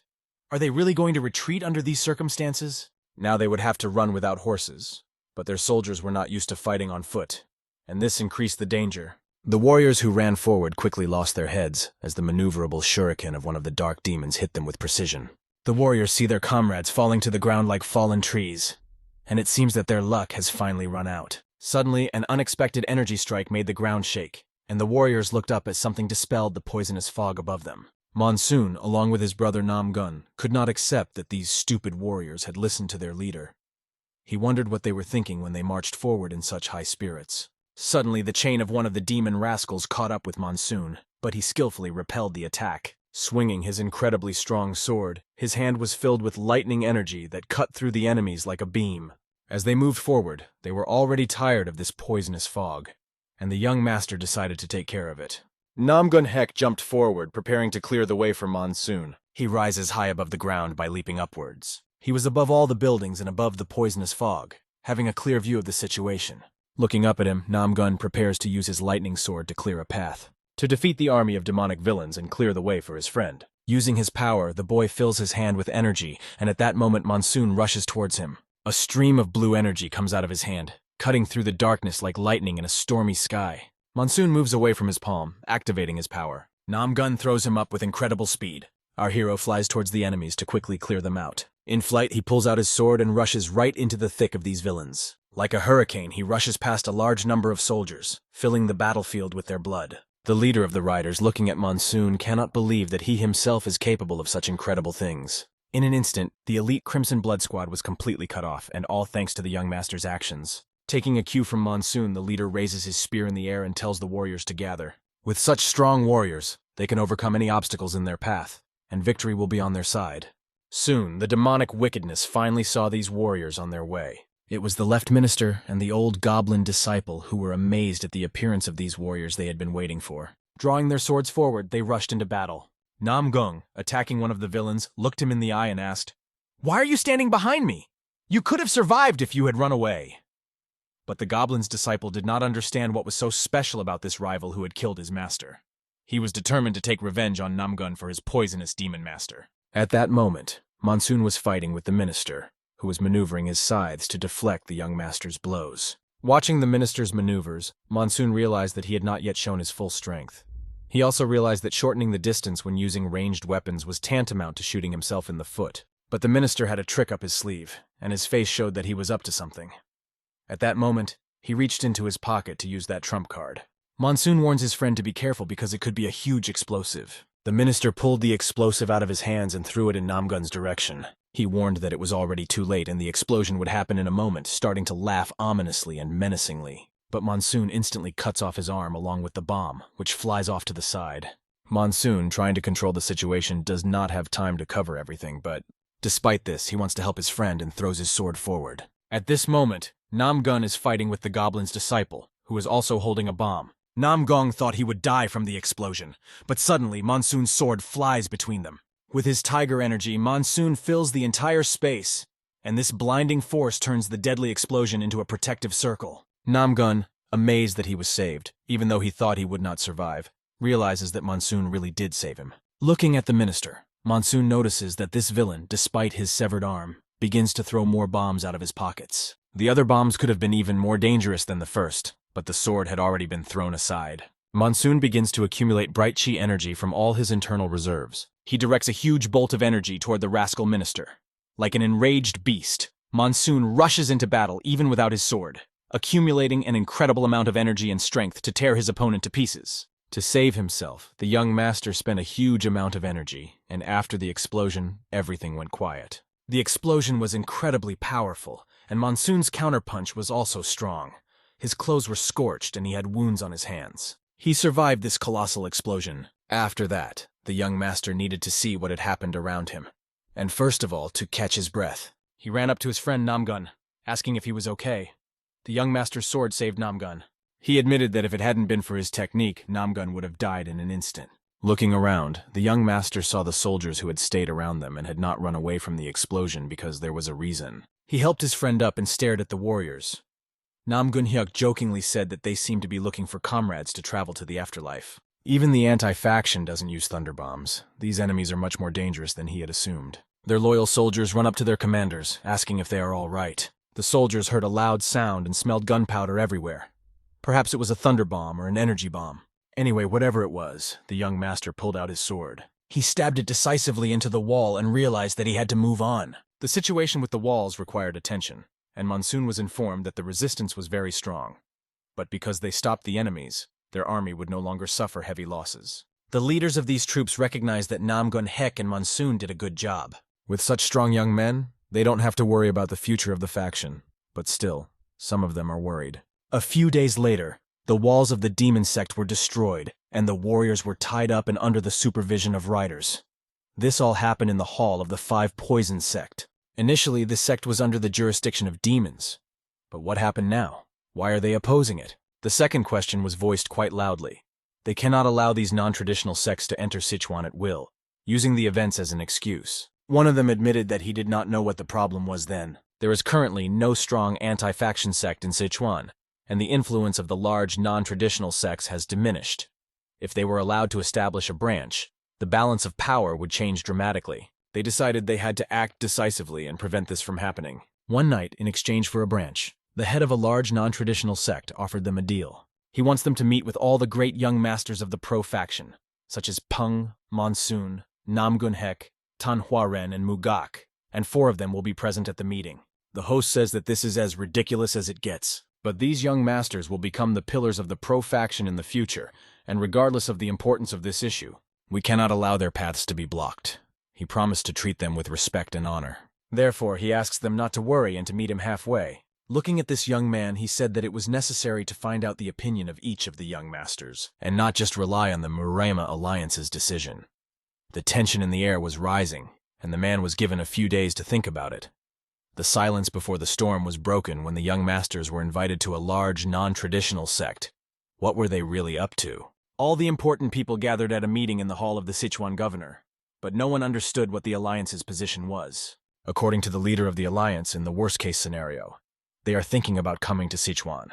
Monsoon asks if they have any idea why the head of a large, non-traditional sect invited them to his place. Perhaps information about Monsoon had reached him, especially about his swords, which were important to this sect. In his opinion, it might have something to do with the demon that had appeared in Hansa. The 4 tyrants, hearing this information, thought about it, because the statement was significant. The head continued that the name of this demon implies its madness, and it is said that in the main fortress of the great unconventional sects in Hans, this demon completely killed all the high-ranking officials and seriously injured the 4th elder. Realizing that even the 4th elder who had previously pursued him was injured, the major sects also suffered significant losses. Huaren wondered if the rascal had even been caught, but it was rumored that he had escaped from Gansu, which was why the mood of the major non-traditional sects was at its worst right now. After drinking some alcohol, they decided to think about the situation. One of the heads said that they wanted to regain their honor, and suggested that the head of a large non-traditional sect was interested in a hero named Monsoon. It was to him that the head turned. His fantastic squad is capable of confronting any enemy with its strength. But now, addressing his colleagues, Monsoon said that they intend to strike a blow against a large unconventional sect. His colleagues looked at him with a hint of doubt. Namgun Hyuk reminded them that they had recently discussed this together, and he had convinced his father that they would be up to the task. However, the Tang family could not let their children go so easily, considering this task to be very dangerous. But Huaren smiled, feeling excited about the task, and assured them that they should not worry about them. However, there is no need to do this for the sake of the Murim alliance, and the head of the family is absolutely right. It is too dangerous. To interrupt these skeptical thoughts, the young master slapped his fingers on the table. Interrupting everyone, He confirmed that this was a dangerous task, but also a great opportunity for them in the alliance. It had been 20 years since the Great War between the factions, and this was the first time a non-traditional sect had been the first to approach them. They must take this opportunity to re-establish ties with these factions, and the young master has plans to do so. He has a letter from the Blade King and plans to use it in this mission. This information, like a ray of clear moonlight, illuminated their understanding of their advantage. A few days later, they arrived at Hansulanzo Fortress with the young master and his team. Hua Ren looked out of the window to look at the surrounding scenery and was surprised at how beautiful everything looked. She expected it to be boring and dirty, but it was much better than she had imagined. The monk also noticed that there were many people here who looked very threatening. They almost reached the sect and stopped to look around. When they got out of the chariot, they saw a huge building. The walls of this building were much higher than the walls of the Muram Alliance. The monk approached one of the people on the street and asked if there were any inns nearby. However, it would be dangerous to stay anywhere nearby, and it was not worth mentioning. They moved on and soon the door opened. Sikwani's warriors in armor showed their respect. They bowed before the people they considered important. One of these people was the young master of the great non-traditional sects, Chul Mu Ren. He had come to greet the guests for having traveled a long way to this city. The young master of the great non-traditional sects stood before them. He enveloped the dignitaries with his gaze. Monsoon in turn remembered his name, for they had met again. In a previous life they had fought, and although Chul had not lost, he had barely survived. Now he said goodbye, but nothing had changed. If not for the help of the monk's descendant, he would have died on the spot. Cho Ren, looking at the young master who came to visit him, saw him as a tiger swordsman, a tyrant. Once in his life, he had sworn that he would kill him the next time he met him. But he restrained himself only because of the order of his master. His eyes were riveted on the young master's hands. This time, he could not understand Monsoon's true strength, which seemed impressive. The master even opened his mouth in surprise at how strong the young master had become. Soon, he kept the guests waiting and apologized for it, inviting them inside. Monsoon immediately noticed that Cho Ren didn't want to attack, and he wondered if it was an order from the chairman. They came to a battlefield that they had created on purpose. Namgun asked, if this is a battlefield, where will the competition be held?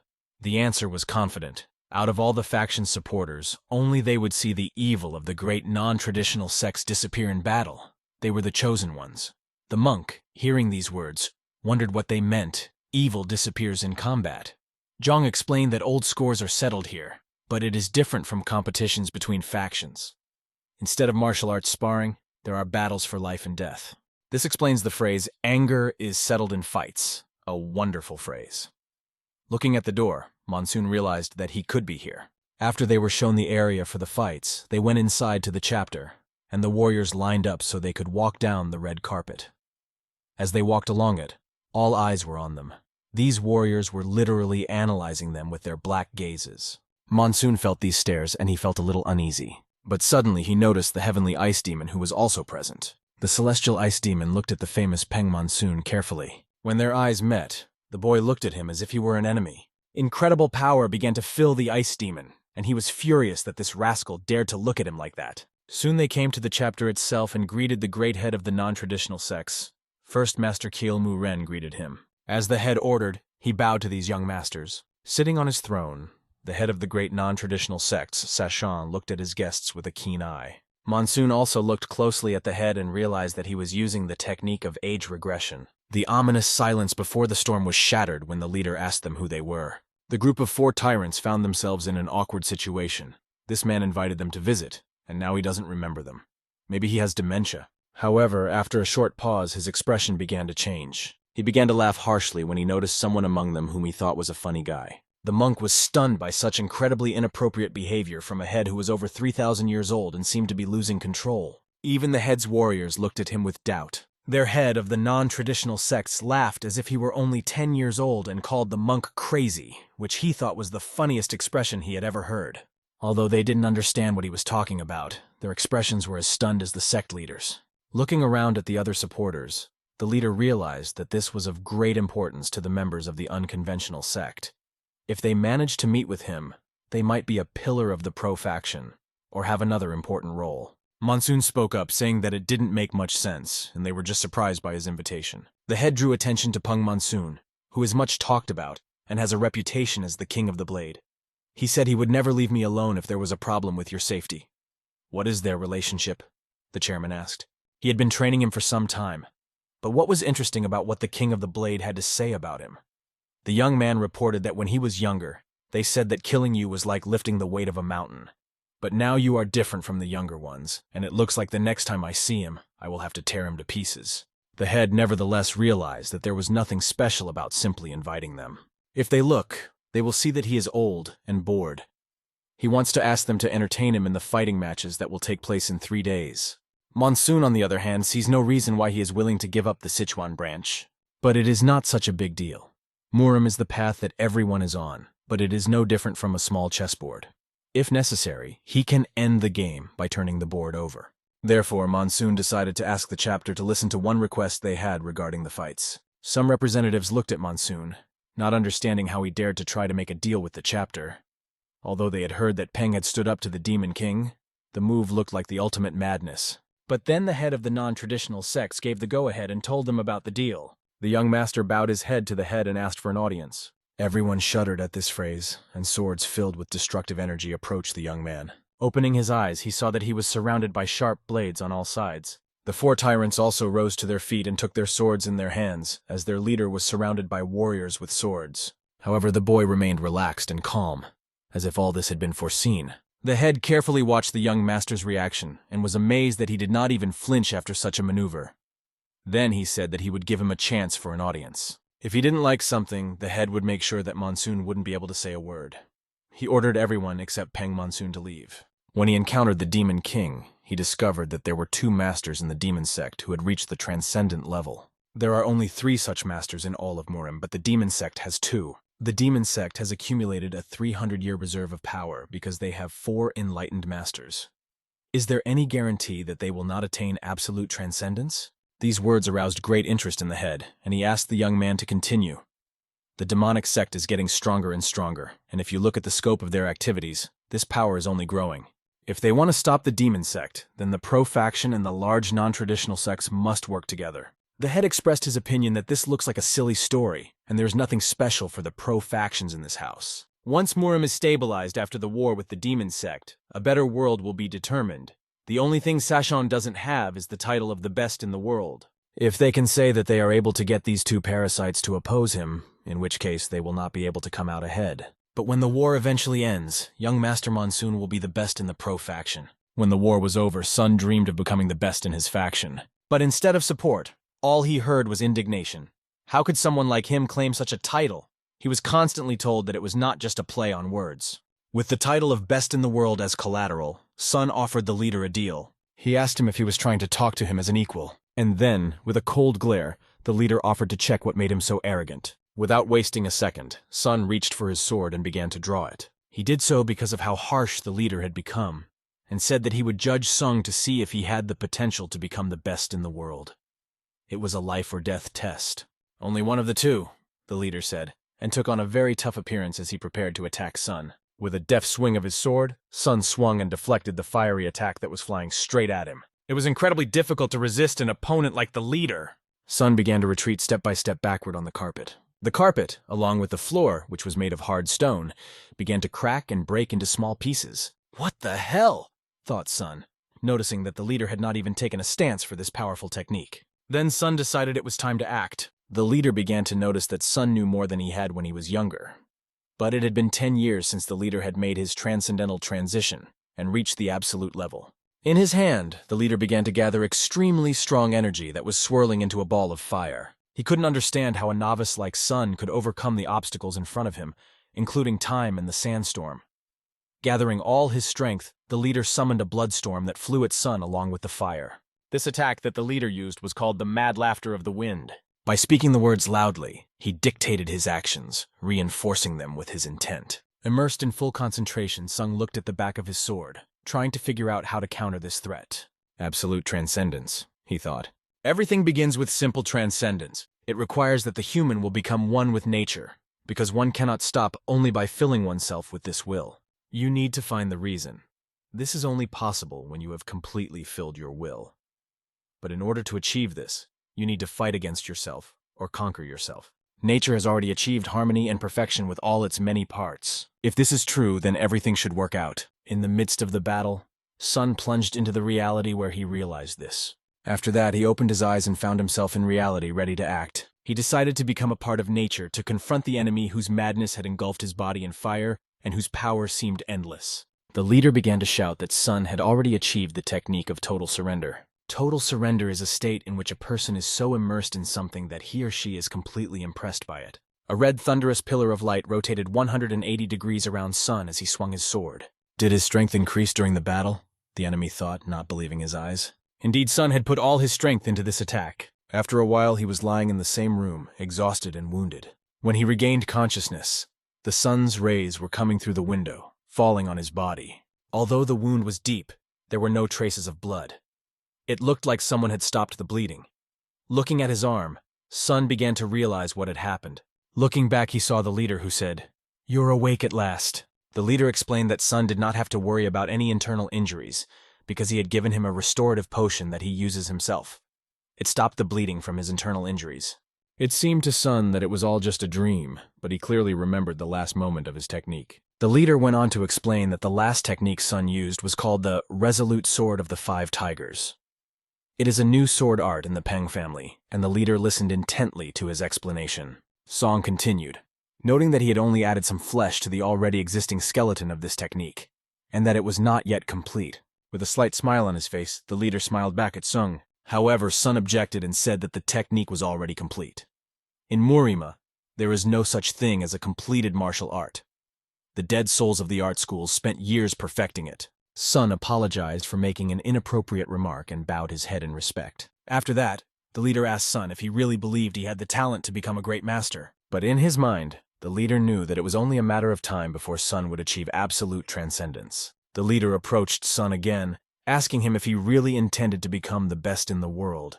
Without hesitation, Sun answered yes, and added that instead of being second, he wanted to challenge himself to be first. The leader then accepted his offer and said he was looking forward to the day when the world's best would be determined. Sun thanked him for that. Sung left a strong impression on the leader because he was able to accomplish on his own what even the leader of the alliance had failed to do. The leader called Sung a brat and asked him not to let the bastards of the demon sect win, because the threat of his life was quite strong. That was the end of their conversation, and Sun found himself in a different place. He went to his brothers and sister. They immediately ran up to him, overcome with emotion, and began to ask him what had happened. Hua said that she hadn't heard a sound, which worried her even more. The mad monk was only afraid of one thing, hearing a sound and feeling the pressure of qi, because they were blocked by the qi shield. Hua ran closer to Sun and began to examine his face, not knowing what they would do next if he accidentally got another wound. Song explained to Hua that participating in the purification battles would not be taxing, and the great swordsman told him that the battles would not begin for another 3 days, so he should rest. His friends were really worried about him. The mad monk was also very worried about Sun. He told everyone that while Brother Span was resting, they should go through a special training. He shouted loudly that they must get the elixir at all costs. It seemed that the large unorthodox sects would lose a lot because of this development, and since they had already chosen this path, they had to get this miraculous elixir from Hans at any cost. At that moment, everyone thought that something was on fire. It was the mad monk, who had burst into flames from behind. When the great swordsman offered to sit down at the table and drink, he got a good kick from Hua for making Sun sick, and him offering to drink. "Don't be such a nag," he asked her, explaining that he just wanted to have some delicacies. The word delicacies evoked very pleasant emotions in the girl, and she blossomed when she heard it. She came closer to the great swordsman. A witness who was in another place fell to the ground. The disciple of the great Chung Bin Yum of the unorthodox sect Chung Bin Su was asked at that moment if everything written here was really true, and replied that yes, the second young master's side had also just learned about it. The third elder of the large unorthodox sect was very angry. He didn't understand why it said that those who were to oppose the young leaders were the forces of the second young master and Chung Bin Su. This means that the leader has made the final decision. But what is he thinking? Surely this is not the price the young master should pay for letting the elder devil slip through his fingers. Is this necessary in order to exalt the first young master? The third elder could not understand this and was very angry. And when he heard that the leader had given the first young master an important task that was different from the task of the second young master, he became even more angry and began to ask what that task was. His disciple, standing before him, was trembling with fear. Meanwhile, the leader was thinking about the purification rite through fighting. He thought it would be 100% interesting and couldn't wait to see how it went. 3 days passed. The day for which everyone had been preparing so carefully had arrived. It was the final battle of the martial arts masters, a fight for the honor of the North and a patient death. All the fans were watching, admiring how hot the fight was going. The participants were giving it their all, because no one even thought about giving up. Killing the elder and taking over his position, won't there be problems with the hierarchy? Hua wondered as she watched the fight. The Great Unorthodox Sect is a federation of sects, and any vacancy will be filled very quickly, the great swordsman answered her, understanding the situation much better than the girl. Sun explained to them both that the purpose of this competition was not just to reduce the sect's power, but to rid it of unnecessary elements. This is how these chaotic factions try to become the best. The leader watched this battle closely. He looked closely at the participants, how they chose the winner, how they fought, and what techniques they used. The third elder sat silently, keeping in mind all the thoughts that had disturbed him earlier. Meanwhile, the young man recalled the words of instruction he had heard from the leader. The leader had asked them to fight face-to-face with the younger faction leaders in the next rounds. The announcement began. Let's get started. And now the battles with the young leaders of the prefractions will begin, the man announced, raising his hand in the air. The 4 tyrants sat in their seats, each of them carefully preparing for the battle. Because Hua felt a little out of place, she decided to go first. When the audience saw her, they burst into cheers. Isn't that the Poison Flower, the most beautiful girl from Sichuan? But they all had to be happy to have such a mature martial artist among them, and so her foot stepped into the arena. Before her stood an enemy who believed that the Chaos faction would not be lenient with her, just because she was a girl. He warned Hua that if she was kind to him, he might return the favor. At this point, Hua clenched her fists. She apologized, but only because she was not interested in weak men, especially bastards like him. Irritated, he called her a lowly word and lunged at her, confident that he would win. Not a single nerve on her face flinched. Confidence shone in her eyes, and she began to move.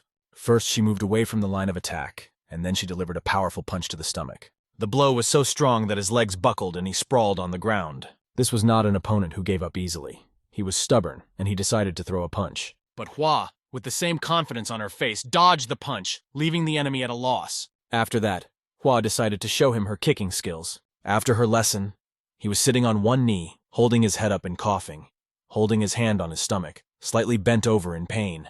What was that? He asked, trying to get up, still not understanding how the girl could have hit him like that. He hadn't even noticed her using her poisonous technique. She could have easily defeated someone like him, but she decided to teach him a lesson.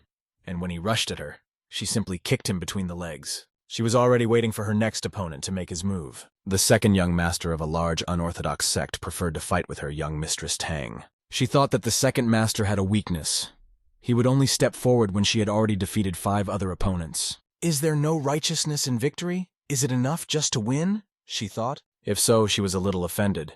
She explained this to him, and he listened in silence. Suddenly, like a bolt of lightning, her foot left the ground. Confident of her victory, Hua was already in the air, ready to attack. He watched this sudden attack with fear. But he also had considerable strength and decided to attack her back. The fact that she had such strength left after so many battles was something he hadn't expected when he went into the fight. But he did not expect the girl to start disappearing from his sight during the battle.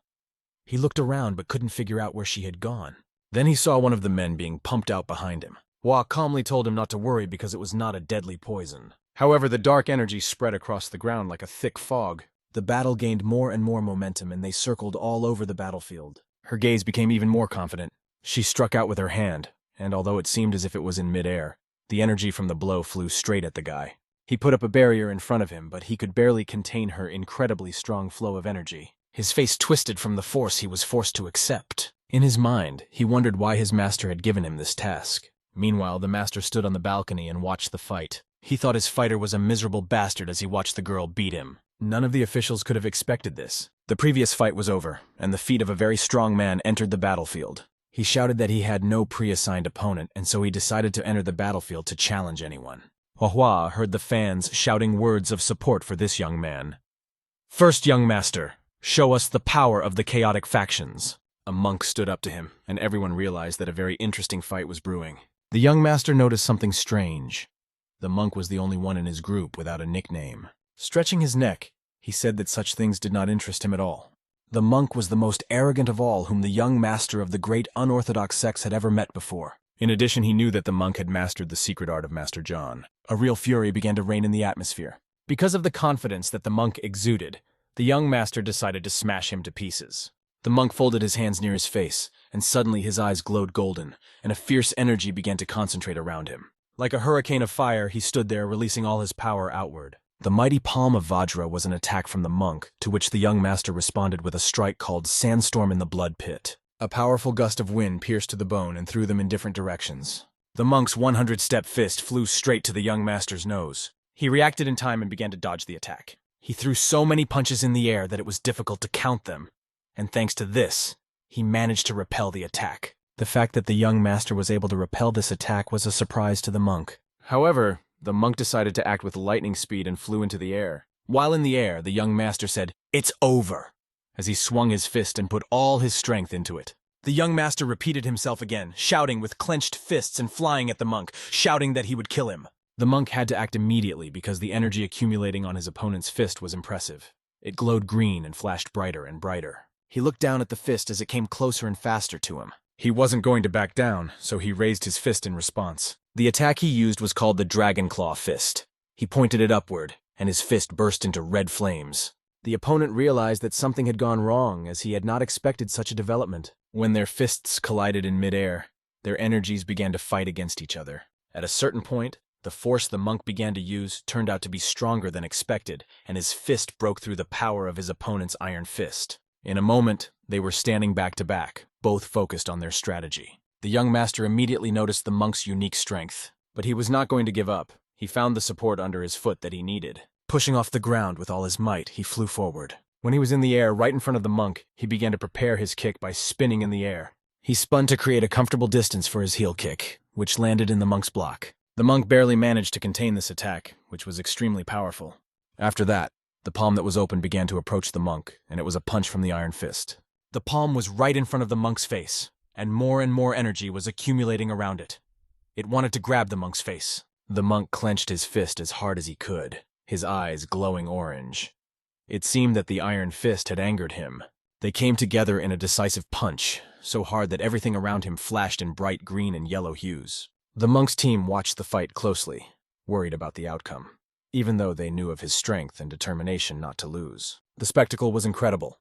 The two elements merged into one giant ball of flame right in the arena. "What was that?" the audience shouted without restraining their emotions, because it sounded like something had broken. What can one think of a monk's fist? And what can we say about the fist of the young master known as the Iron Fist? One can only think that they are both extremely strong and master their power at an incredible level. Do they really think they can fight with the strength of their skills alone? Wondered Song as he watched them. Although he had smashed dozens of weapons with his bare hands, Iron Fist was no easy opponent. But the monk was not going to lose. He confidently looked directly into his opponent's eyes during the battle. "This is the last time!" the monk shouted loudly, releasing even more of his energy. The leader watched this fight and was amazed at the power he saw on the battlefield. The energy on the monk's arm began to fade, and blood dripped down his bandages. In the tense atmosphere, the words came out. "I admit my defeat. You have destroyed my iron fist," the young master said, addressing the monk. His authority was as strong as the iron fist, and it took real spirit to admit defeat so courageously. The monk recognized this, and also bowed to his opponent. After that, the monk fell face down on the ground like a stone. His body trembled with exhaustion and fatigue. Raising his thumb up, he said, "Although this was expected, the victory is mine." The body of the young master, Iron Fist, was trembling as he left the arena, for he did not want to lose. After that, the great swordsman entered the battlefield, wielding his sword as if it were his third arm. His opponent fell the moment he stepped onto the battlefield. Breathing in the pleasant air of victory, the great swordsman sheathed his sword. It was over so quickly that the boys didn't even have time to notice. Sun got up from the chair he was sitting on. "I'm next," he said proudly, implying that he had prepared some surprise. When he entered the battlefield, he spoke loudly, "Get ready," to those around him. The legs of his opponents trembled as they looked at this guy and realized that they were facing the very perfect Tiger Blade. Sun's surprise was that he asked his opponents to attack all at once, because there was not much time left. The opponents' legs stopped trembling when they realized that now they would be a whole crowd against each other. They all rushed to Sun, who was standing in the center of their circle. They held their swords, confident that now that they were all together, they would surely defeat him because he was alone. Seriously immersed in the atmosphere of battle, Sun realized that he needed to make an effort and end it all quickly. He took a fighting stance. His foot pushed off the support under it. The power began to boil in his chest, and he began to spin around his axis. All the opponents flew in different directions as quickly as they attacked him. At that moment, time seemed to slow down. Suddenly, there was a shout in the air. Now! And one of the enemies, with energy in his hand, decided to attack from the back. A dull sound was heard as the sword plunged into the ground. However, demonstrating his lightning-fast reaction, Sun turned sharply behind his back. He grabbed the scoundrel who tried to attack from behind. Sun assumed that it was Bin Yuma's disciple, but he denied it, claiming that he was not suitable for the role. After that, Sun turned his head back, preparing for the next step. Using soul communication, Sun asked the leader if he had assigned these rivals to him. "What are you talking about?" the leader replied in surprise, beginning to explain that it just happened. It turned out that Sun's opponents were part of the troops of the second young master. "I will catch the snake by the head for you," said Sun, referring to a rascal who had done much evil. The leader listened carefully to these courageous words of Sun. He thought, the other one is still not good enough to take that place. But now that the power struggle is not over, what would he do if he were attacked by a demon sect right now?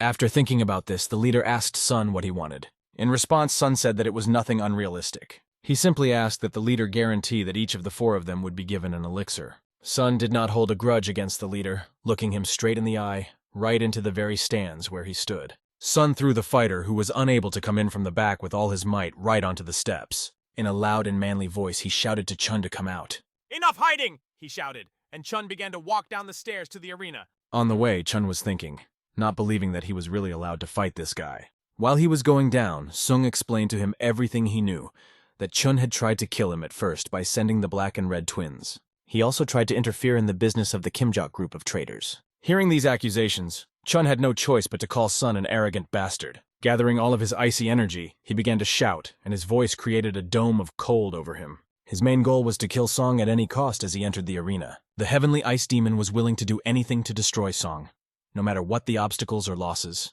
no matter what it cost him. He concentrated all of his power, creating a deadly energy that would leave Sun no chance of survival. Looking at the icy hurricane, Sun covered his face with his hand, realizing that he was facing an extremely dangerous enemy and had to act immediately. Like the first breath of spring, the enemy had used the cold deep dungeon technique, and now Sung was facing a mortal threat hanging over him.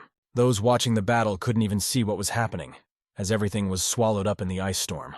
"Where did that damned rascal go?" thought the third elder, watching the events unfold before his eyes. He could only see the giant blocks of ice standing in front of him, hiding everything else from his eyes. Sun was trapped. His leg was chained in the ice. Gathering all his strength, Sun drew the tip of his sword across the ice, trying to free himself from the ice trap. Like a tinkling crystal, the enemy suddenly appeared right above Sun's head, ready for the final blow. Like a distant melody, he flew rapidly in an attempt to attack Sun, trying not to miss the moment to strike. Like a bolt of lightning, Song grabbed his arm and instantly moved out of the line of attack, dodging the fatal blow.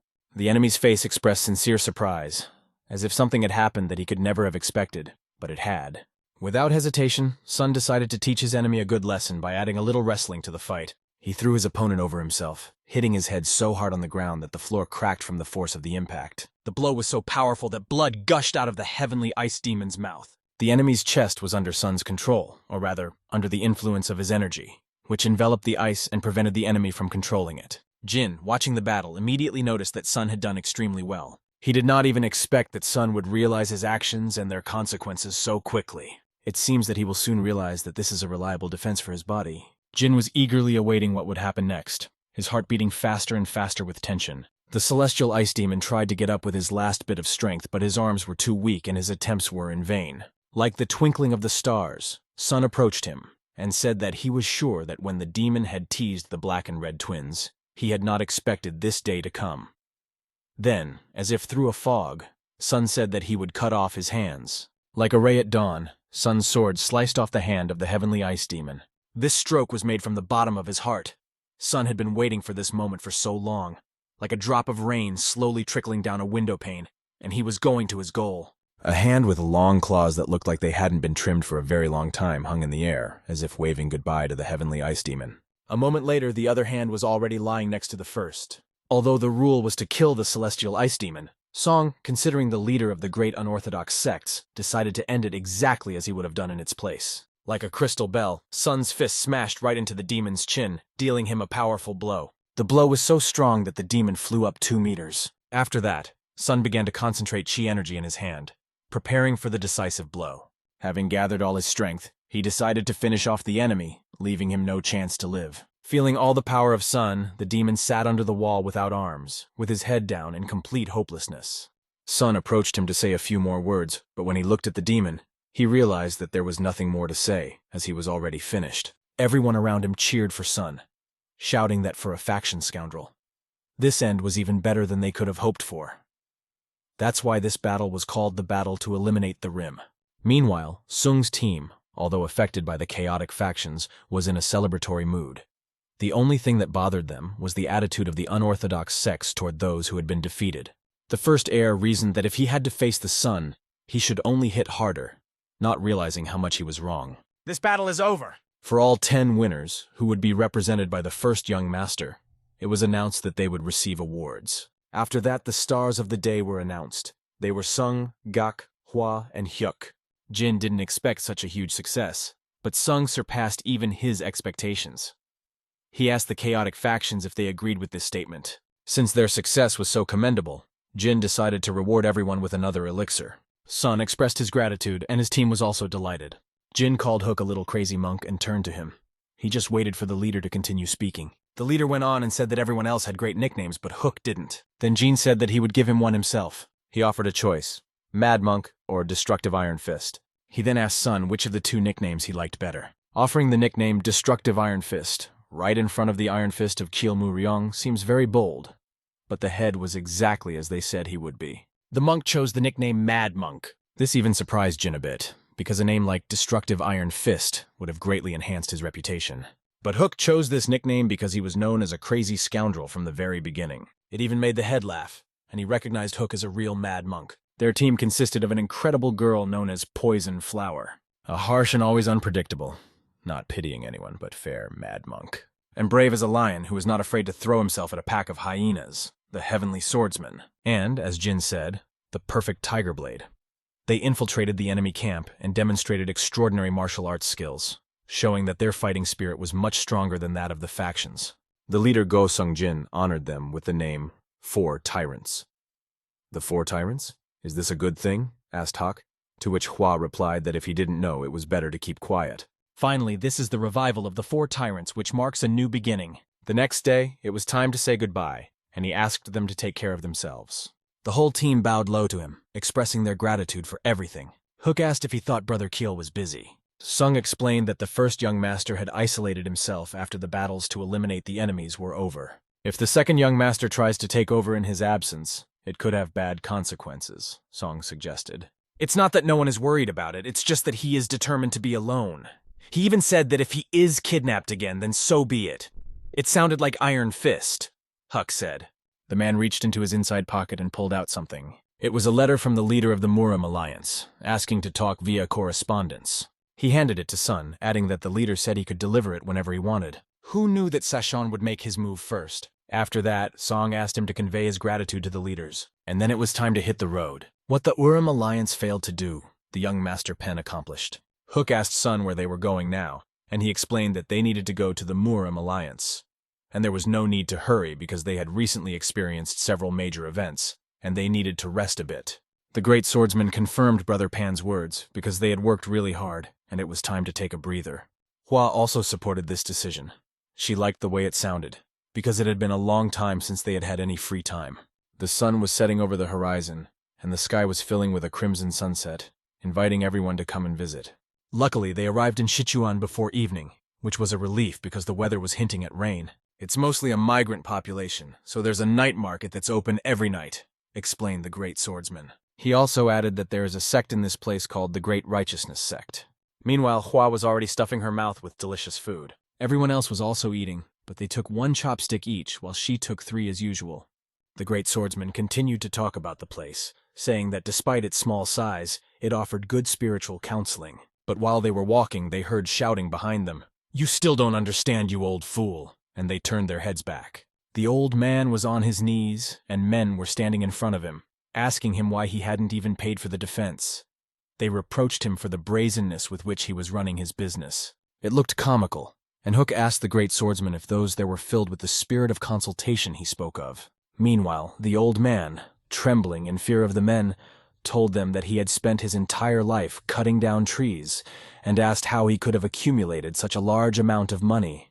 But the bald big man waved his hand at him, sarcastically asking if he had gone mad. However, his hand did not reach the old man because something stopped it. It was a blow to it. What rascal dared to hit me? The bald man asked, turning around. This blow was delivered by the same wand that was in the woman's hand. Hua was not ashamed to admit that she had done it. The bald man asked her if she thought it was a game, but suddenly, like a statue, Sun appeared over the bald man and said everything he needed to know with one look.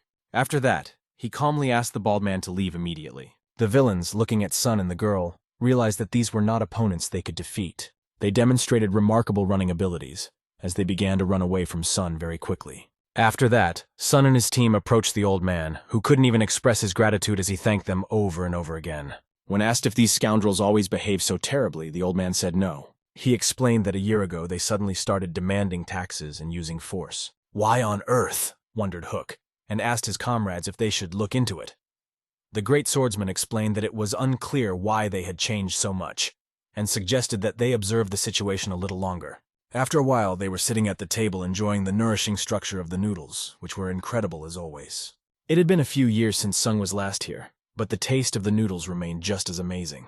Behind them, people were talking about the 4 young masters who had left for large unorthodox sects. They were discussing that they had been given the title of 4 tyrants, or something like that, and said that they had knocked out 200 martial artists of the great unorthodox sects in eliminating enemies. Hearing these rumors, Hua added that it was good that they had changed their clothes and offered to fill their cups, because it was nice to hear such rumors about themselves from others. Who would have thought that these rumors had already reached Shanxi? Next, they heard from people that the Buddhist monk is now known as the Mad Monk. He is said to be a disciple of Shaolin, and is rumored to have defeated the Iron Fist in the great unorthodox sects by preaching the truth. As expected of a Shaolin disciple, people kept saying. And listening to this, the Mad Monk even blushed a little. They also said that this event was a real blessing for the pro-factions. And even if there was a big war between the factions, the anti-faction would not be able to advance a single step.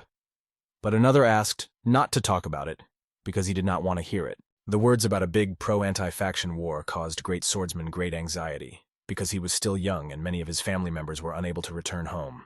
Hua asked if they would be able to avoid the war with the demon sect. Sung explained that one day this war would inevitably begin, and when it did, he would be on the front lines. The hand of the great swordsman fell on his shoulder. The great swordsman told him that not only he, but all of them would be on the front lines, and asked the others if they agreed. The Mad Monk said that together they would be able to destroy all the enemies, because they were the 4 tyrants. Suddenly, words rang out in the atmosphere. "It's that rascal!" A man approached them and asked if they were the young masters they were talking about. He introduced himself as Li Cho Lip Cho of the Great Righteous Sect and asked them if they were the ones who had interfered with the sect head's teaching.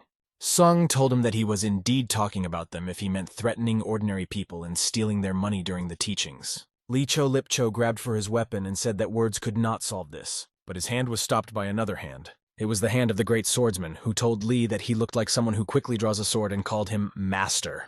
Li ordered all his men not to stand idle and to attack immediately. They seemed to freeze for a moment, but they were ready to act. The problem was that they had heard about the young leaders. Because of this, one of them asked Li if he was going too far. Li replied rudely, calling his opinion that of a frightened toddler, and asked him not to intervene if he was not ready to take responsibility. Li's words sounded like real rudeness, but Song decided not to hold back any longer. The ground shook as Sung pointed the spoon he was holding at their heads. The spoon was filled with destructive power, and he passed it over each of them. After that, they lay on the ground, and smoke came out of their foreheads from the speed and force of Sun's blows. The spoon was also smoking. 5 opponents had been defeated with just a spoon, and Li watched with great amazement. Perhaps he had ordered his men to attack such opponents in vain, as the great swordsman and Song looked at him with extremely serious expressions. After that, Li decided to attack himself and grabbed his sword. He headed straight for the one he thought was the strongest, namely Sun, deciding to attack him, with the question, "How dare you attack the main sect?" His hand filled with energy and a burning beam came out of it, cutting through the air like a sharp knife. In that hand was a sword, which he pointed towards Song. But Sun repelled this seemingly incredible attack with a spoon. The fact that Sun was fighting him with just a spoon amazed Li. However, he decided to take a more serious fighting stance. Stepping back a few meters, Li called Sun a scoundrel, deeming it necessary, and pointed his sword at the young man again. Song remained calm, looking at his opponent, because it is not typical for someone who has reached a high level of skill to lose his temper so easily. The more Li showed emotion, the more red his eyes became. Such muddy energy was unworthy of someone who belonged to the pro-faction. A blinding energy erupted from his eyes, and he rushed with his sword directly at Song, once again trying to defeat him. But Sun again put his spoon out to counterattack and held back the powerful sword strikes with just his spoon. "What the hell?" asked Lee, holding the sword that he had used to kill thousands of enemies, but now he was being beaten back with just a spoon. He decided to take it to the next level, and a flash of blue energy erupted from his sword. His scream was filled with powerful force that spread around, shattering the rocks like thunder. The four tyrants watched closely, realizing that it was demonic energy. Did Sun think that a spoon would not be enough in this battle? He thought. But no, the sky trembled with the sounds of battle as Sun hit him on the head with the spoon. After that, Lee fell to the fighters who had previously been defeated by the spoon, and he was no exception, also being defeated by the spoon. The great swordsman approached Lee and checked his pulse. Hook suggested that they leave right now, as the sun had already set, which was to their advantage. The great swordsman asked to take Lee's body, but Lee, barely conscious, asked them if they were the four tyrants. Song gave his name and said that he was from the Peng family, which made everyone realize that they were indeed the four tyrants. Although they were not sure before, even when Song stood next to them, there was no doubt about it. They were then asked if Sun was planning to invade the Great Righteous Sect. The explanation was that the Great Righteousness Sect, which is considered part of the pro-faction, had been found to be using demonic art, and this was not something that should be overlooked. In Ganjo, this man is known as the Pure White Sword. He had asked the four tyrants to let him join them, because if it was demonic art, it must be related to the demon sect, and so he decided to help. A smile appeared on Sun's face, and he agreed, suggesting that everyone go along. Meanwhile, a man and a woman were lying on the bed, listening to beautiful music playing in the background. She was kissing his cheek, and he was listening to the pleasant words he was saying to her, joking and having fun. But suddenly there was a noise that made them get up. They did not understand why such a noise was heard in the middle of the night. They were told that some people had dragged the unconscious leader of the unit here and asked to see him. The leader jumped out of the door and asked who they were. They explained to him that these people seemed to come from different walks of life, and they definitely intended to wait until he came out to them. He asked the girl to wait for him for a few minutes. It all seemed ominous to her, because something like this could not just happen in the middle of the night. Opening the gate, he went outside, wondering who could be looking for him so late at night. A moment later, he came out and saw them. On the floor was a man who had been hit in the head with a spoon, and it was unclear why he was in that condition. The people who went with him were also unconscious. The leader asked what they had done to the leader of the unit. Sun answered with only one thing. He introduced himself as Peng Mu Son of the Habuk Peng family. The same perfect tiger blade, the leader realized, and told Sun that he was highly reputed as the tyrant of Ganho. Sun then noted that he was not eloquent, so he decided to get straight to the point and asked why the Great Righteousness Sect smelled so much like demonic art. The leader began to evade the question, claiming that he did not understand what demonic art could be involved, and tried to pretend that he did not know anything. But his nervous face filled with fear spoke more than any words. His eyes began to arouse strong suspicion. As expected, Sun realized that his eyes were filled with blood, which indicated something dangerous. Because he was accustomed to the demonic arts, he had developed a demonic mindset that affects the very essence of a martial artist. Suddenly, his attention was distracted by a loud thud on the roof behind him. Sun immediately raised his head and began to look closely at what it was. Meanwhile, the man began to explain to Sun that he knew him well, because his reputation as the perfect tiger blade was known to everyone. But Sun didn't want to hear it and decided to finish him off right away. He rushed at him and immediately stabbed him in the carotid artery. After that, Sun jumped and flew towards the roof. Pure White Sword watched this and could not believe what was happening. The atmosphere of high speed was felt on the roof like nothing else. This atmosphere was created by Song's hand grabbing the girl's neck. Right in the air while she was running, he grabbed her, not allowing her to run any further. He held her very tightly because he knew who she was. And he asked her if she was indeed the wicked devil. Her face was distorted with pain as she hit her head on the slate. For her, it was as if she had come face to face with a rabid tiger. Adding the word please, she asked the young man to let her go. She realized that any longer and he might get out of control. But as she had planned, she thought she had managed to do something. She thought she was able to pass her demonic energy through Sun. But suddenly a word came out, or rather, a request, that she not try to play with him. And he hit her hard right in the face, so hard that she flew to the side. Sun knew how to teach rascals a lesson, and he did it very well. Then he grabbed her in his hand and jumped down to the ground with her. This woman was the concubine of that man. But Sun said that he did not know that these days concubines can run on the roofs. In the demonic sect, there is a demon known as the Wicked One, and this woman is the same devil, he explained to them. The man drew his sword and asked Sun not to slander his concubine. After that, Sun explained that if he continued to be fond of demonic art, he would lose his rationality just as he was now. He decided that he could harm Sun with his sword and tried to attack him. Without thinking twice, Sun threw the girl he was holding aside. He decided to start a serious conversation and make it clear that this was no place for jokes. With his bare hand, he grabbed the blade of his sword. The opponent could not even move the sword. His grip was so tight. This grip could have broken the blade into two parts, even if he had taken hold of the sharp part. But Sun remained as confident and serious as ever. Sun's hand was filled with fiery energy, and a burning beam came out of it, cutting through the air like a sharp knife. The blow from this hand struck the enemy from the back, and all the energy, breaking through the body, came out in a shock wave, like invisible swords that destroyed everything in their path. All the internal organs of the enemy were destroyed. He was not supposed to come near Sun. Sun had no choice but to order everyone else who was with him to drop their weapons and immediately kneel down. The clanging of weapons rang out around him as they began to fall to the ground. From swords to spears, everything fell to the ground. I surrender. I ask for mercy. Let us live, they begged, kneeling before Song. Their leader Han Yong explained that they had come from the Ankara branch of the Marine Alliance. They had arrived even earlier than Sun had expected. Since this was an unusual case, they hurried here without stopping. Reinforcements from the west coast would arrive tomorrow. Most of the members of the Great Righteousness sect have become familiar with the demonic arts. This is a serious situation. They have organized everything to look like pro-faction martial arts, and many of the techniques are only superficially familiar with the demonic arts. Although it's only an introduction, it's with demonic arts, which is a shocking fact.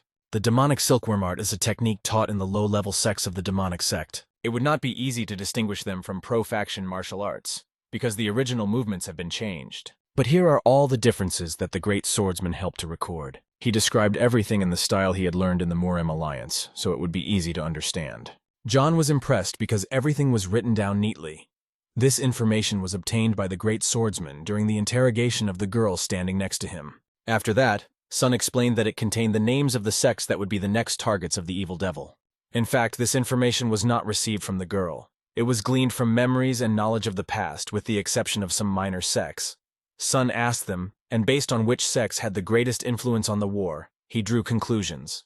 Yan took this information seriously and promised that he would take responsibility and pass it directly to the head of the department. After that, Sun went in the other direction. John looked at him and realized that these talented people would be of great help to the Murim Alliance. The next day, the flag of the escort agency was flying in the air. The master ordered his men that it was time to leave. Everyone agreed with him and set off on the wagons. Meanwhile, the four tyrants were walking in the forest, discussing the demonic sect, and reasoned that it would simply strike and destroy everything. The mad monk walked behind, muttering that he was very hungry, and Hua continued to voice her opinion, adding that it seemed they had people like this wicked devil. The great swordsman added that if left as they were, they would eat away at Murim like an incurable disease, and in a way, they were even more dangerous than ordinary killers. Sun explained to them that they had to remain cautious, as the demon sect's fighting power had not yet been fully revealed, especially since the sect members had not yet officially declared themselves. Eventually, they noticed the mad monk. He was completely immersed in silence, as he had only one thought in his mind: food. After that, they suddenly jumped forward and started running fast. Not understanding anything, the mad monk ran after them, asking, "Where are you all going?" After a while, they were standing on the cliffside watching the battle below. "What's going on here?" asked the mad monk, catching up with them. "Aren't these the attendants who were at the Great Righteousness sect yesterday?" They were, and Sun said that he had to help them. Hua was the first to act, throwing kunai down the cliff. She easily took down 2 opponents with a single blow. "Who the hell are you?" the other one shouted when he saw this. And on the mountainside, they stood over their opponents like the great 4 tyrants. Tilting his head down, Hook asked them loudly, "Have you not heard of the 4 tyrants?" Like the wind in the field, his words reached the enemy below. After that, Dawn saw the great swordsman who had just been standing on his right disappear as if blown away by the wind. He was already flying toward the enemies, and his lightning-like movement was almost invisible when he appeared below and struck the first blow. The great swordsman never stopped at one enemy and kept moving on. The opponents somehow thought they had the strength to fight a master like the great swordsman, but he did not hesitate to show them everything he could do. After making a few more turns in the air with his sword in hand, he clearly showed the villains where they belonged. First of all, he had to take care of the survivors, and he shouted to Sun to do so. Sun was the second to jump down from the cliff. Immediately, he noticed the survivors who had been wounded. Approaching one of them, he asked if he was okay, seeing that he had a sword sticking out of his leg. Barely able to speak, he asked Sun about some things, explaining to him who his opponents were.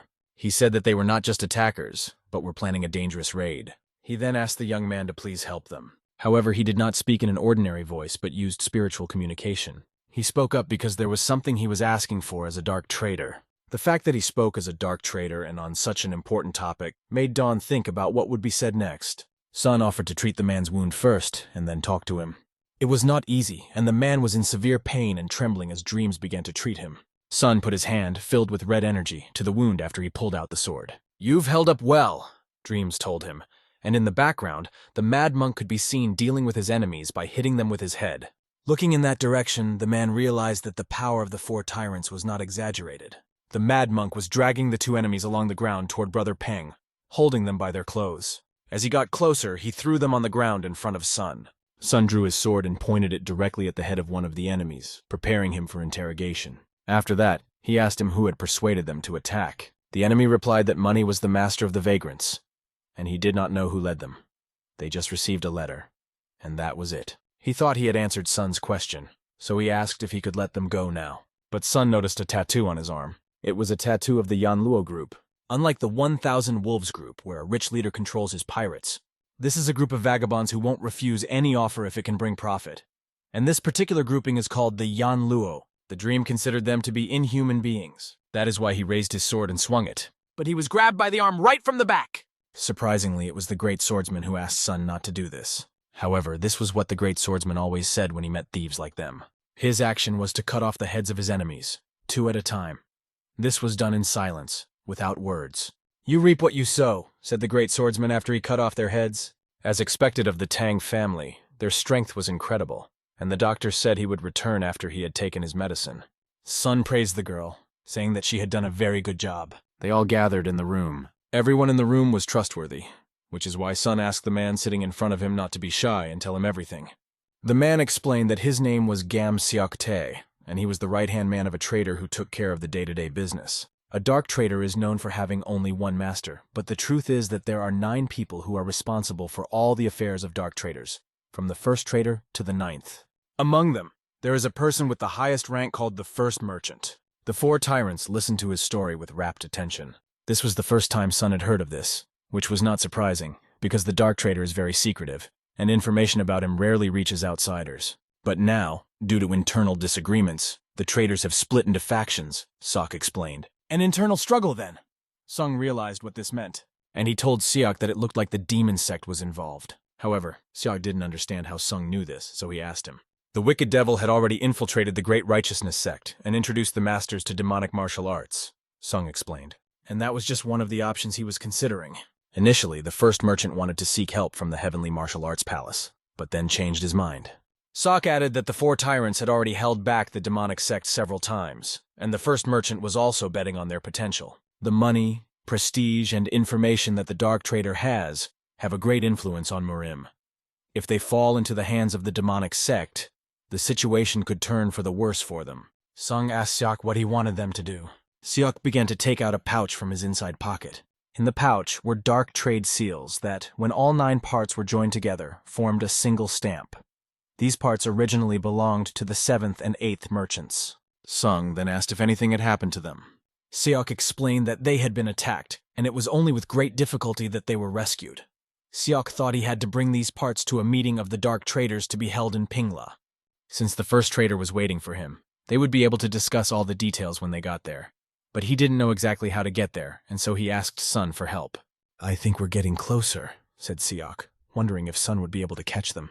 The great swordsman came up behind Shung and put his hand on his shoulder. He explained that they had never imagined that they would be participating in a mission to escort the dark trader. Seok added that there were originally 50 of them, but now there are only 3 left, and even if they are the 4 tyrants, they still need to be careful. Like a gentle breeze, Sung said that he and these 3 behind him would be more reliable than the 50 people that were there before.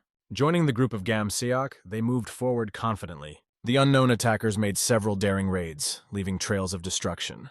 They continued on their way without stopping, and it seemed like there would be no end to it. The group kept moving forward, and in the evenings they stopped to warm themselves by the fire and have a little snack. Gun was asked to demonstrate his cooking skills, as it had been a long time since he had last cooked. However, he doubted whether he should take on the task. Finding some dried meat and dried foods, he began to prepare the meal. The aroma of the dish was so appetizing that everyone could hardly hold back their saliva. Everyone was very hungry and looking forward to the moment when they could finally eat. After a while, the meal was ready, and everyone ate with pleasure, thanking the great swordsman for such a delicious meal. Sun couldn't help but think about how the demon sect would react this time.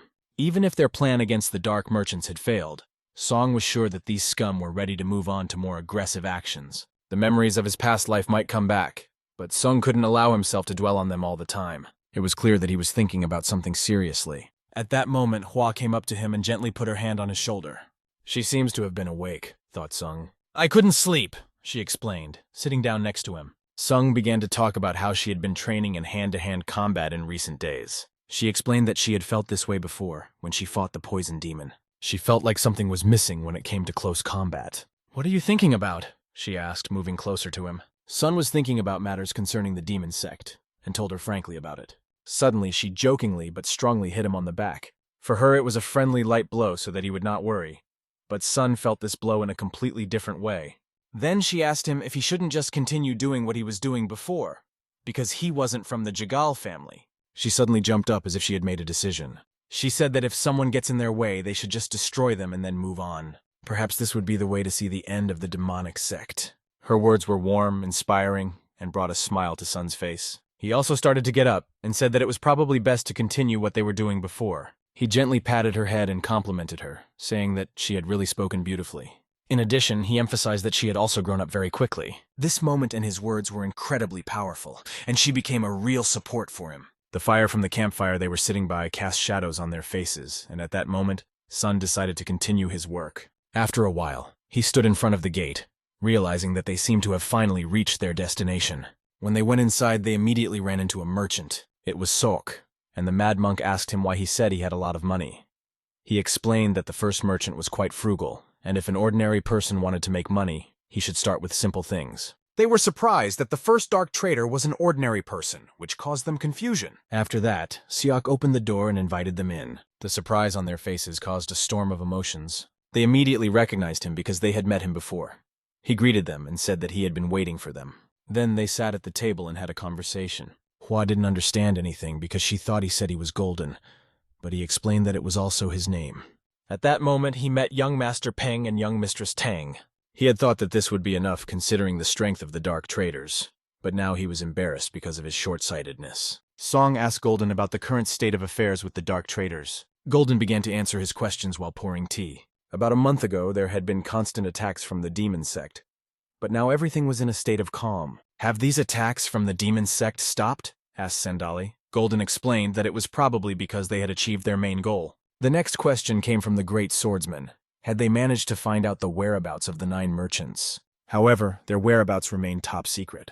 However, these persistent scoundrels, especially the demonic sect's information group, had gathered a lot of information from the people of Marim. Thanks to this information, the 7th and 8th merchants were killed. Their priority is to prevent further losses, and there will be a meeting on the matter soon, Golden continued. Sun realized that by the time this meeting started, half of the dark traders could be captured by the demonic sect. The mad monk asked if there would be an even stronger opponent from the demon sect this time. The answer was that it might be even more dangerous than what happened to the Tang family. Will the 4 tyrants be able to help? The monk continued to ask. Sun, placing his cup on the table, expressed his conditions, or rather noted that they existed. Golden concentrated on Dormant's words, listening carefully. Sun expressed his desire to unite the 3 forces: the Murim Alliance, a large unorthodox sect, and the Heavenly Martial Arts Palace. He realized that if this happened, the rivalry between Murim and the demonic sect could end. Sun responded to these words with a broad smile. I mean, Golden continued, if that happens and I'm still alive, that's the first thing I'll do. A short time later, Sun and his team were already in another place that was incredibly empty. If it had been a simple gathering, it would have ended with people talking to each other. Golden explained that due to restrictions, only one chaperone could come, and suggested that the others wait here while Sung went with him. The team stopped, watching Golden and Sun move forward. They looked after them, feeling the tension of the moment. Sun kept repeating to himself, the dark traders must never fall into the hands of a demonic sect. The meeting was in full swing, and they arrived just as everyone was waiting for it to begin. As soon as the first merchant entered, everyone stood up and greeted him. Without exception, everyone had been waiting for him to appear. It's been a long time, one of them said, because it had been a year since they had last met, and the first merchant asked them if they were doing well. Sun carefully observed what was happening and the behavior of each of the people present. He noticed a suspicious energy on the wall that caused him concern. He also noticed something strange. One of the men asked where the bodyguard Gamma, Golden's middle name, was, and why he was being accompanied by a new man, meaning Sun. Golden did not answer this, only remarking that he was the last to arrive, and that since all 9 traders were present, the meeting could be declared open. "What is the reason for this meeting?" asked the most curious, adding that it had not already been decided to join forces with the demonic sect. The other trader emphasized that the first trader was taking everything very seriously, and said that if only he knew how many members of the demon sect had been sacrificed for them, because the goal of dark trading is money. The dispute between the two sides broke out immediately. Some supported the demon sect, while others considered it suicide. Sun remained calm, quietly watching the events.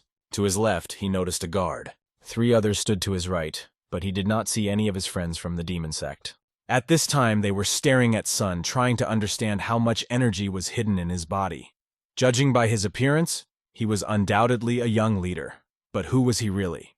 The argument ended with a loud bang on the table. One of them declared that they had more votes on their side, which made the other side nervous. This caused anxiety among the opponents. Golden sat calmly, but realized that the situation was approaching a climax. As expected, the first trader was the one who took the initiative. One of the men jumped up and declared that the dark trader was now relinquishing his leadership over the 9 traders and would start over as a group of dark traders.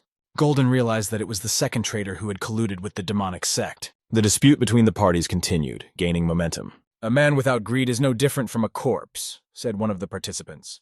Sun felt the powerful energy spreading around him and jumped up and grabbed his sword. From this purple chakra, a giant arm began to appear, all bandaged and painted with hieroglyphics. Then legs appeared, also covered with bandages. Soon his entire silhouette appeared in front of the guards, forcing them to immediately draw their weapons. He decided to come forward because he could no longer tolerate wasting time on a hearing. The second merchant instantly fell to his knees and began to bow before the Demon King, asking for permission to fulfill all his wishes. However, the king's attention immediately focused on Sonia. He approached him and said that he felt as if Sun knew him. Sun still remembered the fierce soul of the Demon King, because they had already met in a previous life. The king said in Sun's direction that he was incredibly lucky to have been able to take a bite out of the monster, the Demon King. Was he referring to events from the past? The sword that Sun was holding instantly appeared near the fierce king's head. Meanwhile, other people were watching all this from the mountain behind the building. They knew that Ping was here according to the information from the demon intelligence. They realized that this time it would be very difficult. One of them was wondering if they should intervene, because even if it was successful or unsuccessful, they could watch from afar. Golden was extremely concerned about what he saw and even more worried about the young master. The appearance of a true demon king, not just an ordinary demon, shocked him. It really shows how important the dark trader is to the demon sect. "Should we destroy all the evidence first?" came from the fierce king. He then reached out with his bandaged hand toward Golden, releasing a powerful energy from it that was headed straight for him. This madness, which was coming at the first merchant, was stopped by Sun, who jumped between them and cut the energy with his sword. At that moment, Sun really saved Golden's life, who fell to the ground and lay powerless. A stream of scarlet energy burst out of his body and enveloped him, enveloping him like a veil. The tension in the air became palpable as Sun began to release waves of blows from his sword. These waves of energy cut through space, hitting the bandaged body of the fierce Demon King. The king's body, his hands, everything was covered with the power that Sun released through his sword. It seemed that the elements themselves stood in his defense, and he was under the reliable radiance of the god of war as he rushed with his sword straight at the enemy. With all his strength, the Demon King tried to defend himself, although it was difficult. The mighty blade of the tiger was pointed directly at him, and Sun did not hesitate to strike. The king only managed to dodge a little to avoid a direct blow.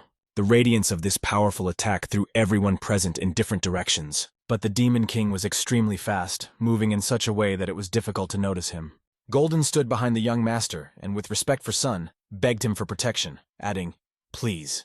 These words motivated Song even more, causing him to become even more serious and determined. With a powerful punch, Sun punched a hole in the wall through which the traitors could escape. And now, having the opportunity to be left alone with the fierce Demon King, Sun felt that it would be better and easier without those who could get hurt. He shouted at them not to dare run away like rats. Putting his hand to the floor, it flew up, covered in cracks. This subterranean attack was rapidly approaching directly to Sun, threatening to strike. Sun held his weapon in his hands and was ready to respond to the attack. Gathering all his strength, he prepared for a powerful counterattack. A sphere of pure power exploded in his body, and waves of energy rushed directly at the enemy. He was almost knocked down, but he withstood the attack, only slightly crouching down from Sun's powerful counterpunch. Suddenly, next to the foot of the Demon King's soul, his staff bounced off the ground. In this way, he summoned 2 more clones just like himself. This instantly transported Sun to the memories of his past life. There, he held his head as he saw what was in front of him. That day in his past life was terrifying. He could have died right then and there if it wasn't for Namgun Hyunim.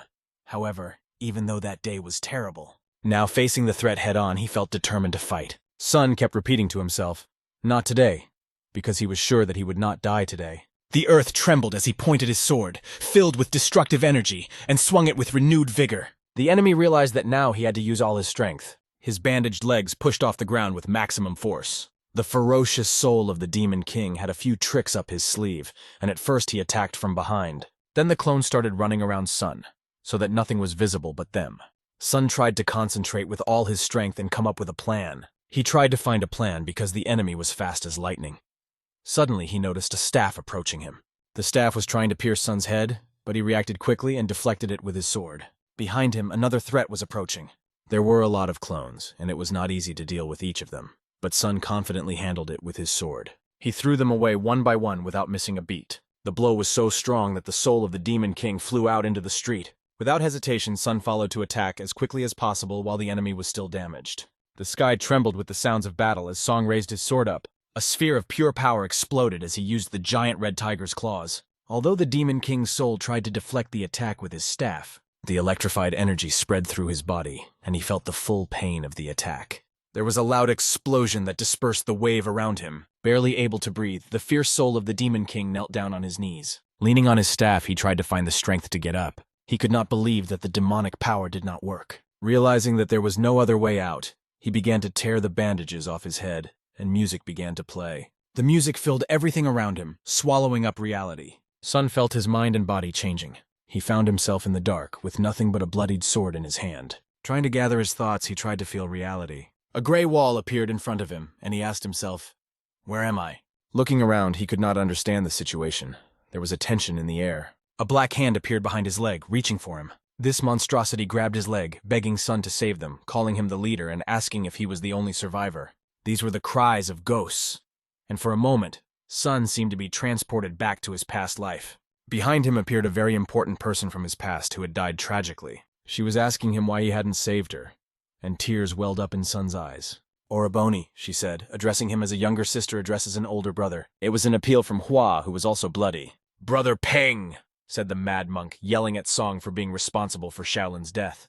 As he heard this, his heart beat faster, and he could not bear the pain that engulfed him. They held his legs, not letting go, as if he was chained to these thoughts. The voices grew louder and louder, filling his body. Hands reaching out from under his feet grabbed his sword. The sword began to fill with scarlet energy. Song took a deep breath, gathering all the strength he could muster. "Yes, I am Peng Mu Song," he said, gathering his patience and strength, drawing out all his fortitude. His hands trembled as he held the sword in them. As he swung the sword, he asked that these illusions in which he found himself shut their mouths. The flow of energy became much stronger than ever when he swung his sword. These were the evil spirits in whose direction he directed all the energy he had gathered in the sword. "Oh no!" the spirits cried out, and the fierce soul of the Demon King felt everything around him collapse. The end of the trump card was approaching. Sun overcame the demonic technique that was corroding the soul itself. The illusion dissipated, and he was sitting across the room, sword in hand. Did he really think that dreams would fall with a single blow? The teeth of the Demon King's soul were clenched from the realization of what was happening now. He had no choice. The purple dark energy on his staff began to wrap around him. He pointed the staff directly at Sun. Gathering all his strength, he decided to explode in spirit to change the course of the battle. Meanwhile, the crazy monk was enjoying his chicken wings, washing them down with delicious wine. 3 of the 4 tyrants spent their time waiting for Sun. They even advised the monk to be careful with alcohol, but he explained that he only drinks when his throat is dry. "Hua hua," she asked if he was too relaxed. He replied that if he was too hungry, he wouldn't be able to use his power. His explanation was cut short by a loud explosion behind him that lit up everything around him.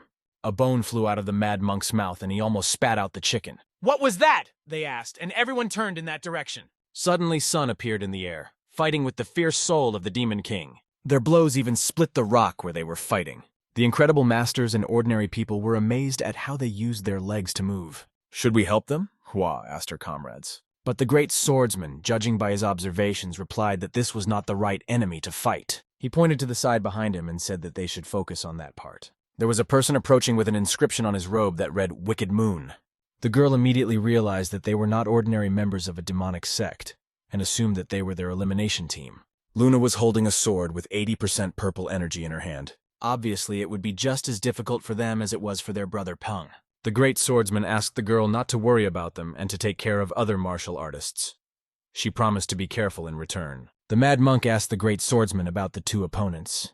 He explained that they should be cut down without stopping. The mad monk approved of the idea and realized that it was time to settle his debts. The clash of power and fury was instantaneous as the three tyrants pounced on the enemy. Meanwhile, Sun stood opposite the fierce soul of the Demon King. The enemy took on a completely different appearance, becoming more and more rigid and formidable. But this power was taking a lot of strength from Sun, and he began to cough up blood. Wiping the blood from his mouth, he looked at Sun. Sun told him that he was in a state of despair. Looking calmly at the enemy, Sun saw him create 3 clones and surround him. Pointing their staffs at Sun, who was standing in the center, dark purple energy began to gather on the handles of the staffs, which looked like the head of a beast. The enemy used the twin Demon King's punch, and all 3 staffs caught fire. When he did this, he asked them to try to dodge it. During such an attack, they found time to engage in a dialogue, and Sun asked if he really thought he could win.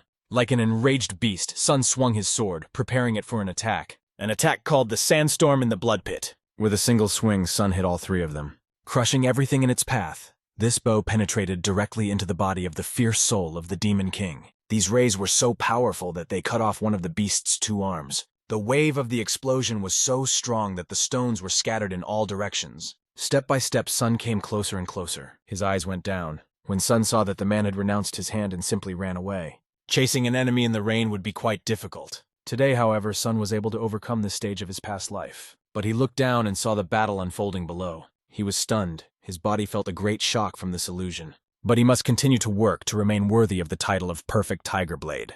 Under the stone was the soul of the Demon King. When he fled, he broke his staff and hit his back hard. It seemed unacceptable to him that some newcomer could humiliate him, but his one remaining arm was trembling with pain. The bandages he was wrapped in were torn and tattered. And why wasn't Sun on the list that showed the members of the meeting? A young sect leader appeared from behind a rock. His appearance greatly surprised the fierce soul of the Demon King. He immediately cried out his doubts that he might be wrong. He did not want to listen to him. But it was clear from his eyes that the fierce soul understood everything. The young sect leader was confident in his judgment. Under this echo, there were shouts. "Why are you attacking me and not Peng Muson?" These were the last words of the fierce soul. These cries were his last words in this world. After killing the fierce soul, he said that Sun was still like a fruit that had to ripen. And from that moment on, he only waited, believing that cherries taste much better when they are ripe. In front of the young master on the floor was a devil's sword, wrapped in an ominous aura. The sword hinted to the master that the fierce soul of the Demon King might have been destroyed by Sung Oh. That sword, sucking all the power from that powerful soul, confirmed his guess, agreeing with the master. It absorbed all the violet energy that had accumulated in it and gathered all the power that remained. The next question the master asked was whether he could leave the dark trader alone. But the owner calmed him down and explained that the situation was not that bad. He didn't like the way the elders were trying to understand the demonic world without moving.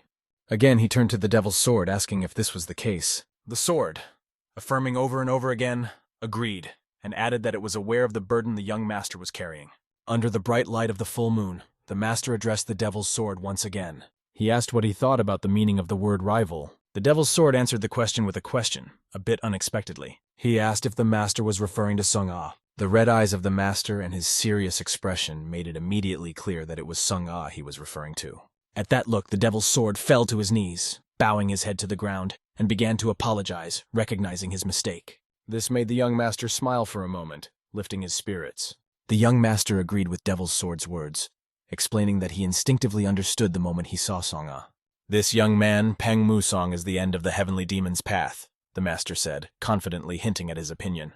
Meanwhile, the 4 tyrants continued the grueling battle, at the end of their strength. Brother Mu Gok and the great swordsman held the line, but the situation had become so dire that they began to ask each other if they were all right. Only the mad monk, unlike the great swordsman, still had some strength to stay on his feet. However, the enemies surrounded them, and there were too many of them, each holding a sharp sword. The expression on their leader's face was extremely stern, like an icy gaze. He stared intently at the girl standing in front of him, trying to figure out if these 4 were indeed the legendary tyrants. His hand gripped his sword even tighter, ready for the decisive blow. He reasoned that if he killed them all here and now, perhaps the problems would disappear forever. He then ordered his men to surround them in a tight ring. The dark energy spread like a fog over the ground, filling everything with a purple glow. The great swordsman, Hua, and the mad monk were all alarmed when they saw this wave of energy. This rapid spread of energy was accompanied by a loud explosion of scarlet power. But suddenly, like a true hero who cuts down evil in his path, Sun appeared.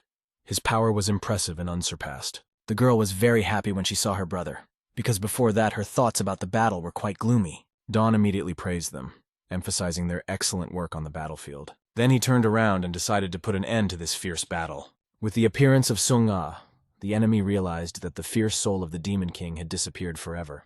The real war had not yet begun, but he died in vain when his head was cut off by Sun Ah at that very moment. It became easier to breathe when the enemy was destroyed, and now it was possible to look around, no longer seeing a threat.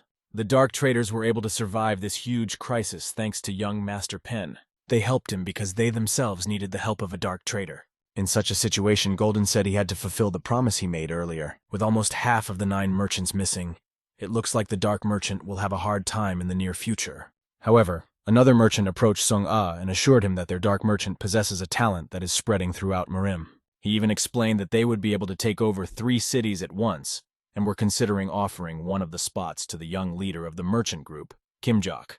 Sung immediately remembered that young master and thought that he had grown up and become stronger. Golden continued by saying that Kim Jok's group's trade had now become a major force in Tiwan, and the young master had already been nicknamed the King of Gold. Sung then said that this was great news for him and his family. After that, Golden reached for one object. It was a jade plaque of the Dark Merchant that gave Sun the right to buy any item at a 30% discount. It also gave him priority when buying unique items. When Sun took the plate in his hand, a smile appeared on his face, because he would definitely take advantage of this opportunity. That was the end of their meeting. Now the merchants were ready to start a war against the demonic sect called the Dark Merchant's Way. After a while, the 4 tyrants finally reached Hubei. Wuhan was still a long way away, located on the eastern side of Hubei, and they would have to go a little further. Song turned to the great swordsman and asked if he happened to know a place called Zhongyuan. From what he remembered, it was a unique place, a mountain completely covered by a bamboo forest. The great swordsman asked Song if he had any business there, as the Heavenly Slayer sect was located there. The Heavenly Slayer sect? The great swordsman asked in surprise. Hua asked if Song was planning to completely destroy this sect. The mad monk said that he wondered if the king of the assassins lived there, and added that this would only make their task more difficult. After that, Sun laughed out loud, so loud that no one could understand why he did it. He then explained that the Heavenly Assassins sect was his maternal family. This news came as a real shock to everyone. The crazy monk was so surprised that he even spilled the juice he was drinking, unable to believe that the blood of the King of Assassins was flowing through Brother Peng's veins. The great swordsman could not even imagine such a story, and jokingly added that Sun should visit his relatives. Sun agreed and said that he could not put off this visit any longer. After a long journey, they found themselves under a thick fog, where they could barely see what was in front of them, because even at noon the sun's rays did not penetrate. The dreamer noticed another strange thing. The energy flows around them seemed unnaturally altered. The monk suggested that this was true art, and the great swordsman agreed, adding that they had probably created this fog by combining ordinary and true art. Sun decided that they had arrived at the right place and took out one of the signs he had with him. He began to tie the tablet to the hilt of his sword, and Hua asked what it was. Sung explained that it was a tablet he had received earlier. "It's the sign of the Heavenly Assassins sect," he explained to the girl. After that, he swung the sword to which the plaque was tied like a spear. The sword sliced through the air and flew forward, dragging the sign with it. At the top of his voice, Sun shouted that he was the young king, and had come here to visit the king of the murderers. At that moment, they felt the energy around them begin to change, and the fog began to take on a strange shape. Right in front of them, a young man stepped out of the fog, holding the sword of Sung Ah and confidently walking toward them. The young man stood in front of the 4 tyrants, bowed, and said that they were waiting for the arrival of a young king. The young man's name was Jin Yong, and he was the deputy leader of the Heavenly Assassin sect. Dawn took a few steps toward him, getting closer and closer. Despite the fact that Jin Yong was moving directly toward them, no sound was heard from him. Together, they headed deep into the Heavenly Slayer sect. They were greeted by a giant gate that was impressive in its incredible size. The great monk and the heavenly swordsman only exhaled "oh" and "wow" when they saw them. The great swordsman was most surprised that the assassin's sect had its own sign, to which the deputy explained that it was the only sect in Murim that had such a sign. After these words, the gate began to open slowly. When they opened a little, a bright light began to penetrate through the gap. Finally, the gate opened completely, and they were overwhelmed by what they saw. A lively street stretched out before them, with people laughing and children running around playing with wooden swords. This place was full of life. The great swordsman noticed that unlike the sad and gloomy sect of the Blood Tears, this place resembled a real, living town. Jin Young explained that this was because the teachings of the Heavenly Assassin sect were different from other sects. Typical killer sects usually suppress the emotions of their members from childhood until they become cold and ruthless. Essentially, they create soulless killing machines.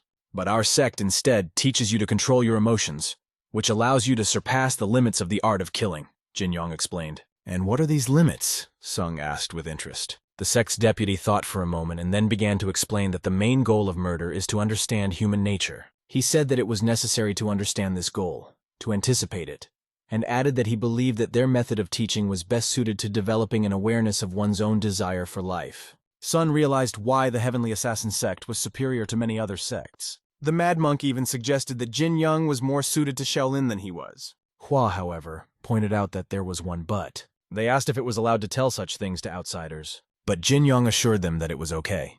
It was not such a big secret, and they were part of the Young King's squad. Finally, when they reached the place where Jin Young was leading them, he stopped and told everyone, "We have arrived." This was the place where the sect leader was. "Right here," Sung said, looking at the giant building in front of him. Hua walked up to him and said, "Brother Peng, we'll meet him a little later." The great swordsman added that this was his first meeting with his maternal grandfather, and suggested that they wait here. It was clear that Sun was nervous, as his tense face betrayed this. He thanked his brothers for their understanding. The great swordsman approached Jin Yan and asked if there was a tavern in the village. He nodded and offered to take them there. Together, they went to the tavern, and Sung remained standing in front of the door, hesitating to enter. Finally, he took the first step to meet his maternal grandfather, whom he had not known even in his past life. This made his heart beat anxiously and restlessly. His grandfather stood under a giant sakura tree, its leaves slowly falling around him. He had to take a few steps, and then they would be standing side by side. Sun looked at his grandfather's old, wrinkled hands, which he held behind his back. The first words he heard his grandfather say were that his mother loved magnolias the most. His grandfather smiled before continuing his story. He said that this tree was planted when Sun was born.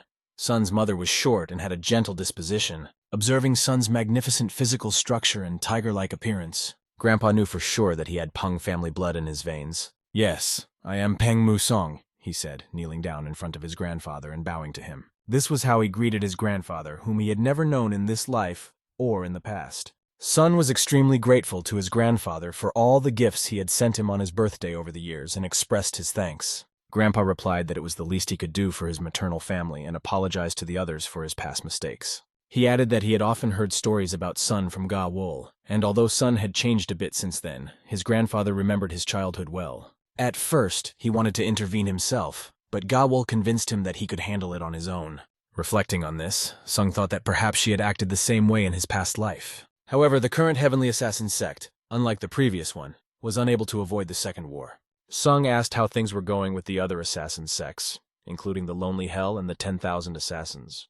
Grandpa wondered how Sun knew about this, so he asked him. Sun explained that there was a demonic sect, and there was a possibility that it had roots in these two groups. "A demonic sect," said Grandpa quietly, realizing that they were facing it again. The Heavenly Slayer sect had already confronted the demon sect in the past, and Grandpa knew that it had appeared in various forms throughout Muramu's history. The Heavenly Killer Emperor, the founder of the sect to which Sun's grandfather belonged, had once performed a very important deed. He stopped the silent heavenly night, during which demons appeared. Every time a demon sect came into existence, it secretly transferred its power to Murim.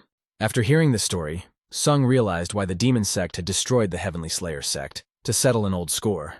Even if others mocked him, Sung said he would always be proud of the Heavenly Assassin sect. In his grandfather's eyes, these words sounded very strong, and he felt proud of his grandson. Sun kept his fist clenched, because this conversation had caused him to feel emotional. The grandfather put his hand on his fist and thanked him for these sincere words. Then he said he wanted to hear his grandson's story. The grandfather quickly realized that Sun had a deep and intense relationship with the demonic sect. However, Sun said that he was perfectly fine with that. The grandfather also noticed that Sun remained cheerful even when he had to face a powerful enemy like the demon sect. Encouraging his grandson with a gentle tap on the back, the grandfather promised that if they started to act officially, he and his sect would definitely help. In the meantime, they decided to go out to eat. The grandfather brought Sun to one of the local cafes. The vice chairman and Sun's team were already there. They all started to stand up when they saw their grandfather, but he asked them to stay seated. Sun's brave team, Mad Monk, Big Swordsman, and Hua, stood up and greeted him. They introduced themselves as younger students and showed their respect. Grandpa replied that he had heard of them and invited them all to sit down and chat.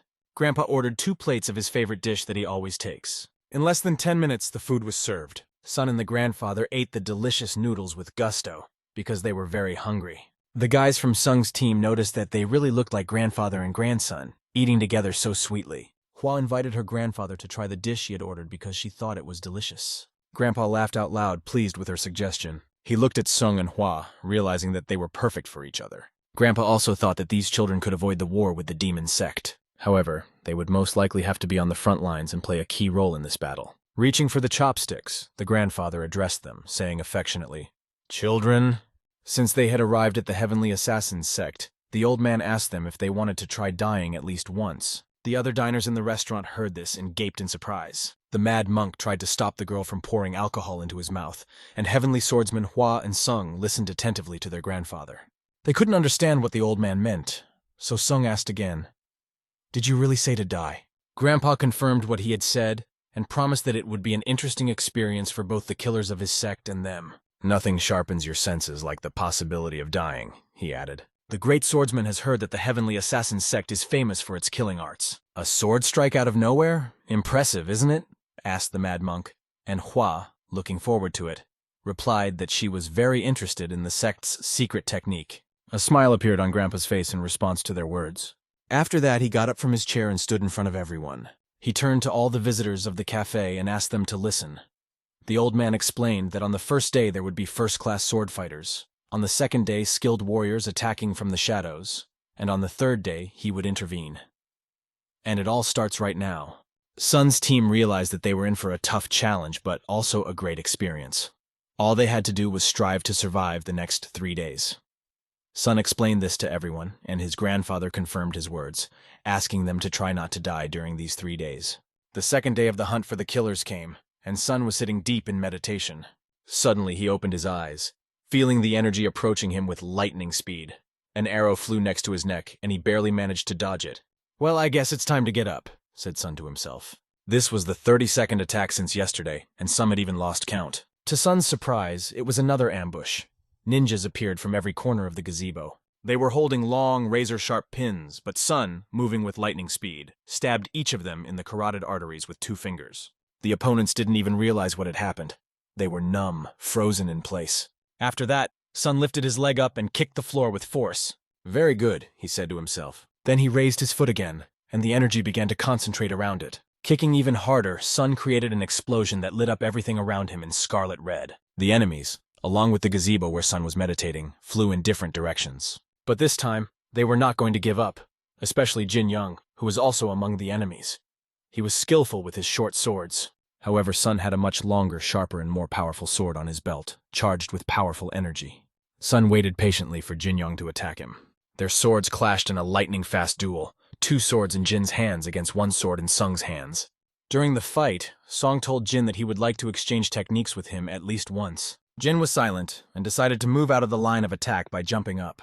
After doing a flip in the air, he rushed down with incredible speed like lightning. The energy of Sun's sword sliced through the air, deflecting every attack from Jin. At some points, it seemed to Jin that this fight was too hard. But you couldn't tell by the look on Sun's face. He showed signs of complete calmness and control of his energy. Flying with double blades, Jin realized how dangerous these heavenly assassins were. He swung one blade in one direction and the other in the other, and created an arc from which arrows flew out. The arrows were filled with blue energy, which Sun had to stop, and he decided to do so using his red energy that he had gathered around his hand. He had to act quickly, so he used the Tiger's Feast technique to create a barrier that deflected the arrows. The energy from the Tiger's Feast was so powerful that even Jin, who was in midair, felt its power over him. Suddenly, he began to choke, and he grabbed his neck with his hand. Sun controlled him with his hand, holding Jin by the neck, and then threw him straight to the ground. The blow was so hard that it took Jin's breath away, and he couldn't breathe. Perhaps Sung acted a little harshly, considering that this was just a training session. But after the attack, he walked over to Jin, smiled, and asked if he was okay. Jin, lifting himself off the ground with the help of Sun's hand, replied, "Yes, young king, I am fine." Sun suggested that they take a short walk, and Jin readily agreed. The other soldiers were very surprised. The training was going on, and they went for a walk. However, no one dared to say their thoughts out loud because they knew who was in front of them. Jin ordered the soldiers to stay away, and they bowed respectfully. They continued walking, talking, and Sung brought up a very interesting topic. He asked Jin if it was true that he was being groomed to become the next head of the Heavenly Assassins sect. Jin didn't deny it and confirmed it. Sun became curious to see Jin's face, which was hidden under the mask. In a moment, Jin took off the mask, and Sun was presented with the handsome, sweet appearance of a young man. When Sun complimented him on how young he looked, he replied that he would be 20 in a year. Jin was really talented and managed to beat out 10 other candidates for the role of the next sect leader. However, Sung couldn't help but ask him for one very important thing. He asked Jin to take care of his grandfather and the Heavenly Assassins sect. Jin sincerely replied that he would do everything in his power. Sung, feeling really sympathetic to Jin, said that he would consider him his younger brother and asked him to call him Hyungnim. Jin's trembling and excitement after hearing these words were immediately noticeable. He stood behind Sung and could barely put a mask on his face. "What's wrong? Tell me if there's something you don't like," Sun asked. Jin objected, unable to say anything, only replying that he liked everything. They shared a smile. Sung said that it was time to move on, and added that it was time to welcome new guests. By guests, he meant the soldiers who ambushed them, jumping out of the trees and flying at them with swords. The day was coming to an end. Everyone was very tired from the day's adventures and was getting some rest. Sleep Hua and the great swordsman fell asleep sitting at the table, but they were awakened by footsteps coming from the room and legs that were shaking. It was the mad monk, who barely made it to the table and fell headfirst onto the table, waking everyone up. The great swordsman remarked that today had been a difficult day, and the mad monk added that he thought he would be able to feel the presence of other people after attaining transcendence. The mad monk then explained that if this had been a real fight, he would have died at least once and been seriously injured in 2 other cases. He asked, "What about you, Nam-hyuk Hyun?" Nam-hyuk replied that he too had had difficulties, but he had not come close to death. Hua noted that there were some differences between their techniques and those of the Tang family. That's why she had problems during the training. Sung suddenly saw a piece of food appear in 2 chopsticks next to his mouth. Hua handed it to Sun and asked him to eat some because soon they would have to fight the King of Killers. Excitement flashed in the eyes of the mad monk, for tomorrow the King of Killers would make his move. The great swordsman was also looking forward to this moment. The dream smiled a cocky smile. Finally, it was time to see his grandfather in his true form. It was the last day of the assassin hunt, and Sun realized that he needed to meditate even more to maintain his inner peace. A figure was already standing behind him, his shadow almost reaching Sun. It was the King of the Assassins, Sun's grandfather. Feeling his energy, Sun reached for his sword. The grandfather just smiled slightly when he saw his grandson's reaction. He realized that it was time to show his true strength. The main question for the grandfather was whether he would be able to evaluate the skills of his grandson, whom he had only heard about by hearsay. Sun stood up and took the sword in his hand, ready to fight. Killing intent spread throughout his body. He knew that his grandfather would show him the true skills of an assassin, but he did not expect them to fight face to face. The grandfather began to tell him about the martial arts that their sect was striving for. This art is capable of striking enemies regardless of their personality. The energy that Sun saw this time was completely new to him. He had never encountered such power before. Despite this, Sun bravely raised his sword, ready to confront the wave of energy that was coming at him like an endless ocean. He concentrated all his scarlet-red energy to repel this powerful wave. The sword helped him to keep his defense, and it made him feel a little better. The grandfather praised the young king for his ardor and courage, saying that it was something extraordinary, beyond ordinary possibilities. Sun answered his grandfather with a smile. "I can't believe you have such a strong desire to kill your own grandson." The grandfather just smiled and asked, "What are you going to do next since I am the king of killers?" The energy coming from the grandfather's hands was not his only trump card. He pulled out 2 knives, sharp as razor blades. The trick of these knives was that Grandpa would first throw one of them and then dash for the other like lightning. Sun was lucky enough to dodge in time. The knife flew right by his ear. Sun's hand, which was holding the sword, was also able to accumulate energy, and he held it right in front of his grandfather. By concentrating the energy, its power increased many times over. The energy wove around them, forming a shining halo that flashed at a frantic speed. This time, Grandpa decided to avoid a direct collision. He had a backup plan, and he changed tactics by flying high into the air. It was a distraction to make the next stabbing attack. The ground shook as Sun swung his sword filled with destructive power to counter Grandpa's knife attack. Grandpa had to go down to the ground and stand directly in front of Sun. The second stage of the attack opened when Sun struck the ground beneath his feet, and scarlet-red energy flew around. From this electrified energy tigers broke out. This attack is called the Siege of the 5 Tigers, and they surrounded Grandpa. Looking around, the grandfather realized that this was the decisive blow, the sword of the 5 tigers, and pride for his grandson arose in his chest. Sun watched his tigers with great hope, but suddenly there was a flash in front of him. While he was trying to figure out where his grandfather had gone, he was right behind him. The reaction that Sun had was incredible. At the last moment, when his grandfather's knife almost reached Sun's leg, he managed to draw his sword and deflect the blow. He held back the second knife with his hand, gathering all the energy he could muster. However, this was not enough. The knife cut through the skin, and blood began to flow out. After this attack, they froze for a moment, looking at each other. Sun drew attention to his cut side. His grandfather, seeing this, began to speak, noting that Song was mastering an interesting and unfamiliar technique, and asked if the Peng family had mastered this type of martial art. Song walked over to his grandfather and explained that the technique was called the iron blood of the fierce tiger. At that moment, his grandfather suddenly disappeared as if he had vanished into thin air, and it was unclear where he had gone. Sun asked loudly if his grandfather could tell him what kind of technique it was. "It's a technique called the echo concealment technique," my grandfather replied. "This trick allows you to hide behind the moon and then suddenly appear behind the enemy's back." Again, Sun barely had time to turn around and repel the attack that appeared behind him. But it was not the end. Grandpa started spinning in the air like a spinning top. His movement was filled with energy, which spread around him like thunder, capable of crushing rocks. With incredible speed, he struck the spot where Sun was standing, and he barely managed to jump away. Sun landed a few meters away from his grandfather, realizing that this opponent was one of the strongest he had ever met. The grandfather noticed that Sun's senses were still weak compared to someone who was proficient in martial arts. He explained that in order to quickly increase your strength, you need to face threats directly. Sun had no trouble understanding these words. It was not just a lesson. It was a sign that his grandfather had decided to attack him directly. Behind his back, the blades he controlled with his energy were already circling. They were pointed directly at Sun and flew in his direction in an instant. Sun watched them, trying to catch every movement with his eyes so that none of the blades would hit him. It was extremely difficult, but Sun had one more trick up his sleeve. This trump card is the 5 Tigers' Roaring Thunderclaps, which creates arrows of energy that fly quickly to the target. A loud explosion filled with destructive energy spread through the air. A knife appeared out of the fog and suddenly came into Sun's field of vision. He instantly realized what kind of knife it was and where it was going. He and his grandfather faced each other in a duel. Sun's sword against his grandfather's knife, and both looked into each other's eyes.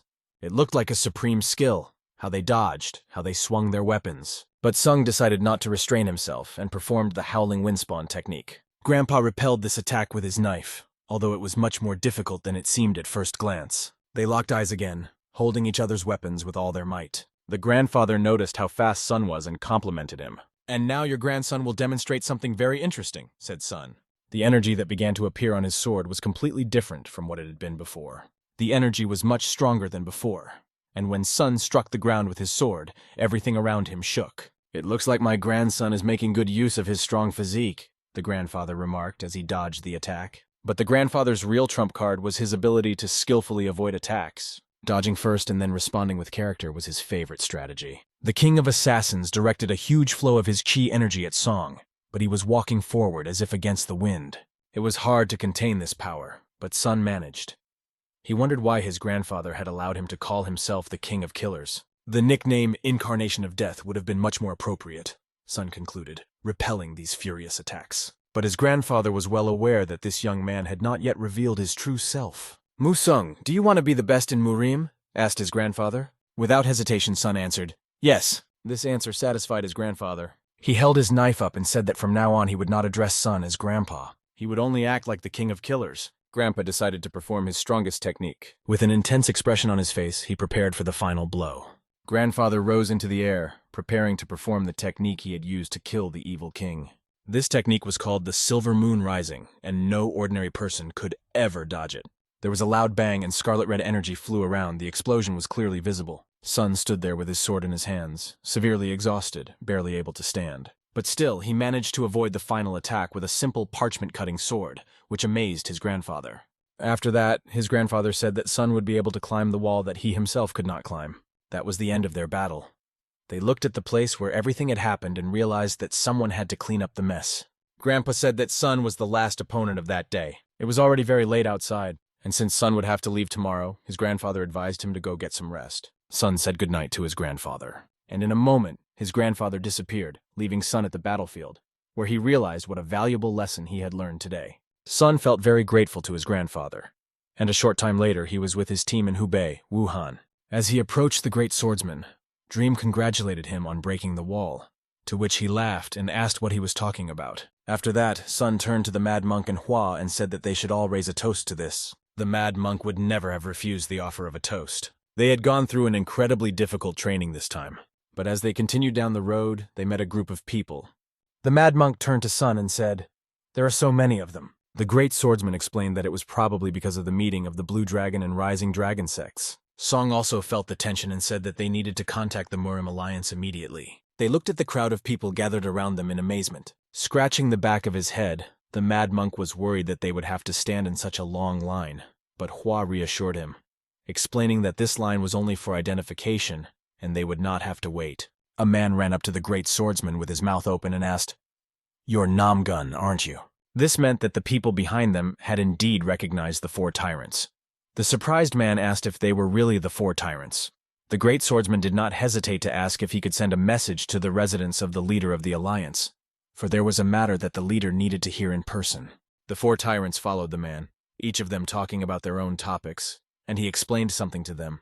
The dreamer looked around and was attentive to details. He noticed the stones of righteousness. On these stones were engraved the names of those who had died in the battle for justice, and the realization of the aspirations of the Murim Alliance. The last name to be carved was Mugok. Sun decided to approach one of these stones. However, he mentally told himself something very important. "In this lifetime, my name will definitely not be carved on the stones of righteousness," he firmly decided. Meanwhile, the young master of the dark sect stood facing the village in flames. The devil's sword sat behind him, sensing the satisfaction that was engulfing its master. He then held out one thing to the young master. He began to take off his robe that he was wearing. After that, he returned to the sword and said that he had a long way to go. He then asked the devil's sword if he had managed to discover the location of the sword hermit. Apologizing, the sword explained that he had not been able to find him. The young master's gaze was so penetrating that it seemed as if he had cut through the devil's sword. "My dear devil sword, I have changed my mind. I will have to pay a visit to the Murim Alliance," he said afterward. He believed that the despair that grips people as they fall into the abyss after a long period of peace is the expression on their faces. And for him, it was a real pleasure. The moon was setting behind the roofs of the houses. The four tyrants reached the place where they were going. A very important person was standing in front of them, and they lined up in a row in front of him. It was the leader of the Murim Alliance, the exalted sword Namgun-gu. He was waiting for them, and they greeted the leader of the alliance. The great swordsman addressed him, asking if he was in good health and at peace, calling him grandfather. The mad monk almost fell over in surprise when he heard that the leader of the alliance was Namgung's grandfather. "What's wrong with this monk?" wondered Sun. "He doesn't even know who the leader of the alliance is." It was really funny, but a very serious conversation was about to begin. The others were surprised to learn that a bright future also depended on factions. The reputation of the Black Tyrants was not just a rumor, it was something more. Sun walked closer to the leader and bowed before him. "Excellent," the elder said, looking at Sun carefully. He raised his hand up and said thoughtfully, "I wonder where to begin." He then expressed his gratitude and regret for what had happened to the large, unorthodox sects. Sun explained that he was simply fulfilling his duty as a member of the faction. The leader sincerely thanked him for saying so. Then Sun pulled a letter out of his sleeve and handed it to the leader. The others watched and thought, "A letter from this haughty man." The leader held out 2 fingers, around which energy formed. The letter was wrapped in blue energy and seemed to lose its gravity. A moment later, it was in the leader's hands. Impressively, he had gained control of the object. The leader was quite amused to receive this letter, especially considering that it was written by a man who had left him with a scar on his cheek. He opened the letter and began to read it carefully. Afterwards, Gu said to Sun, "A great leader of the unorthodox factions would never give this letter away for nothing." And he asked how Sun managed to get it. Song replied with confidence that everyone knew that they, the 4 tyrants, had been involved in battles to eliminate threats. "During these battles, I took a blow from a great leader of unorthodox sects," explained Song. "No way!" others exclaimed. "How is it possible that an ordinary leader of the next generation could withstand a blow from one of the 3 emperors?" Gu wondered what exactly happened in the large unorthodox sects, and he asked Song to explain. "The battles to eliminate threats were not just an intermediate stage," Song explained. Hearing this, the leader suggested, "The great leader of the unorthodox sects sent a letter.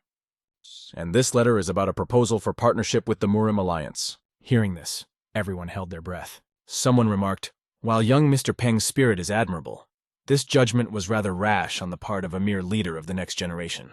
Another added, "The 4 tyrants know that the war between us was started 20 years ago. How can we cooperate now?" Sun addressed everyone and said, "I believe that not only the unorthodox sects, but all of Murim must unite to stop the demonic sect." He could only whisper above him, How can he talk so easily about using someone else's power? He's still young, that's the reason. How can a large faction join forces with a small anti-faction? Meanwhile, the Mad Monk was getting angry. He considered their opinion to be that of old superstitious people. Hua couldn't help but notice that the great swordsman lowered his head and became sad. Sun wondered how they would react to what he was going to say next. "Do you all really believe that one faction can stop the demon sect alone?" he asked them. Sun added that he had seen stones of righteousness on the way here. Murim was protected by the blood and sacrifice of those whose names are carved on these stones. "We should not take their sacrifice for granted," he continued. These words made others think. After that, the great swordsman and Hua spoke, saying that despite the fact that the anti-faction has a different approach, their doctrines are quite different from the demonic teachings. The anti-faction never attacks ordinary residents, unlike the demonic sect. The Mad Monk continued and added that the demonic sect is composed of yakshas and devils, and they cannot be stopped alone. Sung summarized their words, saying that he could not say whether the Murim Alliance was fighting for harmony and justice, or only for the interests of a pro-faction. Turning to Gu, he asked him to point in the right direction. Everyone else breathed a sigh of relief when they heard these words. Leader Gu himself was deep in thought. A smile appeared on his face. Finally, they understood Sun's intentions, and Gu said he would inform them when the decision was made. But for now, he asked them to leave. "If our words can influence the situation, the outcome in this life will be different than in the past," concluded Song. "Let's continue listening to this fascinating manga." The next day, the boys were already resting. They heard a voice at the door. "Can I come in?" Sun answered.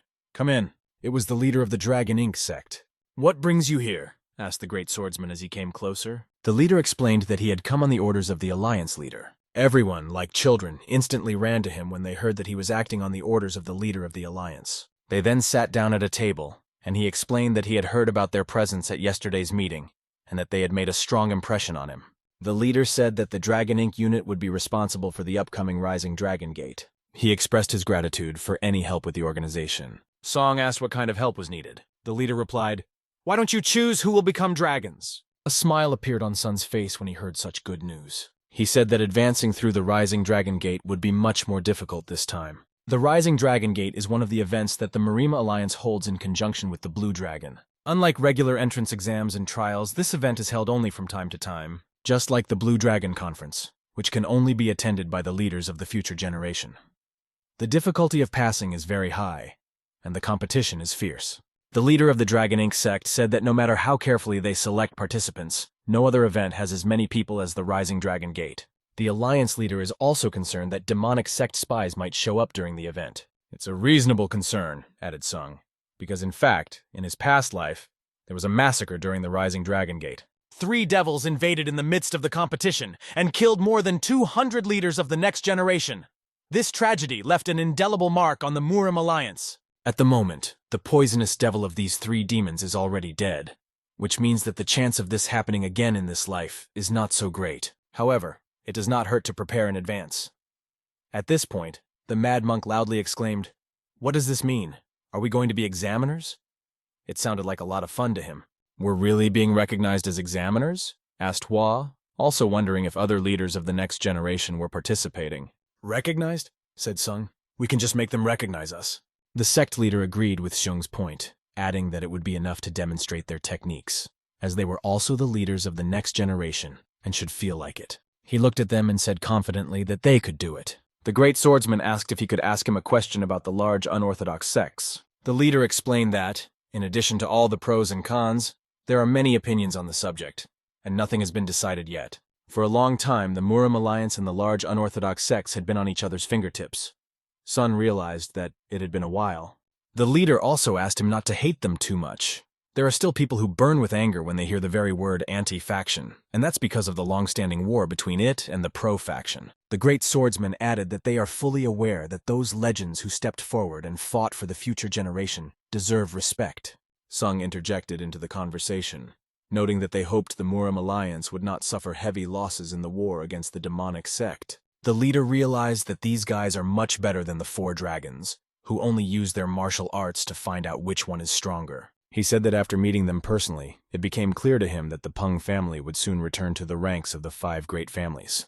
The leader realized that he had taken up a lot of their time and noticed that it was lunchtime. He decided to tell them about a wonderful tavern nearby. They all unanimously agreed that they would like to go. Soon they were sitting there waiting for the food they had ordered. When the table was set up with various dishes, their eyes were dazzled by all the deliciousness. Everyone undoubtedly liked it, and the Mad Monk was salivating from the aroma alone. Sun suggested that we start eating, and Hua thanked him for the treat. As usual, as soon as they started eating, interesting conversations started in the background. This time, someone asked, "Aren't those the blossoming plum swordsmen from the Manhwa sect?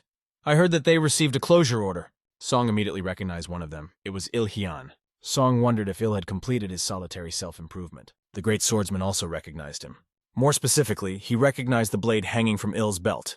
It was the blade of the blossoming plum. It so happened that this holy sword had been sent for rebirth earlier. "Who is this?" asked Hua. The great swordsman answered, "This is the boy who inherited the majestic Hua blade." Meanwhile, the competition was in full swing.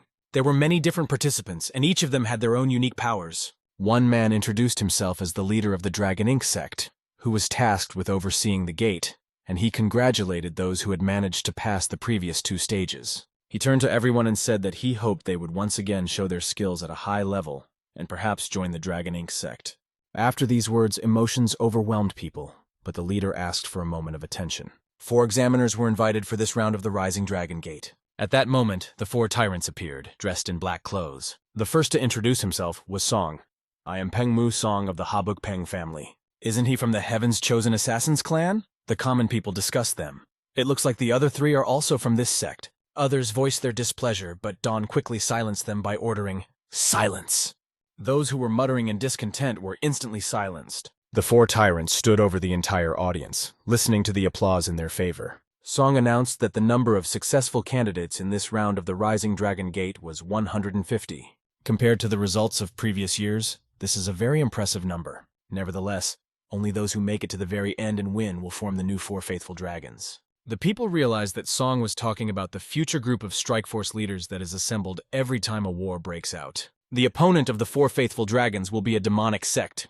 "They are strong. Their fighting techniques are mysterious and enigmatic," said Sung, as he had already met them face to face. "The battlefield does not give any advantages to future leaders, and even survival is not guaranteed. But they are all here ready to defend Chiamp's honor, so they must know what justice and negotiation skills are. All of them live in Murim, which was defended by the older generations 20 years ago. Now it is our time to protect the younger ones. Isn't that what Xianpa was founded for?" asked Song after his speech and added, "This year's Rising Dragon Gate is not just an entrance exam. Those who are not sure of their readiness can leave now."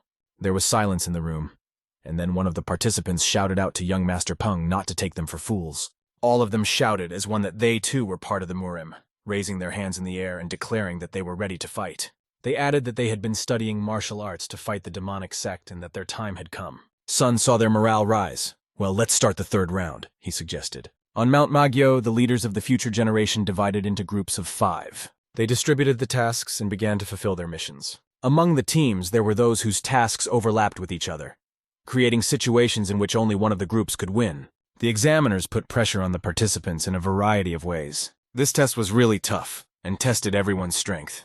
Some of the participants were very seriously injured and asked to be ignored so as not to delay the group. Mook Yongsa was dragging his wounded comrade and did not even expect that this test would be so difficult. Suddenly, he noticed a threat in front of him. He raised his spear and pointed to a tree right in front of him, shouting, "Come out!" From behind the tree, Sun's red eyes began to peek out. Not bad, thought Sun, noticing that Mook had spotted him. The previous 2 groups could barely stand to be around Sung. "I'm really pinning my hopes on these guys," he thought. Mook Yan showed himself to be a true leader. He ordered young Master Gam and Miss Huang to cover him on the right and left. They grabbed their weapons and were ready to act. He ordered Muk Yong to take his wounded comrade from the battlefield. They lined up in front of Sun, and he began to pull the wounded man back. Sun's legs began to glow scarlet. Sun did not remember allowing anyone to leave, and the energy spread more and more through his body. Eventually, this energy became so powerful that the opponents began to tremble, losing control of their bodies. The chance of meeting someone stronger on the battlefield is always high, and if someone is able to show their strength in such a situation, it speaks volumes. This indicates either high mental toughness or an impressive ability to adapt developed through intense training. However, for a generation of future leaders, having both of these qualities is a rarity. Muk was the first to attack Sun with a spear. He had already said this phrase before, but decided to repeat it in flight. "Don't take us for fools, Lord Heavenly Slayer," he shouted. Hearing this, Dawn thought, "Whoa!" Sun recognized the boy. It was his voice that had first protested against Sun's words. This showed his character and that he was not afraid to speak his mind. It shows even more about his character that he is now trying to attack Sun, but his strong attack was easily repelled by Sun. He covered his arm with chi energy. The guy was not going to give up and swung his spear again. The spear shone green, filled with much more powerful energy. Putting all his strength into this blow, Mook decided that he could break through Sun's defense. But this time it didn't work either, as Sung easily deflected the attack, keeping a smile on his face. As he repelled these attacks, Sung thought that the guy was talented, but it wasn't enough.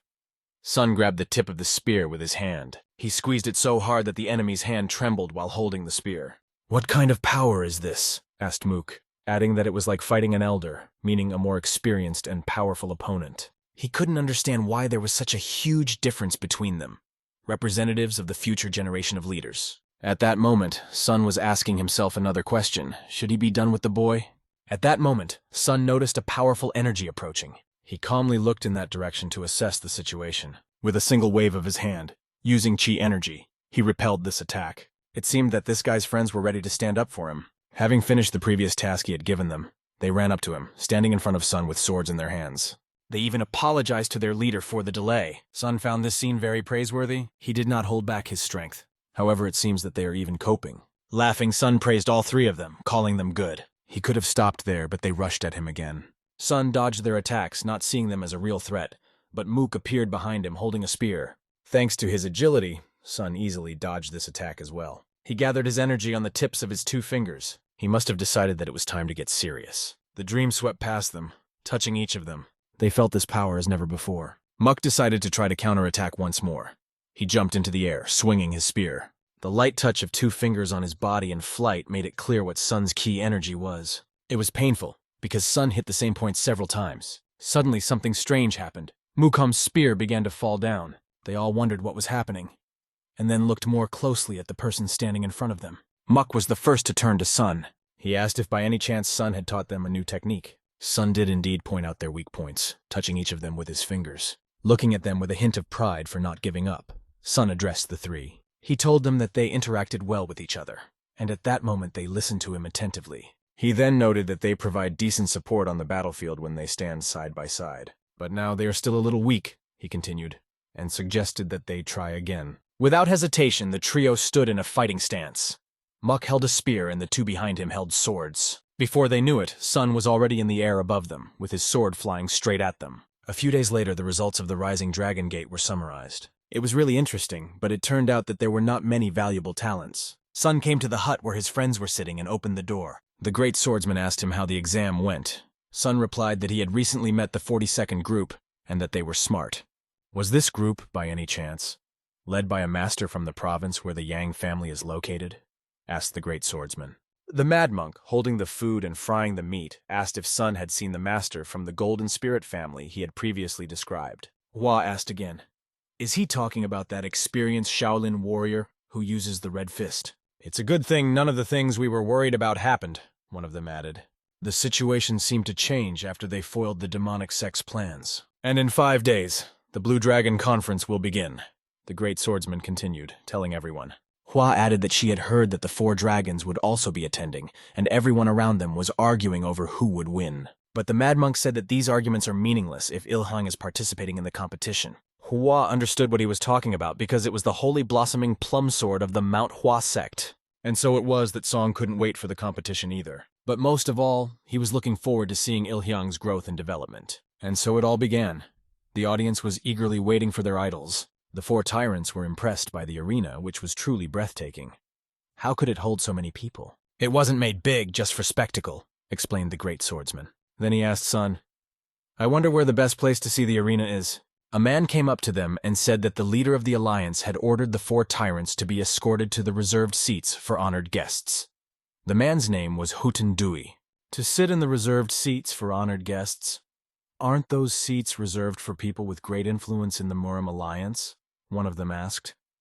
The fact that they were given such important seats was pleasing to the 4. Huten Dui explained that they could sit down and not worry. No one would even think of challenging the decision. Song nodded his head and thanked him. As a courtesy, Huten Dui also showed them to their seats. As the 4 sat in their seats, everyone recognized them. "If the 4 are participating, the others have no chance," ordinary people said. thinking that their chances of being noticed were simply gone. After all, the four were rumored to be incredible. The mad monk heard the conversation and asked Hua, "Do you feel this unquenchable interest in us from other people?" Suddenly, someone from the outside approached them, asking how they were doing. It was the respected Hu Yajiang.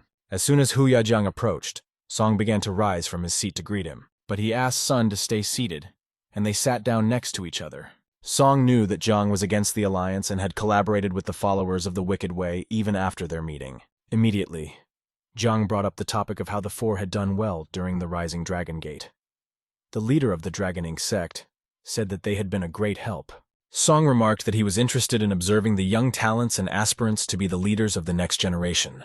Jiang replied that since the leaders of small and medium sects are participating, this arena allows hidden talents to show themselves. The case is moving closer to forming an alliance with the followers of the Wicked Way. When Sun asked if this was true, Jiang replied that he had participated in the Hunan War. He did not spare anyone. His enemies fell one by one. He mainly fought against the Fire King and the Western Flame sect. Many died in the battle against Sapa, and because of this, he cannot contain his emotions when it comes to the Great Wicked Sect. That's only fair, thought Song. However, Song remembered something else after listening to Jiang, namely the reason he was participating in the war. This reason was not only for Cheongpyeong's sake, but also to stop the endless attacks on Marim. However, he did not fully agree with everything Jiang said.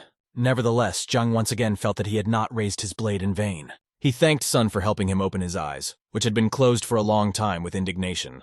The next moment, the leader of the Marima Alliance, the great sword Namgungu, approached them. He walked past and came down the stairs. He asked for the attention of everyone who had come to the event. And then he said what everyone had been waiting for. "Let the Blue Dragon Conference begin," he shouted at the top of his voice. He asked the leaders of the next generation participating in the first round to step forward. "As expected from Grandpa," said the great swordsman, impressed by his healthy and sincere appearance.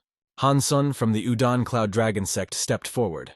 It was his turn to fight in the first round. Although he was rarely a guest at such events, this time he came out to fight first.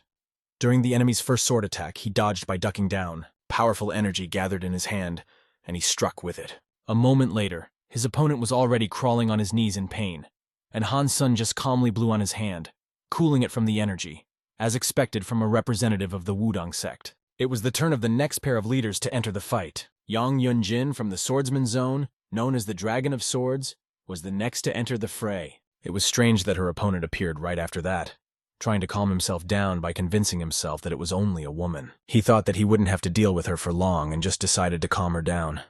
But before anyone could even blink, his sword was ripped from his hands and flew into the air. A moment later, it was already stuck in the ground. Her striking beauty and incredible sword skills made her worthy of the title of the future Empress of Swords. This was the thought of the audience. Hua watched attentively and wondered if the Dragon of Swords looked as beautiful in Song's eyes as it did to everyone else. Meanwhile, Song sat there, barely able to hold himself up, sweat streaming down his face. It was clear that his mind was somewhere else. Then he simply said that the round was over, which made Hu angry, because she realized that he had just been somewhere else in the world. After that, the long-awaited guy that all the four wanted to see entered the battlefield. With delight, Sun exclaimed, "Here he is, Il-hyang!" It so happened that he was going to fight the Dragon of Fist Fighting. His opponent was from Mount Hua, and yet the audience doubted that he would be able to defeat the Fist Dragon. As Il-hyang entered the field, he turned his head to Sun. Addressing him, he said, "If I win the Blue Dragon Conference, I have a favor to ask of you." "What is it?" asked Song. He replied that he wanted one thing from Sun. "The last plum blossoms have left the Holy Blade. Let out their wonderful fragrance, Il-hyang," he said. Il-hyang needs to release this wonderful fragrance as the last plum petals have left his blade. In this battle, he should show his best by demonstrating all his strength. The enemy can feel all the power coming from Haiyan. It is extremely difficult for him to dodge Haiyan's strikes, which he performs with impressive skill. The sword in his hands moves as if they had merged into a single whole, like one breath. Haiyan's enemy, using fist art, is preparing to deliver a powerful blow, gathering all his power in his fist.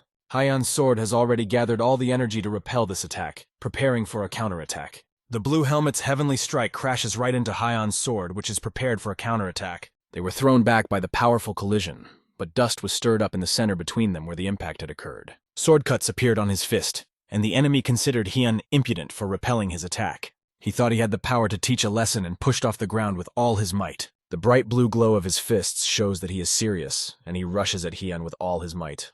To put up your sword in time and repel those fists is the right move to defend yourself. He ducked his sword under his fists in time, but he suddenly disappeared from view. A moment later, he was standing right behind Hian, having managed to get to the rear. These were the steps of a demonic ghost from the Yang family, but thanks to his skills, Hian was able to avoid this attack. After that, he managed to slash the enemy with his sword, inflicting an inconspicuous blow. The enemy was planning to attack from behind, but before he knew it, the swordsman was already behind him. Will the dragon of the fist fight be defeated now? After all the spectators already thought that the high reputation of Manhua was a thing of the past.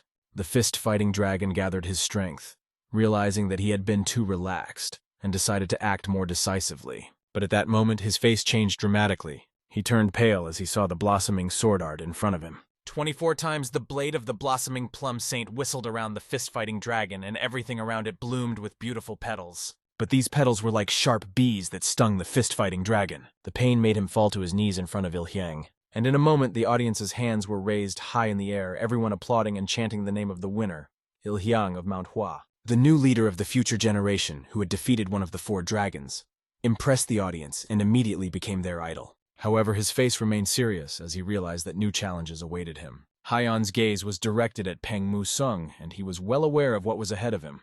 At the same time, Song was also looking at him, mentally noting that Hyang had really grown up. The alliance leader was already preparing to say his next words. But as he looked at Il-Hyang, he realized that this was the same child who had told them about the Holy Sword's departure to heaven. Had he really become so strong? The leader wondered what his friend could expect after raising such an incredible disciple. What could he expect now that he was no longer with him? After a long stay in this place, the monk began to yawn and the boys were very tired. However, the great swordsman reminded his brother's son that it was time for the finale. He himself had been waiting for this moment for a long time. The mad monk raised his hand to his forehead, trying to see who was standing in the arena. There was Il-Hyang and some long-haired girl, but her face was not yet clearly visible. When she got a little closer, it became clear that it was the Dragon of Swords. This was a surprise to her, as she had expected to meet only other dragons in the finals. However, at their age, it was only a matter of time before they would gain the upper hand in martial arts. Perhaps next time, someone else will be standing in Hian's place. At that moment, the girl turned to him. They bowed to each other, expressing the hope that their battle would be really interesting. And now the judge was ready to wave his hand, signaling the start of the battle. As soon as he gave the command, they both reached for their swords with lightning speed. From the very beginning, the battle gained frantic momentum as they clashed their swords together, their energy flying around. With each strike, the swords made a loud ringing sound that echoed throughout the arena. They did not take their eyes off each other, concentrating all their attention on the opponent. With each subsequent blow putting even more force into it, they were thrown a few meters away from each other. With each passing moment, the energy grew and the Dragon of Swords began to glow bright blue. It released so much energy to prepare its next attack. Her meteorite galaxy strike was released, and it raced down from the heights like a real meteorite. Concentrating, Il-Hyang was able to dodge this attack by jumping to the side, but the sword managed to hit his clothes, tearing off a piece. All this storm of energy crashed straight into the floor, creating a large sinkhole. The concentration needed to avoid the blow took a lot of strength from Hyun, because it was incredibly difficult to do. But true swordsmen always find the strength to hold their sword to the end. The figure of a girl who was not going to end the fight began to appear from the dust cloud. It seemed unbelievable, but they stood against each other again, ready to continue the fight. There had never been such a charming moon lady from heaven here before. Her beauty was astonishing, as her energy radiating with blue light made her incredibly attractive. Without hesitating for a second, she threw herself at Hyun again, who realized that he had to act, not stand still. The audience seemed to be blessed, because they would never have the opportunity to see such an exciting fight again. However, Sung was watching everything carefully, and the smile did not leave his face because he was delighted. The Meteor Galaxy Strike technique was used by the Sword Dragon. In response, Il-Hyun used his technique, the 24 swings of the blade of the Holy Blossoming Plum. People were now witnessing the clash of two incredible martial arts techniques. To control and fight in such conditions, the girl used maximum support with her foot on the ground. However, it was getting harder and harder to hold on. It felt as if she was swinging a blade across a wide, flowering field, while Il-Hyung began to advance on her. Neither of them had ever encountered such strong fighters among their peers. She noticed that young Master Il had reached the limits of self-improvement. Her foot almost slipped off the ground as she held her opponent's sword on her sword. She decided to step back, but her thoughts were straying. Thoughts that she would lose even if she stepped back kept bothering her. Especially when she looked at Hyun. He didn't keep the audience waiting long and showed off his best by swinging his sword. The sword flew up once more and he was ready to swing it even faster. And he did so, directing all his energy toward the girl. But she could not let go of victory so easily. A bend in the meteorite stream, and their energies collided again.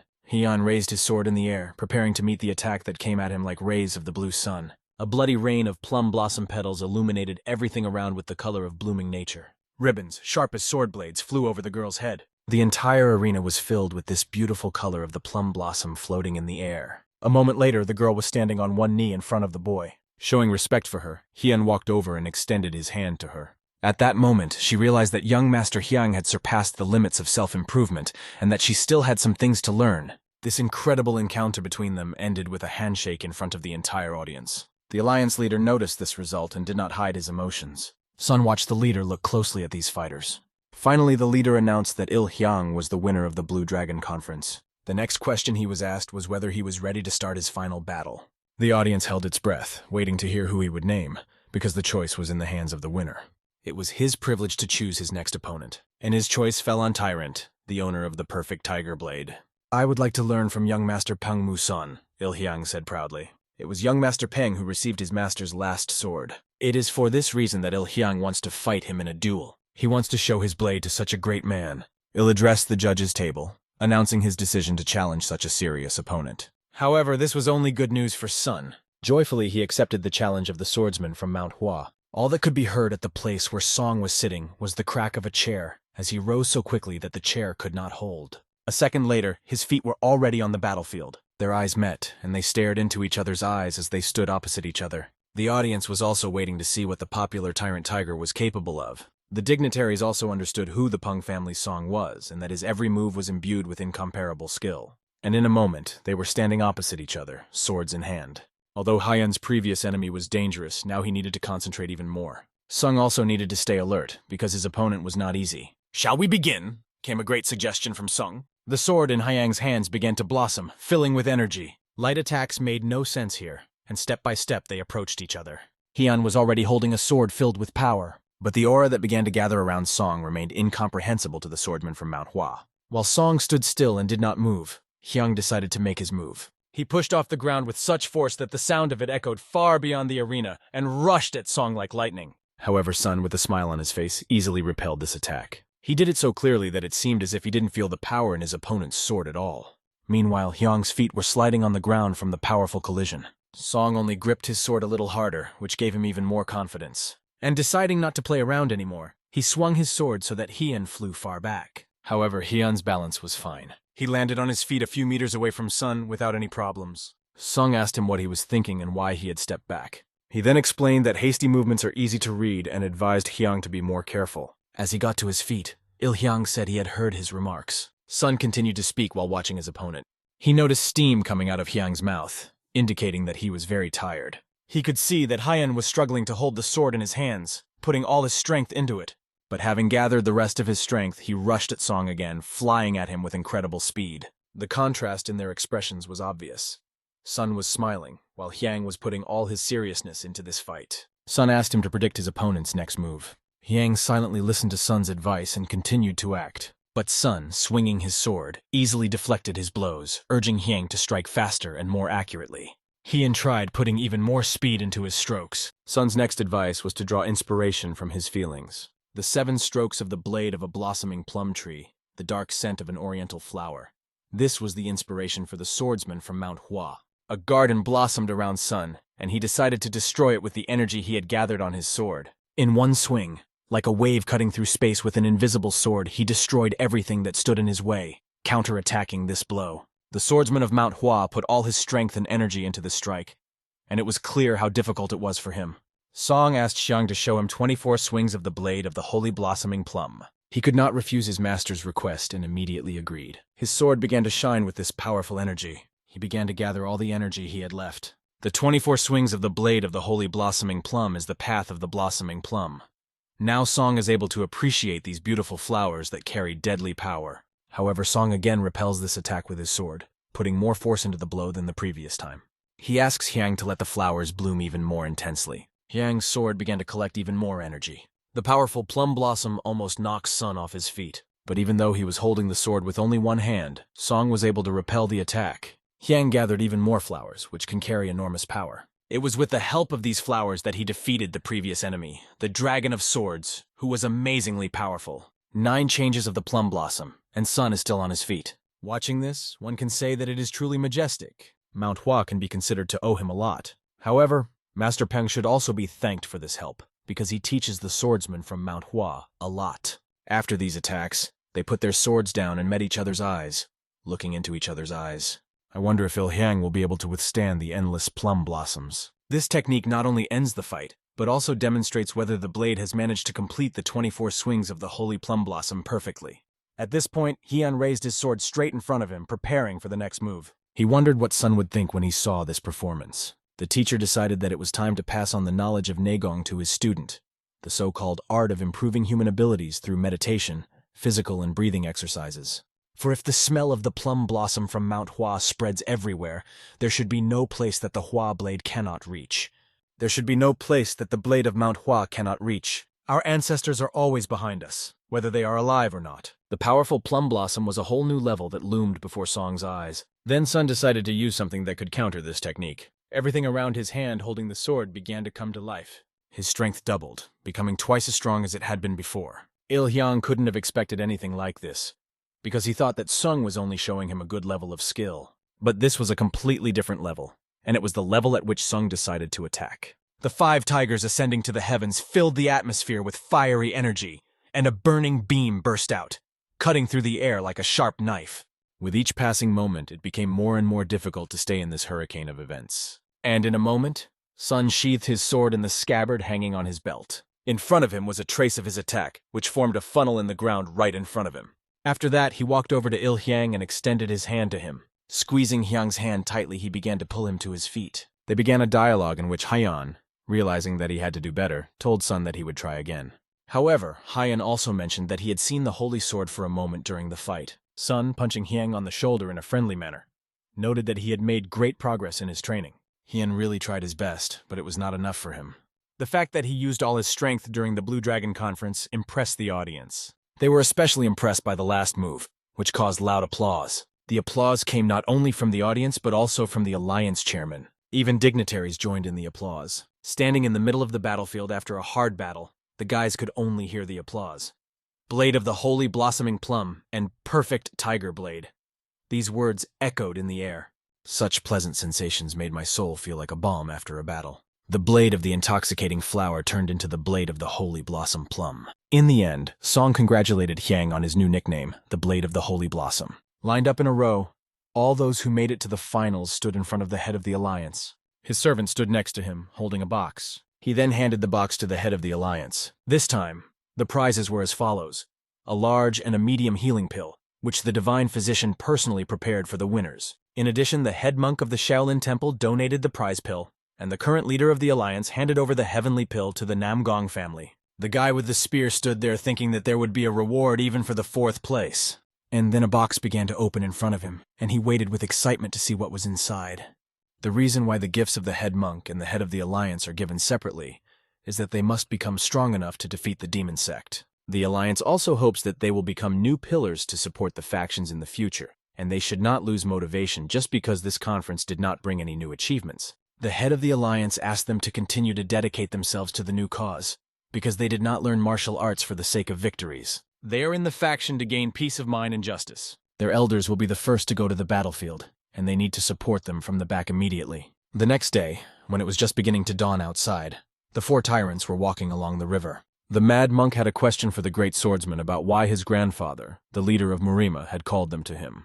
The girl also had a question, but she understood why it was so quiet around.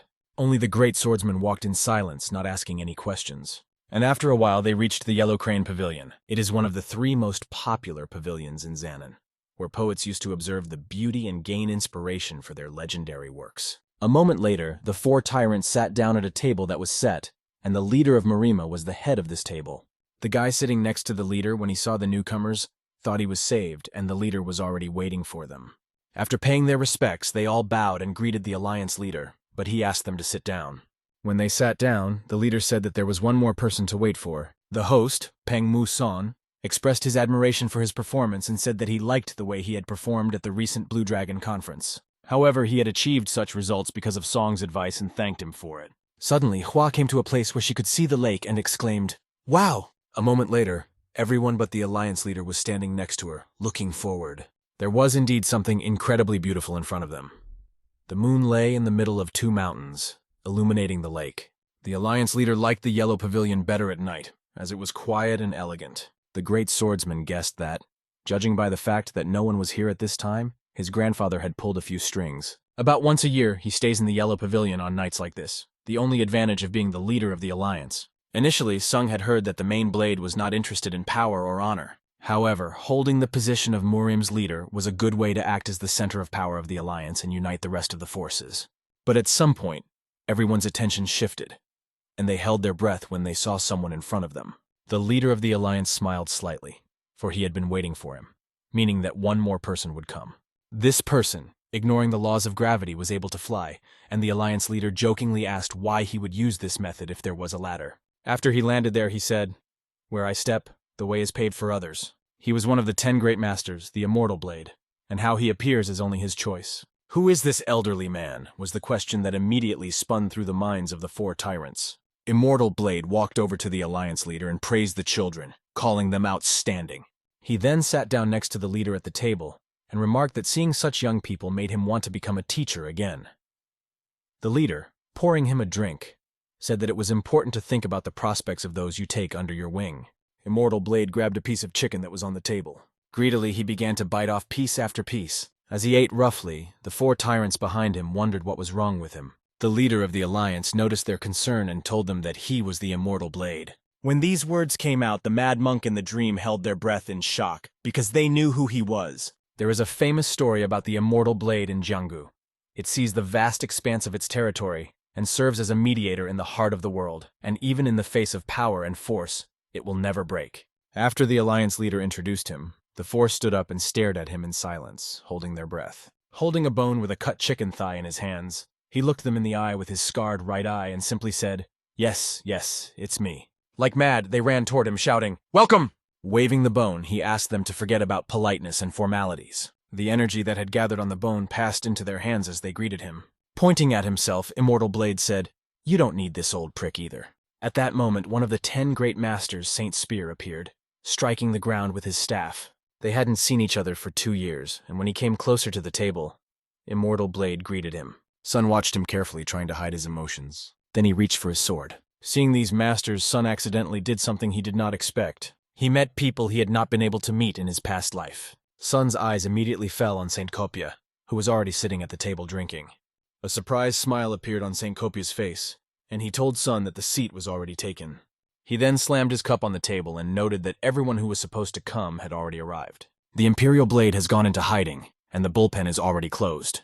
When Mook and the 4 tyrants heard this, they were stunned. Sun realized that this was an extraordinary meeting.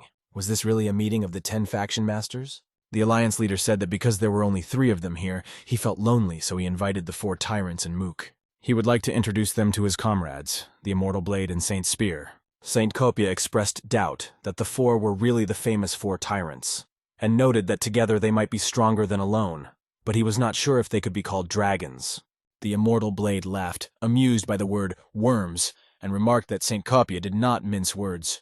However, Immortal Blade himself shook his head as he looked at the faces of the 4 dragons. "But that's all in the past," the Immortal added, raising his drink up. Mook sat there wondering why he had been invited, since he was not even one of the 4 tyrants. At that moment, Saint Kopia turned to the leader of the Alliance. He asked him who this child was, pointing to Mook. The leader of the Alliance repeated the words of the saint, noting that he himself had said that he would like to become a teacher if there was a student who showed promise.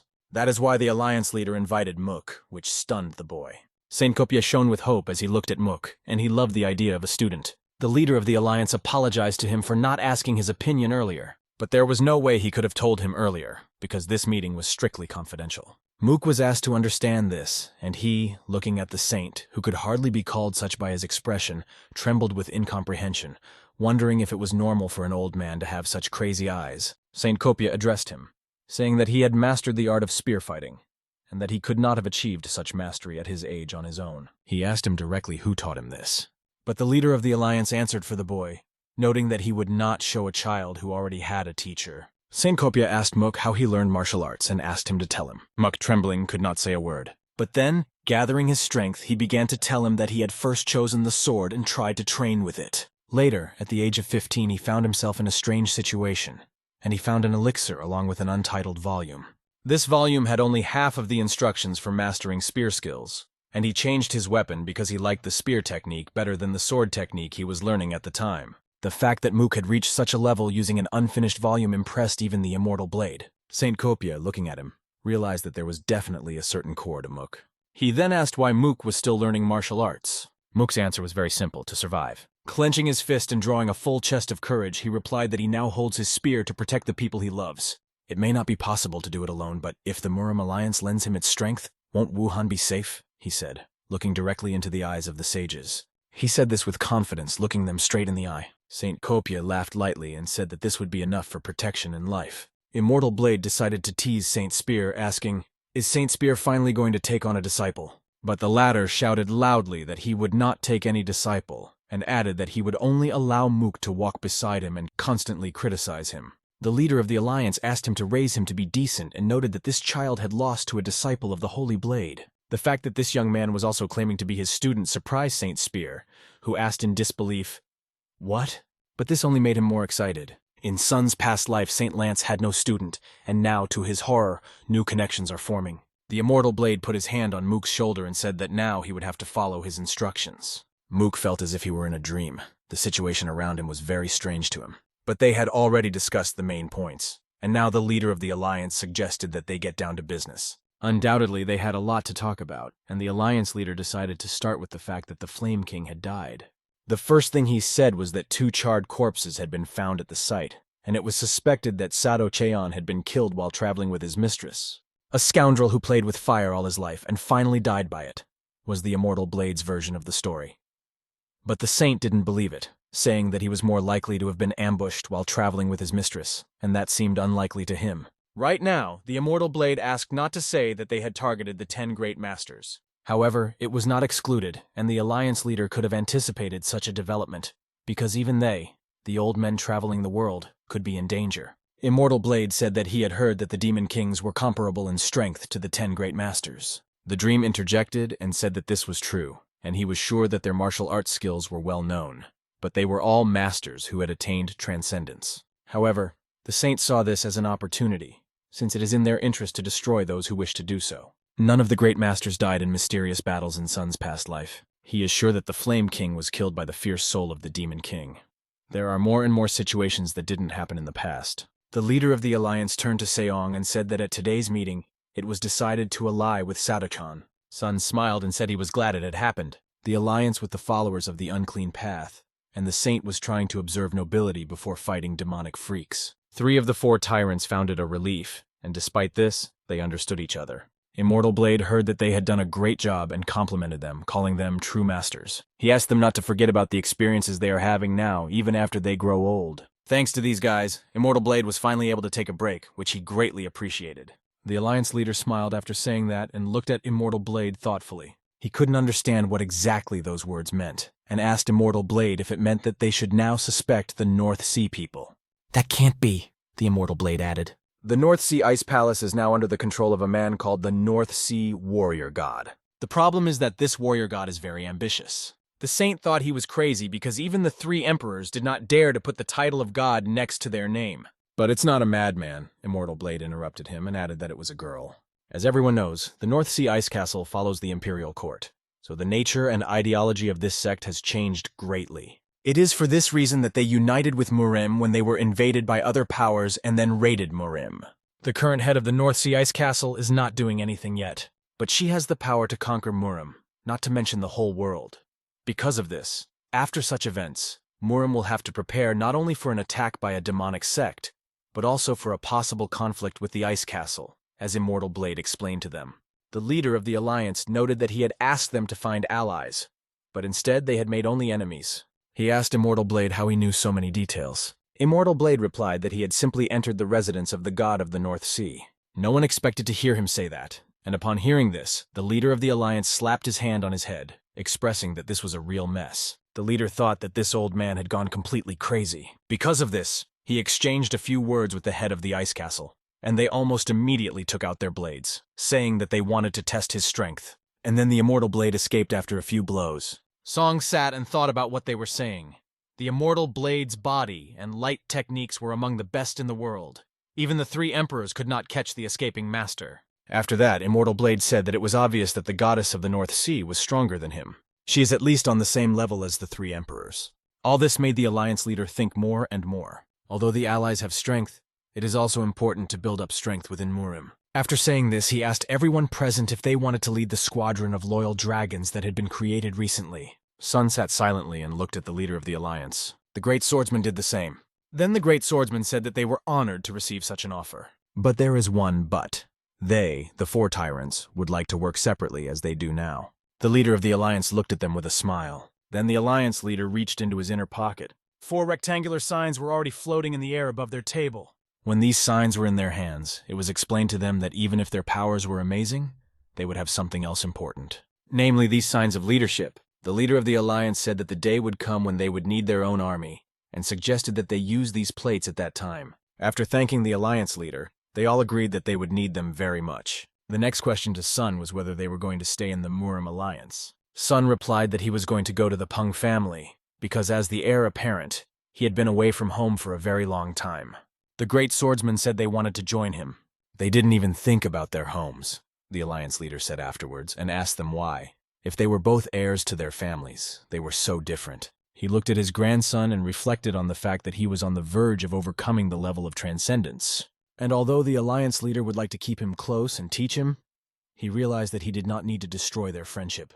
The saint got up and said that everything had been discussed and it was time for him to leave. He grabbed Mook by the scruff of his neck, calling him a snotty little brat, and asked him why he hadn't jumped up from his seat. Jumping up, he began to fly, dragging Mook with him, with the goal of making a real man out of him. Sun bowed before the leader of the alliance and said that it was time for them to go too. On this beautiful note, their interview ended. The alliance leader remained seated with Immortal Blade. The leader handed him one very important thing and told him that he was counting on him very much. Immortal Blade looked at the box and at first did not know what to say. But then he began to open it. Looking at the blade covered in hieroglyphics, he asked the alliance leader if he was 100% sure, because this was the very dagger that the demon sect was looking for. The Immortal Blade confirmed everything the alliance leader said. Apparently they were looking for this blade all over the world. A month ago, an attempt was made to break into the house of 1,000 Murim soldiers. The leader said that this blade should be kept in the Tomb of the Sword at the Immortal Blade Gate, because it is the safest place in Murim. The topic is very heavy, and the responsibility for it is extremely great. The Immortal Blade decided to take care of the blade and close the box in which it was kept. He promised that the blade would not fall into the hands of a demonic sect, and that he would guard it as long as possible. At that moment, 2 workers were standing on the roof, wondering when they would finish fixing it all. They were already tired from the work and wanted to finish it as soon as possible. Suddenly, they heard a strange sound behind them and felt the presence of someone nearby. When they saw a man in front of them, they began to warn him that he could not come in here and asked him to go back. But the man grabbed the first one by the face and began to squeeze him with great force. In a moment, he was holding both of them by the face, and the workers were drooling from their mouths. The force in his hands was so great that the eyes of ordinary people almost fell out. In a moment, it happened without words. Their eyes fell out and they went completely blind. That's how they ended their lives, letting out their last loud screams. The young leader of the dark sect stood over their corpses. It was uncomfortable to follow the tracks, but he had no other choice. He walked closer to where the workers were working. Touching the surface with his hand, he concentrated.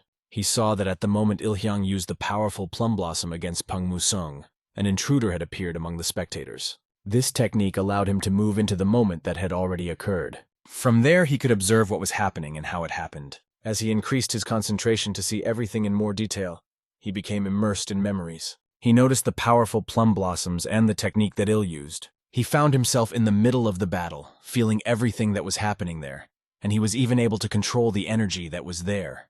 He was also able to directly contact Sun's energy, feeling the full force of his attacks and solving all his secrets. He even solved the attack of the 5 tigers ascending to heaven. The young leader of the dark sect came right under the swing of Sun's sword. Because he was too close, a cut appeared on his cheek. But this only made him smile. He liked it. In his mind, he enacted a brutal scene. His hand ruthlessly passed through the body of his opponent like a sharp sword. Blood began to flow from the victim's mouth, indicating a ruthless blow. The young leader of the dark sect just enjoyed the spectacle, contemplating the suffering of the enemy. The man he had long sought to kill was dying before his eyes, and it gave him pleasure. Sun fell to the floor next to him, and his sword fell out of his hand, hitting the ground with a thud. The head of the dark sect looked carefully at his hand. which was covered in the blood of his enemy. However, when he returned to reality, he saw that his hand was clean without a single drop of blood. Clutching his knee, he whispered bitterly, "I almost killed them both right here," he exhaled, realizing that it was all just an illusion. The devil's sword appeared in front of him, addressing its owner. The sword informed the young leader that he had received an order to return. "And return immediately," the sword added in an unyielding tone. These words broke all the plans of the young leader, but he was forced to agree and told the sword that it was time to go back. He added with a sigh that he was sick of this hypocrisy. And finally, he expressed his indignation that he was sick of the damned old man as well. Clenching his fist, he said with a challenge, "Let's see how much longer you will behave like this." Meanwhile, the 4 tyrants moved confidently forward along the sunlit path where everything was in full bloom. The sun was deep in thought, wondering if he would have to worry about the Murim alliance now, and all his thoughts were centered on that. He was smiling as he thought about how they were now working with Sadokon, and the rising Dragon Gate disaster had been avoided. Hua noticed this smile, and asked if anything good had happened. The Mad Monk also noticed that Brother Sun was in a good mood today. Song took the sign out of his sleeve, and with a slight smile said that he couldn't help but be happy when he thought of how he could use this thing. They were already standing in front of a merchant, to whom Sun held out the plates for which he could buy the herbs, and said that he would take everything in front of him. When the merchant began to pack up all the herbs, the friends did not understand what was happening and why Sun decided to buy everything. The Mad Monk was the first to run up to him and ask why he needed a giant bag of herbs. Of all the purchases, the most impressive were the elixirs, which cost as much as several castles, and the monk said hopefully that at least one of them should belong to him. Sun replied that if there was anything left over, he would share it with everyone. Huiya and the great swordsman were upset and said they didn't think he was that kind of person. But Sun asked them to wait and explained that he wasn't buying for himself, but was ordering herbs for his family's soldiers. At that moment, a trader ran up to Sun and said that he had heard that he also needed medicinal ingredients. After a while, he led them to a room where an old man was standing, and there were hundreds, maybe thousands of different boxes around. The herbs that Sun was looking for had a very intense and deadly smell coming from these boxes. Sun tried to figure out who the old man was, but he could only guess. He suspected that the divine physician himself was standing in front of him. Meanwhile, the librarian wondered why the prices of elixirs and medical ingredients had skyrocketed. The merchant explained to him that demand had increased significantly recently, and that was the reason for the price hike. The old man said sadly that he was on the verge of poverty. Sun, appearing behind him, promised that he would buy him everything he needed. The boy was a stranger to the grandfather, but he was grateful for his generosity. Looking at all 4 of them, the old man realized that he knew their families well: Shaolin, Tang, Namgong, and Peng. He then realized that he was facing 4 tyrants. He had heard something about their heroic adventures. However, the old man said that if this help was only meant to get his nameplate, then he had to refuse. The old man's nameplate was a mystery to the monk, and he asked the girl what was so special about it. She explained that the best divine healer in the world was standing in front of them. All the major sects and families, as well as people from the imperial castle, were looking for him because he had healed many people during his aimless travels. When he met poor patients, he personally made medicines from herbs and treated them. He had a good reputation not only among travelers, but also among ordinary people. At this point, the dream told him that he was acting without any bad intentions. In fact, it was because of him that the prices had skyrocketed. It's hard for Sun to see how his good deeds can be ruined through his fault. Grandpa has no doubt that this guy is telling the truth because you can read a lot in a look. In this case, the grandfather decided to accept the boy's help without hesitation. Under the incredibly beautiful sunset, they said goodbye, and the grandfather returned to his house. Of course, Sun hoped to get something in return, but now it seemed that nothing could be done. Hua jumped up behind Sun and enthusiastically offered him something very interesting. She had heard about a tavern nearby that was rumored to be incredibly good. Hua grabbed his clothes and began to shake him, begging him to go there as soon as possible. Sung didn't have much money left, but the monk and the great swordsman were already drooling at the thought of ordering something as expensive as possible. They all went to the tavern in a great mood, laughing, while Sun kept his head down and walked with them. On the way, they felt a very strange energy coming from a group of people. It seemed that these people belonged to Murim, but each of them radiated a wild energy. If they couldn't get through peacefully, the monk suggested that they just break through by force and started to flex his fists. But the great swordsman said that in his experience, in such situations, there is never a fight. They noticed how the enemy's blade was ready to strike, almost touching the man's arm. The man was holding a child, protecting him from enemies who looked threatening but not without good intentions. The old man was protecting the child with his body to avoid tragic consequences. However, the criminal's attention was diverted by the unexpected appearance of a group they took to be a bunch of freaks. They were 4 tyrants. Sun decided to start the conversation first. He turned to the old man sitting with the child and asked if he remembered him. Without hesitation, the old man replied, "Of course, young Master Peng." The great doctor was once again forced to accept the help offered by Song, and the little boy in his arms trembled with fear. Without hesitation, the 4 tyrants began to march toward the enemies who mocked them, considering them to be just a bunch of girls and bald-headed men. But one of the enemies remembered that they were 4 tyrants, and the monk scratched his head uncertainly, trying to remember them. They remembered a question that confirmed their guess. "You bastards, how dare you kill our brothers in Sichuan?" Sun realized that he was facing the Yahello group. The enemy began to rejoice, believing that the tyrants had fallen into their trap. One of them took out a flare and began to pull the string on its lower end. A moment later, a loud explosion sounded in the air, and a red light illuminated everything around. Warriors throughout the surrounding area were scattered to find the divine doctor, and in a few seconds they were to appear here. One of the enemies remarked that the owner should let the girl live because she could be put to good use. At that moment, they started playing with fire, because the girl decided that she would rather cut off their heads herself than become their prey. Her words seemed surprisingly sweet to the enemies, but after these words, she was ready to kill everyone. So much so that even the great swordsman was afraid to stand next to her. It was hard for Sun to believe that these people were going to attack the future leaders of noble families out of fear of the possible consequences.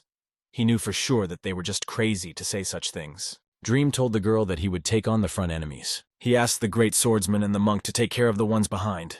Finally, he gave the girl the signal to start the attack. Like a bolt of lightning, she took off from the ground. She was already flying, slicing through the air, straight at the enemy, clenching her fists, holding the scales between her fingers. With a wave of her hand, she released the scales, which can cut through even the flesh of a wild animal, directly at the enemy. The scales hit the exact spot that the enemies had been showing off a few minutes ago. Their bodies twisted in pain, and they all fell to their knees.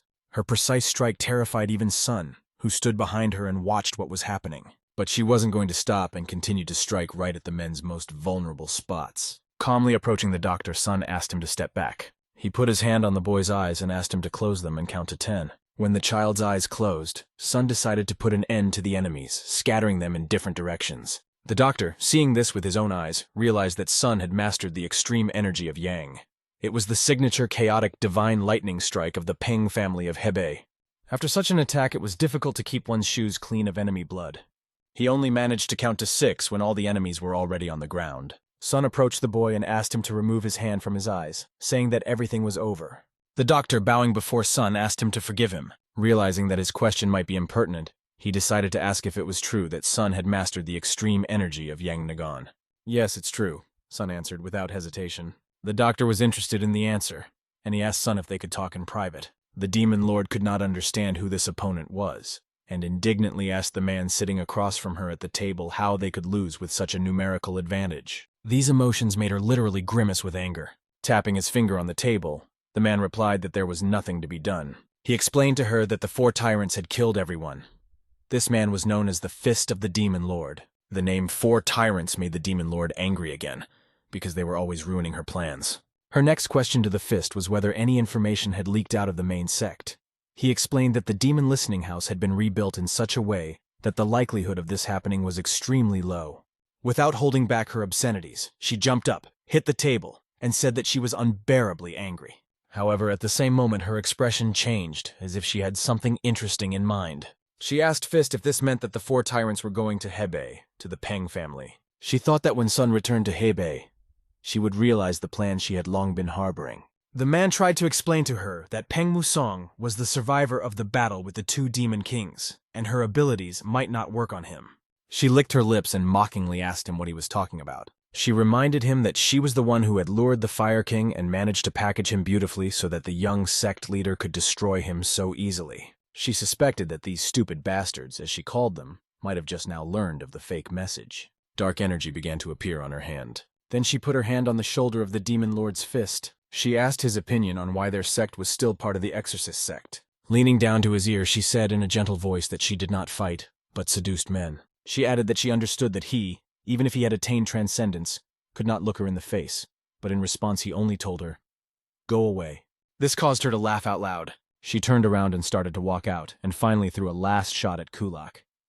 "Can you suck your own finger, or what?" After that, he was left sitting at the table alone. Putting his hand on the table, he began to slowly rise. One thing he could say for sure was that the 4 tyrants were bothering him, and that Hebei was about to get noisy. Meanwhile, the doctor and Song went away to talk privately.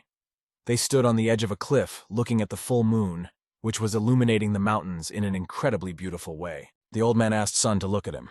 He said that he would have to ask an immodest question again, and then he asked it. Compared to the Fire King, at what level does Sun have martial arts skills? It was a difficult question, because sometimes it's hard to characterize yourself, and it made Sun think for a moment. Finally, he replied that he could give an accurate answer to this question if he were to fight him once. He then added that he was confident of his victory over the Fire King. The old man could find no other words but, wow. He told Sun that his Nagun was becoming more and more powerful in Yang energy. Sun, realizing this, agreed that it was true. The old man turned to Sun again. He made a very interesting proposal.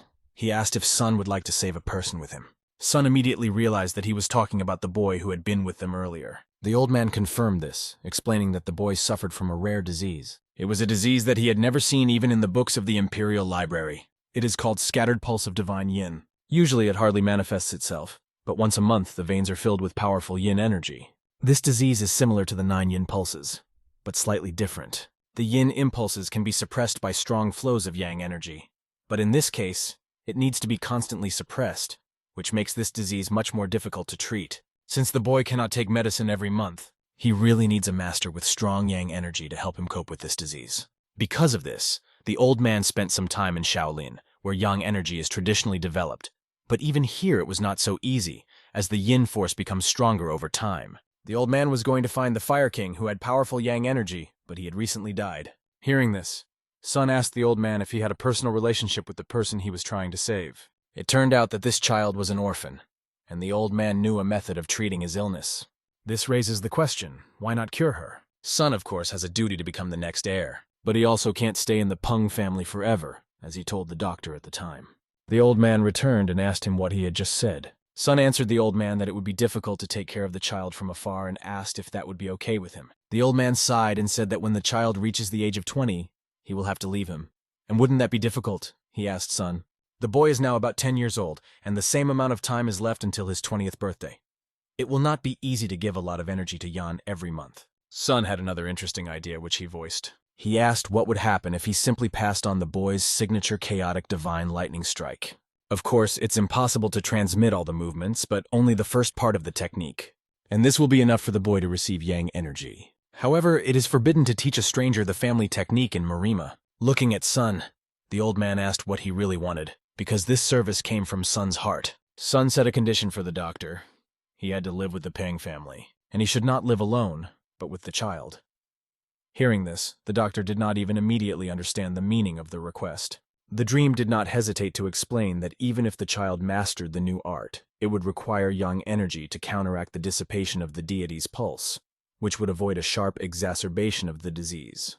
Moreover, if the child masters another art and the cycle of illness begins again, Sun will be able to saturate him with his Yang energy. The doctor was eagerly waiting to hear what Dreams would say next. Sun went on to tell the old man that he had changed the structure of the healing pavilion in his home and planned to improve the level and quality of the Peng family's medical arts. The old man realized that Song was asking him to teach the people of his family his healing arts. And not only that, Song would also like to become the head of the medicine pavilion and to have some of the neutralizing and medicinal pills he creates each year donated to the Peng family. In the old man's eyes, Song had exceeded all his expectations. After that, Song said that in exchange, he would receive care from the Peng family. They would cover all the costs of researching and purchasing medicinal herbs. The old man wondered what exactly Song meant by research, so he asked again. Song replied that he wanted to create an elixir that would surpass the Great Shaolin Recovery Elixir, which could restore a person on the verge of death to a state of perfect health.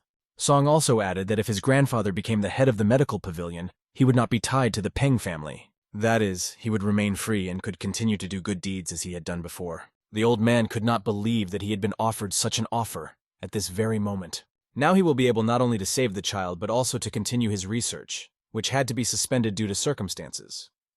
The grandfather simply could not refuse this opportunity. He had no choice but to come live with Peng's family. Sun also promised that he could leave the family whenever he wanted.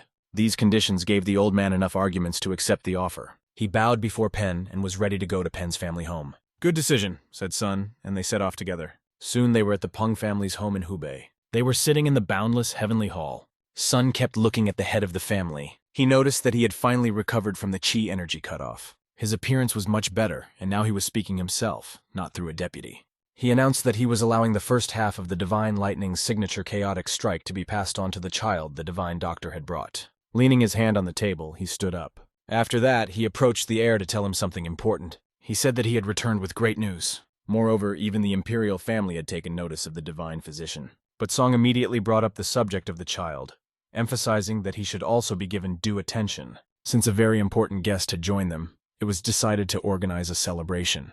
Others reported that everything was already prepared for him to enjoy the evening's festivities. If things continued like this, they might even be able to regain influence on the list of the 5 great families, the chairman thought as he looked proudly at Song. But they had all suffered enough. The chairman had been crippled by Chi's power outage, which was the first blow to the family. The fallen family became a target for other forces, which dealt another blow to their situation. Thanks to Sun, a situation they could not even dream of finally became a reality. The evening came and everyone celebrated. It was a real celebration for them. The 4 tyrants sat at a separate table, and the mad monk did nothing but greedily eat the most delicious dishes. For a moment he thought he was in heaven. The monk enjoying alcohol and meat looked incredible. The dreamer turned to his brother and asked him if it was true that he had become the vice president of the accounting chamber. But his brother asked in surprise, "What?" And then he replied that it turned out he really had a gift for raising money. He also learned new techniques from the vice president of the Kimjok Trading Group. After that, Sung turned to Chun and asked how things were going at the Great Martial Arts Hall. Chun explained that the level of martial arts skills among family members had increased significantly. He also praised the reforms that Song had implemented, noting their significant impact, to which Song replied that it was a credit to their joint efforts. The other brother approached Sung and started pulling him by the arm, calling him a brat because Sung was younger. He was indignant that Sun was not paying attention to him, and the great swordsman watched, smiling, happy to see the brothers reunited. Someone mentioned that Sun was not getting along with his sister, and Hui asked if he knew what the reason was. She boldly suggested that her sister was avoiding him because she was bothered by his company. The great swordsman noticed the subtle play of emotions between them. He began to ask Hui what was wrong with him, why his company was a burden to his sister. In response to his whining, Hui slapped him across the face and told him to ask his sister himself. With a dent in his face, he approached Sung, and they decided to have a drink, because that's how conversation goes better. At that time, the mad monk, delighted with the alcohol, was already lying face down on the table. He could only be heard shouting, "Let's drink some more!" Meanwhile, a man was standing at the entrance to the cave. Suddenly, the door flew open with a bang, and out of the cave stepped the foot of the head of the dark sect, whose body was covered with a layer of energy whose power seemed incredible. When he came out of the cave, he was met by his son, who said that he had worked hard. "Have you learned anything new?" the young man asked him. And speaking about it now, he was sure that he was ready to fight the rising sword. Hearing these words, the boy congratulated him. And the head asked his son what had happened to the Peng family. He replied that Peng Musong had returned to his family 2 days ago. Hearing this, the head of the demonic sect said that it was time to put an end to the existence of this family. After a while, Song sat in the room and talked to the boy, trying to explain to him the basics of the Divine Lightning's signature chaotic strike. Sun had heard that those who suffer from a scattered pulse have special talents, but the question was whether this boy was one of them. While talking to him, Sun noticed that the boy was very inquisitive, and his physical condition was quite good. If he really has a talent, then having such a student will be even useful. After that, Sung raised the question of whether the boy was an orphan. He recalled hearing this from the Divine Doctor, and it turned out to be true. Even the name that the boy now bore was given to him by the doctor. The boy was also not afraid to study the art of medicine, although it was quite difficult, but he believed in his abilities. However, there was one problem. He was not very interested in the art of healing. After talking to the boy for a few minutes, Sun noticed that he was much more mature than his peers. Then Sun came up with a new idea. He asked the boy what he thought about learning martial arts. The boy's eyes immediately lit up. His interest was evident at first glance. He looked at Sun's hand with wonder, where a little energy flickered, and the boy wondered if he could do it again if he agreed. Now he looked more like a child. Sun told him about a place where kids like him learned martial arts. When he asked if the boy wanted to join, he immediately said yes, emotionally. Sun added that if the boy came to see the others and didn't change his mind, he should find him right away. And then he could become his disciple. "Does that mean we'll become a family?" the boy asked excitedly. Sun laughed out loud when he heard this question. He came closer to the boy and patted him on the head. Then he said, "Yes, we will be a family." The Peng family of Hebei would become his home from that moment on, and everyone here would be his family. The head of the family came up to them and said that he was now really a member of their family. Therefore, he needed to choose a name for himself. The head offered various options, including Ji and Hyuk, explaining that he would become Penji Hyuk and grow up to expand their family branch in the future. The boy liked everything and bowed before his mentor. However, the fact that the boy called him master did not please the head, and he asked to be called elder. This was a sign of closeness, and the boy immediately responded, "Yes, elder." New members in the Peng family were always welcomed with joy, especially if they were as sincere as this boy. All the warriors were assembled, and they did not understand why they were called.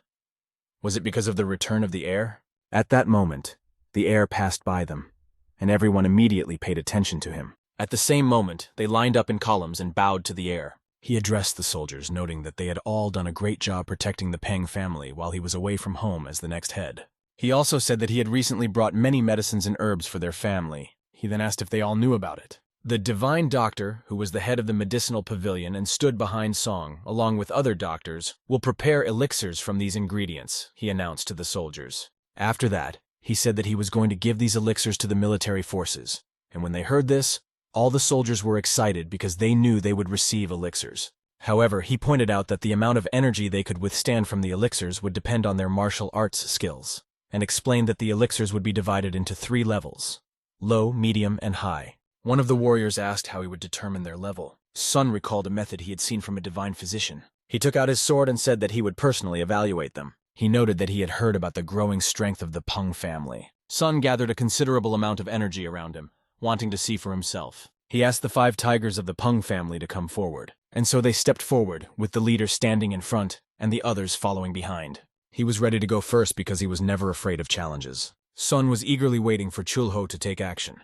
Chulho was ready to do his best, focusing all his energy on his sword. He swung his sword sharply and it flew straight toward Song's face, but he easily dodged the attack. Then he counterattacked with one skillful move, knocking Ho backwards. Barely able to stay on his feet, Ho drew his sword and stabbed it into the ground. This helped him to stay in place and not fly even further back. Without hesitation, he took up a fighting stance in front of Sung again. His gaze was so piercing that it seemed like it could cut through Sun. His expression was extremely serious. His very appearance suggested the next step. He would rush at Sun again first, which he did. As he fended off these attacks with one hand, Sun noticed that Ho had begun to use the claw power of a raging tiger. During the fight, Sun told Ho that his strength had become much greater. However, of course, it was still no match for Sun's strength, and after repelling another attack with his sword, Sun ended the fight. After that, the other warriors also took the test. However, Sun was distracted by a boy who ran to him with urgent news. "What's wrong?" asked Shung when he saw him run up. "On Jinju's family," the boy said, barely able to catch his breath after running so fast. Then, after catching his breath, he told Sung that this family had invited him to the sect competition. Unlike the anti-factions, which build a hierarchy of power, the pro-factions organize an event called a sect competition. This is done to solve Murim problems that cannot be discussed openly. This competition is an ancient Murim tradition held to end discord and prevent conflicts that could destroy families or sects. The head of the family angrily held a piece of paper in his hand that was a notice of the competition. What made him even angrier was that the invitation to the competition came from Jinju's family. He asked the deputy if they had informed him on which lands the competition was to be held. The deputy explained that they had only said that they would announce the reason during a meeting with the alliance. This was all discussed at the family council. The head said they would have to go to the Murim branch in Hebai. He also said that he would go personally, and the heir would go with him. Understood. The heir nodded in agreement. Looking at all the members of his family, he had one question. Watching their sour faces, he asked, "Why are you all so upset?" He understood their reaction, however, because the An family had been pressuring them for a long time. Nevertheless, Sun assured them that everyone gathered here should not be afraid of the An family. And if fear is present in you, it will certainly infiltrate other parts of the Peng family. What can we say about An Jinju's family? But it was the King of the Fist who worried Sun the most. And this fear was felt by all the other family members. With the courage that Sun always had, he said that he would take care of him personally. The others knew who the Fist King was and warned Sun that he would cause him many problems. However, Sun saw the upcoming sect competition as an opportunity. "What kind of opportunity?" asked the heavenly doctor. Song immediately explained that it was an opportunity for their family, who were considered the losers of Hebei, to regain their former popularity. He invited everyone to show the hidden potential of the Peng family. After Song's speech, the sour faces of the family members changed to smiles. Song smiled proudly, looking each of them in the eye. The head of the family couldn't contain his laughter either. He noticed and said that the sparkle in his eyes had returned to each of them, and slamming his hands on the table, he announced that he was ready to win. The Marima Alliance, A branch of the Hebei, warriors lined up in a row. Their leader was sitting in front of them, ready to make a speech. He immediately turned to Song and asked him how he was doing, emphasizing that he regretted that they had met under such circumstances. In response, Sun said that they shouldn't waste time on idle talk and suggested that they get right to the point. This disregard for the conversation made the man think that Sung was being impudent, but knowing the man's character, Sung was not going to respond to his provocations. The head asked everyone to calm down and explained that they were here to resolve the competition between the two families. He then announced that the Onjinju family would speak first. The head of the On family expressed his position, saying that the Peng family had seized some of their land while they were in hermitage, and because of this, their family's financial situation had deteriorated significantly. Conflicts between families looking for benefits are not uncommon nowadays, said the head of the Peng family, adding that the land they took belonged to them from the beginning. The head of the Ong family added that this is not all, and noted that the Peng family's uprising has little to do with them. Despite this, they also suppressed this uprising while in isolation, and asked further if the Peng family was not the initiator of these events. He considered this an outright insult to the On family. Sun listened to his words and thought he was a shameless, arrogant man. However, the man continued to say that the On family wanted to use martial arts to wash away the unfounded accusations and make amends for the losses they had suffered. The branch head listened carefully to every word and analyzed what was said. He then asked what the Peng family's position was on the matter. The Peng family stood firm and had no intention of avoiding this challenge. The representative of the Ong family could not believe that the head of the Peng family took it so easily and had already begun to count on his easy victory, which he thought would come without much effort. The branch head had hoped to end things peacefully if possible, but it looked like he had no choice but to accept the competition. He immediately turned to Chapter 1 and asked if he accepted the competition in the form of sparring. Chairman On smiled and answered, no, adding that he preferred another option.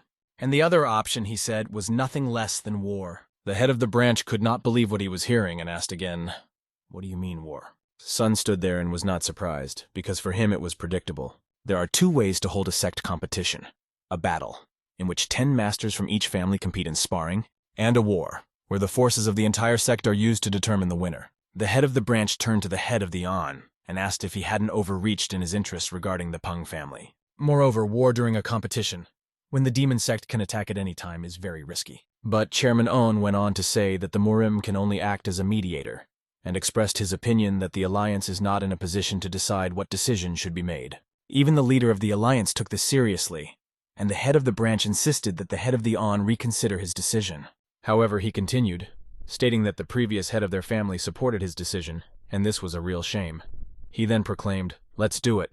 Since the conflicts between the families began long ago, as Sun said, and have not stopped until now, he supported the proposal of the head of the On family. The war was proposed by Sung himself, and he urged everyone to see how it would turn out. The head could not even believe that the young heir would accept this challenge, but Sun asked him not to worry. He assured him that nothing bad would happen, even if he felt offended. The head looked at Sun and asked him what he was up to. Everyone around him was interested in the stability of the Murim. However, being concerned only about the honor and dignity of his own family, it was impossible to convince them.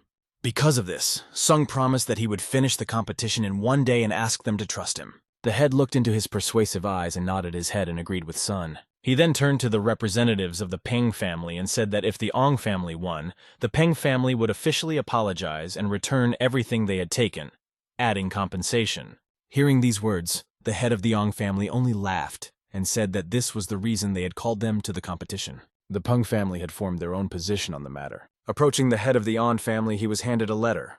As he opened it and read it, he thought that it was obvious that the Peng family would do everything possible to win and would think through every detail. But when his eyes dropped to the bottom of the letter and he started reading, his face became angry, and all his emotions were reflected in his red eyes. The reason for this was that the demands for victory were similar to the ones that in Xiong's past life, On Jinju's family had always avoided conflict. At the moment the demon sect struck at Murim, they had only put out a small portion of their troops, and not even the Fist King was visible. Their behavior was unacceptable in this situation, and that's why Song approached the head of the On family and said that regardless of the outcome of the competition, both families must take an active part in the war. If the Peng family won this time, Song promised to restore their status as one of the 5 great Marimas, which had been taken away from them in the previous competition. What did you say? Asked Head On, as he could not find anything meaningful to say to Song's words. In response, Sun asked an even more interesting question. He asked if Head On was afraid of the fact that they had a Fist King in their family, and added a sneer that made Head-On even angrier. Soon rumors of the sectarian competition spread everywhere. Because of this, many people came to Hebei and they were pleased that the competition was open to everyone. There were rumors that the rankings of the 5 great families might change because of the competition. The great swordsman mentioned these rumors to Sun, although he had noticed that everyone in Hebei was talking about it. The 4 tyrants gathered and watched the warriors, and the great swordsman noted that they would not be able to help this time, as competition is competition. This is a problem that the Sun family must solve on their own. There were also rumors that the war would start in the North China Plain, which turned out to be true. The great swordsman did not doubt his brother Sun, but still asked him to be careful. This war would most likely not stay within the plains, and some small sects might take the opportunity to attack the family if they let their guard down. But Song took control of this moment and said that they were going to strengthen the rear positions, asking the great swordsman not to worry. He promised that he would keep them informed of all developments. The great swordsman asked them to leave the preparation of the Pan-Tiger squad to them. He advised them not to worry about it and to focus on their own training. Turning around, Sun went to hone his skills. He took training seriously, starting in the mountains. Using rocks on the cliffs, he honed his sword strokes by hitting the hardest surfaces. It paid off. His strokes became stronger and his body stronger. He also struck rocks to awaken his energy. He took a sword and 2 boxes with him. In one of them was a large pill he had received from the head of the family, which he kept and treasured. The second contained a medium-sized healing pill from a divine physician. If he took them together, the original chaotic divine lightning strike would take on a new form. The first pill was disgustingly bitter when he swallowed it, but the effect was not long in coming. The energy around his body began to gather at a frantic speed. It contained even more yang energy than he could have imagined. Next, he took a large pill. After swallowing it, nothing happened at first. But suddenly his eyes felt increased concentration. A new energy instantly began to boil inside him, and he felt an incredible strength that overwhelmed his body. Sitting in a meditation pose, everything around him was illuminated by the red glow of his energy. It flowed through his body in a stormy stream. In his hands he felt a strength he had never had before, and he was going to absorb all this energy because it was an invaluable power. By absorbing it, everyone would forget about the disappointment that the Peng family had once experienced. He did this with one goal in mind, to see himself victorious over the rascal from the On family. And at that moment, his energy began to fade. Touching his hands to his stomach, he felt the fire inside him flare up and his strength grow. After completing this meditative process, he fell back on the ground and laughed out loud, exclaiming, "At last!" At last, his power had taken on a new form. After that, he got up, feeling something strange. Energy of an incomprehensible color began to appear in front of him. It looked quite strange, gradually beginning to take shape. Soon this shape turned into the face of his grandfather, which appeared right in front of him. The smile on Sun's face changed to the sound of a blade as he began to draw his sword. Step by step, he moved forward, knowing that before he could officially end everything, he needed to defeat the Fist King, who now appeared in full force before him. And Sun immediately rushed at him, not hesitating for a moment. Meanwhile, people began to gather on the North China Plain. People came to watch the event. Hua and the great swordsman were already there. Although the Tang family was not involved, the girl was very nervous, and the monk did not even understand why. Because of his inappropriate comment to her, he got what he deserved. The girl was very annoyed by his inability to understand the seriousness of the situation. Meanwhile, the head of a family of doctors, Peng Chunhyuk's maternal relative, asked the owner what he thought about it. The leader of a group of traders, also a maternal relative of Peng Xiuhyuk, replied that from a trader's point of view, Peng's family had changed a lot. But he did not believe that these changes would help them catch up with the On family in a short time, which another agreed with. He also mentioned that he had heard that the dark traffickers had opened a gambling game of grand proportions, betting on sect competitions. The dark traffickers would never miss such an opportunity. Kim Juk also bet 30% of his shares on the Peng family, said another. He's always been so conservative. Why did he decide to get involved in this? Asked one. And another added that he had met the young man by chance among the dark money traders, who had deposited a large sum of money in favor of the Peng family, and following his example, he decided to make the same choice. His name was Kim Yong-man, known as the Golden King. At such a young age, he was so confident in the Peng family's victory, and he must have had his reasons for relying on them. "You have to support the Peng family at least like this," he said, telling us all about it. His immature grandson was finally on a path worthy of a man. Other people also stood in the crowd and discussed who would win. At that moment, Immortal Blade appeared in the midst of the crowd. Ong Ha-hu, whom he considered a greedy pig who always tried to turn everything in his favor. He realized that his opponent would be that child song. If he was defeated, the Immortal Blade was ready to protect him from the shame that would fall on him after his defeat in the sect competition, considering it his duty to save the child and give him a chance for a happy future. Looking at the battlefield, he said to himself, Please don't cross the line on Gahu.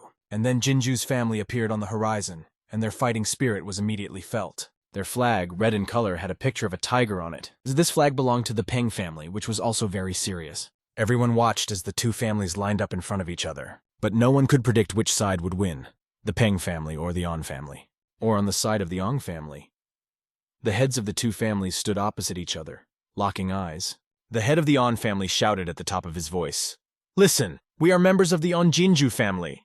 He tried to raise the morale of his soldiers by reminding them that they were one of the 5 great families that had always treated the Peng family with respect. But they received only insults in response, and he motivated his soldiers by saying that they must conquer the Peng family by force. Looking directly into the eyes of the head of the Peng family, he said that he intended to fulfill his duty to the Jianggu. He also turned to Peng Jinyang, reminding him that he had recently recovered from a qi deviation, and even if he had recovered his martial arts skills, it was hard to imagine what level he was at now. The powerful hand of the head of the Peng family reached for the sword. He pulled it out of its sheath and pointed it straight at the enemy. The warriors were already waiting for their time. In excitement, the eyes of the family heads met again. The time had come for the tiger lying in the meadow.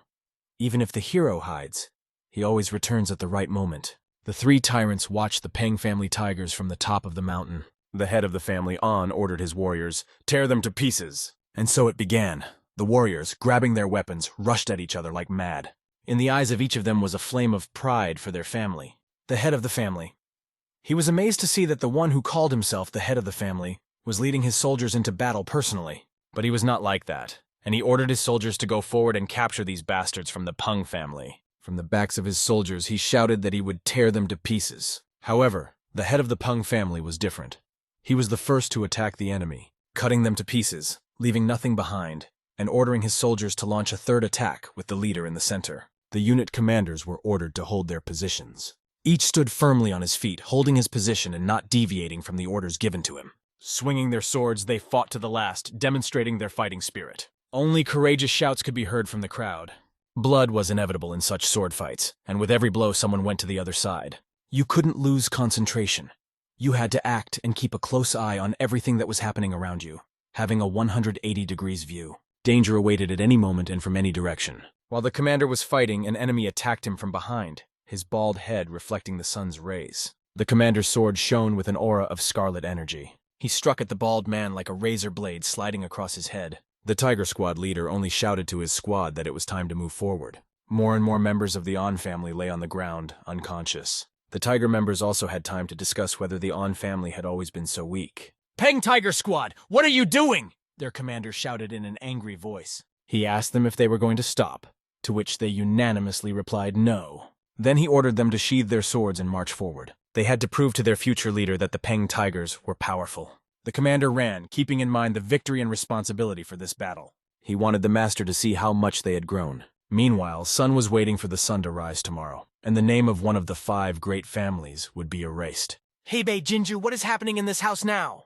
The men were not ready because they felt someone's energy, as if someone was approaching. He appeared from the shadows, the one who would show them their place. As always, Peng Musung is magnificent. His face terrifies his enemies and makes girls fall in love with him. A moment later, the enemy raised the alarm, blowing a whistle to gather the others. Those who were nearby rushed to Sun and began to attack. During the attack, they asked Sun where the other scum were. But he didn't want to start a dialogue with them and shut them up with precise punches to the face. His punches were so hard that their bodies flew backwards. It seemed like the time had come for them to realize that Peng had come to the Onjinju family himself. Standing right in front of the entrance, he realized that they were not very hospitable. He decided to enter, using his energy to cause an explosion. When the sign with the name of their family hanging above the door was blown to pieces, he was even more pleased to see it. Step by step, he started walking straight to the entrance. He opened the gate, which he had almost smashed, and a group of soldiers stood behind it. Although he came to them alone, the enemies did not think so. They believed that he did not come alone, and even if he did, it seemed ridiculous to them. Everyone was fussing, which was exactly what Song was counting on, and it was beneficial for him. "I am Peng Musong of the Peng family," he shouted, drawing his sword. He challenged them, even as he stood alone against the crowd, inviting them to stop him if they succeeded. Jumping high in the air, he came down to the ground like lightning, slamming his sword into the floor. His yang flew so hard that everyone around him was thrown back, but they were not going to give up and were ready to capture him at any cost. They jumped on him, trying to grab him with their hands, came in from the side, but their attempts were easily repelled by his kicks. So much so that afterwards they fell to their knees. and then fell face first to the ground. Among the lying bodies, Sun looked very majestic. He managed to pass through the main pavilion, but the other warriors were already waiting for him. They were not waiting for him empty-handed, but with burning torches in their hands. But this seemed ridiculous to Sun. He continued to go forward, despite their numbers. They believed they had the power to stop Sun and prevent him from going any further. He smiled, closed his eyes, put his sword forward, and waited for them to run up. After a while, all of these warriors were scattered around, having been thoroughly beaten by Sun. Looking around and seeing no one else, Sun put his sword back in its sheath. Night walks had become very interesting for him lately. All sorts of gnats would come along that he wanted to deal with, so he got rid of the enemy forces that didn't even leave scratches on him. But around the corner, someone was watching him. It was Master Air, who was furious at Sun's appearance. Behind him were two more of his men who didn't know what to do and were asking him. But not only could he not give them advice, he could not even help himself. Turning to them, he asked them to shut up and not ask him about it. He called them a bunch of retards and said that they simply could not let Sun go. And if they couldn't do that, he suggested they should just die, saying they were bastards who only lived here to protect this house like dogs. He continued to order them to stop Sun by any means necessary, but someone else appeared next to him and said to him, "How can this brat who is going to be the next head of the family say such things?" Because of this, Sun could not pass by indifferently. There were loud shouts of "Peng Mu Song" as others ran away, but the heir remained and decided to attack, using his killing fist to aim directly at Song's face. Without any difficulty, Sun grabbed his fist with his own hand, and then he threw it so that the heir hit his head on the roof visor. His body got stuck there and hung for a while before falling out. But a much more serious energy began to appear nearby. It was the energy of the head of the demon sect, who was sitting right in front of Song. "Peng Mu Song," this rascal said, adding that he did not expect fate to bring them together under such circumstances. This enemy was much more serious, and Song decided not to hold back the energy inside him, just as the King of the Fist did not hold back his. His speed was incredible. He leaped from his seat like lightning right at Sun. But Sun's speed was dominant in this case, and he easily put his hand out, stopping this blow. Like a hurricane, two completely different energies created a wave in this house, almost crushing it. Sun turned to the Fist King and said that it seemed to be getting harder for him to defeat him compared to the last time. Although Xiong seemed shameless to him, the king was willing to admit the truth, but he also warned Xiong not to expect to leave the Onjinju family home alive today. The battle grew more and more intense. They were putting all their strength into this fight, and the Fist King was flying straight at Song with his fist clenched. He had many techniques, one of which was the swinging robber's fist. Sun could have responded with the praying tiger attack, which is more used to deflect attacks. This would have been useful for Sun because the Fist King was preparing new attacks again and again. Swinging with the right and striking with the left was his characteristic technique, and he did just that. But Sun reacted in time and dodged the blow inside. Then Sun pushed back and struck with his hand, but the King of the Fist was also very fast. With both hands clenched, he tried to hit Sun on the head, using a lot of his energy. Sun barely managed to put his hands under the blow. However, it was becoming more and more difficult to restrain him. The pressure was so strong that the floor around him could not withstand it, and fragments of stones flew in all directions. Sun found the strength to throw the enemy away, and they found themselves a few meters apart. It was necessary for Sun to take a fighting stance, but his calm expression did not leave his face. The Tiger King's fighting style, the Blood Lightning Fist, sent a beam of energy straight at Sun. But he was not confused and used the Phantom Shadow Fist's technique. In addition, he performed the Ballad of the 10 Great Ghosts, and their energy was bubbling up on the battlefield. When the dust settled a bit, the Fist King addressed Song. The Fist King asked Sun why he had not yet drawn his blade. He asked, "How dare you underestimate me?" Sun replied that he had created the Tiger King fighting style himself. He was about to test it, and here was the opportunity, the King of the Fist. The Fist King realized that if Sung refined this style a little more, it would become as powerful as other types of fist martial arts. Did this brat really invent it himself? The Fist King thought, gritting his teeth, and told Sun that his technique was not up to the level of real fist masters. However, Sun decided that he had to perfect it to the end. After that, he reached for his sword. He decided to show the Fist King the 5 Tiger Decisive Sword technique. Sun was eagerly waiting to see how the king would evaluate his technique. The king could not believe that, apart from fencing, Sun was almost as good as him in close combat. And Sun's calm expression did not give the king peace of mind. Originally, the Fist King had wanted to demonstrate this martial art for the first time during the battle with the ascending sword, but it seemed that Song had become his first opponent. Sung thought about it, and asked if it was true that the king was aiming for the position of the head of the Marima alliance. "Isn't it obvious?" replied the Fist King, taking on a completely different appearance. He added that Heibai alone would not be enough for him. "You greedy old man, you haven't changed at all," was all Sun could reply. Their powerful energy came out again, overwhelming them, and they stood against each other like good and evil. Get to know the Phantom Shadow Fists to the fullest, the bastard suggested to Sun. A martial art created from a mixture of all the techniques of the On family. He threw himself at Sun with all his strength, unleashing all the energy he had gathered in his fist. It was difficult to contain such a blow, because the dark purple energy was extremely powerful. The problem was that this ki that Sun was reflecting immediately stuck to his fist. It was difficult to move, but Sun found the strength to reflect these rays with his sword. Suddenly he saw this purple color on his shoulder.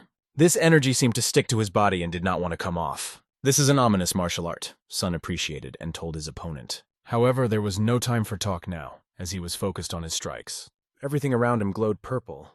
The attacks flew with such force that the ground under his feet trembled, and Sun repelled this powerful dark force with his sword. For a moment it seemed that Sun was dealing with a ghost because the old man moved very quickly, using the ghostly steps of the demon's shadow. Before he could react, the enemy was already behind him. He had to spend a lot of energy to do this, and the purple energy seemed to grab his sword with its hands and pull it.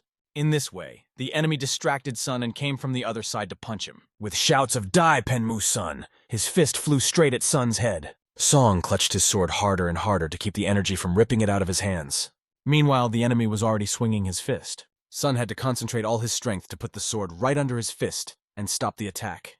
Only the ringing of metal was heard from the blows on the sword. After that, it was Sun's turn to attack. 5 claps of thunder. This attack was so powerful that the stones were scattered around as if struck by a lightning rod. The old man was even thrown back by such a powerful attack. However, this attack was insignificant to him, and he began to accumulate energy on his fist again. His fist, filled with thunderstar energy, flew straight into the hurricane that Sun had created, carrying purple energy. However, something went wrong when Sun found himself in a dissipated field of energy, and behind him was only an empty view of the door. When the purple energy dissipated, Sun swung his sword and performed the pliable elephant conquering lion attack. In response, the King of Fists sent out the Root Judgment Heavenly Dragon attack. This attack formed a purple creature that was rumored to be able to destroy an entire army with a single paw, and this attack flew directly at Sun. The explosion was so strong that Sun was knocked to the street. He just waved his hand to get the dust out of his sight. With a slight movement of his hand, Sun scattered the 2 attacks that were flying at him from the fog. When the dust had completely settled, his grandfather was standing in front of him in a fighting stance. Song asked, "Isn't this the same as the demon sect's martial arts?" Hearing this, the grandfather became angry and started yelling at Sun, telling him to shut up. He pushed off the ground and flew at Song with his fist, thinking he was about to hit him, but Song stepped out of the line of attack. To meet his grandfather's fist, Sun swung his sword. With a razor-like swipe, his grandfather was behind him. He needed to concentrate, and Grandpa summoned more of his purple dragons to catch Sun by surprise. But the soul capture sword, which connects heaven and earth, dealt with them without even feeling any heaviness. But that was not all. The Fist King, with his fist tightened, flew at Sun. He was running with all his speed, but his entire attack hit the sword that Sun had drawn, and the energy began to lose its power. This whole confrontation led to another loud explosion. After that, the energy around them dissipated.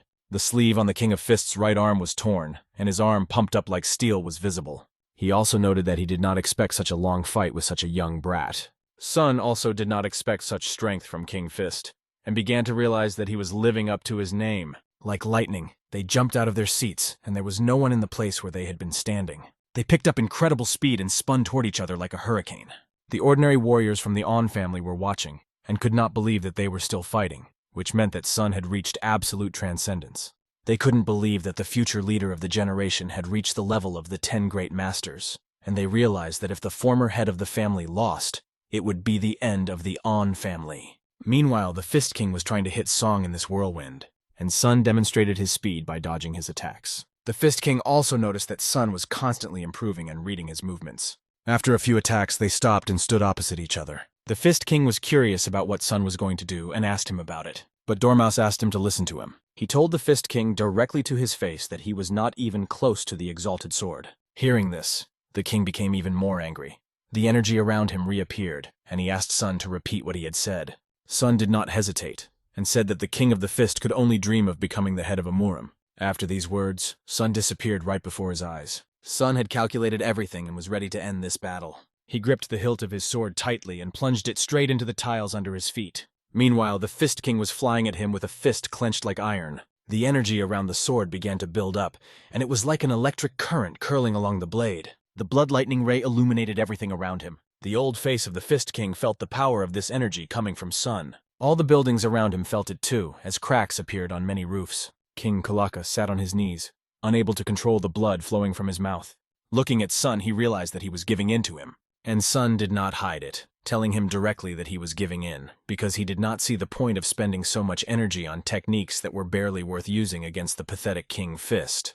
Sun thought for a long time about what to do next. He wondered whether to spare King Fist or to finish him off right away. In his past life and in his present, the Fist King had always been the enemy of the Peng family. He hesitated whether to kill him now to take revenge, or spare him for the greater good. While Sun was thinking, the old man got tired of waiting and asked him what he had decided. Sun's answer was simple. He raised his sword above his head, the hilt firmly in his hands. This action was his answer. A red ribbon, a bright red trail, was left behind the sword after he swung it. With the first stroke, Sun cut off his arm. His eyes almost fell out of their sockets when he saw his severed arm in front of him. It was a pretty good punishment for an old bastard like him. And to humiliate him even more, Sun stepped on his hand with one foot. He told the Fist King that even with only one arm, he was still capable of killing demon sect members. It was only the fact that they both belonged to the same sect that saved King Fist. Only because of this did Sun save his life. However, the old man asked Sun if he really thought he would dance to his tune.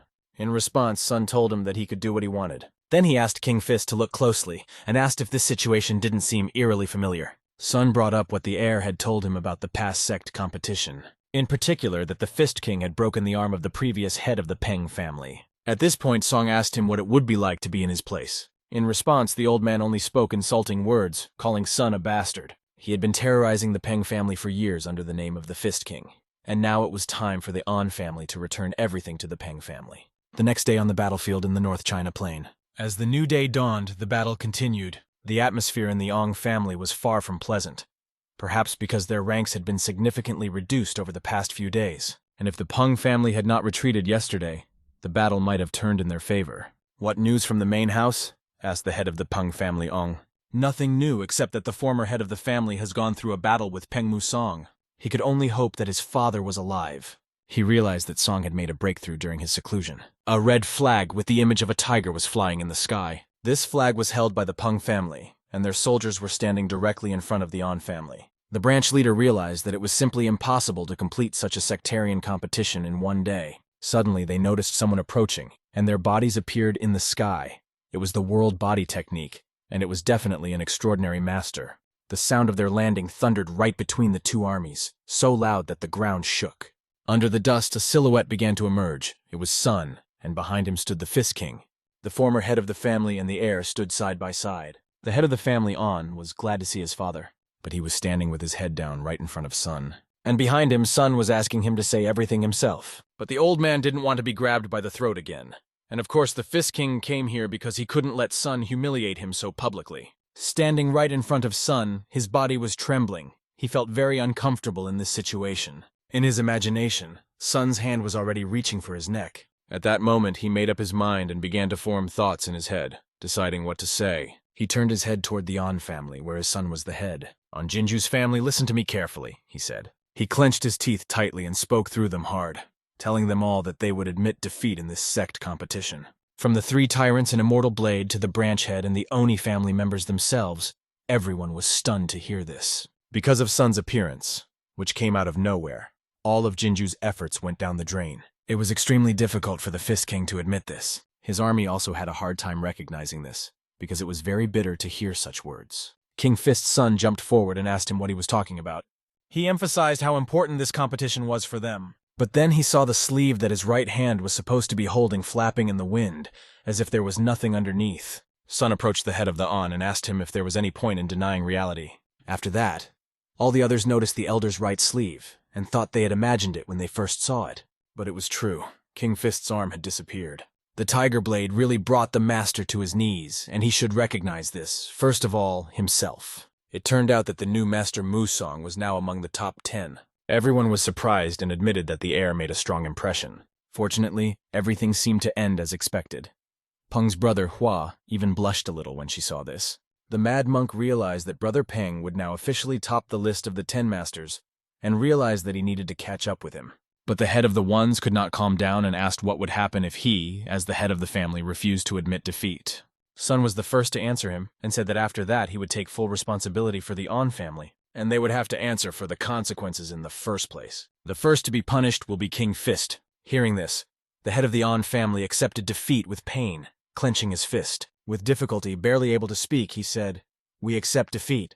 Then he reached for his sword and began to pull it out of its sheath. He turned to his army, to his tigers, raised the sword up, and everyone followed him. In this competition of sects, the victory is for the Peng family, and this victory can be celebrated with a joyful smile. After the stunning victory in this competition, the young master raised his sword, showing his invincibility. He announced that the victory now belonged to the Peng family, and it had gone to their side, cementing their power. The elders and honorable people watched this spectacle from the mountain, seeing the enemy's hand cut off. Having lost his arm, the boy realizes that he will now miss many things in life. Even such great men as the smooth king of the Holy Blade have died, and the king of the Fist has lost his arm forever. Hugging his sombrero, the elder watches as the new era slowly comes to a close. Looking at this young man, he feels bitterness and sadness pierce his heart. However, he feels a sense of relief, wondering if their masters are watching them from the heavens and feel the same way. The four tyrants were also watching the battle closely, holding their breaths for the decisive moment. The monk, filled with courage, shouted with all his might,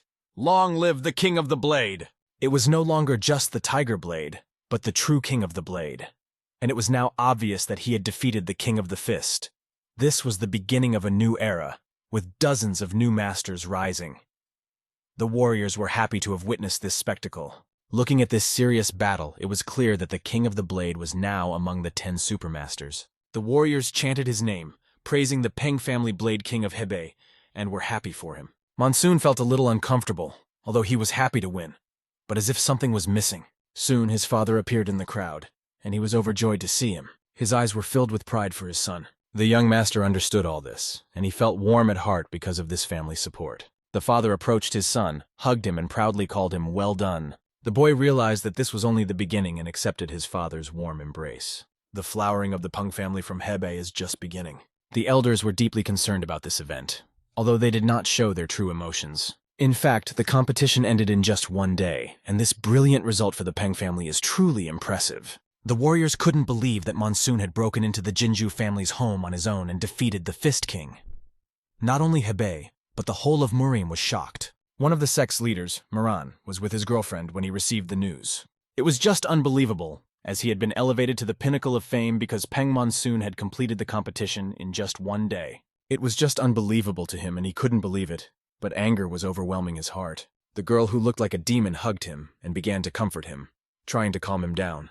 It seemed that they had failed to pull off their trick on that young man, and now they regretted it. She was very sorry for this failure, hugging and manipulating the sect leader. The head of the Moran clan ordered that the tongue of anyone who dared to say that the sect competition would last for 5 days be cut out. The servant immediately ran to fulfill this crazy order without asking any questions. The woman rocking the head of the Moran clan gently placed his head on her lap. She was sure that the Peng family had suffered significant losses. Her demonic gaze mesmerized the clan leader, and she asked him if it would be a waste of time if he surrendered without a fight. He listened to her as if mesmerized, like a rabbit, hanging on her every word, and asked what she suggested.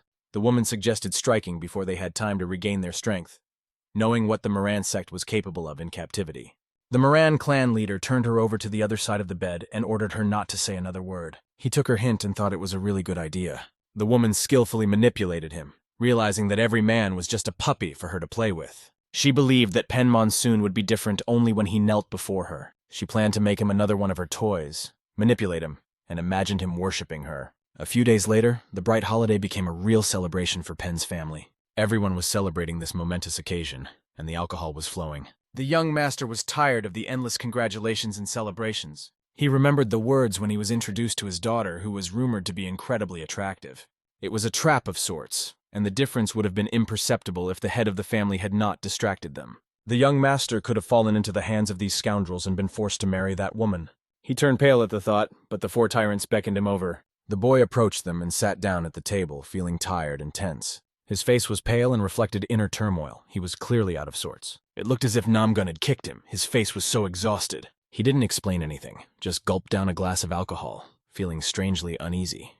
It seemed that there was a reason for this. He looked more tired than after the sect competition.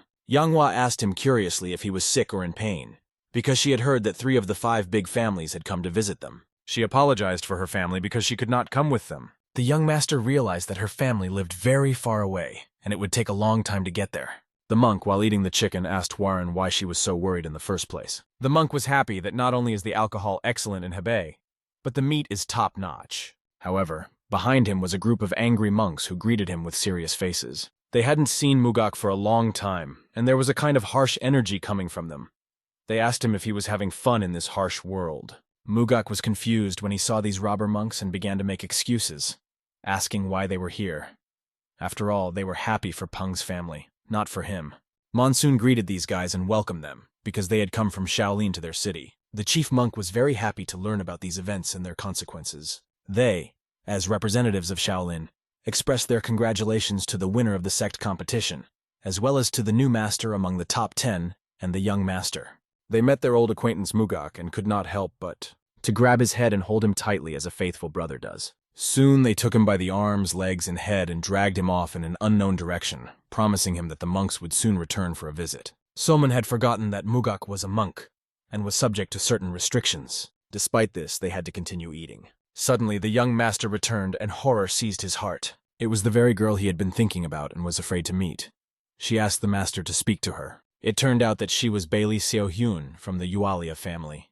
After that, the girl mysteriously covered her smile. Girls began to pounce on the young master from all sides, all happy to meet him. After a while, girls began to approach him again, eager to join the young master's company. The boy's face turned pale. He was not at all ready for such attention from them. Namgun also began to run away, pulling out a bottle of alcohol, but the crowd of girls did not stop attacking the young master.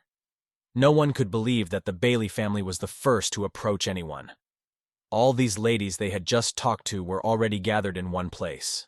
One of the men looked at Soman with envy, realizing that he would not be able to get so many beautiful ladies into bed. However, all these girls left them because of the ridiculous rumors they heard. Namgun and Hwaryong ran out of the crowd of girls, noting that they were quite aggressive. But when Namgun looked at Hwaryong, he saw that she was also out of it, and her face looked terrible. She was jealous of young master's attraction to all these girls, and was not happy to see them at all. She was insulted because these girls had nothing special, and she herself had nothing but the status of beauty. Samun, standing in front of the army of girls, decided to speak up and declare that today he would spend time with his friends, and that they should go and have fun elsewhere. The girls understood and began to disperse, but one of them looked directly into the eyes of the young master. She smiled with passion and a seductive look, as if she was trying to charm him. The young master sensed something wrong and realized that something was not right. Nevertheless, he went to his friends, who were shocked by what had happened. Namgun was muttering quietly, and Hwaryong was as angry as a dog.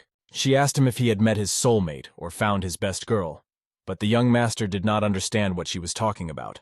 Hwaryong noticed that he kept his eyes on that girl, who even she found attractive. Seoman was looking at that girl without any hidden agenda, just curious. Hwaryong was furious, so he decided to put pork brisket on her plate, which she loves. However, doubts, envy, and jealousy did not disappear from the girl's face, and she could not let it go.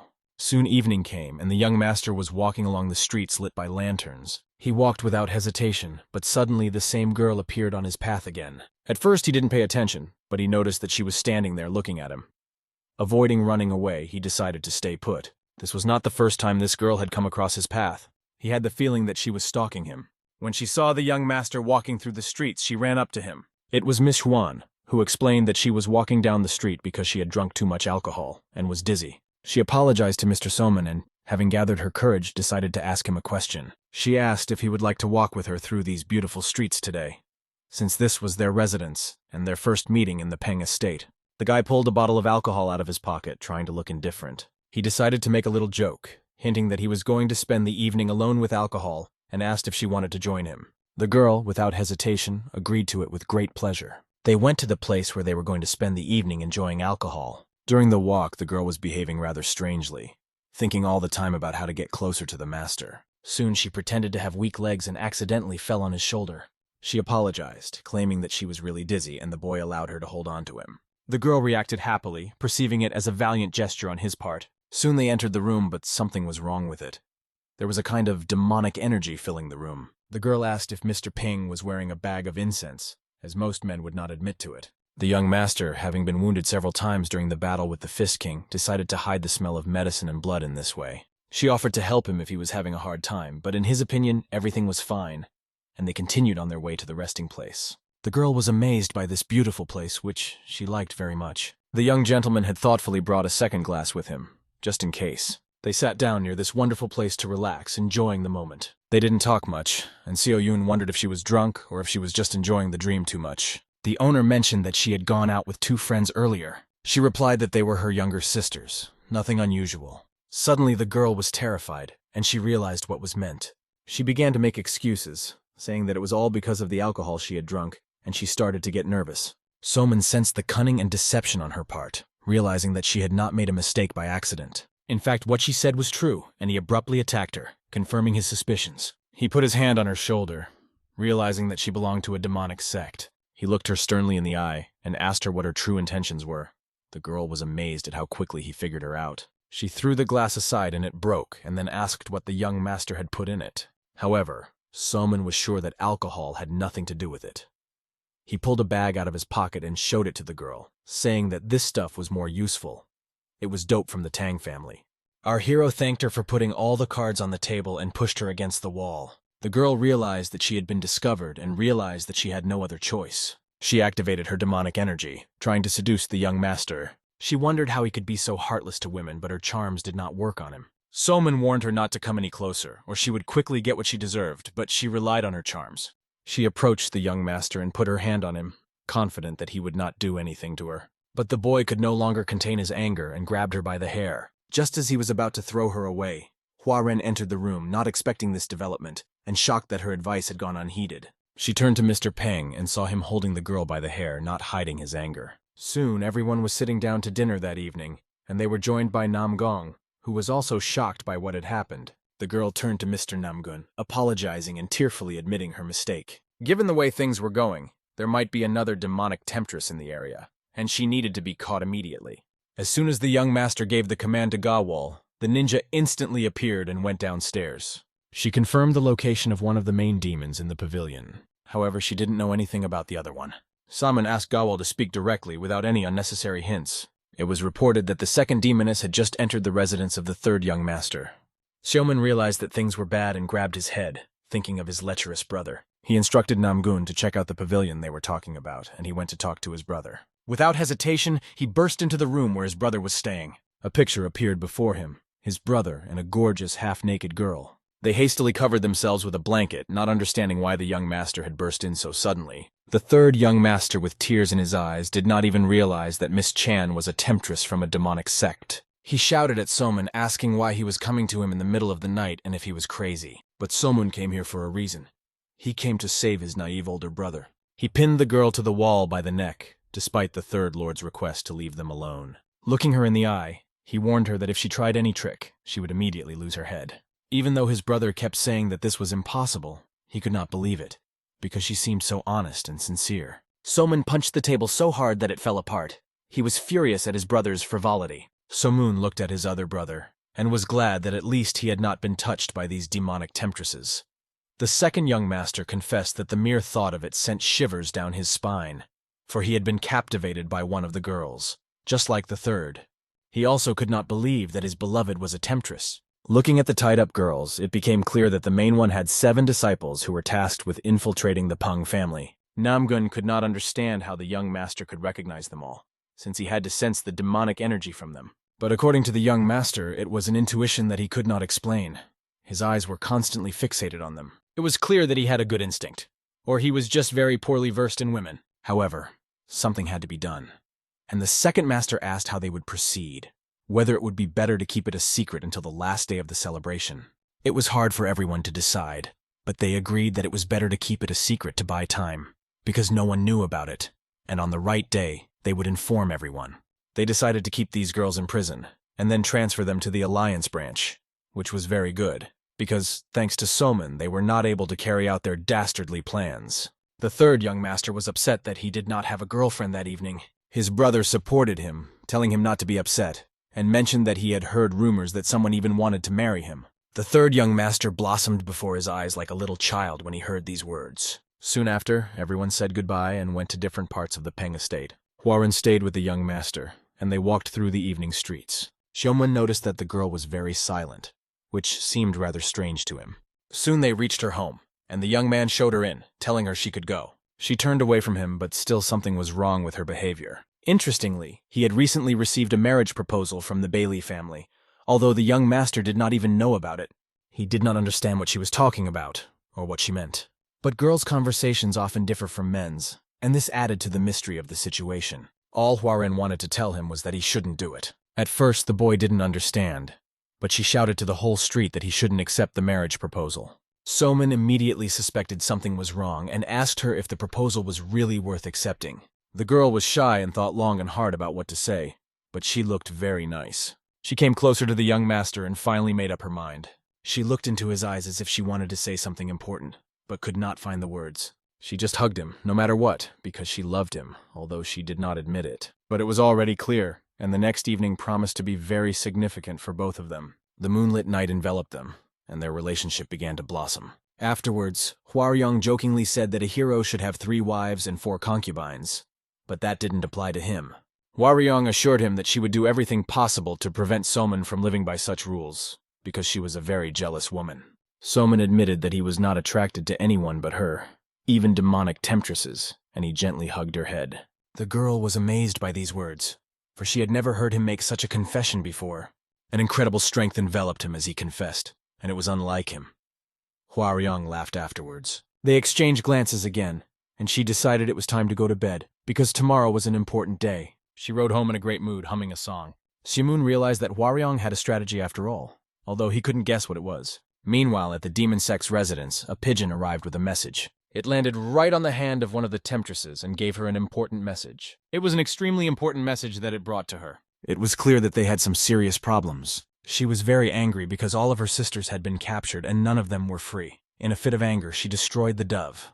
Her demonic energy was so strong that everything around her began to die, and it was obvious that she had no choice but to go in there herself and deal with it all. The flag is raised high above the warriors, and the head is preparing for a decisive battle against a powerful army. He assured the warriors that his speech would be short, as eloquence is not his strong suit. The Peng sect competition begins, and the Peng family regains its status as one of the 5 great families, but they did not do so through their efforts as the head of the family. While he was in a miserable state, the elders or lesiths were in decline, and the members of the Peng family, including the heir apparent, brought the family up from their knees. And the head is very ashamed of this situation. Because of this, he promises to try to do everything on his own from now on, as the head of one of the 5 great families. He stands by his principles and will not allow himself to be challenged, questioning the discussions in Sunghu. Raising his fist in the air, he asks the soldiers, "Are you ready to lift your spirits and shed blood for the banner of destruction?" As one, the warriors raised their fists, exclaiming that they now had a new Peng family, despite their former position. "Our tiger will bare its sharp claws and not flinch in the face of its enemies," the warriors' voices rang out. At the end of the celebration, the temptress was transferred to another place, and the famous masters from Tianhu also left the Peng family. During the feast, Bailey Soheng wasted no time in proposing marriage to Peng Musong. However, Musong decided to avoid this girl and announced that his only love was Hua Ren. He pulled her closer to him, thus making it clear to the temptress that she did not belong in this room. The chapter reflects on the fact that it seems that these marriage proposals no longer make sense. He puts a lot of scrolls on the table and scatters them all over the floor, and Miss Hwaryong turns to him. She says that there is no point in looking at all these proposals, because it will only give you a headache, and it's hard to disagree. Looking at Hua Ren, the chairman asks if the Tang family is matriarchal. Hwaryong puts his hand on the young master's arm and asks him not to worry about it. Even if Musong doesn't consider the family to be matriarchal, she is willing to do anything to compromise. Looking into the eyes of the young master, she is ready to do anything for him. Some people may be stubborn if they don't want to agree, but then they risk losing one of the 10 masters, turning the Tang family into a bunch of senseless idiots. After that, the head plans to contact the head of the Tang family to discuss the situation. Hua Ren tightly hugs the young master's hand, happy that her heart is already taken and her father has also agreed to this marriage, so they will be married in an instant. All this was wonderful, but given the circumstances, the head doubted and turned away from such lovers. Hwaryong gently pushes the young master away, apologizing for his affection for Samun. The head could not even imagine that the young master was interested in girls, and asked him to make adjustments to his behavior. Ashamed, Musung decided that it was better to refrain from drinking because he was genuinely worried. Hwaryong didn't stop even if people were looking at him, because in his normal state the guy resembled a walking rock. This way, he didn't give the other girls a chance, but it happened. Soon, a servant bursts into the room, bringing an important message for his master. Everyone immediately paid attention as the situation was becoming increasingly tense. The map showed the Moran sect's forces moving south, which was alarming. However, no one knew exactly their numbers or the location of their warriors. It was rumored that they had stopped disguising themselves only a day ago, and there were many more than expected. The Moran sect is one of the strongest sects, and they seem to be trying to suddenly start a war with the Peng family. It was unusual for them to move so aggressively and stealthily without thinking about the consequences, which seemed very strange. The Peng family council did not understand why the Moran sect would attack them, but something mysterious made them doubt their safety, right when they were formulating a strategy for their faction.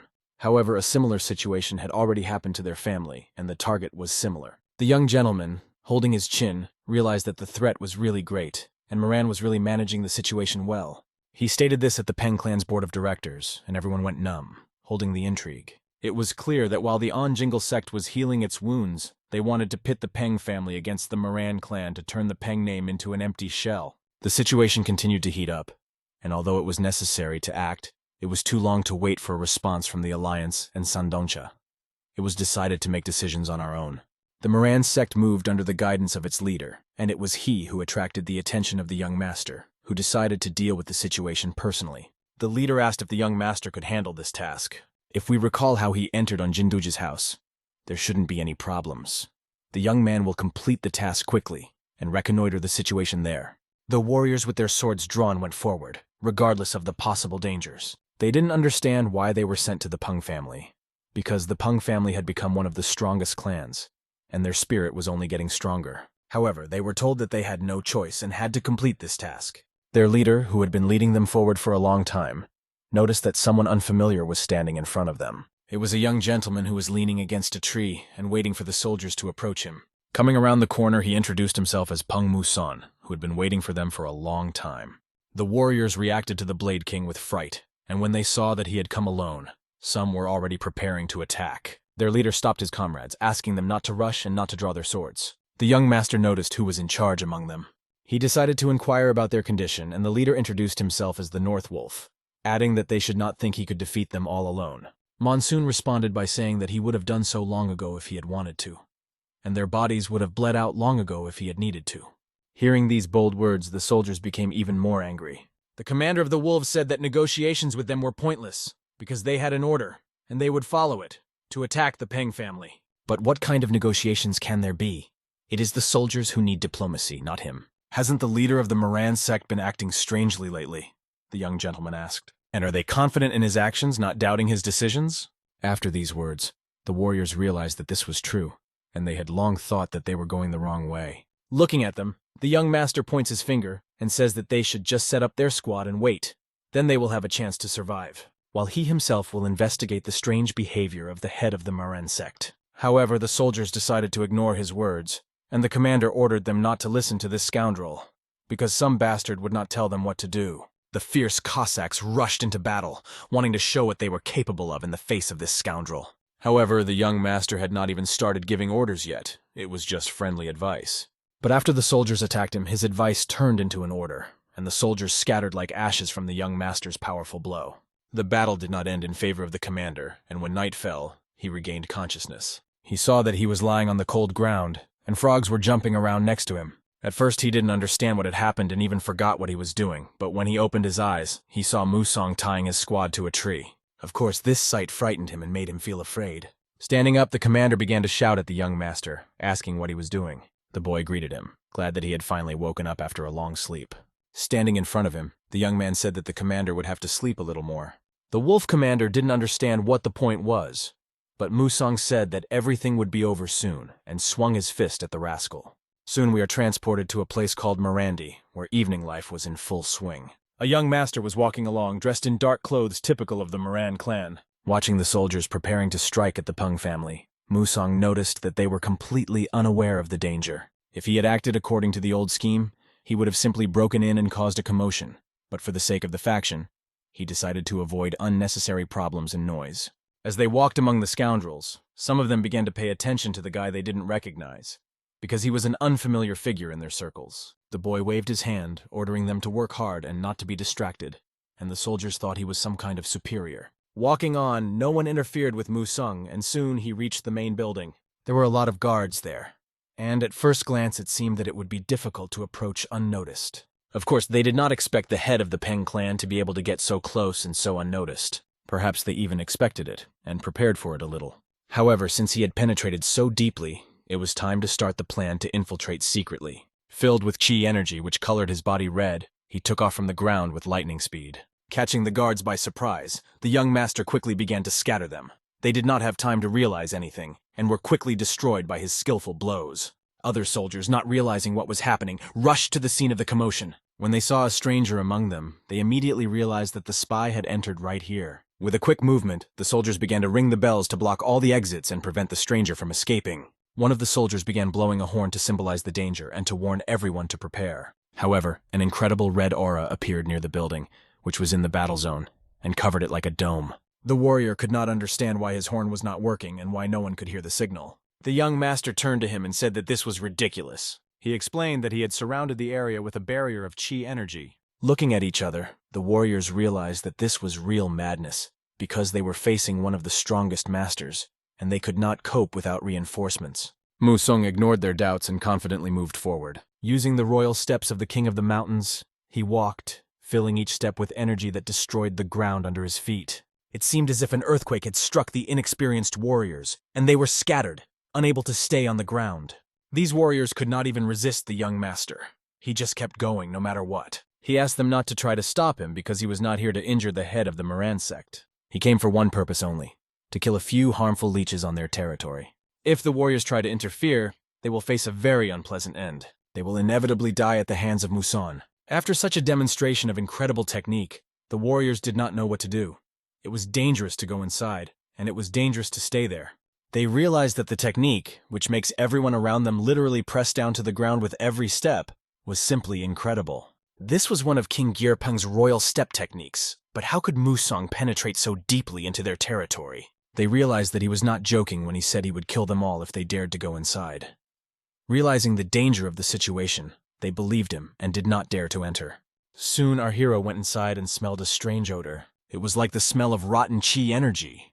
Filling his hand with power, the guy realized that something terrible was happening here. Smashing the door in front of him, he met the head of the Moran clan with a sword in his hands. The blow was precise and aimed directly at our hero, but he was not fazed. He came only to meet the leader of the Moran sect. The leader of the Moran sect was in some kind of incomprehensible state, shouting, "How dare you invade my quarters?"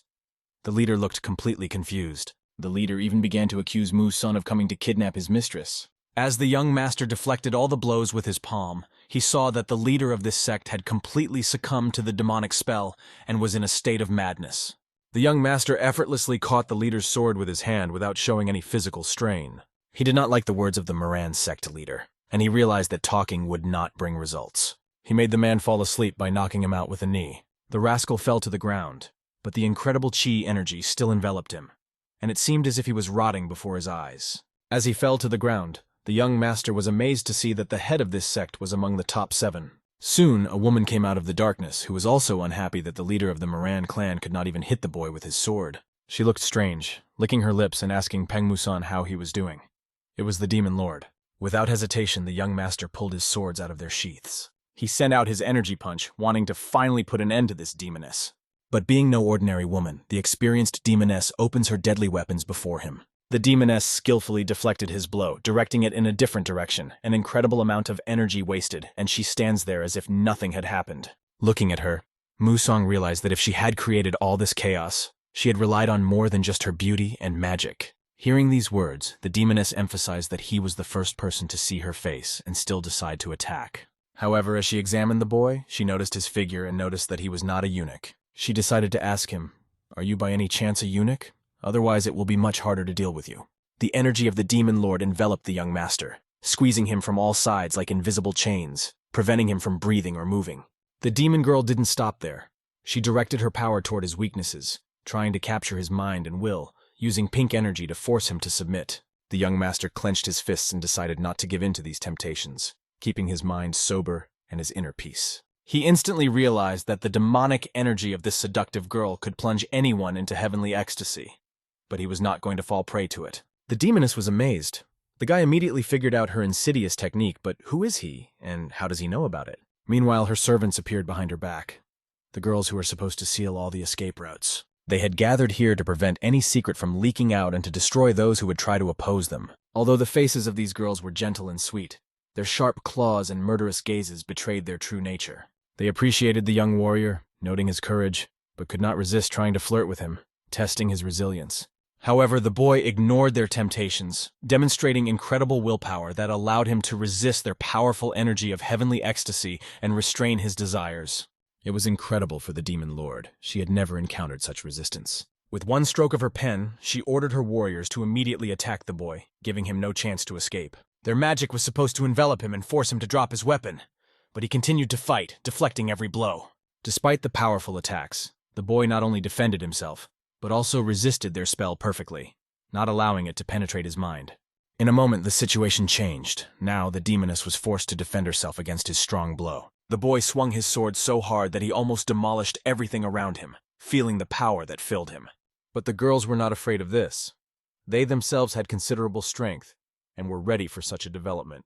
The maids decided to defend their mistress, not believing that anyone could dare to attack their big sister. The feminine energy of heavenly ecstasy enveloped his body, and for a moment he even succumbed to this temptation. But he felt no fear, and with all his will he tried to escape from her influence, determined to continue the battle. The demoness came out of the darkness, and it became clear that she had been hit in the face by the young warrior. She wasn't afraid of him, because it didn't mean that he had the main demon technique, one of the 10 master skills she could use. Their attacks could have already reduced him to death, but the boy seemed to remain invulnerable, as if he were actually a eunuch. The demonesses noticed his reaction and began to mock him, thinking he was weak because he showed no signs of arousal. Their energy enveloped his body, and it became extremely difficult for him to even move his lower body. These words made him lose his temper.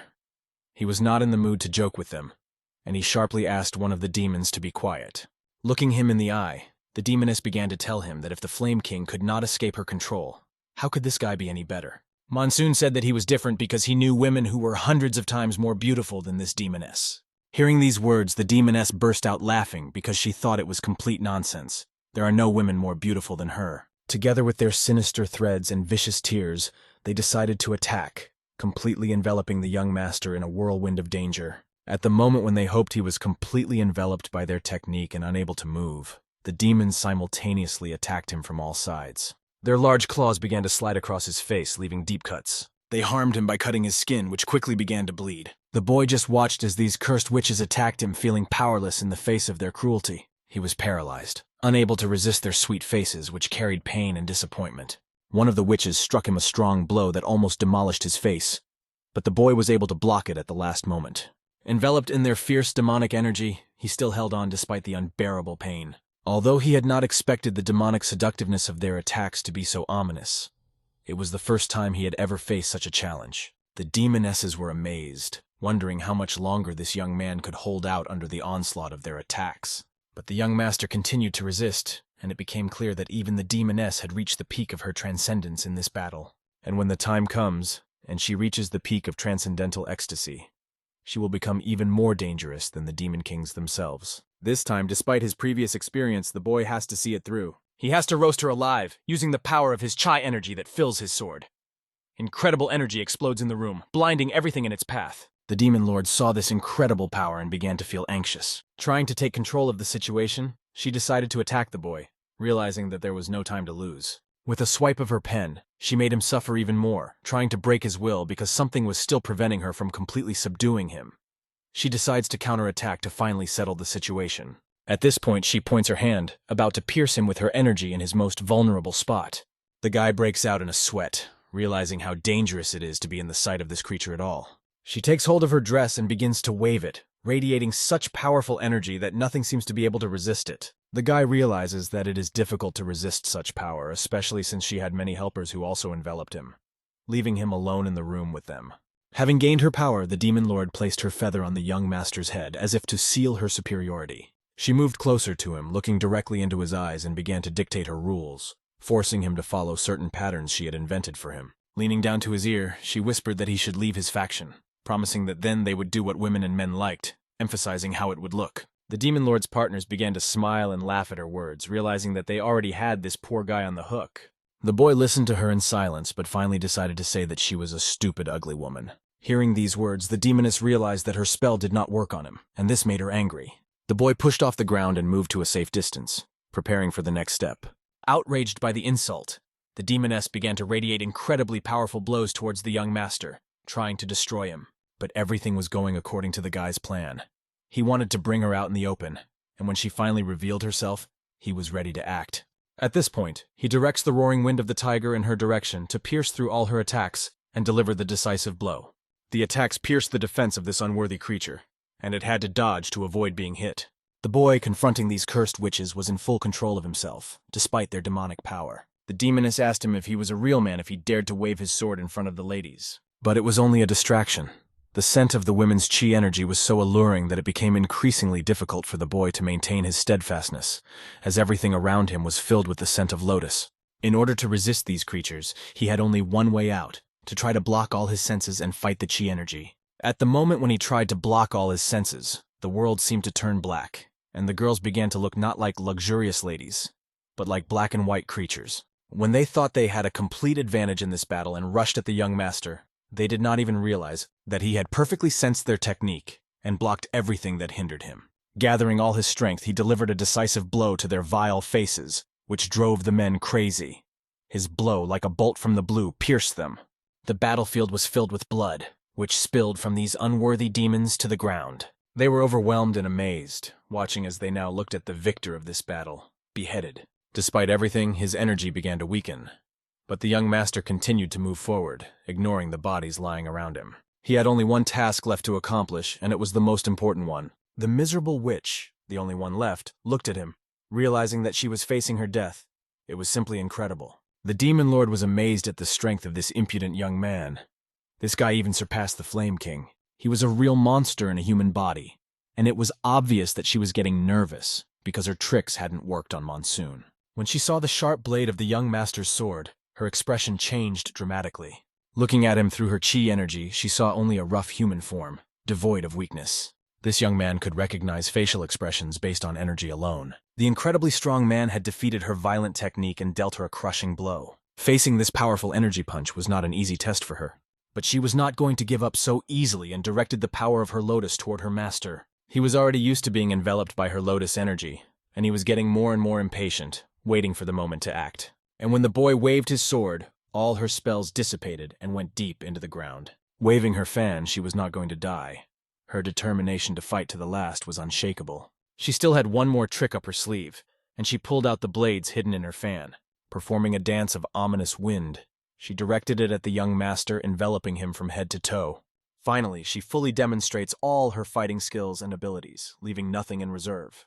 Since her tricks did not work on the young master and did not give the expected result, she decided to incorporate martial arts into her technique to try to gain an advantage in this battle. But everything she did looked so futile and pathetic that the young master no longer wanted to continue this performance. His cold sword sliced through her attack, and the blade could already be seen flying past her face. However, all it did was leave a sharp cut on her face. After hitting the woman's face, she fell to the ground, but the guy was not going to stop. When she lost control of the situation and was no longer so confident, everything could have been resolved in a few minutes.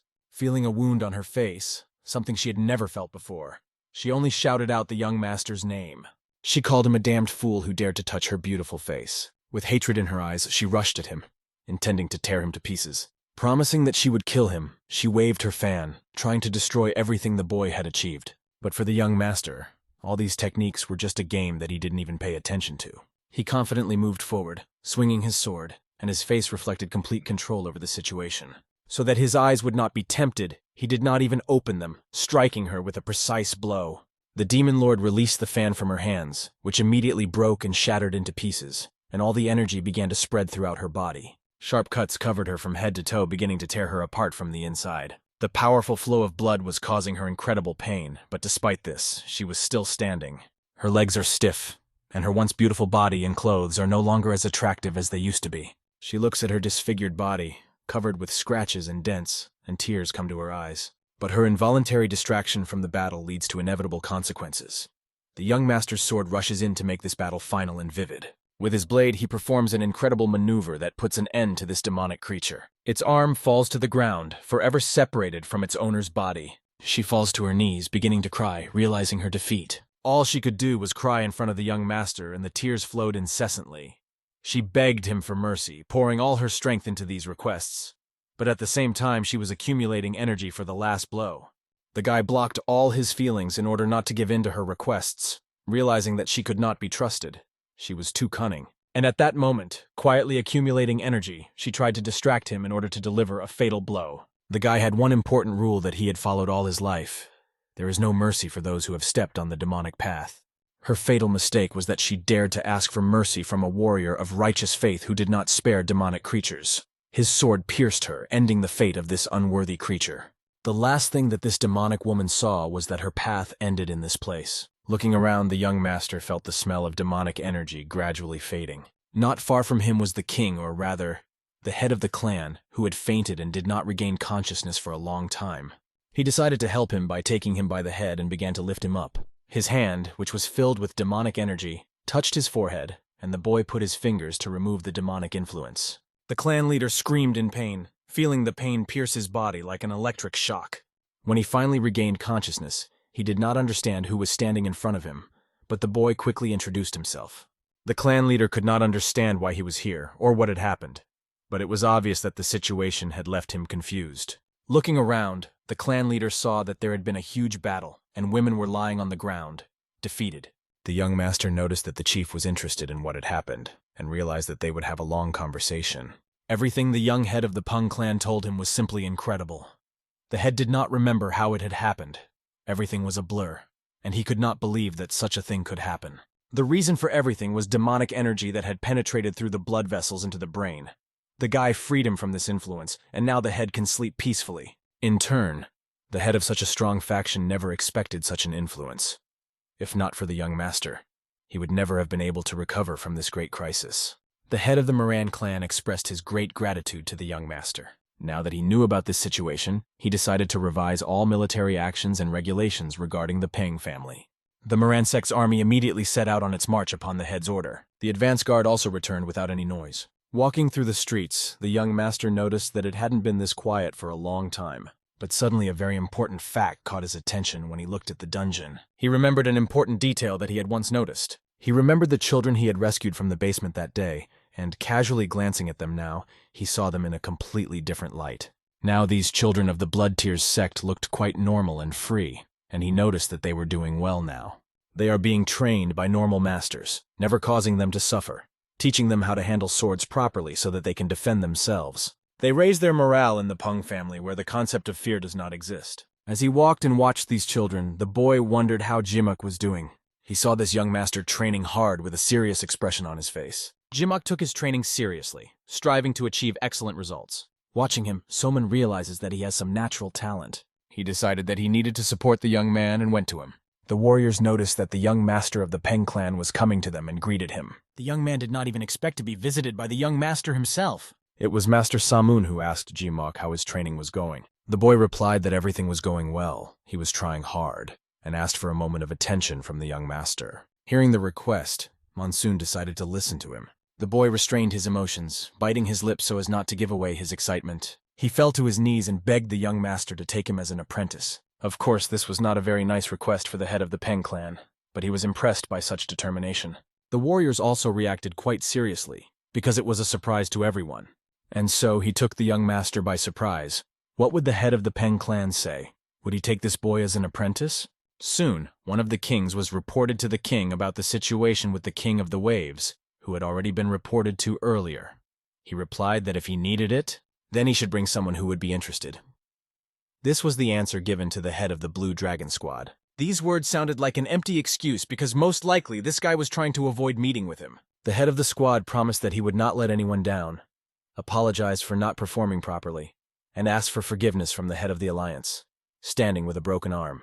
As expected, the head will have to go there personally. The head of the squad realizes that, despite the importance of the case, it is very dangerous for the head of the alliance to take such a step. Although he doesn't know all the details, what else can they do but perhaps ask someone? The squad leader does not understand what the leader is talking about. But the leader is referring to a new king who has appeared out of nowhere. The guy sits in Sparta and apologizes to the young master. He realizes that he was a bit hasty and created some inconvenience with his behavior. Monsoon didn't see anything wrong with that, but he wondered why this guy was so eager to get deeper in martial arts. The guy has a goal, to learn what he once saw during training. In the process of learning, he felt an unfamiliar feeling that brought him pleasure. Monsoon asked the boy to give him his hand. The boy gave him his hand, and it became clear that the young master wanted to test his inner energy. After analyzing it, the young master was even surprised by the boy's abilities. After all, he was working hard to reach a level even higher than his own. The fact that Monsoon took him on as an apprentice did not mean that he could be lazy, and it was important to explain this to him. The young master had prepared in advance for such classes, and had already received permission from the head to give him half of the signature chaotic divine lightning strike. However, there was one condition that had to be met. Was the boy ready to give up his family and take on the name Peng? In this way, he would confirm his loyalty and become a full member of their family. Without hesitation, the boy agreed and showed a sign of respect for the Peng clan. The young master liked the energy with which he said it. From that moment on, he would call him Peng Jin Mo. The young man was amazed to hear his new name and reacted with great emotion. Great feelings came over his soul, and he even felt a little confused. Hearing the new name, he squeezed his hand and rubbed it, realizing how important it was to him. But their meeting was interrupted by a messenger who said that a man from the Alliance had arrived. But what does from the Alliance mean? Could he be from the Morim Alliance? This man came, sat down at the negotiating table, and greeted the Peng family. The fact was that a letter had arrived from the head of the Alliance, and another for the King of the Blade, the head of the 100 Swords. The head, upon hearing these words, could not believe that the head of the Morima military detachment had come in person to deliver 2 ordinary letters. However, the fact was that the head of the Alliance, Morima, had emphasized the need to do so in person, because his request for help was of a formal nature for the leader of Morima. Everything about this situation looked exactly like this. The young master opened and read the letters. He realized that the request was for the Wave King because the Heavenly Group had clashed with a demonic sect, which was not in Morim's favor. The situation was complicated by the fact that there were significant disagreements within the group between the Heavenly Wave Group, who, having sided with the demon sect, decided to betray their allies. As a result, the Heavenly Group, the only one that dared to confront the demonic sect, was completely wiped out. The young master was interested in the terms of the Wave King on which they would cooperate. His demand was to bring a master who had faced him in a duel, defeated him, and thus proved his strength, since the only one who could compete with the king was the Rising Sword, as far as was known. This request sounded quite shameless to the Peng clan. However, realizing that the king had shown strength against 10 masters, the head was not too categorical. After all, the Wave King was, after all, a vagabond who put money above all else. What sense does it make that he would want someone stronger to raise his price and enrich himself? The Alliance tried several times to appoint and hire him, but no one has ever succeeded. Even the head of the Blue Dragon Squad, having stepped in, could not cope with the failure. The fact is that as a result, he was defeated and injured, which greatly affected him. Because of this, the head of the Alliance, Morim, asks for help from Master Peng. Realizing that the Heavenly Wave Group is located in Cholgan, he needs to go there. But will the young master be able to fight at this level when dealing with such a force? However, when he sets out on the journey, he decides not to go alone but to take the 4 tyrants with him. The man thanked Master Peng for his choice, and they exchanged gestures of respect. The young master, even in this situation, still wanted to make it to the festival in mid-autumn. Soon he had to meet with his group, the 4 tyrants. Everyone was impressed with the meeting place, as the river was spectacular in the fall. Namgung realized that the formation of the young master as a blade could finally be celebrated. However, the boy had not gathered them just to talk. He had gathered them to unite their thoughts and restart their 4 tyrants squad. Soon, the monk smelled something and shouted fiercely, "They are here!" People ran into this pavilion on the water, which was used as a restaurant or something like that, bringing a lot of snacks, drinks, and meat, which made the 4 tyrants happy as little children. There were so many snacks that the table was filled with delicious dishes. Looking at this food, everyone was salivating, and they immediately concentrated on it. The monk shamelessly began to eat, and even the young host had to take the food out of his hands, for he even tried to steal it from the rat, who also claimed to share. The girl, seeing her young husband, decided to feed him from her own hands. The guys sitting across the room saw their shamelessness, feeling like they were rubbing salt in the wound, but knew they had to wait a little longer and be patient. Having poured a glass of alcohol, they realized that the Mid-Autumn Festival was very close. The young host suggested they go to Kamgak. Namgunsu mentioned that he had been there as a child, and if they were lucky, they would be able to meet the Empress of Swords. Hearing this name, the monk almost choked on his food and spat it out of his mouth. He was shocked because he had not heard this name for a long time. He realized that she was one of the 8 divine beings and, to his surprise, was still alive. But first they had a task to do. They had to deal with the King of the Waves and then go to Kamgak. Monsoon presented his team with a plan on how they would go to Kamgak. It sounded like a great idea to Namgun. His beloved Huaran was also in favor of it, and the monk felt excited about the mission. After drinking a glass of alcohol, They assumed that from the very beginning, or at the end, they would have to face a demonic sect, which could strike them unexpectedly in the place they were heading to, and so they needed to prepare. Looking at their friends who as one supported each other in difficult moments, they laughed, twirled, and despite everything, remembered Namgunso's words about how important Kamgak was to him. After all, it played a big role in his becoming the Emperor of the Sword. And looking at the current situation, he wondered how a visit to Kamgak would affect their organization this time. The road was mountainous, and soon they were passing through Mount Tangma. Walking along the mountain path, Hwarin decided to ask her lover, "Is the Heavenly Wave Group so incredible that the Marima Alliance approached them first?" But the fact is that the Heavenly Wave Group isn't that big when it comes to scale. However, thanks to the Wave King, this group has enough power to stand up to even the Marima Alliance. It's just that these guys have shed more blood than any ordinary martial artist. As for the Ravens, he had heard of them once before. Their main task was to stop Japanese pirates, and although the methods of the Heavenly Sect vagabonds were brutal, one must admit that they were quite effective. As they continued on, they noticed thick smoke from a fire in the dense forest. But where did the fire come from? Namgun smelled the smell of burning bodies in the air. They rushed forward to deal with the situation as quickly as possible. When they arrived at the site of the burning building, they were shocked to see soldiers fighting among themselves. The residents of the Heavenly Waves group had been attacked, and there were many people on the battlefield, all of them fighting without mercy. However, their uniforms were of different colors, and there were many more people than expected. Those who wore a blue scarf belonged to the Heavenly Waves, and the others seemed to be from the Emra group. The young master realized that these rascals wanted to completely destroy the Heavenly group. One of the leaders noticed that some strangers were standing in their midst and asked, "Who the hell are they?" He ordered them to be captured immediately. Savon did not wait to be captured and immediately drew his sword. He directed his gift of energy toward the rascal to show everyone that they were facing the four tyrants. Parts of the bodies of these unworthy warriors flew in all directions as their swords fell to the ground. The man who had ordered his soldiers to capture the strangers realized that he no longer had anyone to carry out this order. Namgunso told his brother Pen that Mugak would cover them, so there was nothing to worry about. He took Hwarin as his partner, deciding to go ahead and stop these scoundrels. He uses his tiger sword to send lightning energy at the soldiers, who shuddered from the ground at the sight of this incredible power. Using her dark energy, the girl complemented the technique and sent a poisonous fog at these villains, which put them on the ground. The commander of the villains' squad was furious that their plan had been foiled. He didn't understand how the four tyrants had suddenly appeared at all, or what it all meant. He had received a report, but he wasn't sure they were coming here and destroying their group on the way. This commander could not miss such a precious opportunity, because he did not even have the King of the Waves in front of him. Why should he retreat? He ordered his soldiers to use demonic techniques, but this was outside the plan, and it was not allowed to use such techniques without permission. The commander shouted, "What permission? We are in a terrible situation, you idiot. If you have learned a few demonic techniques, you should not forget them. Who is the boss here?" His subordinate fell to his knees and begged for forgiveness for his foolishness, for he had accidentally said it. But the commander was busy thinking about the four tyrants, because he realized that these scoundrels felt entitled to make a mess when they were awarded some miserable status. The commander wants them to regret having appeared before him and his eyes.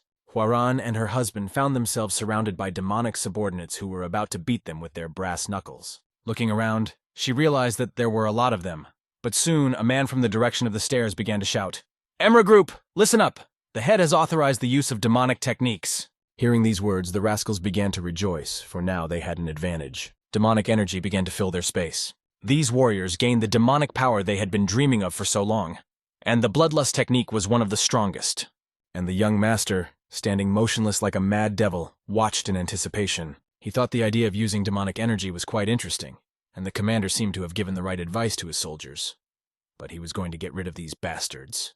The battle began, and the soldiers, feeling excited and energized, rushed into battle. With their swords blazing with demonic energy, they went forward shouting, "Perish, wretched four tyrants!" But the young master, with a swing of his sharp sword, intended to wipe the smiles off their faces forever. With one precise stroke, he filled the entire horizon, causing great damage to many of the warriors of this ill-fated sect. Looking into the eyes of one of the villains, he decided to use his own technique. This technique was called the King of the Mountain's Royal Steps. With the incredible power of his steps, he began to destroy everything in his path without even engaging in combat. Warriors fell one by one, preventing others from moving forward. The ground trembled under their feet, and no one could move forward. They fell and never rose again. Each step of the young master caused the ground to tremble, and it began to shake under his feet. Pushing off the ground, he flew toward the main core, the king of the sect. The commander, seeing the young master flying, was scared to death. All he could do was to dodge the powerful energy strike because he did not want to die quickly. He covered himself with his cloak, and only dust flew into his eyes. His excitement knew no bounds. When the young fourth tyrant looked him in the eye, it became obvious that the situation was already lost. Monsoon asked the rascal if he was the head of the Emra group. The scoundrel replied that yes, he was indeed their commander. However, he did not want to die so quickly and reached for his saber. He began to pull it out and swung, missing the young master's head. The first stroke missed, but he put all his strength into the second. It seemed to be an incredibly strong blow, but the young master simply dispelled the demonic energy with his hand. The commander realized that everything was under the young master's control, and as expected, his technique did not work. He had to try the power that demonic battles gave him. He raised his sword up, filled with demonic energy, and his body seemed to swell, doubling in size. Demonic laughter filled everything around him, and the rascal shouted that with this power he could do anything. He pointed his dagger at the Blade King and began to tell him how he would destroy him, forcing Monsoon to listen to his threats. But the moment the commander said that he would finish off Monsoon, the young master instantly flew his sword past the body of the scoundrel. He struck a fatal blow that wiped the demonic smile off the bastard's face forever. The commander's head separated from his body, as they say he was beheaded. The soldiers looked around and realized that their commander was gone, but the battle continued. One of the women on the battlefield was stunned by the news, and she got off the ground to tell the others. She tried to encourage her comrades, urging them to hold their breath and fight to the end. But she hadn't expected these warriors to be so pushy, especially the one she disliked the most. He was a white-haired, bearded man who held his sword and laughed at every woman he fought. This man looked at the King of the Waves and noted that he had become better with his sword. In turn, the King of the Waves emphasized that his opponent remained the same fool, and now he would cut him in half. It was one of the 10 great masters, the King of Waves. Standing against each other, they realized that it was time to settle their long-standing dispute. They pushed off the ground to clash with their swords. And as their swords crossed, their gazes intertwined, and they looked at each other with fury. The young master, having dealt with his villains, looked toward the place where the events outside the battle were taking place. The warriors, seeing that the head of the Emra group was dead, began to surrender, and the Brotherhood prevailed, overcoming this invasion and gaining victory. And yet, in the command center, they talked together with the 4 tyrants, recognizing that this was the first time the Emra group had attacked with such boldness and power. They realized their plan at a time when the head of their sect was absent. Thanks to the 4 tyrants, their large family was able to overcome all these scoundrels. The deputy head sincerely thanked the heroes who had saved their territory. The young master was interested in when the King of the Waves would return to his native island, to which the deputy replied that the head known as the Sword Master would appear on the island of Jushan. However, this was not clear enough, so their Wave King made the first move. If they came here to discuss the alliance, they would have to wait a bit. Listening to this, Orin was surprised that there was a martial artist among the pirates who could eliminate one of the 10 great masters, and this alarmed her. Nam, for his part, was once again convinced that techniques should not be taken lightly. Monsoon, on the other hand, realized that it would be better to go and help the king rather than wait here. The fierce monk was excited about the battle, because he couldn't just sit and watch the soulless marauders plunder the island. They were in difficult circumstances and desperately needed help. The deputy was glad to hear the 4 tyrants make such a request for help, as they had wanted to send more forces to help the island more than once. And now, they could go along with these warriors. Some of them were hoping for luck and counted on the 4 tyrants to be a reliable force. The battle was taking on new colors, and the woman with the sword was moving forward. She was fighting for life and death for the sake of her island and her territory. Passing one obstacle after another, she became stronger and stronger, but her strength gradually left her. Her sisters gathered in a circle to consult. However, there were too many people around them, and it was becoming increasingly difficult to breathe. Nevertheless, she persevered, because her sisters had to be watched, and she could not retreat. The Japanese pirate shouted and attacked with fury. "Die, damned girls!" Looking at him with understanding, they knew that he had to be destroyed. They resisted him with all their might, defending themselves. The girl rushed into the fight with this scoundrel and kept her level, opposing him. But suddenly her leg gave out, and she felt that she was losing her temper. And on the battlefield, losing your temper can mean losing your head forever. Because such a mistake could only mean one thing: death. But a miracle happened. An incredible warrior with amazing strength struck her enemy, knocking the sword out of his hands, and stood behind him. He struck him with a stabbing blow that put the enemy out of the fight. This was Nam Gunhak. The 4 tyrants quickly came to his aid. The monk rushed into battle with the 5 ravens, stretching his arms. The tired Mrs. Yen was amazed at the strength of these guys and the fact that they were on their side. Huaren was curious about how Mrs. Yen ended up in such a fierce battle. Holding her daggers in her hands like claws, she decided to help them, and these swords fell on their enemies, shutting their miserable mouths forever. Namgung was doing his job, destroying the warriors despite their strength. The monk didn't care about anyone at all. He destroyed everyone he saw, no matter what. Looking at the four tyrants, Madame Tang was amazed. What are they doing here? Incredible lightning enveloped everything around her, flooding the evening world. It was most likely the Blade King. He was here too.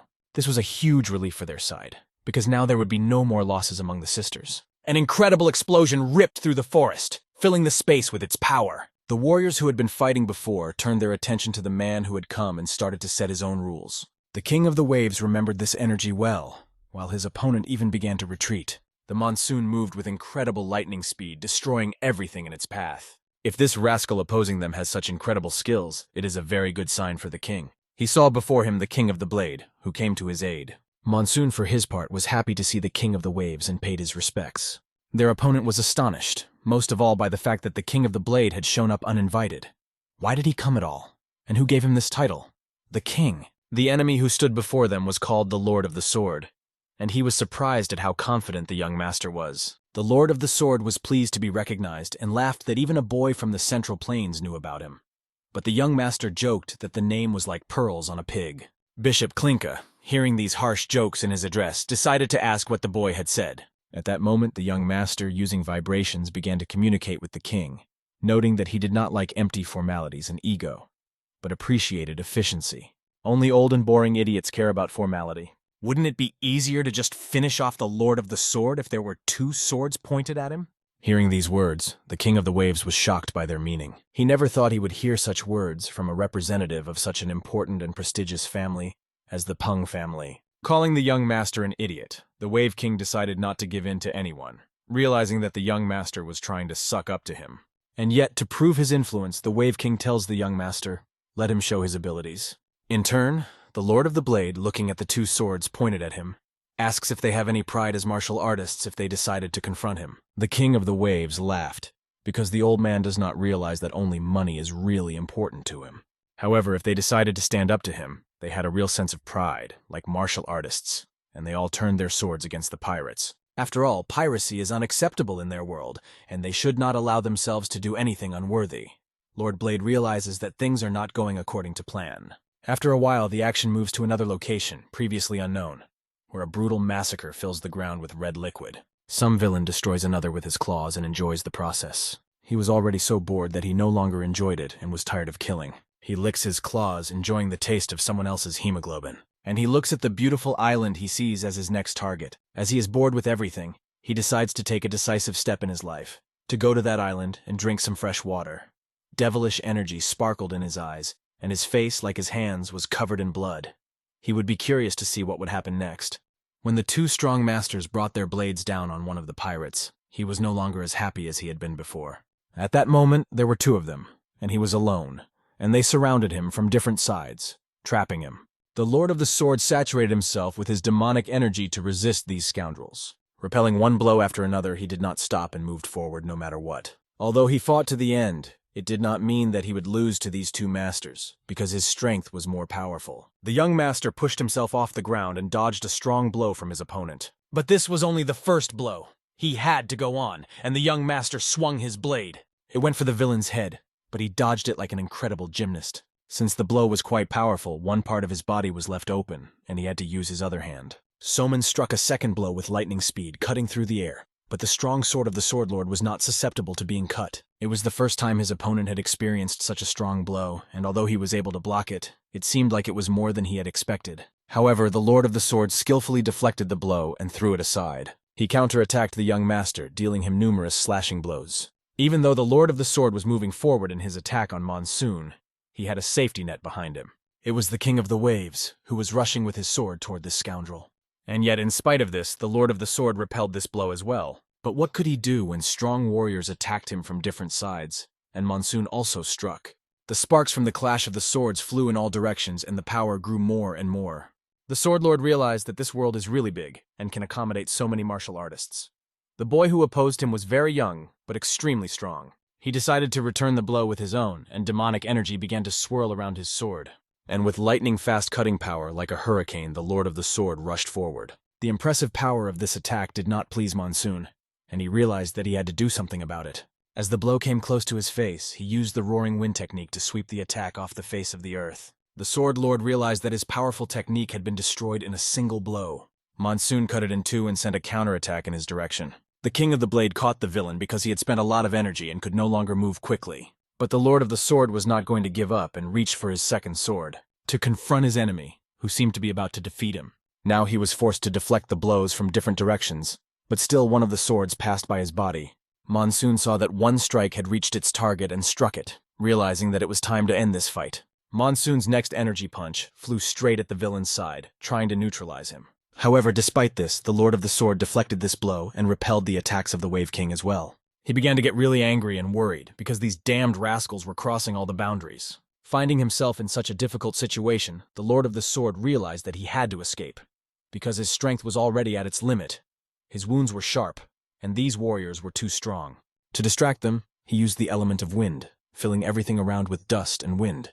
An energetic electric charge passed through the sword, and the young master was filled with power. To prevent this rascal from escaping, Monsoon used the White Tiger Leap across the river technique, swooping through the wind created by his opponent. The rascal's pupils dilated as he did not understand what to do next, for his opponent's strength was only growing while his own was weakening. He was forced to take blows of incredible strength from both sides. And then he heard a very terrible news that meant his end. One of his swords began to crack, and soon, when he looked at his sword, he saw it breaking into two pieces. At that moment, the King of the Waves caught him. The Sword Lord had nothing to defend himself with, and he saw the Wave King approaching him with great speed. This could only mean one thing. He was about to die, and that was the last thing he saw before him. A purple punch pierced the body of their opponent, taking his life forever. The sun was setting as the eyes of this demonic scoundrel closed. He was neutralized and decapitated, and some parts of his body were lying on the ground, no matter what. The nickname of the Sword Lord was too majestic for him, and they heard rumors that the young master was familiar with the holy blade of Manhua. The Wave King was sure that the boy had adopted his technique. Despite this, Monsoon confirmed it, saying that yes, he had received proper training from the man. Still, the King of the Waves wanted to understand why such a young man had become a tyrant, and realized that he was not as simple as he seemed. They took the head of their opponent, walked to the battlefield, and threw it in the middle. They decided to draw the attention of the other villains to this head, so that they would turn around and see a surprise. When they looked back, they saw the head of the Holy Blade, who was the leader of their brotherhood. They had finally finished with this scoundrel, and now the battle could be considered over. Monsoon addressed the King of the Waves, saying that he had come here for a reason. He was called here by the head of the Morem Alliance on behalf of the Alliance to fulfill a very important task. The King of Waves, amazed by this information, said that the young master wanted to say that he was here instead of the Rising Sword. To which Monsoon nobly confirmed that he was here for that very purpose. Scratching his head, the King of the Waves was amazed at the arrival of the King of the Blade in his domain. After all, this exceptional young man who had defeated the King of the Fist at such a young age and reached the level of 10 great masters was indeed one of the most famous personalities in Marima. However, it was certain that Song had not shown all his skills in the battle with the previous opponent. The Wave King thought about it, because he just wanted to boost his reputation by fighting the leader of the Alliance. It didn't matter to him whether he won or lost, but he couldn't imagine being sent a young man he didn't know. Monsoon offered to hold a competition or some other test with the Wave King. The Wave King reacted with closed eyes and a cold expression, as he did not fully understand what was wanted of him. It was clear that the competition had to take place, and they had to organize it. Under the evening light of the moon, the King of the Waves set the table, bringing 4 large bottles of alcohol and several glasses from the cellar just for this purpose. He wanted to test the young man and see if he could drink on the same level as him. But for the young master, this was not a problem at all. He had been drinking all his life, without stopping, and in general, all the chapters are spent doing nothing but drinking. That's why he looked at his new opponent with excitement, because he knew that he could outdrink any alcoholic no matter what. Soon their competition began, and the glasses were already filled. The King of the Waves laughed at the young host, asking if he even knew how to drink. All this was happening on the island of Jushan, and a pretty good conversation started between these guys. The young master wondered if his friend, the King of the Waves, was really not going to compete in a real battle. Drinking alcohol, the King of the Waves confirmed that if an old man like him were to fight him, he would most likely lose, and suggested that they do without the fight. After a while, the young owner noticed that his colleague was pouring his inner energy into alcohol. This alerted him because he was very curious about how it would look like. He saw the energy-charged alcohol in front of him, poured by the King of the Waves, and asked him to pour even more energy into the drink than his opponent after he drank it. This sounded quite interesting, and the guy raised his glass. He needed to neutralize the alcohol, otherwise it would be too easy. The young master raised his glass and began to drink. He easily swallowed all that alcohol, despite the fact that he was full of incredible inner energy. The competition that the young master was thinking about turned out to be much more interesting than he expected. After drinking a glass of this bitter alcohol, he wiped his face. If he did not immediately suppress the energy that this alcohol carried, it would quickly destroy him. Then the young master was filled with incredibly strong red energy and neutralized it. His friend noticed that Nigun, unlike the others, was a more cunning guy and did a good job.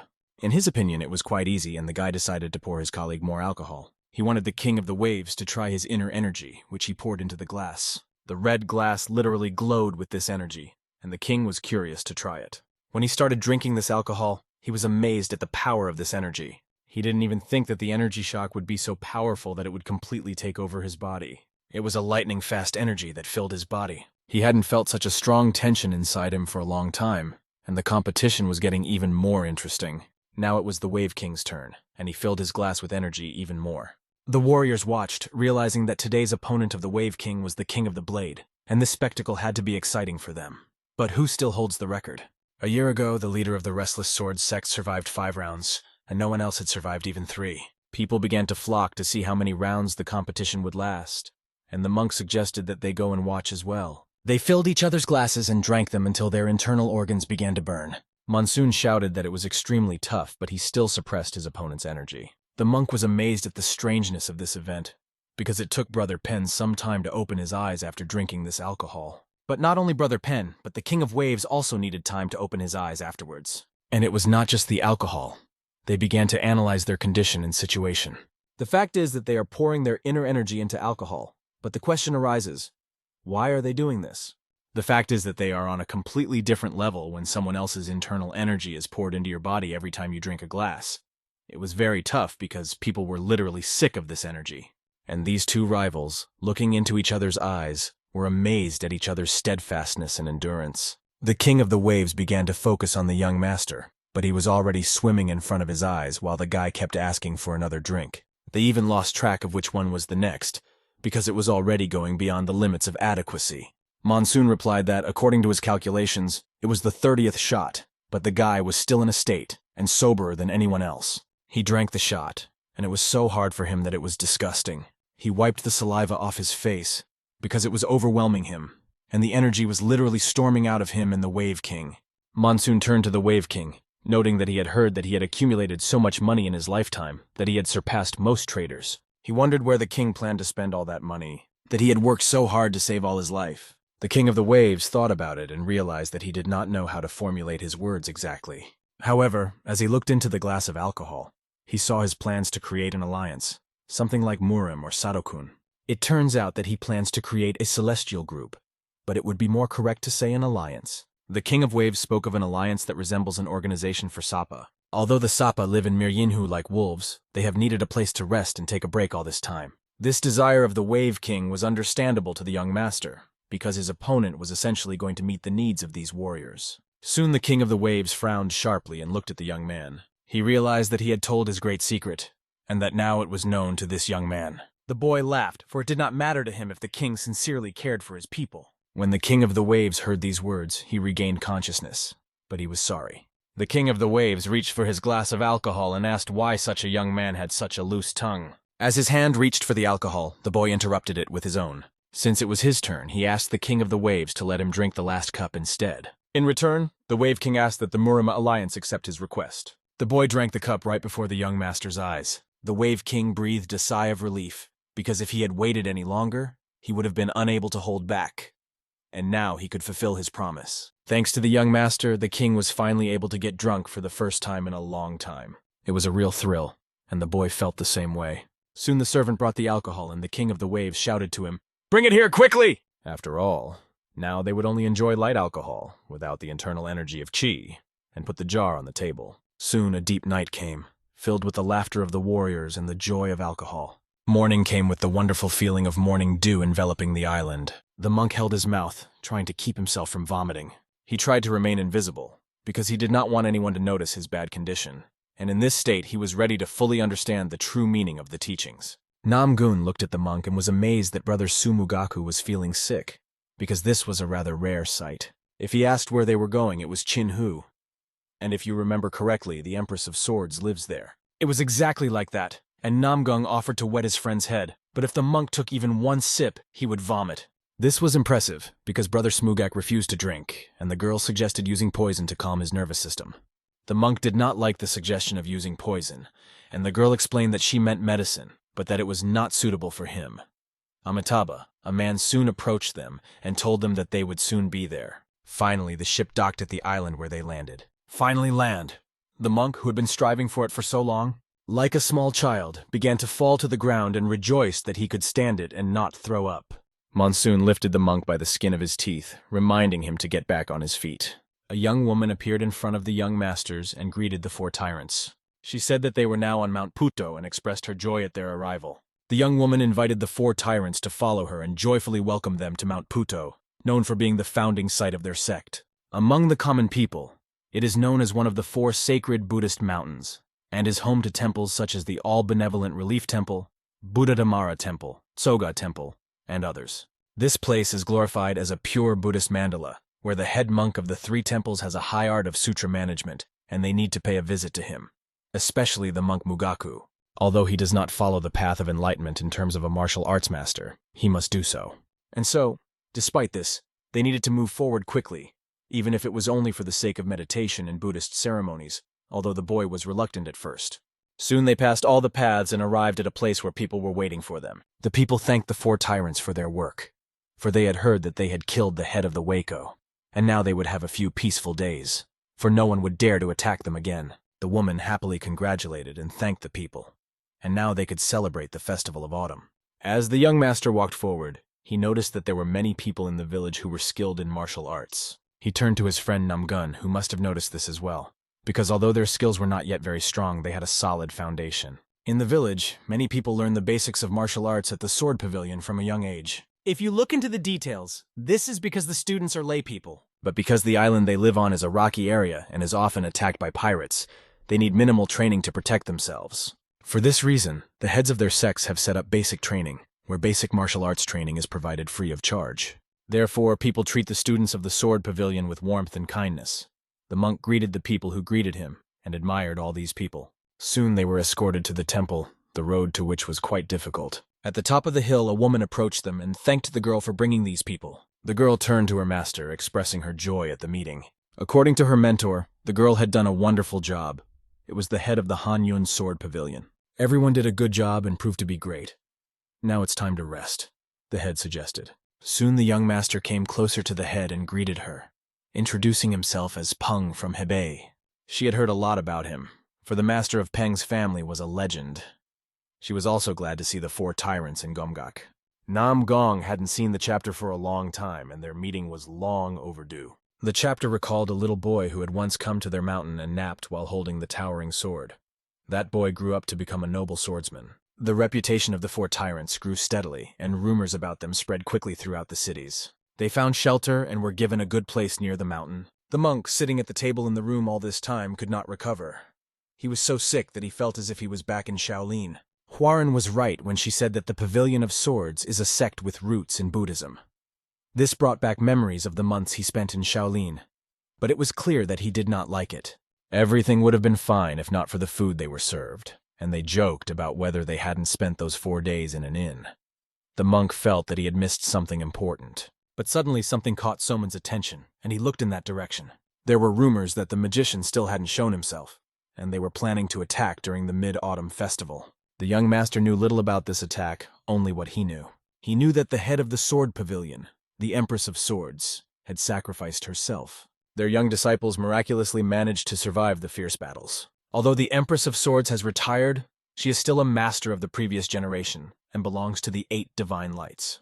The young master wondered what had happened that he did not know about. Suddenly, a woman broke their existence and addressed the revered 4 tyrants, asking if they had a moment for her. Huaren greeted Miss N and asked her what had happened to make her come to them. It turned out that the Great Master wanted to meet them, and their expressions immediately changed. As they walked along the paths leading to the Great Master, they thought of only one thing: why they were called. Soon they came to her, and this woman was sitting on the ground, leaning toward her. She was in the garden weeding and thanked Qin for her work. She praised her, saying that she was good and could leave whenever she wanted. She was an old woman known for her skill, the Empress of Swords, one of the 8 divine wonders of the world. Her gaze rested on the 4 tyrants, and it was clear that she was delighted to see them. The 4 tyrants also did not hide their admiration, for they were facing a legendary figure. The old woman said that she had been having nightmares lately, and last night she hadn't even been able to sleep. But that night, she finally had a good rest, and she thanked the boys for that, because it was thanks to them. Nam Gun greeted the joyful Empress, saying that it had been a long time since they had seen each other, as he was the grandson of the Rising Sword. She replied with a smile that of course she remembered him, and was pleased that he had grown up even better than she had expected. She looked at Mugak and realized that he would become her follower in Buddhism. Mugak didn't want to talk about it, but he finally admitted it. Looking at these young people with her weak eyesight, she was amazed that the Ascending Sword and the best disciple had raised such descendants. She couldn't believe how quickly their students had grown up and recognized that time was flying by. The boys were a little embarrassed when she called their grandfathers children, but it was okay. The old lady asked them to sit down and pointed to the right place. As expected, they sat down on the bench, and all 4 tyrants sat in front of their grandmother and looked at her attentively. It looked extremely interesting, and yet it was clear that they were a little shy. The old woman said that even though Komgak was located in the far east, near Morim, they did receive news from time to time. She had heard that a magician was again running amok nearby and doing his evil deeds. The young master understood that, although this was only a part of the sect, they were constantly showing themselves. The Empress also heard that they were constantly active and noted that the young master interacted with magic more than anyone else. She noticed that these boys were working tirelessly all the time. She had no intention of humiliating them in any way, but rather wanted to give them a gift and show them the power that matched her age and experience. She had heard that magic had created the 9 lords in her image. Therefore, she decided that she would teach all the young people her techniques and knowledge following the path of Chongnap. The 4 tyrants, hearing this information, were amazed and reacted accordingly. They were not even disciples of the Sword Pavilion, but they felt at ease because they would be taught personally by the Sword Empress. Even though she was of an advanced age, she was called the Empress of the Sword for a reason. It was only through the teachings of the Divine Sword that she was able to make her name and reach such a high level of skill. Namgung realized that she was referring to his ancestor, or rather his brother. She had passed on the knowledge from generation to generation, and with each new generation the teachings became deeper and more grandiose. This is the power and value of the Chongapa function. She said she would teach them, and she did. And if she understood correctly, the 4 tyrants will stay until the Mid-Autumn Festival. In that case, she would observe how well they mastered the martial arts, and set aside one day for each of them. The monk reacted most vividly to this, because he was not accepted. He could not believe his ears. The Empress of Swords had taken 3 of the 4 tyrants, but he was left out and excluded. But the Empress looked at him with a wise expression, and asked him why he was surprised that he was excluded. The monk began to cry out with tears in his eyes that the Empress of Swords had expelled him, and asked why. The Empress approached him and asked Mugak why he was so surprised that she had expelled him. She reminded him that now was not the time for him to practice martial arts, but the boy wanted to apologize. But she interrupted him, saying that great faith, great courage, and great doubt are the 3 necessary elements for meditation, and his training in martial arts would be impossible if he avoided it, because these doubts would stay with him forever. Hearing these words, and the doubts in his direction, Mugak thought about it. The Empress continued that all 3 chief monks of the temples of Mount Puto were highly skilled in the art of sutra management. She told him that he needed to acquire their wisdom, and the boy clenched his fist, hoping that he would succeed in doing so, taking her hint. He promised her that he would try to do so and thanked her for her guidance. After that, he left without another word. The old woman looked at the young people she would be teaching today and thought. She turned to a child from the Tang clan, Huaren. She asked her if she knew the Poison Dragon Emperor. The girl replied that she had heard a lot about him, because he was a great master from the Tang family, who had risen above all the clans in the 8 deities of Light Era. The old woman saw in the girl the shadow of her old friend. She asked Warren to show her hand. When she took her hand and looked at it, she saw the hands of a martial artist. The old lady had been observing the Poison Dragon Emperor's hidden technique for a long time, and gave her some tips on how to use it. The girl was amazed at how much the old lady knew and promised to work hard to learn from her. Namgun Sung was next, and he was surprised that his turn came so quickly. The guidance received from the Divine Sword was extremely rare, And with all the knowledge she had accumulated as the Sword Empress, she decided to pass it on to this young man. The boy expressed his gratitude and accepted it with great honor. The next one was a member of the Peng family, but he had completely different conditions. The old lady invited him to a private conversation so that no one would interrupt them because they had something to discuss. She told the others to go back first and get ready for training. They went deep into the forest, and the grandmother sat down on a bench to tell the boy some very important information. She saw him as a descendant of a very strong and noble family. Not only did this boy look formidable, but he had gone through many difficulties and trials. His eyes were not those of an ordinary 20-year-old boy. They looked as if he had already lived a lifetime.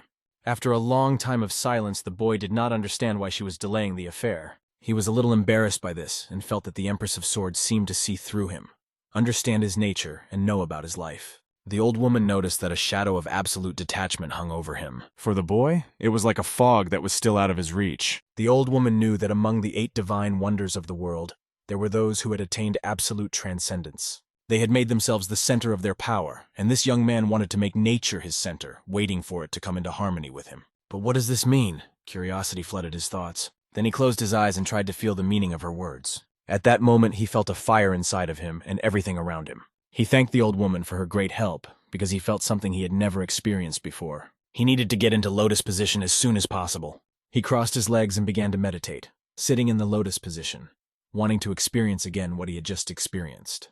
Adjusting his breathing technique, he began to accumulate energy, trying to return to that state. The old woman came up to him and noticed that he had just achieved some enlightenment, but his eyes resembled those of a noble monk who had cognized the truth, or a person approaching enlightenment. If this is true, then he will not only attain absolute transcendence, but he will also be able to attain natural transcendence. But there was one thing that bothered her when she looked at the heavens. The heavens had given this boy talent, so there must be some important reason for him to go forward. From morning to evening, he meditated continuously, and suddenly opened his eyes when it was already dark. The old woman noticed him, but it seemed that it was still unclear where he was going. Still, when the boy stood up, she realized that she had managed to help him. The boy thanked the old woman for her wisdom because she had given him a huge treasure. She waved her hand and wanted to say something very important. She said that the boy had not yet reached full enlightenment, and now she would demonstrate what that meant. The sword in her room reacted to her gesture. It flew out of the room and fell into her hand. She opened the scabbard of this sword, pointed it at the young master, and invited him to fight. For the young man, this was a huge opportunity, a real treasure that he could not lose. Although the old lady used to have great stamina, she is not like that anymore. She would only use the one movement she was capable of. At that moment, her eyes lit up with blue flames. She concentrated, swung her leg, and prepared to strike the first blow, which resembled that of a galactic meteorite. The sky trembled with the sounds of battle and the energy of this woman. Her incredible sword blazed with divine energy, and it seemed that the elements themselves had converged in her sword. She pointed her sword at the long-tailed galaxy, and a sphere of pure energy exploded from her sword. The boy watched and realized that her skill level was far beyond his, especially when she used this technique concisely. He did not expect her to use a basic technique, but the energy attack was aimed directly at him, and he had to do something. He took a stance. Since the Empress had shown her sincerity-filled punch, the boy had to make an effort and receive it with dignity. He smashed this energy with his red energy sword, trying to destroy the technique. But the energy passed by him like bright particles and filled him with incredible power. He looked at these beautiful particles of energy, filled with energy shock. He realized that this was the highest level of skill and harmony with nature that the old woman was trying to pass on to him. This was the true meaning of harmony with nature, to merge with it. This kick was much stronger than any other martial arts kick, and the boy understood everything. But suddenly the old woman, although she was happy about it, began to feel unwell. At some point, something hurt and she had to fall to the ground. The guy was horrified and didn't know how to help her. As he ran to her, he hoped that she would be okay, because she was a great treasure, and had not yet passed on all her knowledge to him to die so easily. It was obvious that it was very difficult for the old woman to lie on the ground, and she was completely exhausted because of this blow. Someone ran to her and began to pick her up, trying to help her. After picking her up, he asked her how she was feeling. She asked him not to make any noise, as it was not necessary. She assured him that she was fine, but noted that having lived for over 100 years, her body was already at its limit. Because she had overexerted herself for the young master, the guy felt responsible for this. He expressed great gratitude to the Empress of Swords for her guidance and wisdom, but she did what she had to do no matter what. In turn, the boy must do what he has to do. He replied that he understood her words and their meaning. She asked that everything that had happened today be kept secret from the other 4 tyrants. Soon after, the boy promised to fulfill this task and the old woman left. After the battle, the young master looked at the moonlight for a long time. He realized that perhaps the Empress of Swords had been struck down by old age in the prime of her life, and this was an important secret that explained where she was at that moment. Because the training from the Empress of Swords for Peng Musong ended on the first day, Tanhua Ren and Nam Guk Haek have been practicing without letting go of their swords. For the past few days, they had taken turns receiving her instructions to learn new techniques. All this time, the young master had been meditating, trying to merge with nature. And the Mid-Autumn Festival was just around the corner, bringing them closer to the decisive moment. They had to prepare somehow, as a fierce attack was expected. And the warriors from the demonic sect would soon be here. At a time when he was unsuspecting, his beloved Warren approached him. Catching him by surprise, she sneaked up on him like a ninja, giving no warning. Her arms came out of the darkness and embraced the young master. She hugged him joyfully because she was happy to see him. Monsoon was also happy to see her, and she was here, beside him. He asked her if she had learned the lessons she had been taught well. She replied that of course she had, and that she couldn't even imagine how much effort she had put in that had really helped her. Monsoon, taking her by the shoulders, threw her over his shoulder so that she flew to the side. The girl realized that a fierce battle was about to begin when Monsoon jumped up from the tree. They directed their energy chakra at each other, preparing to strike. The green aura crossed with the red one, and they directed their blows at each other. After a strong impact, they landed on the ground, looking at each other. The guy didn't hesitate to attack her, not even the slightest bit. His beloved girl was not quite ready for this. But since she knew Musin very well, the kick had no effect. Then, hiding her hand in her clothes, she pulled out a very important thing that could help her in this fight. She threw her small dagger directly into the young master's face. Monsoon realized that it was just a game, and even though the dagger was small, he caught it. It was the first time he had ever seen her use this technique, and he was amazed. Warren called this technique finger pointing, which is used in cases where it is impossible to maintain a safe distance.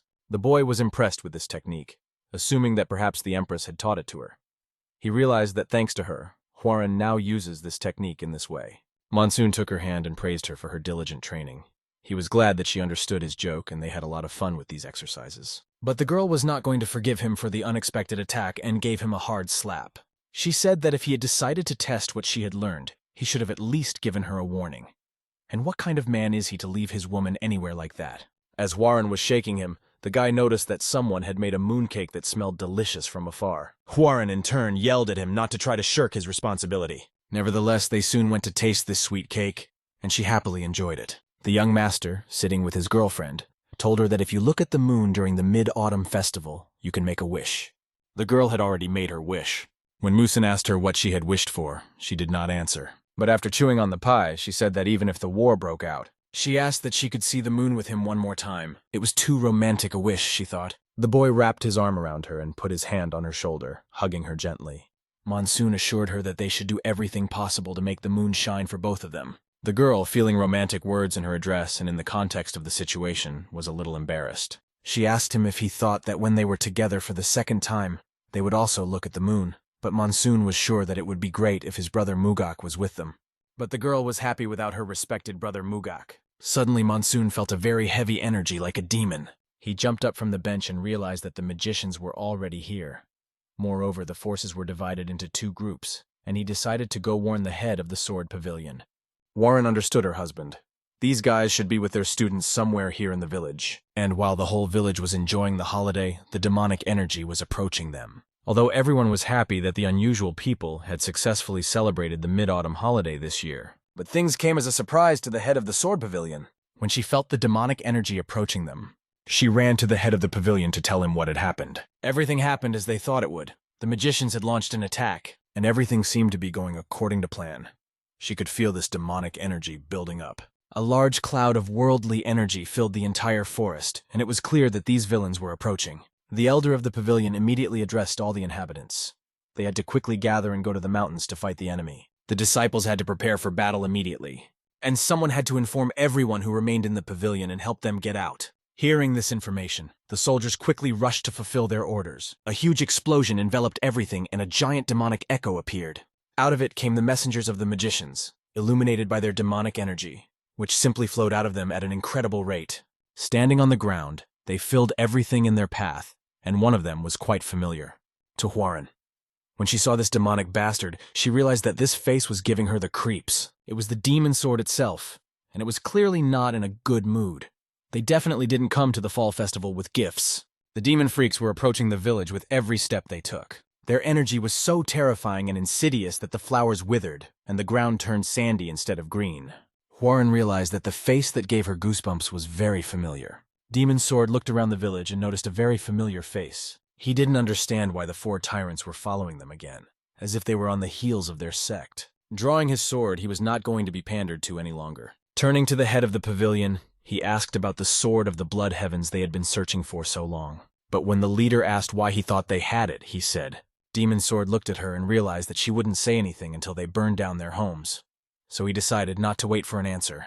In any case, everything around here today would be wiped out by their squad, starting from the foot of the mountain. He looked at his soldiers and ordered them to destroy everything around. The hungry bastards rushed into battle, holding their cold sabers to wreak havoc. The leader of the pavilion ordered her warriors to take up positions and defend the village, standing in the formation of the Galactic Sword. The warriors lined up around and began to create a barrier of light energy. The demonic freaks were not afraid of this, and raising their swords, they rushed into battle. They jumped off the ground and hit the barrier with all their might. The warriors held the barrier with all their might, but one of the demonic enemies jumped up to break the defense. His demonic punch pierced through the barrier and injured the unsuspecting soldiers. They did not understand how he was able to destroy their technical system. The warriors rushed into battle, but the demon squad continued to wreak havoc despite the barrier. One of the bald freaks waved his arms over the soldiers and shouted that he would destroy them. The girl who was in the ranks did not expect such a quick and incredible blow in her direction. She could do nothing but accept the blow, but a miraculous quick counterattack saved her life. Huaran's dagger deflected the bastard's sword and threw it aside. She covered their bodies and ordered them to attack no matter what. Huaran will not let the lessons of the Sword Empress go to waste, for she has learned a great deal in the interim. Huaran's daggers fly into the bodies of the villains who get what they deserve. But one important fact caught her attention and made it difficult to understand why this happened. The warriors who fell to the ground with daggers in their throats were lying there suffocating. In front of her stood a very important and familiar man who, watching her desperate struggle, realized that even if she fought, she would still die. On a large mountain, by candlelight and moonlight, Mugak meditated. He realized that this Lotus Sutra could free all sentient beings from suffering. While meditating, he did not suspect anything. But suddenly, an incredible feeling pierced his body. The monk looked at him and asked him where he was going, if he had decided to leave. Mugak told his mentor that he would have to break the first commandment again, which was to refrain from killing. His mentor accepted these words because the Buddha said that wicked thoughts lead to hell. Opening the door in front of him, the monk said that exquisite things are fragrant, and Mugak's fist would be no exception. Take your time, think it over, and go right out the window, the mentor said. These words were clear to the young monk. He would ponder the key to truth and the Lotus Sutra after he returned. Saying Amitabha, he quickly jumped out to meet the adventure. At that moment, a fierce bloody battle was raging on the battlefield, and it knew no bounds. The warriors were waving their swords, defending their borders from the dark attack of the mage. Looking around, the girl realized that the number of enemies from the mage was very large, and if it continued, she would not be able to cope. Suddenly, a huge, harsh scream nearly tore the eardrums of everyone on the battlefield. It was a monk shouting that all these demonic creatures were cursed, and now he would show them where to go. He proclaimed that he was the true Buddha, who would decide their fate today. The fist of the monk, Mahabal Vajira, struck the crowd with an incredible arrow, causing a fist of fire that burned all the warriors around. The flames spread throughout the streets, and it was clear that the blow had incredible power. The fiery blaze rose high up, no matter what. The demonic sword saw the monk about to destroy his warriors and decided to strike back. The monk immediately sensed the presence of this demonic enemy, and his eyes met the demon's gaze. The moment the demonic bastard raised his sword over the monk stopped his sword with a simple movement of his hand, or rather, his fist, which he used to strike the sword. At the moment of contact, the monk's fist and the demon's sword shook from the tension between them. The monk looked into the demon's eyes and reminded him that they had met before. This was the same bastard who had run away after being beaten by his brother Nam Gun. The monk laughed as he looked at the demonic enemy and asked if he wanted to be beaten again. However, the demonic sword dodged his blow, even though it was really strong, and decided to counterattack. He took his sword out of the monk's fist and pointed it in a completely different direction, keeping his distance from the monk to avoid getting hit again. The monk used his new renewed strength, which gave him a huge advantage. At that moment, a huge number of clones of the monk whirled around the demonic bastard. They appeared in front of him, and it was unclear where the real monk was among them, which created the effect of a real mystery. This was the wooden rank lotus throne technique, and the demon sword could not understand how it was possible. He knew that only the exalted Buddha could use this divine technique. The monk realized that he had reached a new level in his martial arts training during his meditation.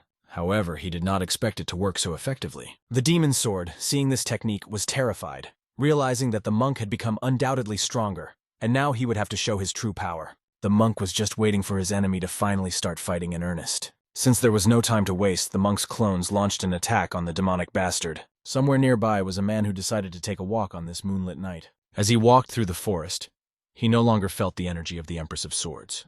What could have happened? Perhaps they had missed each other, or something else had happened. He was going to find out. But a person he hadn't expected to see came out of the door. It was young Monsoon-san, and his appearance was like snow in the middle of a clear day. However, for the demonic bastard, this meeting was a blessing in disguise, because he had expected to face such a strong warrior. He had known that this guy would come here, and he was glad that he had prepared in advance so that the Empress would not be hurt, Monsoon thought to himself.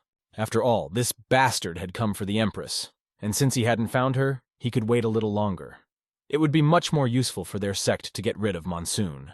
Hearing these words, Monsoon laughed. When the demon bastard asked why he was laughing, Monsoon replied that he probably didn't realize who he was and what he possessed. He was ready to fight the Demon King's wild soul. Even if the Demon King's monster himself came here, it would not be enough.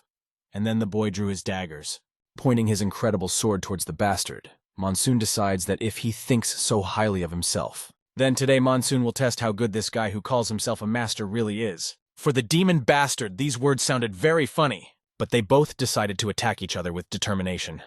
It would be a life-and-death battle, and only in the end would it become clear who would win this battle. In the heat of the battle, the demonic fist collided with our hero's sword, generating a powerful flash that filled everything around with crystalline energy. As if nature itself felt this explosive moment, their blows flew apart, pushing each other a considerable distance. The dark claws of the bastard began to saturate with energy, preparing for an even more devastating attack that was intended to destroy the young heir forever. The demonic enemy rushed forward, his rage knew no bounds, and he was ready to wipe out everything in his path. At the moment when this power fell on the hero, he was struck by an unexpected attack from the dark freak. The strength and speed of the attacks were so incredible that the hero had to gather all his strength. He did his best to repel these extremely powerful blows and save his life. Despite everything, the young heir was able to repel the attack. He was amazed by the incredible strength that his opponent demonstrated. He was facing an extraordinary demonic opponent who possessed a fist-fighting technique that was awe-inspiring. This demonic bastard had never known defeat,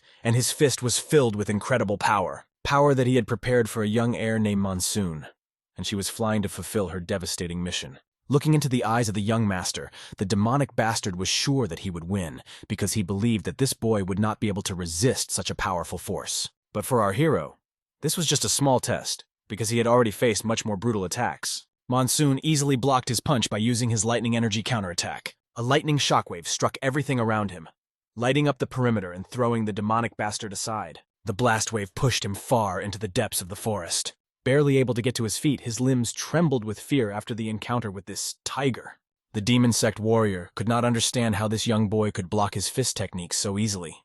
Monsoon wasted no time and quickly returned to the battlefield, ready for new challenges. The place where they had recently fought was the sacred garden of the Sword Empire, the treasure of the Sword Empress. Although the garden was slightly damaged, he couldn't afford to completely destroy it and lose it because of this bastard. Hearing these mocking words addressed to him, the demon was filled with rage. How could this kid even care about such trivial things when he was fighting such a powerful opponent? But the boy did not pay attention to these taunts and simply attacked him with his sword. The demonic bastard was ready to take the young heir's blow. However, anticipating how he would attack, the demon dodged at the last moment and ended up closer to Monsoon than he expected.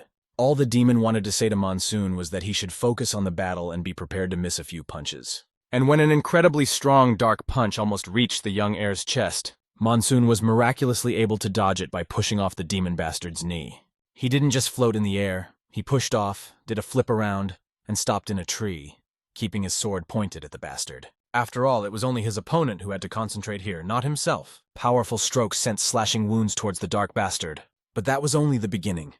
The moment our hero pushed off the tree, his foot flew straight into the bastard's head, despite the fierce wind. When the kick was blocked by the enemy, the guy activated the technique Mountain Descent of the Raging Tiger. The demonic bastard had never experienced such pressure on his legs and arms. He literally felt himself being crushed by this leg, and for the first time in his life, he felt really hard. Monsoon pushed away from him after the kick, leaving his opponent in a strange position. Monsoon expected his opponent to be no weaker than the fierce monster Demon King, but no stronger either. The demon looked exhausted after being struck, but the young master couldn't judge their true strengths just by their appearance. As soon as it opens its mouth again and starts mocking him, he will die. After all, this bastard is ready to beat him to death no matter what, even if it costs him everything. It was funny for Monsoon to hear such threats, because the enemy was not doing anything really dangerous. But let's return to the battlefield, where a huge number of swords saturated with a demonic aura were falling down like a downpour. They were destroying the clones of a young master named Mugak, who was overwhelmed by so many swords and decided to dodge to the side. Although he did not suffer a fatal blow, his shoulder was wounded and he was bleeding. Hwarin decided to help her friend. When asked if he was okay, he said that he was fine and not fatal. And remembering the words of the demon sword, he realized that all this time he had not been wasting time, but had acquired a new state that was impressively strong and incredibly difficult to resist. This bastard was able to break through the row of sword pavilion with just one strike. This was obvious because both sides suffered incredible losses on the battlefield. The leader of the pavilion fought fiercely, destroying these bastards. This was the second time she had rescued her mentor, forcing her to answer whether she was okay. As she assessed the situation on the battlefield, she realized that the demonic forces were not so simple, and these bastards were fighting even harder thanks to the support of the demonic sword. Her disciples were beginning to be exhausted, and she needed to make a decision. The monk grabbed his knee, realizing that he had no choice but to fight to the last. The leader of the pavilion noticed the incredible strength coming from the monk. The demonic sword was amazed that the monk still had strength left, and it was not for nothing that he was called the Mad Monk, for he led the vanguard. He continued to hold on as long as he could, despite everything, and his body was filled with fiery energy. Hwarin watched her brother monk's fighting spirit with admiration, glad to see him in such great shape. The leader of the pavilion noticed the situation and was amazed. The battle took on new colors, and it became obvious that the demon sword had attained transcendence. However, all these students, who were by no means weak, had acquired completely new skills. They did not look afraid, but, on the contrary, were ready to accept the challenge and engage in battle. But the moment the pavilion leader was distracted, she did not expect an attack. A demonic freak with a sword was behind her and was flying to kill her. The disciples looked back, frightened by the shouts directed at the leader with threats like "die." However, the demon freak was not as confident as the leader. She quickly knocked all the stupidity out of him and dealt him a fatal blow. The leader decided to fight to the end, buying time until the Blade King appeared. Watching the head of the sword pavilion, the young heir's excitement was ignited inside them. The three of them embarked on the most important mission of their lives, the destruction of this transcendent enemy. As they returned to the battlefield where the graceful blade had fought the demonic beast, a bright flash illuminated the battlefield. Dust, smoke, and debris filled the air, filled with incredible electrical discharges. Our hero was in great shape and looked at his enemy as if he were just a toy. Instead, the demonic bastard was already holding onto his body, covered in blood. He could never have thought that someone other than the sect leader would show up and make him feel like he was fighting against an impregnable wall. And yet he had no intention of giving up. So the young master attacked him again and again. Monsoon, looking at this bastard, declared that this was finally his end as a demon lord. With fear in his eyes, this rascal met the sword of the young master and could do nothing but accept his death. But as the young master's sword approached the wretch's face, a clawed hand suddenly appeared and stopped the blow with incredible strength. No one expected this, neither the demonic bastard nor our hero. The powerful blow was repelled by an incredible creature whose appearance was a complete surprise to everyone. It turned out that it was a demon monk who appeared out of nowhere, and the guy decided that this annoying newcomer was not just a fiction. It was the Mad Demon King, known for his savagery and incredible strength. The Demon King was amazed that Soman knew about him, because he never thought he would become so famous. The Mad Demon King appeared on the battlefield suddenly. His appearance did not bode well. The other Demon King wondered why this bastard had taken so long to arrive, since the Sword Empress was not here, even though they had been waiting for her all along. Then this demon bastard asked the Mad Demon King if he had accidentally killed her. Soman realized that if this was true, things were very bad. But he could not believe it. The Mad Demon King had only said that he had come to see Mount Puto, and that the demon sword would take care of the old woman. Nevertheless, the young master was uncomfortable surrounded by these bastards. Then the Mad Demon King looked at the bright moon shining in the night sky, creating a pleasant atmosphere. He confirmed that the temple had its own shine, which harmoniously complemented the place. His colleague agreed, adding that it was a real demonic madman's delirium. But then the King of Madness grabbed his friend by the shoulder. He told him that this is why they call him that, but he added some fire to their conversation. This fire filled the whole space around them. When Mount Puto was turned into fire dust and then into ashes, it would be a majestic sight for him. But the thought pierced his body and heart. Monsoon realized that the more time he spent here, the more dangerous the situation became. The Mad King decided to tell a funny story. Recently, an exalted spirit had been killed in their sect. To be precise, it was true. He had been killed by the sect's left hand, and both the elder and the young master should have seen the look on his face when the mad bastard killed him. But he would be curious to see the look on Monsoon's face when he died. His colleague decided to silence the madman, because it was not worth talking unnecessarily. However, the madman could not stand such disrespect. With his claws outstretched, the Mad King struck his colleague. He told him to stop whining because it would make him even angrier, and then he would have to kill him. If the hints are not clear, they will definitely get through to him. It was clear that this guy standing in front of them was a real madman, and so he rushed forward to attack Monsoon. This demonic bastard's colleague had no choice but to join the attack. Now the two of them were facing off against two powerful warriors. Swinging his sword, the young master was not afraid of their attack. He was just going to wipe the smiles off their faces and wish they would fall back instead of attacking him. The moonlit night was covered with the blood of the warriors. The battle was incredibly fierce, and soldiers were falling all around. The monk had already taken so many blows from the demon sword that he could not even count them because each attack was becoming stronger and stronger. However, no one was thinking of giving up, and the monk stood on his feet despite the unbearable pain. It was impossible to retreat, because retreat meant death. The demon sword recognized that no matter how hard they tried, they had reached their limit, and he suggested that they surrender because death was already hanging over them. But at the moment when the demon bastard raised his sword to take the monk's life, the leader of the pavilion stopped the blow with her sword, so hard that sparks flew from it. The demonic sword, tired of such mockery, wanted only one thing: to end this battle. But he is constantly interrupted by various freaks who stick their noses in, and he decides to solve these problems once and for all. He easily punches the leader of the pavilion so that she does not interfere, and does not interfere with him. With his new blow, he wipes her off the battlefield, taking her life forever. After her, he's going to kill the monk, believing that it will be a good lesson for them.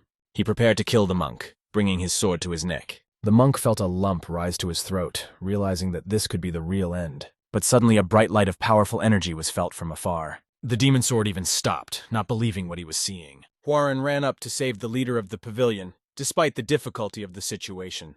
The monk turned back to the incredible sight that was unfolding nearby. It was their salvation. Brother Namgun had poured out his new technique, and the demon sword was happy to see his old enemy overcome the wall. He now became a heavenly swordsman with incredible energy. Facing his enemy again, the demon sword stopped all his killing. Namgun pulled his sword from its sheath with dignity, piercing the air with the noble energy of just faith, and asked the demon sword if he was satisfied with what he had done. After waiting for this battle for a long time, the demon sword was glad to see the heavenly swordsman again. But despite winning the residence last time, he would have a hard time this time. However, they will find out when they cross their swords again. Feeling excited and superior, the demon sword rushed into battle. He was filled with hatred and a thirst for revenge, which he wanted to bring down on Namgun. But the boy had such energy that his strength was hard to imagine. It was a real battle of good and evil that exploded with its mighty power. Two incredible sides crossed their swords, sparks flying from their blows. It was an extremely strong competition, and the demon sword asked if the heavenly swordsman was too cruel today. But how could it be otherwise when Namgun looked into his eyes, remembering how he had tormented his young warrior friends? An incredible force of explosive energy filled everything around. The earth began to tremble from the strong and powerful impact. Namgun turned to the demon sword, hoping that this time it would not escape. Meanwhile, let's go back to Soman, who was fighting with two demonic freaks. These freaks attacked from different sides, laughing, and the madman was just out for blood. Despite the powerful punch that Soman throws at them, the madman rushes at him with frantic speed. He gladly accepts this blow, enjoying the way it burns and eats away at his body. This reaction can certainly scare anyone. The demonic bastard, having taken the blow, gains new strength and continues to move forward. The guy skillfully dodges this blow, but realizes that a new strategy is needed. And so his sword falls on the madman's back, but the latter stops it with his hand. Although a strong blow cuts his palm, it does not mean that he is going to give up.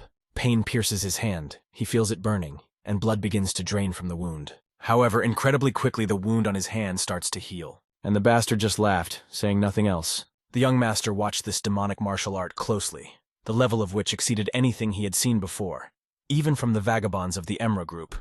This bastard recovered extremely quickly. And as soon as he was distracted by Monsoon, he was met with another provocative strike from another opponent. It seemed that this blow was so sudden that the young master was not ready for it and could have died from it. But we will learn about it in the next chapter. When the gentleman turned his back, the enemy immediately took advantage of the moment and attacked from behind. He also scoffed, pointing out the gross mistake of being distracted during battle. Pen quickly turned around, but the attack was not only coming from behind, but the enemy was also approaching from the front. A powerful blow erupted, fist to fist, so powerful that sparks from their energy scattered all around. An enemy's hand rested on Pen's sword, whose menacing appearance was complemented by long nails. With one hand he held the enemy on the sword, and with the other he repelled the attack with his fist. But this only fueled the lust for battle in the eyes of the enemy, which were darkened with excitement and the desire to kill. Suddenly, lightning burst from the sky and hit the ground nearby with a thunderous crash. The enemy was thrown back by the force of the blow, but Pen remained on his feet without losing his balance. On his hand appeared cuts from the claws of the enemy, which indicated a fierce battle. However, he understood that the situation was getting complicated. He was being attacked by two transcendental masters at the same time. As soon as Pen looked at his wounded hand, another enemy rushed at him from the flank again. It was incredibly difficult to dodge such attacks, but there was no other way out.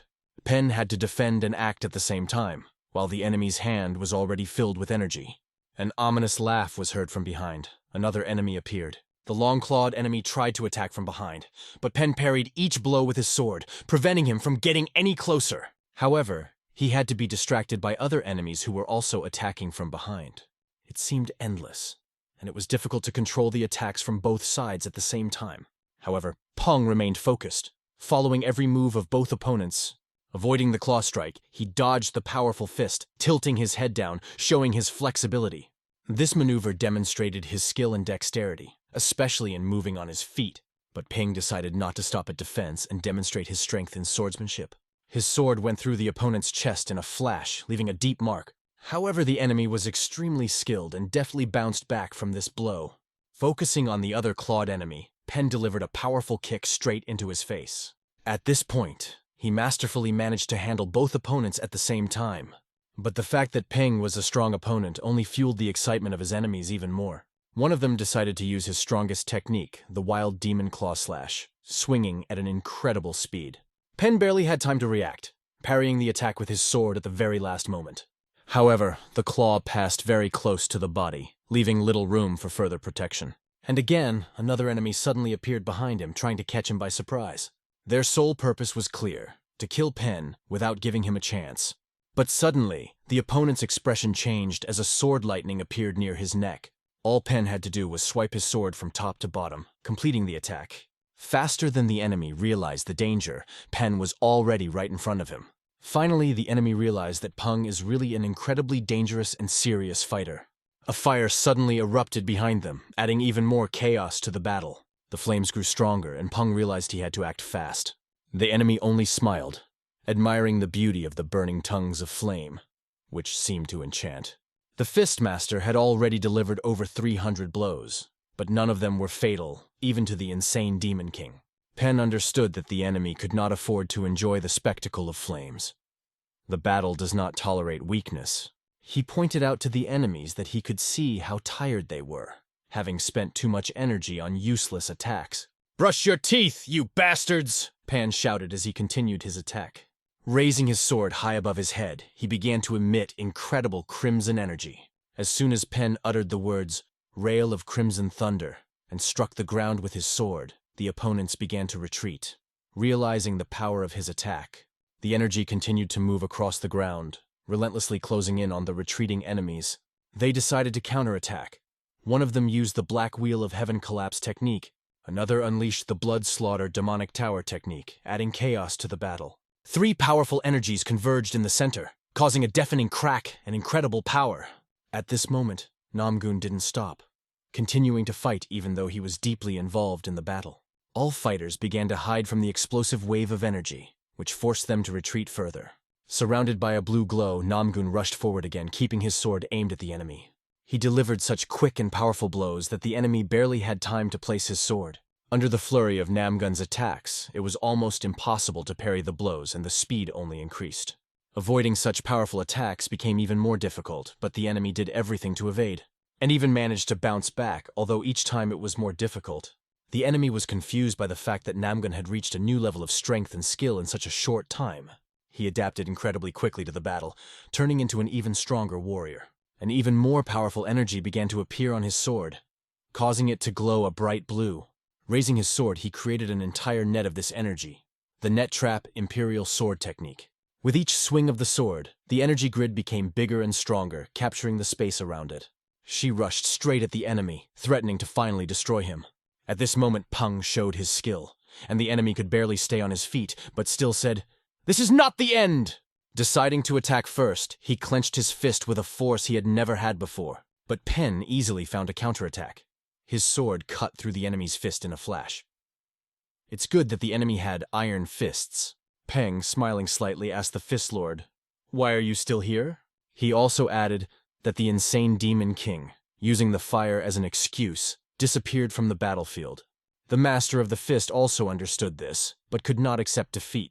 It was the first time he had tasted defeat since becoming a fist martial artist. He explained that he could not simply run away because he considered his life too valuable.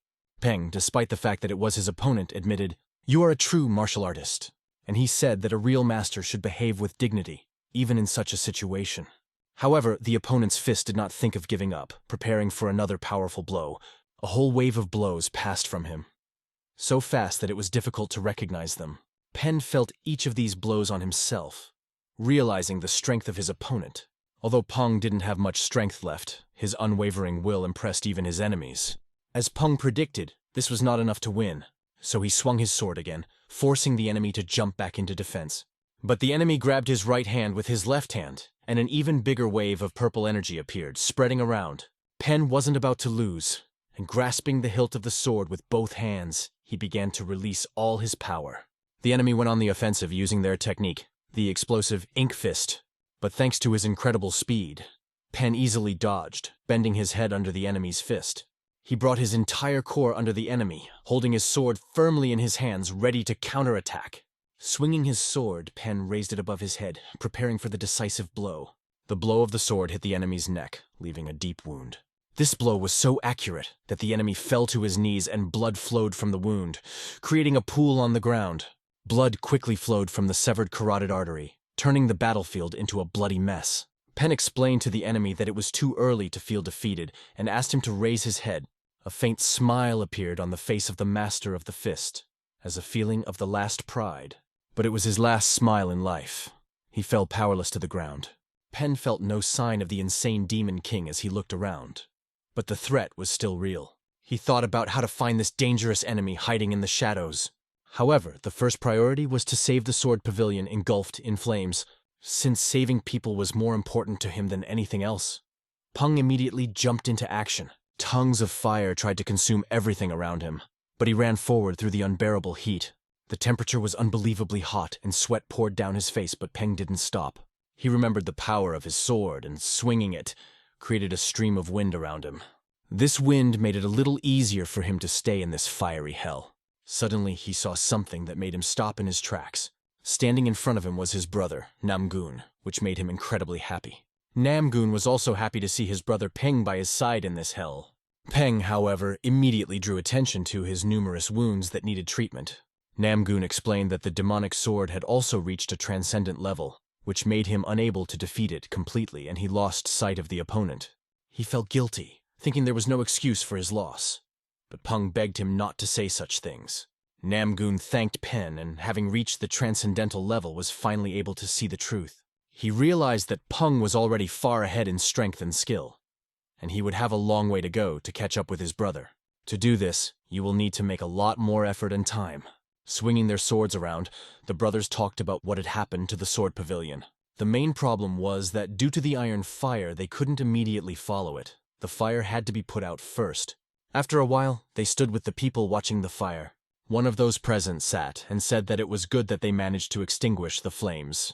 They thanked God that there were these two, Namgun and Peng, who helped save the pavilion. People discussed watching the figures of the brothers as they put out the fire, and felt for the first time that martial arts were truly incredible. Time passed relentlessly, and a whole month had passed since the events.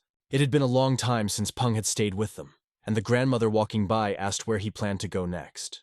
Peng replied, "To the Heavenly Martial Arts Palace." She warned that if he went there, he might be able to get answers to the questions that remained unanswered. Peng intended to find out without fail why Magyo was so persistent in his search for the Blood Heaven sword. He also wanted to ask the Heavenly Palace for cooperation in preparing for the war against Magyo. Grandma believed that everything would work out for Pen and supported his decision. Meanwhile, guests appeared behind them, which attracted attention. It was the White Dragon leader of the Heavenly Martial Arts Palace, standing in front of the entrance, and bowed to greet them. Peng also greeted politely, gave his name, and asked what brought the White Dragon head here. The leader explained that the people of the Heavenly Martial Arts Palace were currently traveling all over Rome. There was one important thing in his hands, and he explained that this was the reason for their appearance. Wrapped in cloth, the 4 scrolls lay in his hands, and he invited Pen and the 4 tyrants to discuss the matter of the sword in their sect. The White Dragon leader hoped Peng would accept their invitation and honor them with his presence. Peng was somewhat surprised by this unexpected turn of events. At this moment, the young leader of the dark sect was walking ahead, and a young man suddenly appeared behind him. The boy ran after him and addressed him, calling him his elder brother. He was joyful because he had waited so long for his return and finally saw him again. The young head only smiled in response and noted that many people were looking for him. He crouched across from him and praised Namgun, noting that he had become much stronger. He also emphasized that his level of strength does not correspond to such a young age. The boy believed that it was due to the elixir given to him by the head of the sect. The young head just smiled and asked if he really drank the elixir and received the sutras. The little boy began to tell with joy how glad he was to see his older brother. But the men behind the head warned that it was too late. They were confused by the look with which the young leader looked at the child. They were a little scared of what could happen at any moment. The little one apologized to his older brother, scratching the back of his head, and said that it was time for him to go. The young head, smiling, waved him goodbye. He stood watching the little one walk away, glaring after him. After that, he went to the great hall of the Supreme Pandemonium. He went forward. On both sides of him stood men with spears guarding the way. He walked straight to the head, who sat majestically on the throne, waiting for him. As soon as he entered, the young master fell to his knees before the throne. Bowing so low that he was almost on the ground, he introduced himself. "I am young master John Maui, and I greet the Supreme Pandemonium." The heavenly demon, the head of the heavenly demonic sect, looked at him with an impenetrable expression. After that, the heavenly demon asked Jong Maui to get up. He noted that this time Mavi had lost the demon lord, and asked if there were only 3 demons left now. The demon continued to ask if their demonic powers were that incapable. Mavi began to explain that Murim was no different from their sect. It was a world where only the fittest survived. Because of this, he was convinced that it was time for their sect to conquer Murim. The heavenly demon just smiled and asked if there was any news on the location of the heavenly demon sword. Mavi was unable to answer, only remained silent, not knowing what to say. The heavenly demon reminded them that they must obtain this sword at all costs. As for conquering Murim, that matter will be resolved only after the sword is found. Mavi couldn't believe that the heavenly demon was going to rely on an ordinary sword. About himself in his head, he called him an old pig, hiding his true thoughts. Yuelu Mountain, Changsha Mountain, Hunan Province was the destination of their journey. To get to Mount Yuela, one must go through one of the 8 main entrances surrounding the mountain. Each path represented one of the 8 weapons wielded by the god of war, and was responsible for a separate gate. In Marima, they were called the 8 Commandments of the Heavenly Martial Arts Palace. Peng couldn't believe that he would have to master all 8 weapons, such as sword, spear, blade, fists, flight, staff, axe, and whip. Namgun explained that he actually possessed 18 types of weapons, but only reached the pinnacle of mastery in 8. The mad monk jokingly called him a monster for this, and so they stood in front of the entrance, where they were met by 2 guards, watching everything around. The guards immediately asked who they were, and the Tyrant 4 explained who they were. One of the guards asked to wait a moment, visibly surprised by what he saw in front of him. He asked, "Are you really the Tyrant 4? At that moment, Pen handed him a light. The guard was amazed that the rumors of their invitation turned out to be true, and even more amazed that they were holding a golden scepter. This was the first time that a future generation leader had been invited. Hua felt proud, and the mad monk was also pleased with the way things were going. The gates were open for them, and they were solemnly welcomed to the Heavenly Palace of Martial Arts. The autumn leaves were falling from the trees, and Namgun realized that he didn't have time to look back as autumn had already arrived.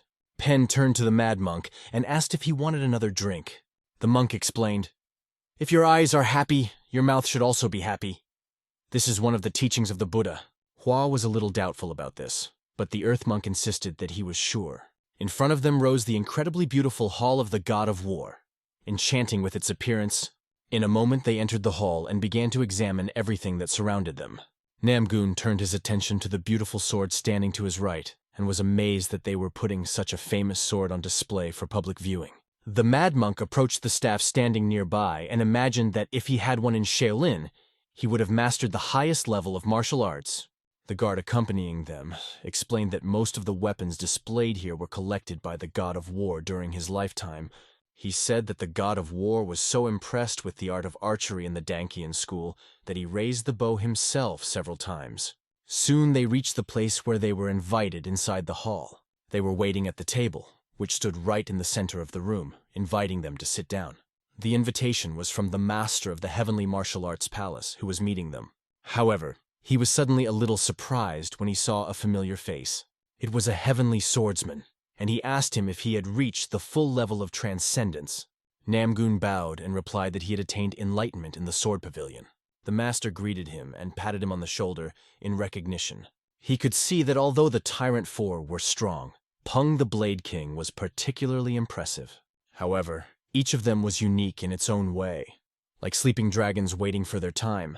The master agreed that inviting them with the Golden Witness was a great idea, and invited everyone to sit down. After pouring tea for everyone present, he brought up the topic that without their help, it would be difficult for the Heavenly Palace to return the 5 types of weapons. The 4 tyrants did not think that they had done anything incredible, treating their success modestly. After that, Peng turned to the master, asking about the Bloodheaven sword. He was very interested if the master knew anything about this legendary sword. The master was immediately surprised when the topic came up about the Bloodheaven sword. He asked Peng, "You mean the sword used by the leader of the Bloodheavens?" Peng explained that Magyo was looking for this sword and asked if the master knew why they needed it. The master replied that if Magyo was looking for this sword, they would probably know more about its true purpose, the heavenly demonic sword. Hearing this, everyone present was shocked and began to listen carefully to what the master was telling them. The master explained that the Bloodheaven sword was engraved with mysterious symbols, and even the God of War could only decipher 4 of them.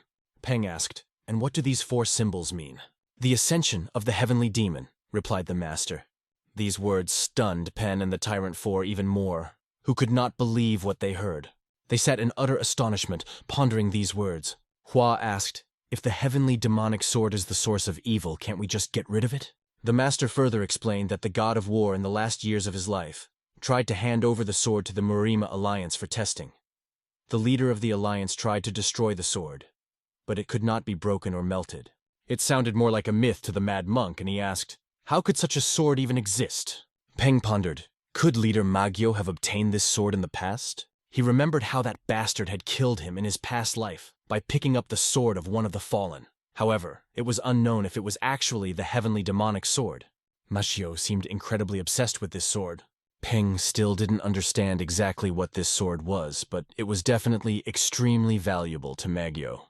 Peng then asked the master, "Is the heavenly demonic sword in the Heavenly Martial Arts Palace's armory?" A mysterious smile appeared on the master's face. He replied, "If you really want to know, win the debate and then you can see for yourself." After these words, a confident smile appeared on Peng's face as well. The Heavenly Martial Arts Palace Sword Discussion Reception is held once every 5 years, and the number of invited guests does not exceed hundreds. Simply attending this event guaranteed entry into Muram's top 100 martial arts masters. In the Heavenly Palace, it doesn't matter if you're from the pro or anti-faction, or even just a wanderer. Everyone invited can participate in the discussions, as it's all about martial arts.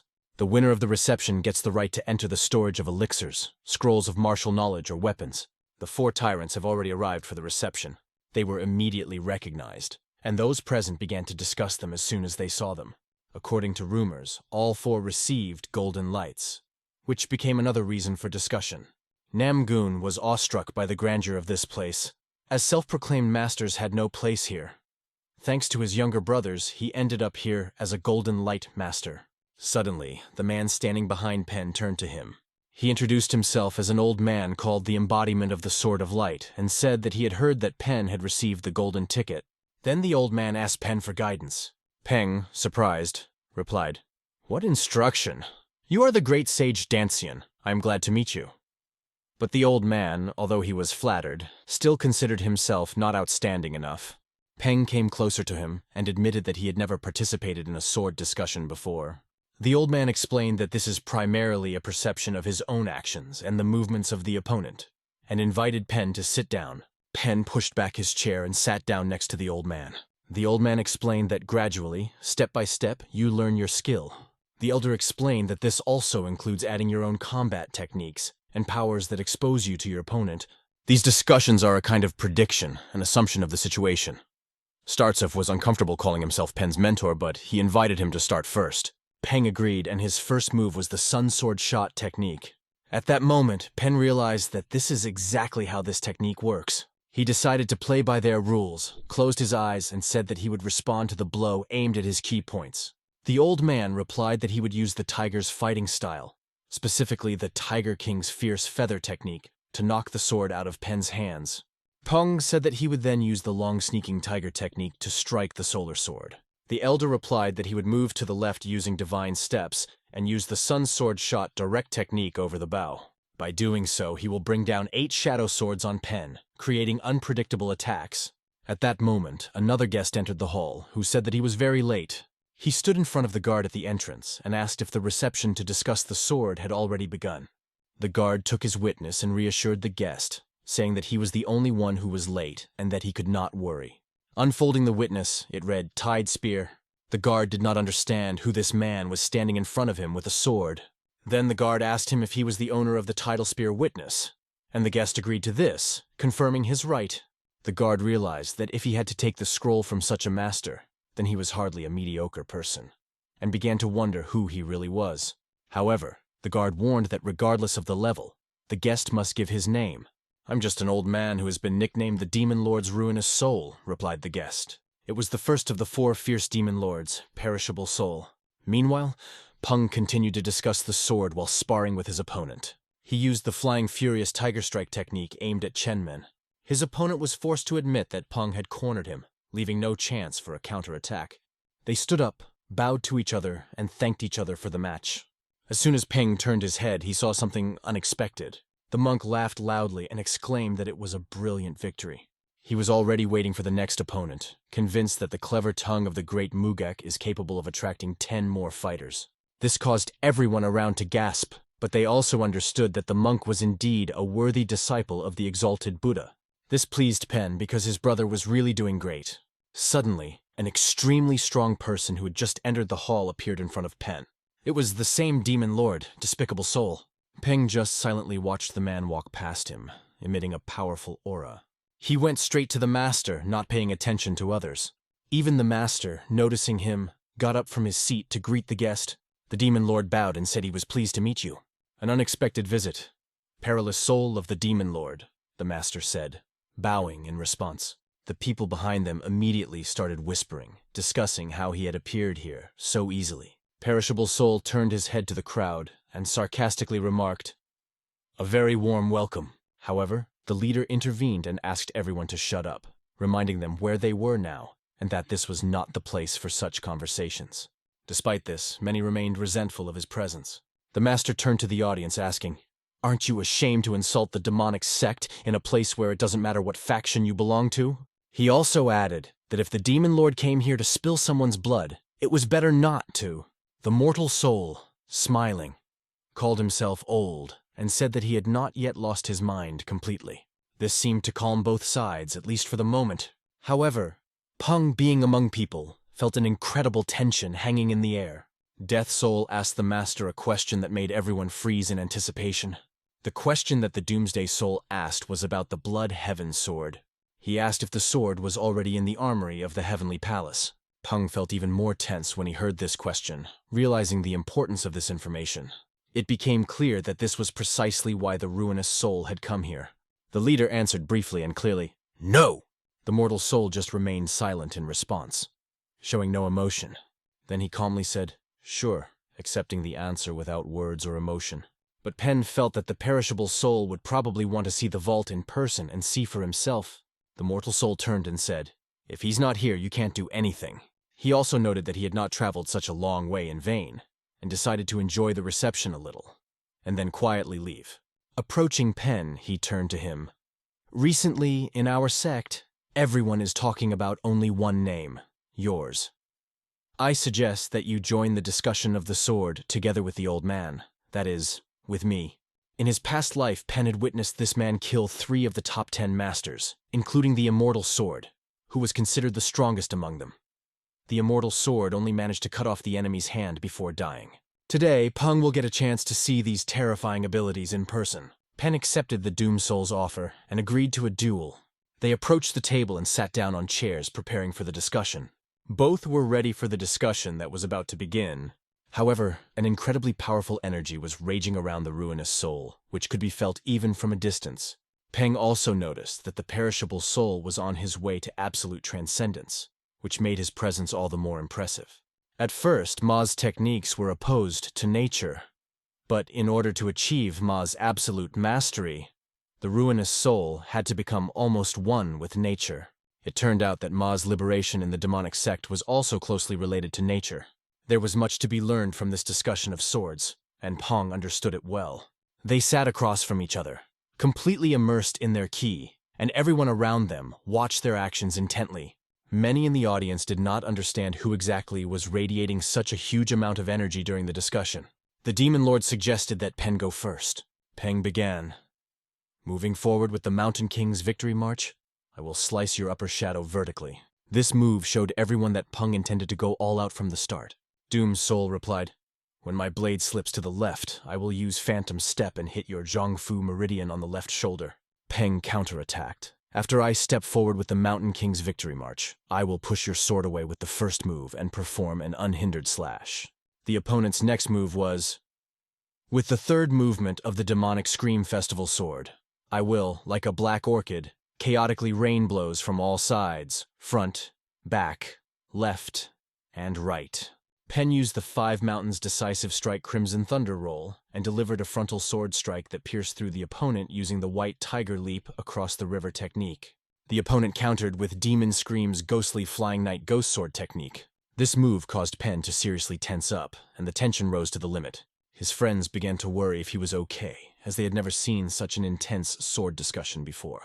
Peng understood that his right shoulder had been cut by the opponent. Instead, he only managed to cut through the enemy's collar, which was disappointing. He didn't even expect the Blade King's blade to reach him so quickly. The Demon Lord laughed loudly, calling it an exciting sight. Now he offered to fight for real, stating that he would make a long vertical slash using the Extinguished Soul technique and focus on cutting through his weak arm, targeting the Tiantu, Chuanzi, and Zhongfu meridians. Peng realized that Doom Soul's main power is that he controls his left and right hands differently, using a variety of techniques. But in front of him was the strongest of the 4 fierce demon lords, Pernicious Soul, and it was no wonder that Pen decided to respond by using the Fire Tiger Net technique. This technique allowed him to avoid being hit in the arm. He then attacked with 5 lightning strikes to parry the succeeding Soul Sword. The opponent, if in this position, decided to use Demon Scream Ghost Sword, Extinct Ghost's Nightwalk, to hit the open area on the right. Peng, seizing the moment, would launch a lightning strike to counterattack. At this point in the discussion, the tension reached an incredible level, and their QI seemed to create a hurricane over the table. Even the tiles under the table legs could not withstand the stress and began to crack. Pen's friends cheered him on, asking if he was all right and assured him that he could win. However, it seemed that there was more to worry about the building because it was almost starting to collapse. The tile beneath their feet was already covered in cracks from their energy. It was incredible. Just a discussion of the sword, but it ended with internal wounds for Pen. The Demon Lord sat there as if nothing had happened, with a light expression on his face, as if this was normal for him. "Why are you looking at me like that?" Pen asked, feeling the Demon Lord's gaze. He replied, "Looking back, I thought I'd beat you in 5 or 6 moves." But Peng gradually reduced this gap, surprising the opponent. Looking at the young leader, the Demon Lord noticed his innate talent and dignity. Pen noted that the discussion of the sword was finished, but asked the Demon Lord to take his time in quenching his thirst for blood. Today, the Demon Lord decided to retreat, giving Pen a chance to rest. He picked up his sword and began to climb, preparing to leave. "As promised, we will meet again, and it will be very soon," he said, saying goodbye. He also expressed his hope that Peng would become even stronger before their next meeting. Peng replied, "It's exactly what I was hoping for." After that, the Demon Lord began to leave the hall, leaving behind a trail of power. Peng, tired from the exhausting discussion, sat down directly on the floor to rest. Sitting down in a meditation posture, he closed his eyes and began to restore his ki. His friends immediately rushed to him to guard him, no questions asked. The friendship of the four tyrants captivated everyone around, and no one had seen such a sword discussion before. The people, tired from just watching, couldn't believe what had just happened. It seemed as if they had all drawn their swords as well. After 7 days of deliberation at the sword banquet, Peng Musong won one victory after another. Because of this, his right to enter the treasury of the Heavenly Martial Arts Palace became indisputable. However, since the Heavenly Demonic Sword was indeed not in the Heavenly Palace, Peng decided that there was no point in entering the armory. The leader apologized to Pen, explaining that he only wanted to gather a crowd for discussion. Didn't expect that during the hottest moment, the Demon Lord's ruinous soul would appear and start searching for the sword. The leader asked Peng not to take it all to heart, explaining that just like Ping, he had made his choice. However, he couldn't let Pen go empty-handed, as this could negatively affect his reputation as a Heavenly Palace martial arts master. The leader thought about what Pen might want. Peng replied that there was one thing, and asked if the leader could listen to his request. The Tomb of Swords was immersed in the cold and was located deep in the cave. An old man sat in it, holding a sword in his hands as if guarding it. But a real, serious sword suddenly lit up behind him, radiating powerful energy. The old man realized that the Magyo were already approaching. He wondered what would happen if he couldn't stop them. But he clearly understood. If it is not possible to protect the tomb, he must at least move this sword. Meanwhile, Peng asked the leader of the Heavenly Martial Arts Palace to intervene in the future against Magyo, explaining that in his past life, the Heavenly Palace silently watched the horrors and then met his inglorious end. If they join the fight, this can be avoided. The master laughed and asked Pen, "Do you want everything brought to you on a saucer?" Pen laughed and replied that if the master agreed to his request, he would leave the palace in peace. The master himself understood that Magyo would not leave the Heavenly Palace alone for anything. Therefore, after thinking, he agreed to Pen's proposal. That was enough for Pen to consider the deal a done deal. He now planned to go to Guizhou, even though the place seemed unremarkable. The leader decided to ask what Pen's business was there. Peng received a message from the Heavenly Slayer sect last night. The message said they had the Hellhounds and a group of 10,000 assassins on their tail. This was a kind of consolation for Pen because he was supported by his grandfather. In response, Peng told the leader that it was a simple job to take down a couple of murderers. After some time, he was already there and arrived just in time for the most beautiful sunset in the world. The message also stated that the meeting would take place here. Suddenly, a little boy appeared behind him and started pulling his clothes. "Yay, I found you," said the little boy happily. At first, Pen did not understand who it was and what he wanted to say. But the little boy began to pull his hand. When Pen opened his palm, the boy put something in his hand. "You'll understand when you read it," said the little one, and, without delay, ran in the opposite direction. The four tyrants curiously began to unfold the note, peering into it.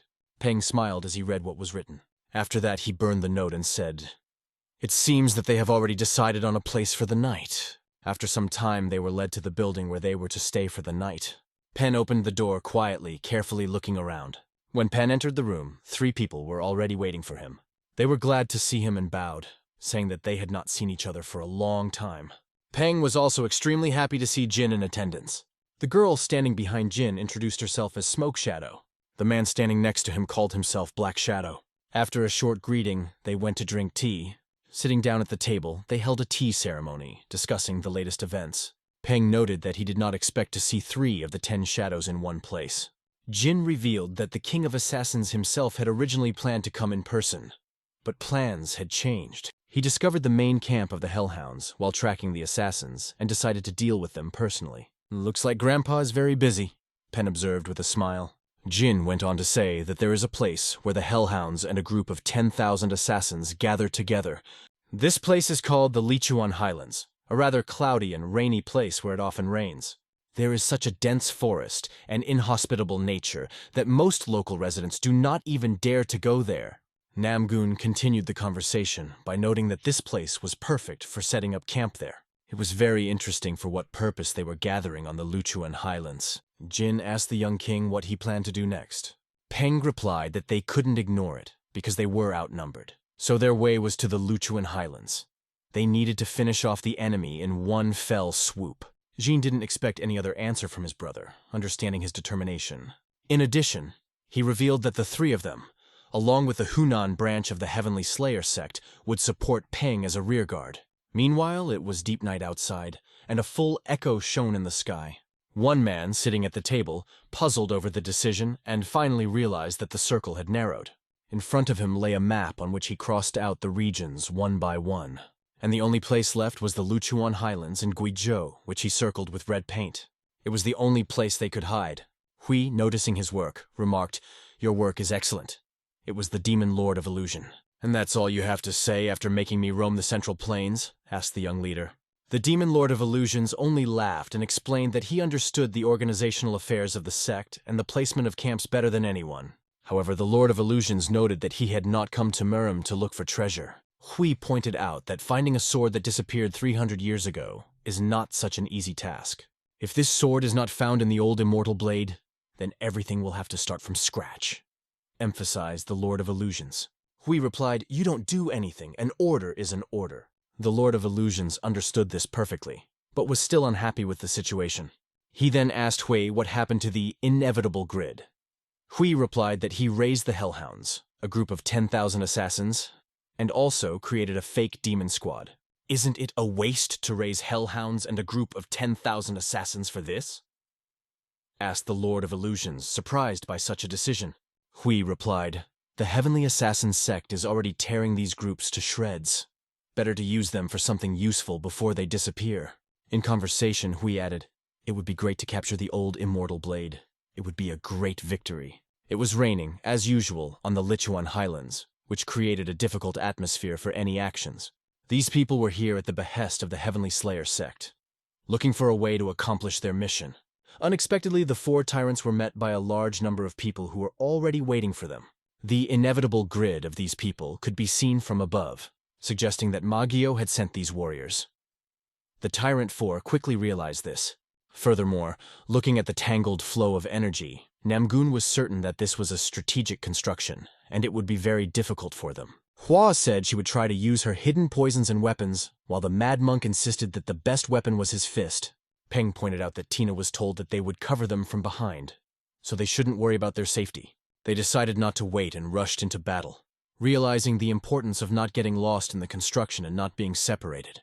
Meanwhile, the Illusion Lord was reminding Hui that he had heard that this time, the clan leaders had decided to take part in the matter. "Clan leaders showing up when the war hasn't even started is predictable," remarked the Lord of Illusions. He also noted that apparently the clan head no longer trusts Hui. Hui just laughed as he said, "That pig never trusted me, but this is a great opportunity to see what the clan leaders are capable of." Afterwards, the Illusion Lord asked Hui to leave him as he needed to prepare thoroughly. "The sword tomb itself will use several constructions," the Illusion Lord added, referring to the complexity of the preparation. At that moment, the Mad Monk was already ready to blow heads and was eager to fight. The Mad Monk did not delay and proved to the enemy who was the boss, destroying opponents with powerful blows. Opponents flew in different directions and fell to the ground, unable to withstand the force of his blows. You could tell by the looks they gave each other that they realized what a mess they were in. The best option for them in this situation was to simply run away, which they decided to do. As they fled, they passed through an energy field. Namgun began to suspect that the enemies might not be going to stop them. Peng also realized that the enemy must have another goal. The Mad Monk talked about feeling as if the enemies were driving themselves into a corner. This piqued their curiosity, and the Tyrant Four wondered what the enemy might be planning. Meanwhile, the Lord of Illusions was drawing a characteristic symbol on the ground, preparing for something important, but they were overtaken, forcing them to hurry. It was the head of the demonic Fist clan, the Mad Monster, the Demon King. Sitting next to him was the leader of the demonic Wind clan, who was also watching the events closely. They had a dialogue, pondering the power of the immortal sword. The Mad Monster emphasized that they would have to use their fists as the only way out. The Mad Monster counted on the fact that they still had a young leader and a demonic sword in their arsenal that could turn the tide. Home match. Another clansman appeared around the corner and Mad Monster asked him why he wasn't with the young master. He explained that he had been ordered to protect the Demon Lord of Illusions. Another asked, "And what are you going to do next?" Mad Monster remarked that he would never have thought that a young leader could have such intentions. Even at the age of 7, Cheong Ma Hui, this scoundrel, was not just called the leader of the next generation. Those who met him saw him as the second coming of the heavenly demon. Meanwhile, the Lord of Illusions continued to draw symbols, even though his back ached excruciatingly. He was cursing the idiot who came up with this stupid build, but at the same time what he was doing was starting to work. They stood in place, ready to move in as soon as the construction was completed. The demonic sword kept a close eye on all the actions and the situation around. The energy wall they created was ready, and it gave them an advantage. The mad monks surmised that the previous structure in front of them was beginning to fall apart, and that the demonic bastards must have done something to it. But at the same moment, the mad monk felt the energy under his feet change. They guessed that a new construction had been activated, which began to act under their feet.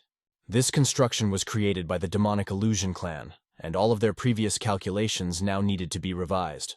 The demonic illusion clan was known for its construction prowess, and Namgoon had heard that their techniques were on par with the Jagal family in strength. Peng began to concentrate, gradually releasing his chi as he tried to understand what was going on around him. It became more and more, and he tried to feel what dark power lurked in this area. Suddenly, his eyes opened wide as he felt something extremely powerful. He realized that there were two pillars to the east and west, 30 zhangs away from them, and proposed to destroy them first, and then head for the Luchuan highlands. Namgun and the Mad Monk headed east to destroy one of the pillars. Hua and Peng went in a different direction, agreeing to meet on the highlands after destroying the pillars. They separated and, leaning on the ground, quickly moved in different directions. Meanwhile, the old man was still sitting in the storeroom, guarding the swords, keeping a close eye on everything. Suddenly, Allah energy began to gather on one of the swords, filling it with power. The old man turned his head and noticed this sword, but it suddenly flew out of the ground as if out of control. This sword was joined by another, and the two fell to the ground together, forming a strange harmony. The old man realized that the building had been destroyed, and this caused alarm. He hoped that the rest of the buildings would be able to stop these scoundrels. However, looking at the most important sword, the old man understood that the Magyo had prepared very well for this attack. A purple glow began to spread throughout the mountain, as the Lord of Illusion pointed his staff at it in an attempt to reinforce the construction. Other members of their sect also did the same, pouring their energies into the process.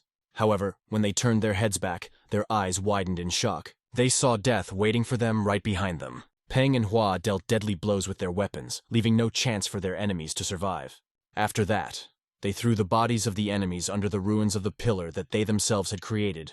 Their opponents were completely destroyed, buried under the stones of their own construction.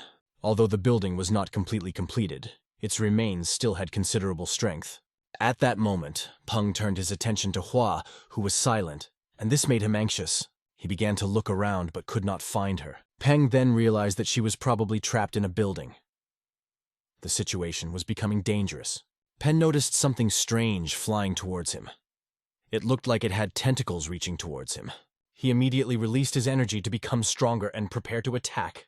With a swing of his sword, he chopped off those tentacles, shredding them into small pieces. It was a high-level construct, so powerful that even nature itself began to go mad from its influence. Peng hoped with all his heart that everything would be fine with Hua, and that she would find a way out. He remembered her words, how she had always assured him that he could handle it on his own. However, Peng decided that the best way to find her was to look for the core of the pillar or any demonic opponents that might be holding her back.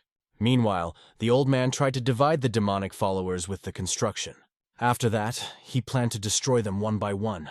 But he felt the pure energy of the Nayan and 4 more sources at the same time, which made him start to guess who it could be. The old man wondered how they managed to end up here in such a strategic place, and the swords continued to behave strangely, vibrating and reacting to the presence of these warriors. This made the old man look back where he saw 3 more warriors with equally powerful energy enter the fray. He realized that building swords in the tomb alone would not be enough to stop them. He had no choice but to leave the Tomb of Swords if he wanted to survive. After all, the Tomb of Swords was under protection since the time of their ancestors. However, the old man first took upon himself the duty of getting these young warriors out of danger. He went to the sword, grabbed it, and pulled it out of the stone where it was. After that, he carefully wrapped the sword in a cloth to protect it. Hanging the sword on his back, the old man moved on with the last hope. He hoped that the final construction of the sword tomb would last as long as possible. In fact, he didn't just hope. He prayed that the construction would last, and then he was on his way. Meanwhile, Peng continued on his way, carefully searching for his goals. He kept his attention sharp. scanning his surroundings carefully as the thick fog made it difficult to see. Suddenly, in the fog, the silhouette of a man appeared in front of him, quickly approaching. Peng couldn't believe that the first enemy he would encounter after entering the building would be himself. The fierce monster, equally surprised, might say the same about meeting Pan. He asked Pen, "Did the Demon Lord's fist fall from your hand?" To which Pen calmly replied, "Yes." Peng then asked him if he regretted not killing him back in Sichuan. The blood monster laughed and said he had no regrets. "Only the strongest survive," Blood Monster said, clenching his fist. He added that the Demon Lord's fist he had killed turned out to be a weakling. Since the heir of the demonic Fist clan had died, the monster took it upon himself to avenge his life. Pen could not refuse him this wish, realizing that a fight was inevitable. The blood monster charged sharply at Pen, and he took a fighting stance, preparing to attack. The monster tensed his fist, concentrating all his demonic energy in it. When he punched, these burst from his fist like a tornado, shattering the space around him. It was so powerful that Pen barely managed to dodge, his face scrunched up from the tension. The Demon King's blood monster had become much stronger since their last encounter in the Tang House. He used such fast and unpredictable attacks that it was almost impossible to dodge them. However, even with his demonic techniques, he couldn't completely stop Pen. Pen could barely stay on his feet and, using his sword, tried to fend off his opponent's attacks. However, the monster easily dodged the blows and launched a new attack. His large body moved so easily and smoothly that it seemed as if he was flying like a butterfly. But this butterfly could kill with a single blow, and each of its attacks carries a deadly threat. Meanwhile, Hua ran forward, dodging the attacks.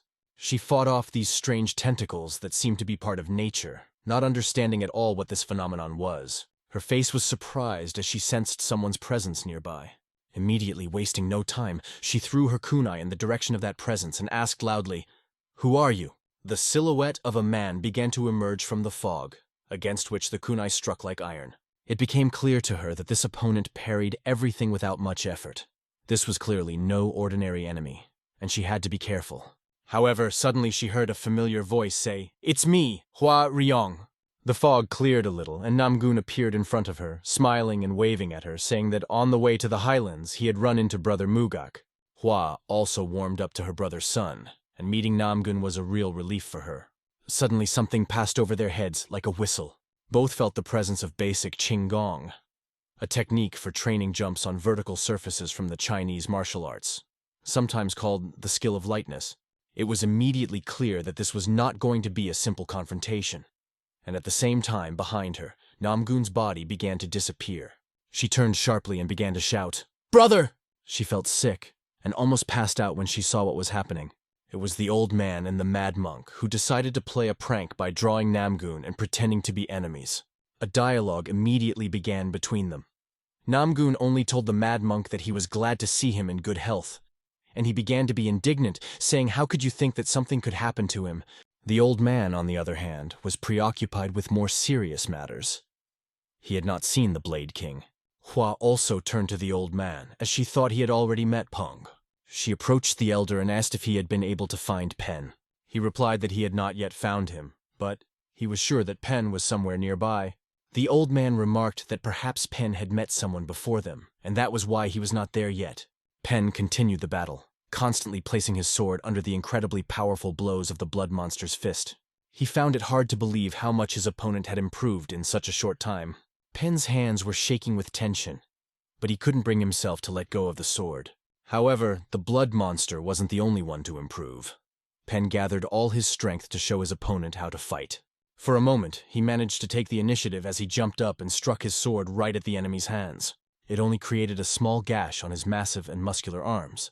The blood monster was surprised that Pen was able to parry his attack, which he called the Golden Demon's Strike. However, the monster believed that the small wound left by Pen would not affect the outcome of the battle. But Peng believed that even small cracks could cause large rocks to split. He continued to attack using this strategy with the hope of victory. Using the white tiger leap across the river technique, Pen swung his sword at the enemy. However, the blood monster only laughed and challenged, asking if Pen could split the rock with such blows, hinting at his power. More than 1,000 beats per minute. And Pen managed to place his sword every time, leaving many cuts on the opponent's fists. But the last blow was the strongest, knocking Pen back, causing him to lose his balance. The blood monster recalled their previous battle and said that they did not finish the duel then, suggesting that they now put an end to it once and for all. Pen was not going to refuse the blood monster's offer and agreed to continue the fight. At this moment, something incredible began to happen to the blood monster. The amount of energy surrounding him was staggering. Pen, remaining calm, prepared for the meeting, drawing his sword to meet him. The blood monster prepared to jump, gathering all his strength. The black wheel of heavens collapsed, and all of its energy flew straight toward Pen in a hurricane. Pen just raised his sword up and swung it, preparing to answer. "Lightning strike!" Pen said, swinging his sword down and slicing through the opponent's hurricane. Incredible sounds echoed in the air, as if the whole earth trembled from this force. If you look at the battle from above, you can see how the fragments of trees, cut down by energy, fly in the forest. Leaves from the trees were blown away by the wind, leaving an empty battlefield. The blood monster's giant knee hit the ground with a thud. He fell to his knees right in front of Pen, exhausted from the impact. Barely uttering the words, Bloodfist admitted that they had traded blows as equals back then. He recognized that Pen had become much stronger since then and named him the Blade King. However, after that, he asked Pina not to get involved, hinting that the battles are not over yet. "Don't give in, for the 4 demons have their master," the blood monster said, before falling face down into the ground. After these words, his unconscious body remained lying, and Pen, folding his hands, bowed to him, acknowledging the power of his fist. He gave his opponent his respect, realizing how difficult this fight was. Another man suddenly appeared, whom Pen stopped with his sword, sensing danger. The stranger begged him not to be afraid, and their swords clashed with a clanging sound. "Don't be afraid, it's just an old man," he said. And before Pen appeared the immortal blade, an elder. Peng was surprised and happy at the same time, not expecting to see him here and not understanding what the elder was doing in this place. The elder explained that in the center of this structure was the Tomb of Swords, the place for which the battle was now being fought. "And the rest of the scoundrels are waiting for us, so we have to hurry," added the elder with a smile. They set out together and were soon joined by the others. The 3 tyrants were waiting for them and were grateful to the elder for his help, as without him, they would have been in serious danger. The elder, however, was in a hurry and asked them to gather to look at something important. He threw the sword that Maggio had been looking for so long on the ground. It was the heavenly demonic sword, the same one their enemies were hunting. The elder explained that the leader of the alliance entrusted him with this sword, realizing that it was a dangerous hunt. Everyone understood that this battle for the sword was of great importance for their future destiny. However, the elder did not expect the Maggio to know the location of the Tomb of Swords, a secret known only to the founder of the Immortal Sword Sect. Peng asked him what his future plans were. At first, the elder had planned to quickly deal with the group of demons that had gathered here and disappear, but that proved more difficult due to the power of the new demons that had recently joined the fray. Gong asked him, "Are they so strong that even you will find it difficult to resist?" The elder explained that the 2 of them had reached such a level that he wasn't sure if he could defeat them in battle, so he decided to activate a construct that would destroy the Tomb of Swords. Everyone began to worry, realizing the importance of the Sword Tomb to the Immortal Sword Sect. But the elder reassured them, saying that everything was under control, and they should prepare for a long journey without rest. "And what do you plan to do with the heavenly demonic blade?" Pen asked the elders. The elder replied that after the Tomb of Swords was discovered, and there were no safe places left in the central plain, he intended to leave the plain and head to Changbaishan Mountain in the east. There is the mysterious Changbai sect, which his teacher once mentioned, saying that their power was even greater than that of Shaolin. Peng was amazed, for in his 2 lifetimes he had never even heard of this sect, and the fact that it was superior to Shaolin truly stunned him. Since the Immortal Sword Sect and the Changbai sect have long cooperated closely, the elder decided to temporarily hide the sword from them. However, he didn't know how long it would take, as the sect's location was very far away, and he wasn't sure if he would be able to find them exactly. He was also worried if the Maggio would continue their brutal actions and take over the central plain by then. Either way, he'll leave 4 tyrants to protect while he's gone. Peng couldn't imagine how they, the 4 tyrants, would be able to replace the elder in his absence, as he was a key figure in their struggle. Pen understood like no one else the weight of the responsibility that the elder carried, and that this burden was incredibly heavy. It was for this reason that the elder entrusted her to the 4 tyrants, believing in their ability to protect the Tomb of Swords. The tyrants were ready to do everything possible to fulfill this task and justify the trust of the elder. With one swing of the demonic sword, the stone was split in two. But the demon thought that this construction was just a waste of time. The Lord of Illusion standing behind him said that he had found traces of the immortal blade. The demonic sword ordered him to hurry, not wanting to waste time. He wanted to cross swords with the immortal blade as soon as possible, anticipating the battle. The four heroes rushed forward, and the elder warned them that it was very dangerous ahead. Nature began to react aggressively because the enemy was manipulating her power. Pen and the great swordsman slashed the enemy's tentacles with one swing of their swords. After that, they stopped, remaining on guard. Peng asked the elder why he suddenly stopped. In a whisper, the elder asked for silence and asked if they could hear these strange sounds. In the middle of the thick fog, incomprehensible figures began to appear. Their energy seemed extremely powerful and dangerous. Without hesitation, the elder rushed forward and swung his sword. With one movement, he cut open the enemy, and blood splattered in different directions. The enemy fell to the ground, dead, with no chance of escape. The elder turned his head to the foursome, who could not believe his strength. They were amazed that he had so easily destroyed the demonic illusion that the immortal sword clan had created to live up to its name. However, the elder quickly turned to them and said that it was time to move on. Suddenly, leaves rained down on them, which the elder deflected with one movement of his sword. The leaves were sharper than iron and were extremely difficult to handle. The elder laughed, holding his head, and said that it was necessary to pay more attention to what lay ahead. However, they were already under the crosshairs and were closely watched. Enemy men were lurking in every bush, ready to attack. Enemies were also waiting on each rock, watching them. As soon as the order was given, everyone started shooting. The arrows flew straight at them, and Pen was the first to take the blow, fending them off with his sword. The mad swordsman couldn't believe that the enemies were shooting so skillfully, yet not doing any damage to them. It was explained to him that the purpose of the enemies was only to detain them, not to cause harm.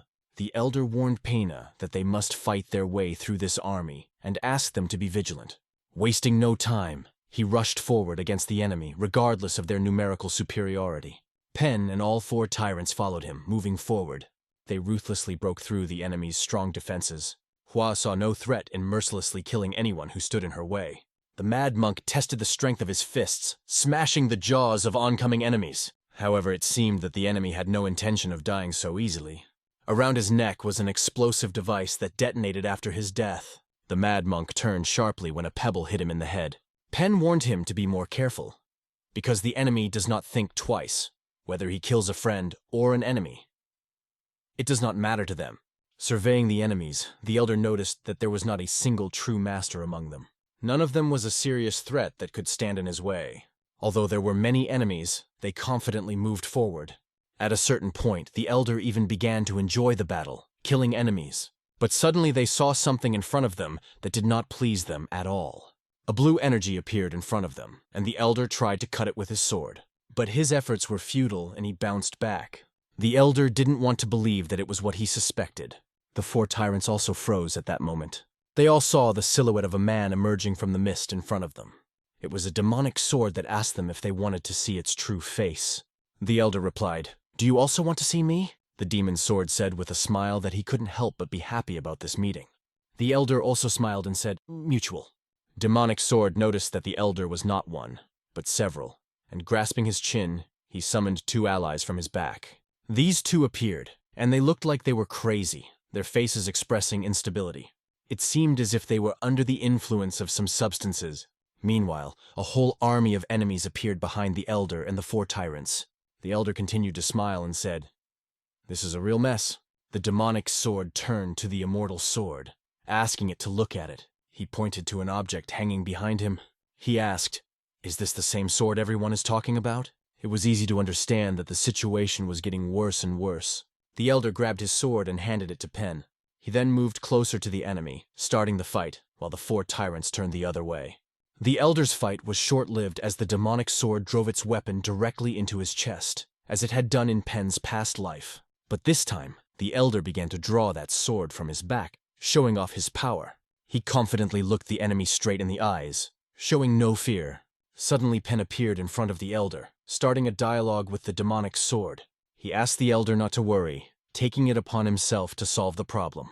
The elder almost did not notice something extremely important that could affect the outcome of the battle. It was the hidden value of the sword they were being chased by the enemy's sect. Taking out his sword, He thrust it forcefully into the ground in front of them.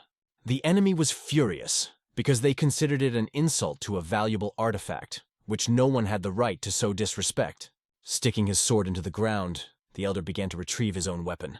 A smile appeared on Pen's face, because he understood the cunning plan of the elder. Meanwhile, the enemy stood threatening them, never taking his eyes off his sword. The Lord of Illusions approached the demonic sword, entering into a conversation with him. Pen noticed this and overheard their conversation, realizing what they were up to. Hearing this, the elder raised his hand and asked Pen to wait. He already held his sword at the ready, just like the demonic sword in front of him. Their blows were so powerful that the energy from them almost scattered everyone around. They fought like two lightning bolts colliding with each other. The powerful energy from the fight almost knocked everyone who watched it off their feet. Peng decided not to wait any longer and enter the battle, sensing that the moment had come. It turned out that the demonic sword was not the only enemy. There was another enemy that had to be fought. This man with huge claws began to rapidly approach them. The others stood by for the time being, watching what was happening. The great swordsman took his sword in his hands, realizing that he could not stand aside when everyone around him was fighting.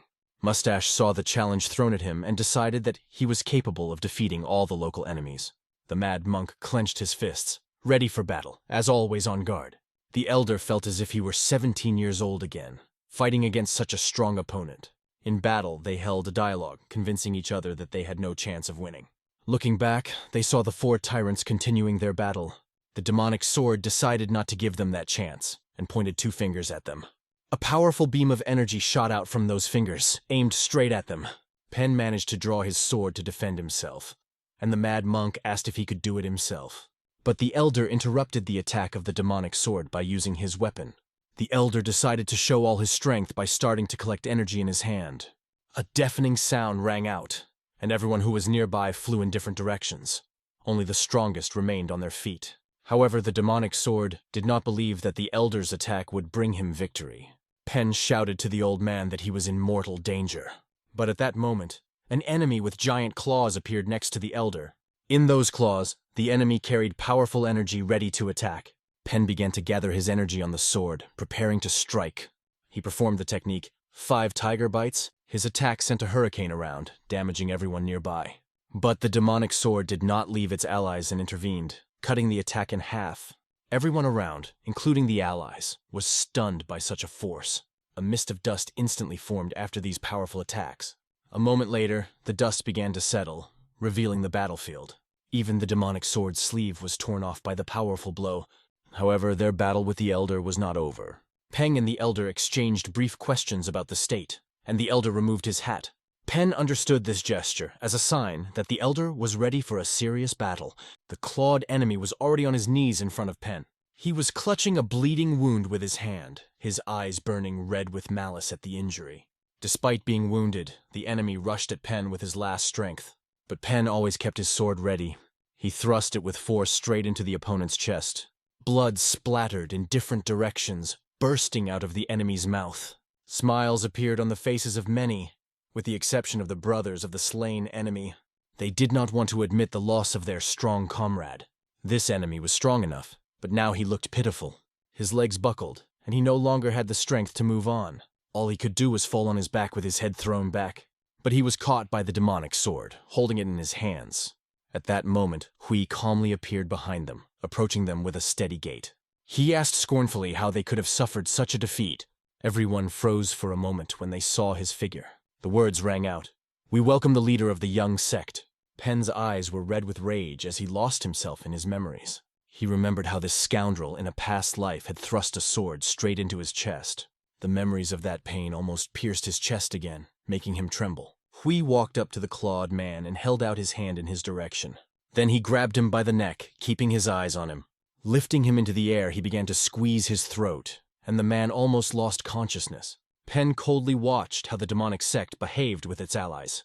Everyone could see the incredible power that was hidden in Hui's hands. Peng pointed his sword at Hui and asked if he was the leader of the demonic sect. Hui, not hiding his smile, replied as if he didn't care about everything. But his gaze suddenly shifted behind Pen. There, in the ground, was the long-awaited sword he was looking for. A mad monk, a great swordsman, and Hua immediately rushed to his defense. However, Hui asked them to leave for a minute. He said there was something he wanted to check for himself. The enemy warned him that they would not return to the sect just like that, but Hua didn't care. He confidently moved forward. Approaching Peng, Hui said, "I'll be the one to take care of it." Peng held his sword pointed at Hui, while his comrades tried to help him. However, they were stopped by a demon sword that jumped out in front of them with his sword and asked them not to interfere. He then turned to the elder he had recently fought and announced a temporary truce. The appearance of Hui greatly changed the course of events. Even the elder could not believe that the last energy he felt belonged to the young sect leader. Things became much more complicated. They stood facing each other, Pen holding his sword at the ready. Hui's hand pulsed with energy of incredible strength, ready to attack. His strike was called Heavenly Palm, and it gained unprecedented power. Pen did not even blink an eye, as the blow was already in front of him. Hui had a smile on his face and said that no one could kill him. He lunged at Pen with a fist as tight as steel and declared that Pen would soon die. Pen brought out his sword to stop this incredibly powerful blow. He then decided to counterattack and swung his sword straight into the meeting of his fist. The collision of their blows sent a wave of energy flying far around. Both Hui's hand and Peng's sword trembled with immense tension. In this battle, Hui won by knocking Peng back with his punch. But Peng held his ground and was able to put his sword up to defend against the next blow. Although the fight was incredibly difficult, sweat was running down Pen's face. Despite his fatigue, he found the strength to swing his sword again and again, knocking the enemy back. The demonic sect leader's face was beaming with satisfaction, as if he was enjoying the battle, and he promised to show Pen something special. Pen's eyes widened as he saw what appeared before him. Behind the young leader stood a giant figure, a three-headed giant who was called the Divine Hand of Asura. In one fell swoop, he sent all his energy straight towards Pen. More than 100 Asura arms flew out to attack Pen at once. The situation was catastrophic. One could say that Peng was completely trapped, but that didn't mean he could just lower his sword. He used a thousands of lightning strike that flew towards Asura, turning his fists into a tornado of red energy. Breaking through the attack, Peng lunged straight at Hui, sword flying forward. He used his superpower, Quick Attack, but Hui masterfully dodged every attack, and it seemed that the fight was getting more and more difficult for Peng. However, Peng was not going to give up, and stubbornly continued to move forward. He jumped high above the enemy and swung his sword again, preparing to strike. Hui raised his fist to block, placing it under the blade of a sword that was as sharp as a razor. He then delivered a palm strike that caused Pen to reminisce again. He remembered how Hui had killed someone close to him with his palms in his past life. But Peng couldn't let that happen again this time, so he began to dodge Hui's punches. Using his sword, he powered himself up by swinging it around and deflecting attacks. With another blow, their weapons collided, and the impact made a resounding sound that sent them both flying backwards. However, Hui immediately stepped forward, clenching his fist and preparing to kill. Pen stuck his sword into the ground, preparing for the decisive blow. His body began to be enveloped in lightning, and everything around him began to crackle with tension. The young leader of the demonic sect released a whole tornado of energy from his palm, preparing for a decisive blow. A red bolt of lightning cut through the sky, leaving behind a trail of incredible power. After that, there was a loud explosion that blinded everyone around, causing them to lose their orientation for a moment. His companions prayed with all their hearts that all would be well with him after this encounter. When the dust settled, they saw Peng and Hui still standing there looking at each other and holding on to their feet. The young leader's hands were scratched from a recent blow. Peng was also badly battered, blood dripping from his face and clothes. The marks of the battle were obvious. This powerful attack created a huge funnel between them. Peng suddenly remembered another important point. He remembered Jin telling him that he was going to call for reinforcements from the Murim Alliance's Sichuan branch. Pen looked with rage in his eyes at the one he hated with all his heart. The demon was glad because reinforcements had finally arrived, which meant that his dear friend's time was almost up. The young sect leader was joined by reinforcements. They stood behind him, preparing for battle. One of the warriors informed the young lord that the Holy Spear and the Wave King would arrive in 2 hours, and the Sichuan branch had appeared earlier than they expected. Peng, lost in thought, listened to the conversation, not understanding who the 2 men who had come for reinforcements were. He had never met them in this life, or in the past. How can the young Master Pen endure these 2 hours of battle, when his strength is almost at the limit? The demon lord emphasized that the sect was forced to retreat. This news sounded like thunder from a clear sky to the young master and his warriors. The demonic warriors questioned their leader, not believing what they heard. The lord continued, clarifying that the head of the demonic Wind Clan should have heard that the Holy Spear and the Wave King were already approaching. The Lord remarked that even if they decided to retreat now, they would at least need to retrieve the heavenly demon sword. It was an inviolable truth that could not be argued with. The leader emphasized it particularly clearly. As the heavenly demonic sword was being protected by the young master, they focused all their efforts on possessing it. The demon lord made it clear to his companions that if they took this sword away, Peng would chase them like a wild dog. One of the warriors asked how they were going to deal with Master Pen's wrath if that happened. The Lord ordered his men to deal with the King of the Waves and the head of the demonic Wind Clan, and he himself would try to take possession of the sword. However, it will not be easy, given the presence of newcomers in the battle. The young master, hearing these words, remarked that the demon lord was a real scoundrel, and trying to take this sword away was a big mistake. No one would give it up so easily. A sinister smile appeared on the demon lord's face. The Lord turned to the immortal sword as the oldest in this city, and asked him once again, if they were to give up the heavenly demon sword, then let them end it today. The Lord asked if they fully understood that they would have to go against 4 tyrants who had already reached their limit. He also doubted if they were confident in their hands to take a step forward. He advised the young master, Peng Mu Song, to step aside for a while. Hearing these words, Pen clenched his teeth like a mad dog, ready to fight. He was well aware of how important this sword was to everyone. Lord stressed that retreat would be a wise choice, as the odds were clearly not on their side.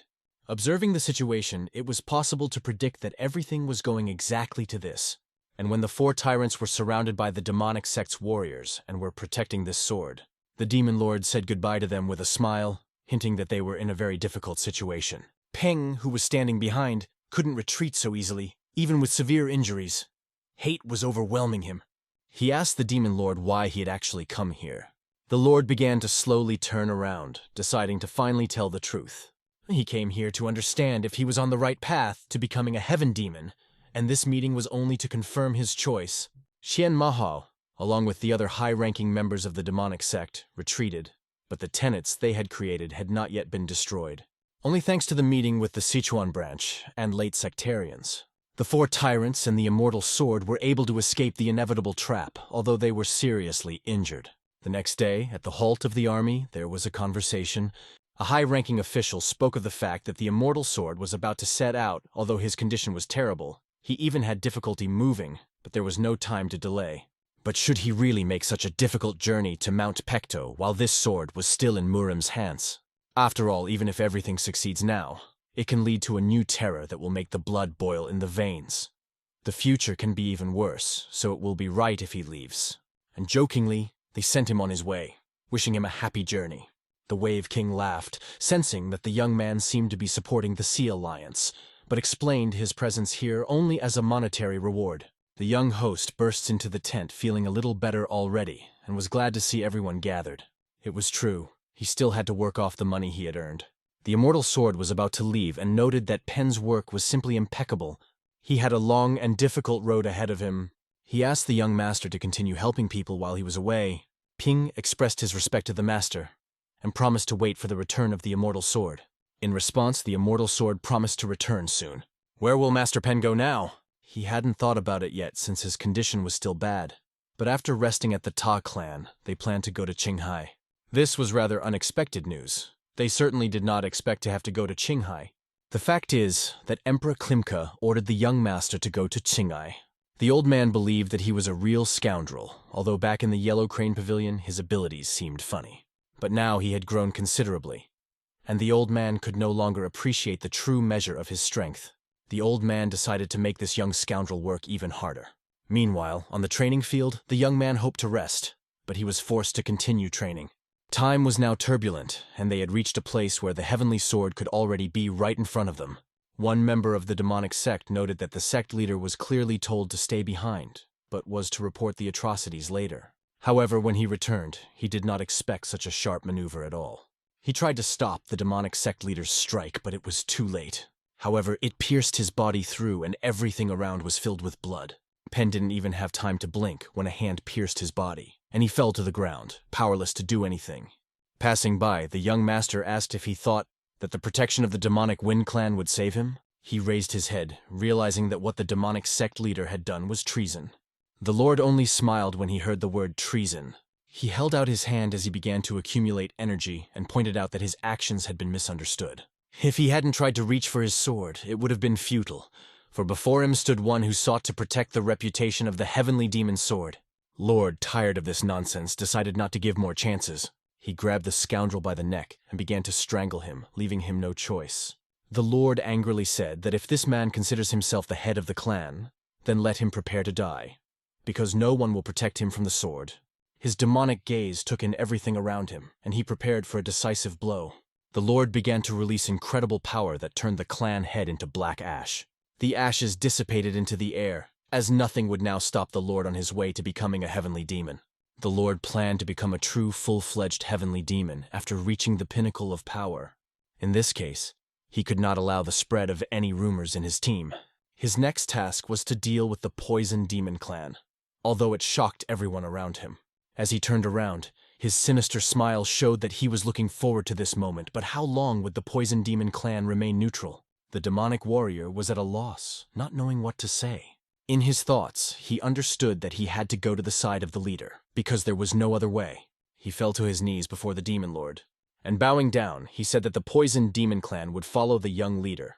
This was good news for the leader. He was glad that the young man quickly understood what was required of him. The leader felt a little sad, because the fierce Demon King standing next to him died at the hands of Peng Musong. If he was present at their organization, everything would be much more fun than it is now. After a while, the demonic sect leader ordered everyone to gather together.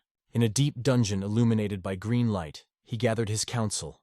As he approached the table, being the last to arrive, he asked, "Is everyone gathered yet?" But I did not see the key persons, who did not even appear. He wondered where the demonic patriarch's sword was. Did he not wish to be present? One of the girls replied that the spirit of the demonic patriarch is loyal, although the sword itself has not come, but it always supports the leader. In response, the young leader emphasized that the situation looked sad, and even though the sword of the demonic patriarch had not appeared, they could do nothing to help. This sword was to become the new general in their army. It was a surprise when he announced that with the death of the strongest demon king, the seat of the first patriarch was also vacant. He felt in his soul that soon this place would belong to him, and solemnly announced that he would become the new patriarch. One of the representatives, the dark demonic patriarch, laughed as he understood what this meant. All of the demonic clans, except the demonic wind clan, would join the young leader. Some of those present realized in their thoughts that this was a big mistake, but they could not yet fully realize its scale. However, the young lord managed to gather all the patriarchs to his side. It was simply incredible to create such a large influence in a sect where even supreme demons could not predict his actions. Then the head of the poisonous demons asked what the Destroyer Demon King and the Bond Demon King were planning to do, if they had already agreed. He wanted to know what the demon god's intentions were. The Lord thought this was an interesting question because the answer was obvious. If the God of heaven said he didn't care, then they could do whatever they wanted. But if God tries to hinder them or intervene, they will act on a different plan. Now they planned to act solely on this new plan. The demon lords were waiting for new orders. First, they had to take control of the Venom Demon Patriarch, the Phantom Demon Patriarch, and the Demon Illusion Patriarch. The three of them had to deal with the Sword Demon Patriarch as ordered. All these actions had to be limited by time in order not to lose the advantage. They were supposed to visit his younger brother. He was in one of the towers, calmly reading a book. Having become interested in reading, he did not expect anything unexpected because he was acquiring knowledge for the future. Suddenly, his attention was drawn to the fact that the door began to slowly open. His older brother entered the room, whose sudden appearance surprised him greatly. As always, the younger brother was engrossed in reading. When he saw his older brother, he was happy and couldn't hold back his smile. He threw himself into his brother's arms, unaware that a dagger was hidden behind his back. With sparkling eyes, he ran to him, glad that his older brother had entered his room for the first time in a long time. He explained that all this was because the leader strictly forbade him to visit his brother, but now he has come to break that order. The elder brother grabbed the younger brother by the neck, his hands filled with demonic energy. He held it up, showing his dark intentions for his younger brother. No matter how he tried to escape from his grasp, it was in vain. He begged his brother to let him go. However, the elder only said, "Don't worry, you're already dead." And he added that it would be better if it happened before his father found out about everything. Demonic energy filled the space, engulfing everything around. Soon the leader came out of the tower carrying his younger brother in his arms. High-ranking officials who arrived for the meeting were already waiting for him. He asked if they had followed his orders as intended. Without a doubt, they had done as he had said. Suddenly, a large number of soldiers appeared on the horizon. They came to protect the young master, but they could not even imagine that his elder brother would betray him. The Lord noted that these warriors who drew their swords were not friendly towards him. This could have brought their story to a quick end. But Demon King Bon was standing by, ordered by the leader not to consume them all. He explained that there was no need to kill them all. The elite strike force of 10,000 demons now obeying the leader would soon transfer to the young lord and make a great addition to his army, so he forbade killing them. They had to learn about the new ruler and accept him as he would become their new leader. Now they will have to move forward despite all the obstacles. The Lord walked behind, and in front he sent his soldiers. The army protected the main leader, not succumbing to the manipulation of enemies. The demonic woman waved her quill, warning that these warriors were making a big mistake if they went against them. For one of the lords, the smell of blood was pleasant. He felt a strong energy that filled him. The warriors who opposed them were incredibly brave, but they could not withstand their strength. The patriarchs released incredible demonic energy, expanding the boundaries of the possible and the impossible.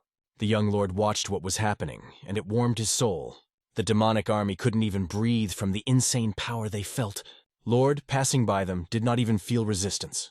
As he approached the demon sect leader's gate, he kicked the door, and the entrance broke open, revealing a passageway.